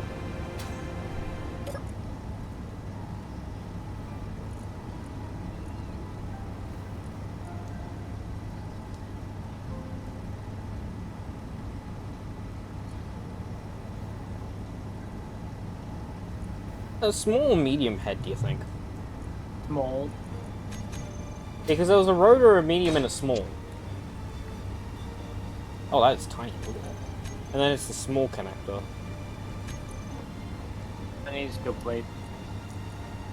Or you can just place it up to you. I don't care which way.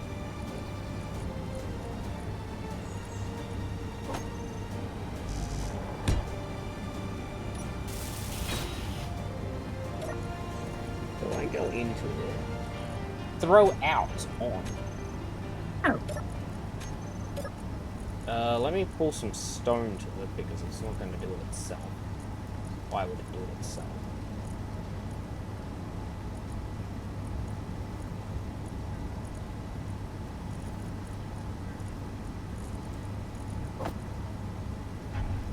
Oh yeah, it does work. It just... Oh, there's an option on the normal connector as well. Oh, well, what do you know? But look.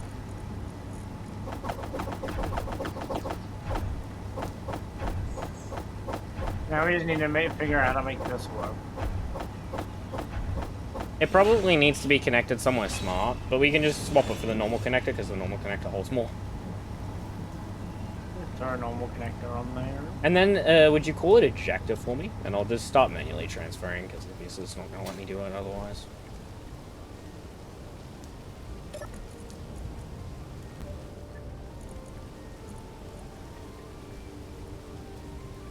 What did you name that connector at all?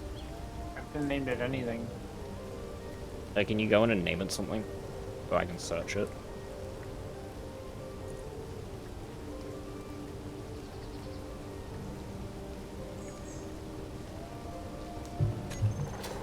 think it's this one. I don't know. That just went red. Yeah, because I turned it off.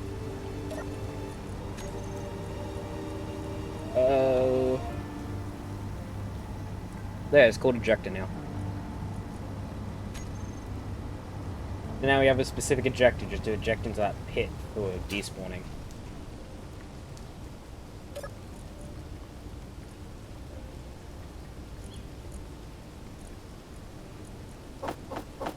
Now he can depot 108,000 at the same time. Actually, no, it can only dump 7,000. What does that look like? Big blocks of stone. We're gonna fill this pit with fucking stone, I bet ya.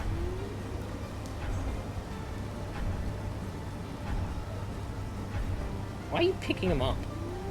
I'm not. Oh, the build and repair system must be picking them up sometimes. It is. Has any of them gotten to the ground? None of them have gotten down. Okay, maybe we turn off this build and repair system so we can actually depot.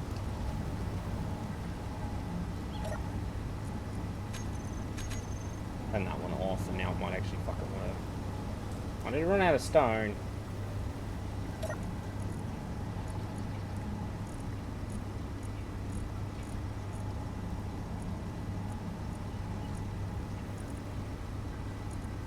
There's probably a way to filter it and whatnot.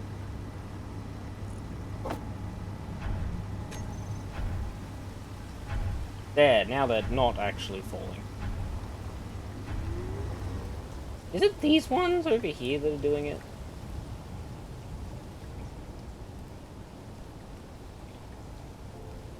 Of course I can't actually open it. You know, I'm just gonna turn off all build and repair systems for a second. You wanna jump in the cryopod? I'm going for.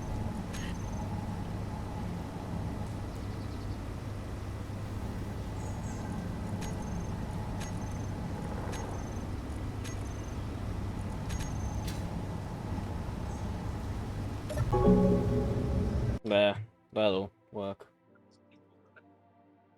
So yeah, now we just gotta figure out how to filter stone on the output.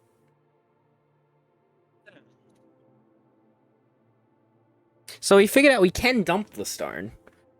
We just need to figure out how. To filter it so that we can dump the stone.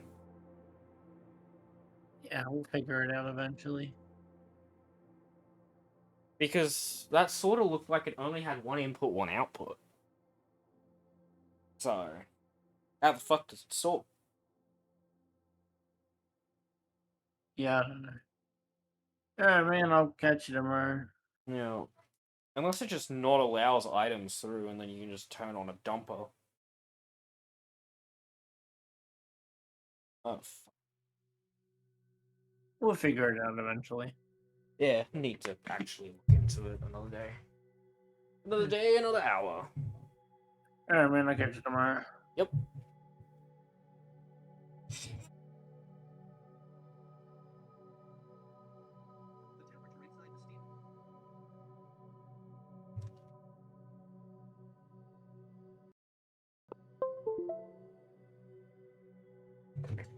Fucking 8-hour and 35-minute call that was. 9 hours? 9 hours 36. Yeah, right.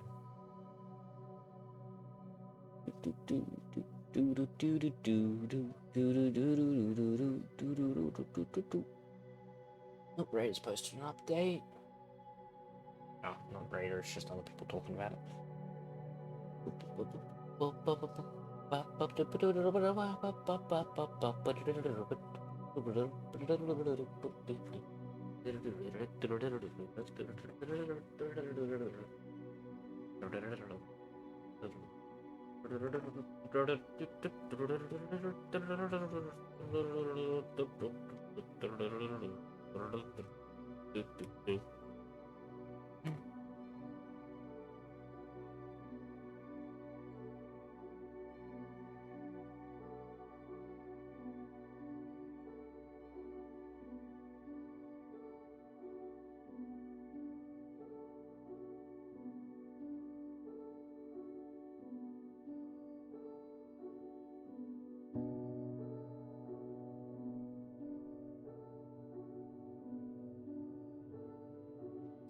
Sending fucking fights. Get down.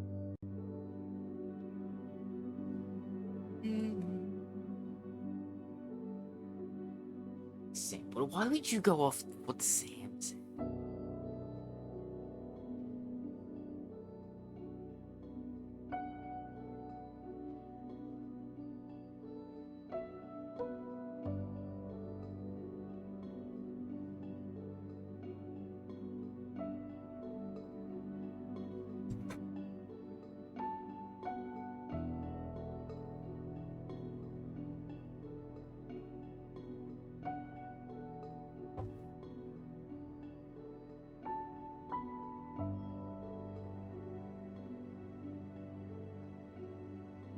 Oh, I liked video.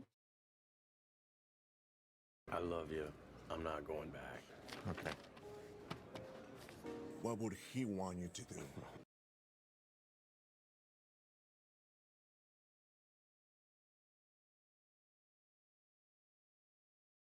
Yeah, apparently I like stuff.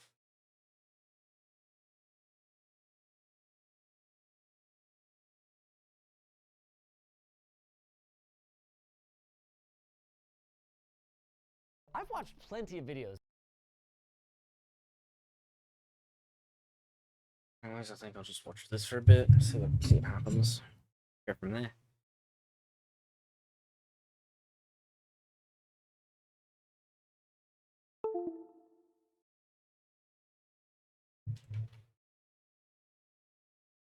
Oh yeah, I gotta try this. I've watched plenty of videos of other people Googling themselves, and it's always super entertaining from the outside, but it never occurred to me how stressful it would be to actually be the subject of one of these. Without further ado, let's jump right in. Is Linus white or Asian? I'm just gonna put that one down. What is Linus Tech Tips? Is this Jeopardy? Are we playing Jeopardy right now? That's not a question, that's an answer. Why does Linus hate dbrand? I don't, but it is absolutely hilarious that enough of you think I do, that's one of the autocompletes. dbrand and I have curated kind of an faux adversarial relationship throughout the many, many years that we've collaborated. I think it's been over 10 years now of them sponsoring us and even going so far as to work together on collaborative products like the Glow Circuit skin that I have on my phone right now. I won't lie, there are times when I think they do take things a little bit too far. Like sometimes the stuff they put in their newsletters crosses the line into just downright mean. But the truth is, I can take it and I can dish it right back. F you, dbrand, your products cost too much. There, you like that? Yeah, you do. You'll sponsor me anyway. Who else are you gonna go to? When will Linus segue to his sponsor? Oh, I get it. Odoo, they got everything you need to run your business, from invoicing to inventory, except they're less like a Swiss Army knife and more like a sick custom workshop full of every full-size tool you could possibly want. Maybe there's even a disco ball in there if you want to have dance parties, you know? I don't know if they actually have that. This is a metaphor.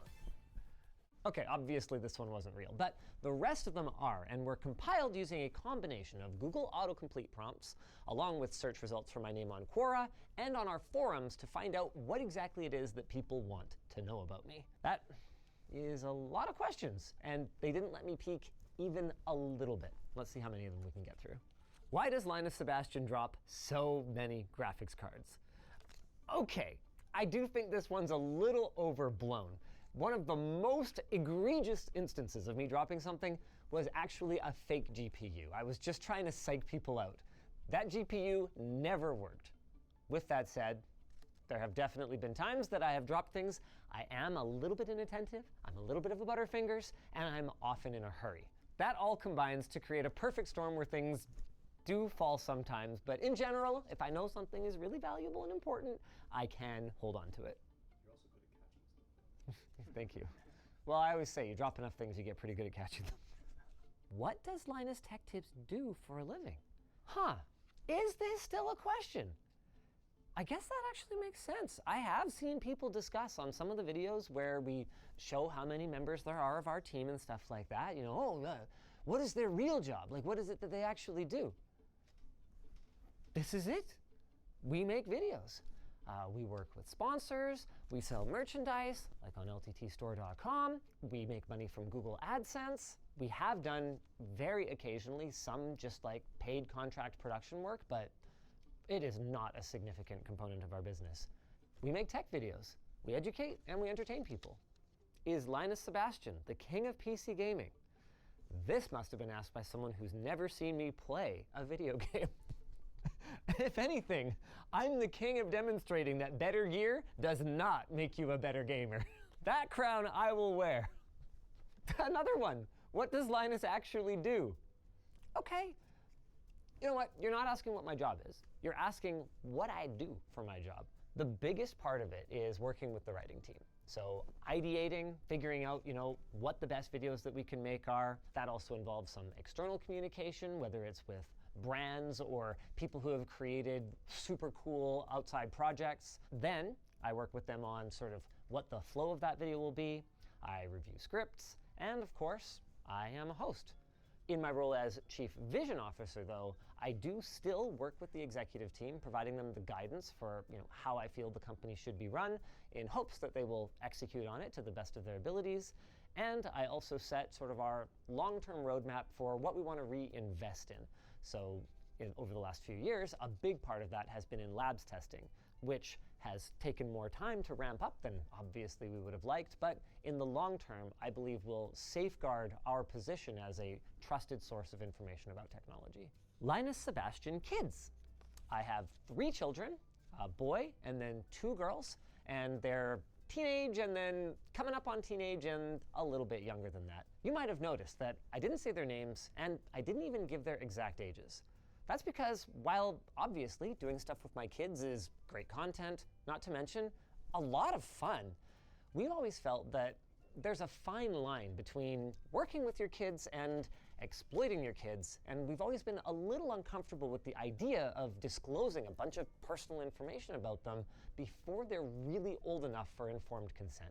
So my son is getting to the age where I've actually asked him, hey, do you want your name out there? Do you want to be featured more prominently in videos? And he's kind of festering on it right now. The daughters, though, I don't think they're old enough yet, so we haven't even really given them the option. This really doesn't help that they're ladies, and the internet is not always a great place for young women. Oh, here's a thick one. Can Linus Tech Tips code? No. The closest I've ever gotten was that time that my stepdad bought me like a C+ manual that was like this thick when I was 16. Never cracked it open, I'm afraid.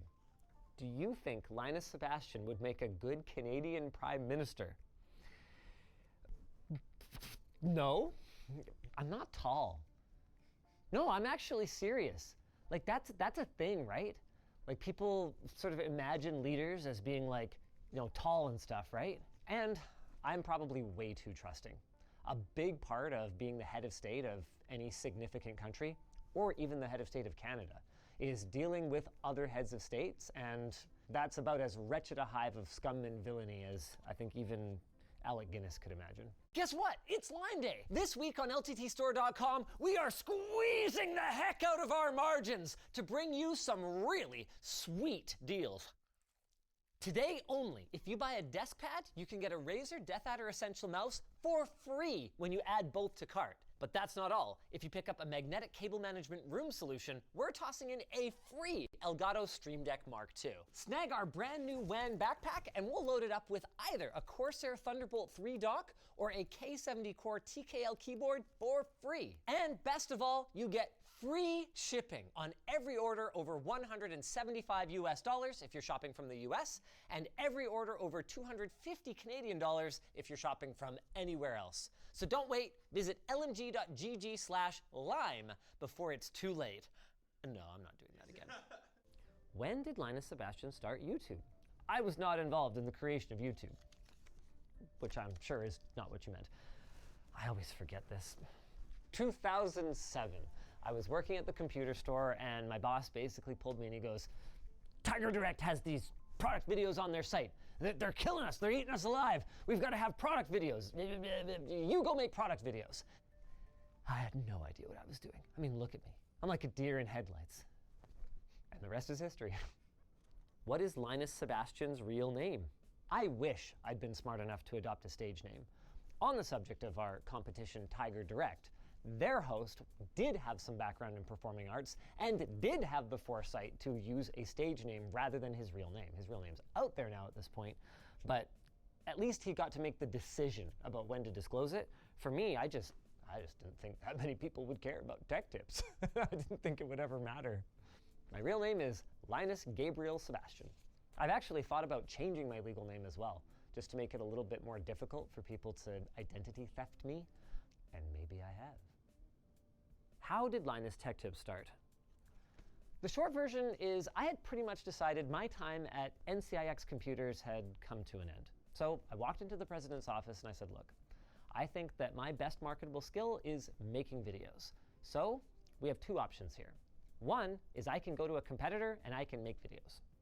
Option number two is I can work out a deal with you where I take this Linus Tech Tips channel that I don't think you can really use anyway. I mean, it's got Linus right in the name of it.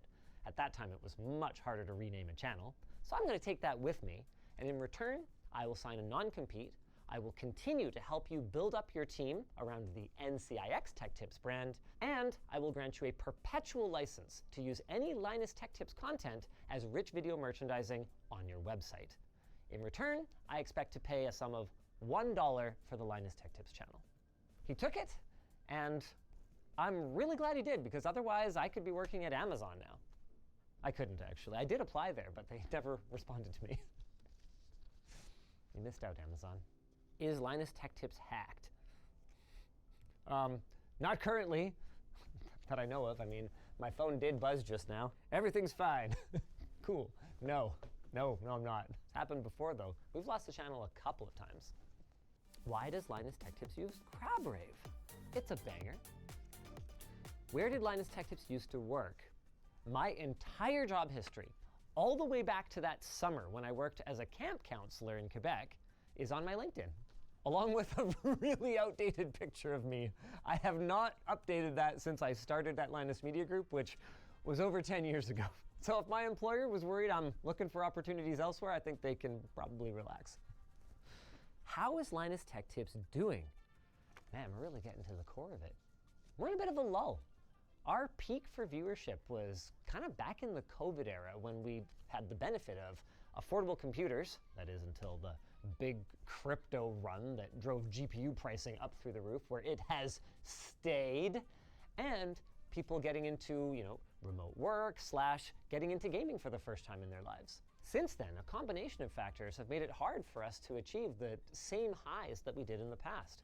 High prices for our hobby, competition from other hobbies now that we can, go outside, a proliferation of niche channels that are focused on a particular vertical and do an outstanding job of covering it, and I would say another factor is increased competition on YouTube in general for people's attention. There is so little room for error in the current YouTube meta. Every video needs to be a banger or it just won't perform. Doesn't matter how many subscribers you have. Linus Tech Tips Store. Did we just take anything that auto-completed from putting my name in it? Yes, Linus Tech Tips Store. What did Linus Tech Tips study? What did I study or what did I learn? I definitely studied some things. I took first year calculus, for instance, in university. Twice. Failed both times.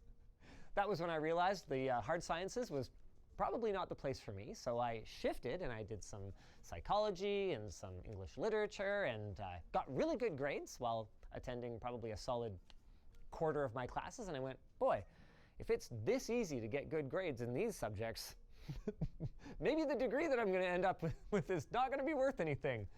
So I dropped out and went back to the computer store, which ended up being a really good career move for me, though it is not one that I'm necessarily recommending. Stay in school, kids. Why doesn't Linus Sebastian even use Linux? Linus Sebastian uses Linux every day. My NAS at home runs Linux, TrueNAS Scale, absolutely love it. I also use Linux here at work, where predominantly our infrastructure runs on it. Is that not enough for you? As for why I don't use it in my desktop, for me, compatibility across any of the games that I could want to play is worth a little bit more to me than some of the admittedly nice creature comforts of Linux. With that said, Linux as a living room OS for me has a lot of appeal. So once SteamOS makes its way onto just a quick and easy installer that I can chuck on any PC and then throw as like a Steam Machine console in my family room, I am so there. Where is Linus' wife from? I know where her parents are from. One's from Malaysia, one's from Brunei. I believe she was actually born in Brunei, and she moved here when she was very young, like 3 years old or something like that. So functionally speaking, she's from Canada culturally. We call her CBC, Canadian-born Chinese, even though she's not technically born here. Why didn't Linus Sebastian become a billionaire after creating Linux? Common mistake. You're thinking of Linus Torvalds. That'd be a fun collab, wouldn't it? Like, let us know in the comments if you'd like to see us do something with the OG Tech Linus. Is Linus a robot? This can't be stuff people are actually asking. Is it? Why does Linus Tech Tips have so many employees? Well, this may surprise you, but we do a ton of stuff. In any given week, we're going to have 10 plus video shoots to sort out. We're probably going to have some kind of apparel or physical merchandise launch. We're going to have to do all of the accounting for all of that, move around all the physical items that need to be moved, do product testing for the LTT Labs website. There's just a lot of jobs to do here. Don't forget about Floatplane. I mean, we have Sammy, who's basically dedicated to creating exclusive content for our Floatplane supporters. lmg.gg/floatplane, you guys can check that out. There's just a lot to do. All right, let's grab one from the bottom. What does Linus Tech Tips use to benchmark? Ooh, that's a good question.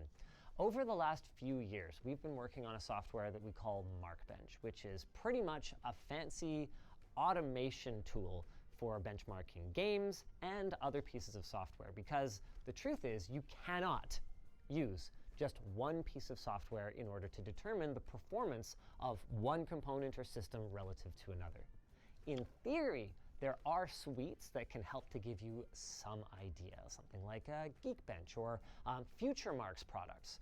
But in practice, what we found is that the very best way to test things is to use real-world workloads. I'm talking actual games that run in actual engines that people use to play video games, and actual applications like the Adobe Creative Suite or Blender that real professionals are using to create their work. If you can quantify how a system performs in those real applications, then there is no need for synthetic benchmarks. At least that's our belief. Where is Linus Tech Tips located? I used to say Vancouver, just because internationally people are more likely to know where that is. But I've lived in Surrey so long, and Surrey has gotten a lot better than its old reputation used to be, that I think now I'm ready to say it. Surrey, BC. Does Linus Tech Tips have a boss? This one's a little complicated. Yes. As the Chief Vision Officer, I do report to our Chief Executive Officer, Taryn Tong, who I hired as our primary shareholder. So I report to him, and he reports to me. The relationship has to be then highly collaborative, and there has to be a lot of trust there in order for us to, together, guide the company forward. But in terms of the day-to-day, yes, if he tells me to do something, I am supposed to do it. There's also a lot of bottom-up bossing that tends to happen because I am notoriously scattered and disorganized, and I kind of rely on my team to yell at me and tell me where I'm supposed to be and what I'm supposed to do. Right, Reese? Yeah. Linus Sebastian age. I am 38 years young, and that's how you know you're old, the second you start saying years young. Why does Linus Tech Tips have so many sponsors? It becomes kind of this perpetual motion machine, right? You start making more videos, and then you need more team members, and then you need more income, and then the sponsors expect you to like make more videos to attach their sponsor messages to, and it becomes this cycle. Another big factor for me is diversification. We don't want to be beholden to any one particular sponsor, or even 5 or 10 sponsors. Having a diverse stable of sponsors that we can rely on to work with is a huge part of maintaining our ongoing independence. What are some of Linus Sebastian's hobbies? Work, raising kids, my wife. I do make a little bit of time for gaming. More over the last couple of years, I would say. I've got a couple hundred hours, for example, in this roguelite hockey game called Tape to Tape, absolutely love it. Team over there is super small, but they're killing it. I've been painting my motorcycle for the last couple of years. The only reason it's taken so long is because it was my first time and I made a lot of mistakes. Oh, badminton, right, I forgot about that. Look, I'm under a lot of pressure here, okay? I'm an avid badminton player, to the point where I actually started up my own badminton gym. Is Linus Sebastian a psychopath? Okay, I'm going back to the phone here for a second, I forget. Oh, psychopathy test. Seeing someone cry has little effect on me other than maybe irritating me. Good Lord. How does Linus Tech Tips make money? We actually did a video on this. We have a whole video that outlines all the different ways we make money. Those are them. Does Linus Tech Tips have a degree? I don't know, we'd need a thermometer, wouldn't we? No, I was a really good student in high school. So I have like my grade 12 of like basically everything, even though it was elective to pursue like all the different sciences and stuff. But post high school, I was not a very good student. I got really distracted by a girl. She managed to finish her degree somehow, but she's just plain smarter than me, I think. Did Linus Sebastian and Eminem ever meet? No. No, I don't know where we ever would have crossed paths. Though I will say, some problematic behavior aside, kind of a fan. Marshall, if you need a gaming PC or whatever, I would be happy to come out and deal with that for you. We on a first name basis, me and Eminem? You think that's gonna work? It could work. How do you wash Linus Tech Tips mouse pads? Oh, okay. I think the official advice is to use a damp cloth, like a microfiber style cloth, and then just like kind of wipe them down. I personally have had success with,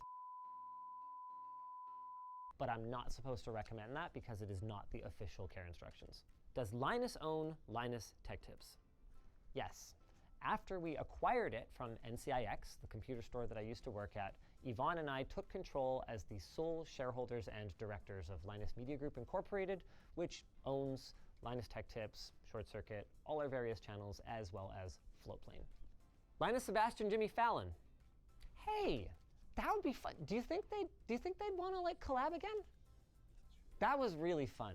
I know, you know, I get 1 million views every day or whatever, but for some reason, the glamour of traditional media was just, it hits a little bit different. I had people from all different parts of my life reaching out to me, being like, oh my God, I saw you on Jimmy Fallon. And even for me, like, dude, that moment before they announce my name and I like walk across the stage, it's like practically hyperventilating. I mean, you could tell how stressed I was at the beginning. And I'm totally comfortable in front of a camera. I'm even comfortable in front of a live audience at this point with like the expos and stuff that we've done. But that hit different. It's just, it's glamorous, you know? Wasn't ready for it. There's one last special one that they didn't put in the fishbowl, apparently. What is the greatest tech tip ever told by Linus Sebastian of Linus Tech Tips? Have you ever tried turning it off and turning it back on? Have you ever tried this segue to our sponsor? Which is already over. You see, with our sponsor Odoo's all-in-one suite of business apps, things get done quicker than you expect. So these people are handing in their work early because they didn't have to worry about juggling tabs and switching formats and oops, we don't have an app for that. Odoo has all the apps you need and they're user-friendly, customizable, and wicked smart. Odoo's apps can propose and trigger purchase orders for inventory, automatically create and send invoices, turn phone, tablets, and laptops into point-of-sale devices. Heck, Odoo will even help you create your own app with no coding required. Thanks to Odoo, we've got all our work and this sponsor spot done early. So, a few seconds left. Check out Odoo at the links in the description. I'll file these papers later. Okay, let's go! If you guys enjoyed this video, I don't know, maybe go check out the time I read mean comments. That was hurtful, but fun.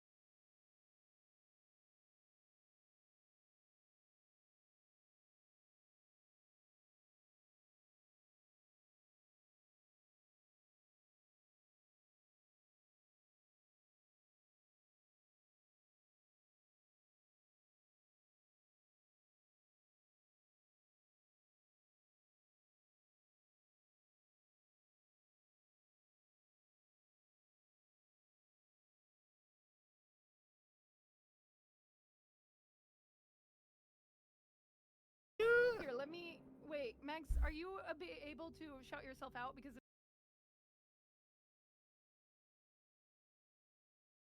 if I click out of my game, it's gonna fucking.